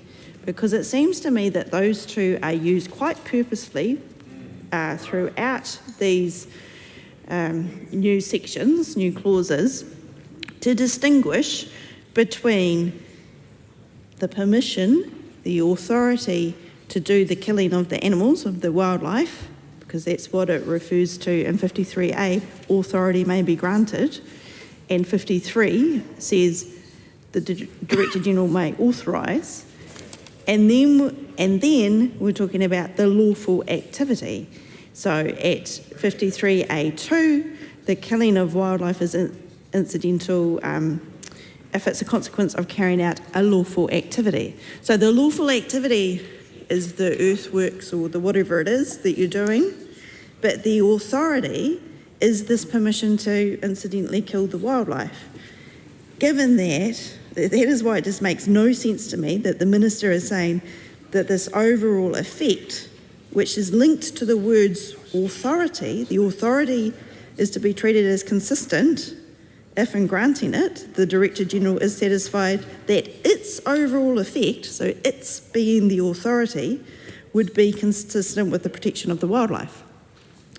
Whereas then we look down to 3, and in determining whether the overall effect of the authority would be consistent, we look at any potential adverse effects of the lawful activity on populations and viability. So surely those two phrases, well, the word authority is different to lawful activity, and the word authority is what is connected to overall effect. Given that, I go back to my question that I've asked. I know we're not supposed to repeat questions, but I would really like the Minister to turn his mind to this and whether, if I'm right, the overall effect is related to the authority to kill the wildlife, that overall effect is meant to be, the scheme of this amendment is that the use of the phrase overall effect is a diminishment of what otherwise we would consider to be the protection of wildlife. And the protection of wildlife comes just before that. To avoid doubt, got to be consistent with the protection of wildlife. Oh, but hang on,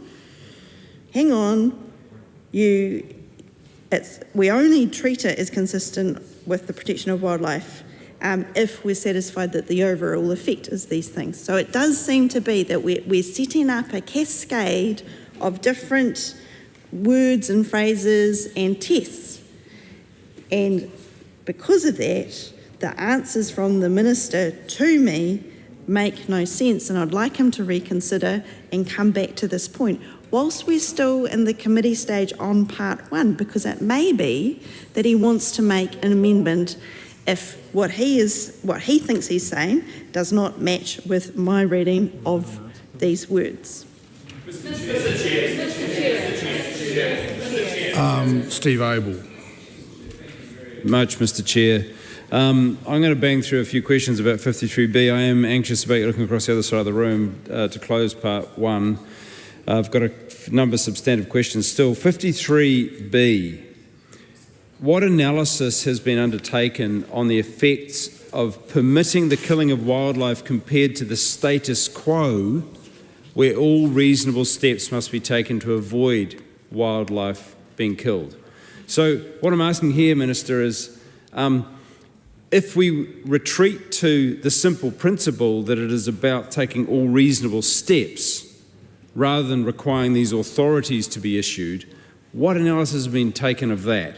And relating to that, 53B, why is this discretionary power required when the mens rea test in section 68AB of the Primary Act already provides that developers need to take all reasonable steps to ensure wildlife are not killed? And obviously my colleagues have already spoken about the burden of work that the Director General will be making these discretionary decisions and a huge amount of work on the Department of Conservation. So, you know, why do we need to have this discretionary power when there's already that mens rea test of, you know, reasonable steps? I've got another question, 53B. How will the Director General assess the overall effect on wildlife populations? How will the Director General determine that the overall effect would be consistent with the protection of populations of wildlife and individual wildlife? This question has not been answered, and it's a significant question. 53B, 3A, 2, the viability of populations. At what level is this considered? Is it the local level, Minister? Is it the national level? Is it the regional level? Like, at what level is that viability to be evaluated? And how will the Director General determine the viability of a species? This is where there is as my colleague Rachel Brookings pointed out, a lot of layers of complexity in the interpretation, the responsibility put on the Director General. In anxiety that this might be, they might be looking at wrapping this up, I want to mention I don't mean to be jumping ahead prematurely, I want to mention an amendment we have at clause 53C. We have an amendment to require that the conditions, currently in the wording, the conditions that may be imposed on authority under section 53 to kill wildlife incidentally. We believe conditions must be imposed because considering the significant nature of the activity, which is killing wildlife, it requires the setting of conditions. That is critical. This clause would be essentially worthless without the requirement being mandatory. So under 53C, it must be mandatory for the Director General to put in place conditions. And what's more, what types of conditions would be included?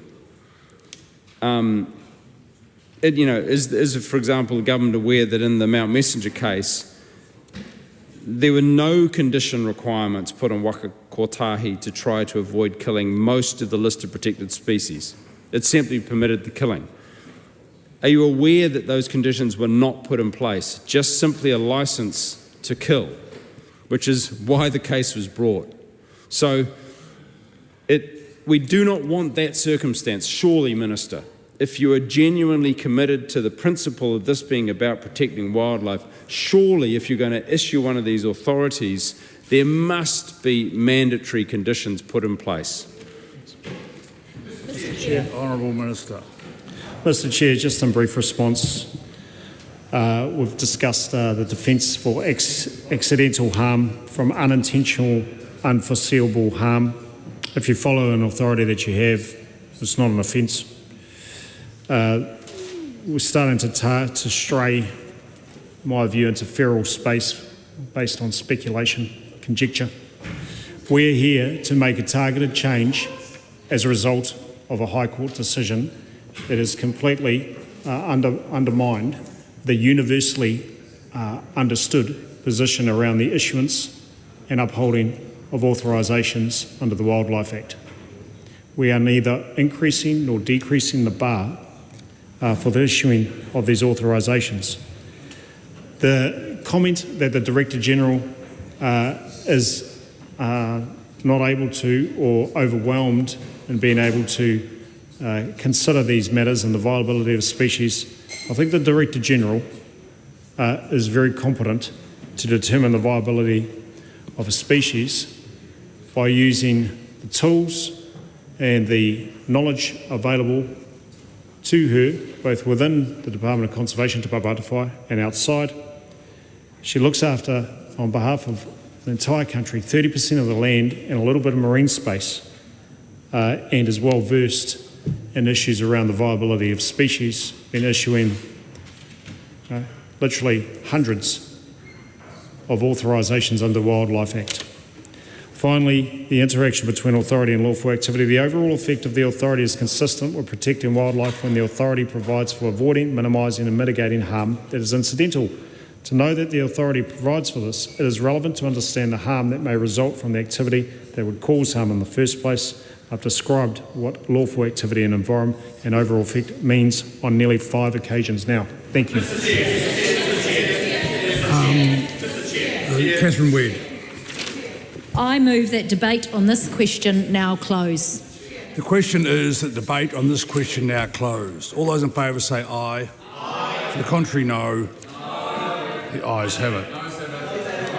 Party vote is called for. Please conduct a party vote. New Zealand National. 49 votes in favour. New Zealand Labour. 34 votes opposed. Green Party of Aotearoa, New Zealand. Te Kaumarima Ngapoti Whakahe. Action New Zealand. 11 votes in favour. New Zealand First. 8 in favour. Te Party Māori.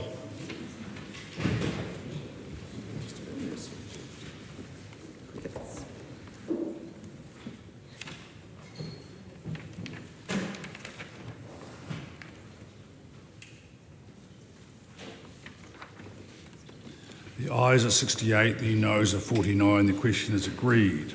The question is that the Minister's tabled amendment to Clause 4, subsection 2 of new Section 53C be agreed to. All those in favour say aye. Aye. To the contrary, no. The ayes have it. Party vote is called for. Please conduct a party vote.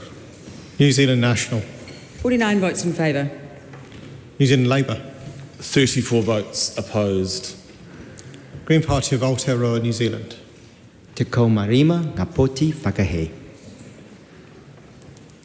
Action New Zealand. 11 votes in favour.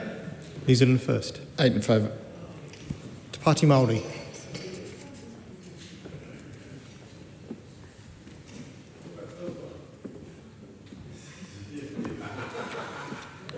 The ayes are 68, the noes are 49. The question is agreed. The question is that Steve Abel's tabled amendments to Clause 4, new Section 53B be agreed to. All those in favour say aye. Aye. To the contrary, no. No. The noes have it.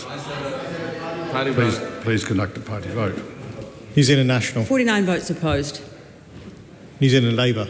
34 votes in favour. Green Party of Aotearoa, New Zealand. Te Kaumarima Ngapoti Whakaai. Action New Zealand. 11 opposed. New Zealand First. 8 opposed. Party Māori.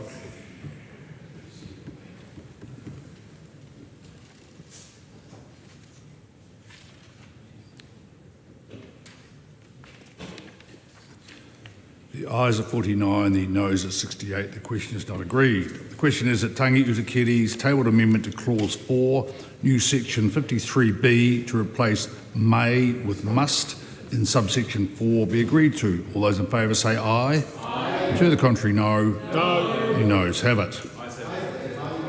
Please conduct a party vote. New Zealand National. 49 votes opposed. New Zealand Labour. 34 votes in favour. Green Party of Aotearoa, New Zealand. Te Kaumarima Ngapoti Whakaai. Action New Zealand. 11 opposed. New Zealand First. 8 opposed. Te Party Māori.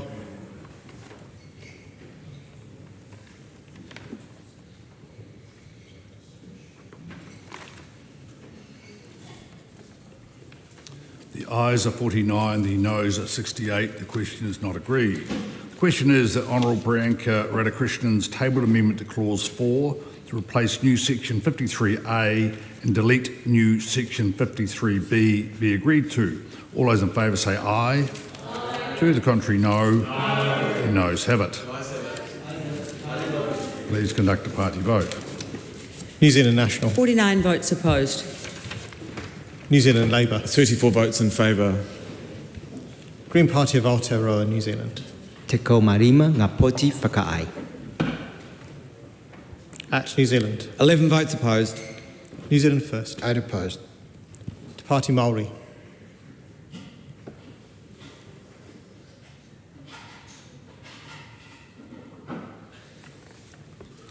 The ayes are 49, the noes are 68. The question is not agreed.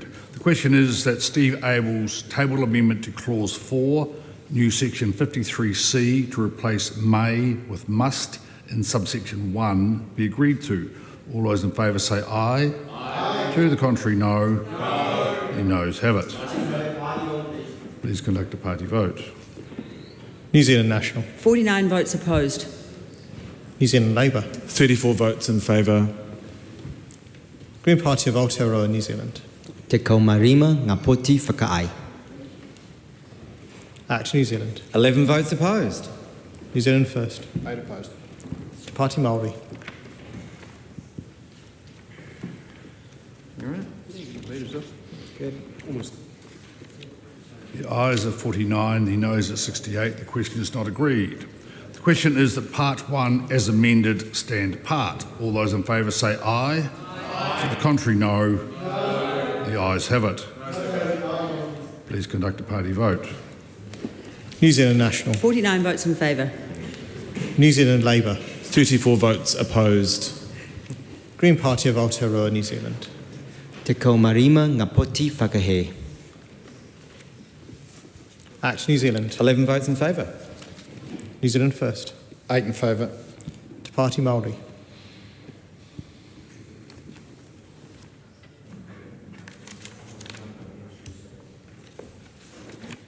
The ayes are 68, the noes are 49. The question is agreed. The time has come for me to leave the chair. The House will resume at 9 a.m. Good night. Good evening. Night. Thank you.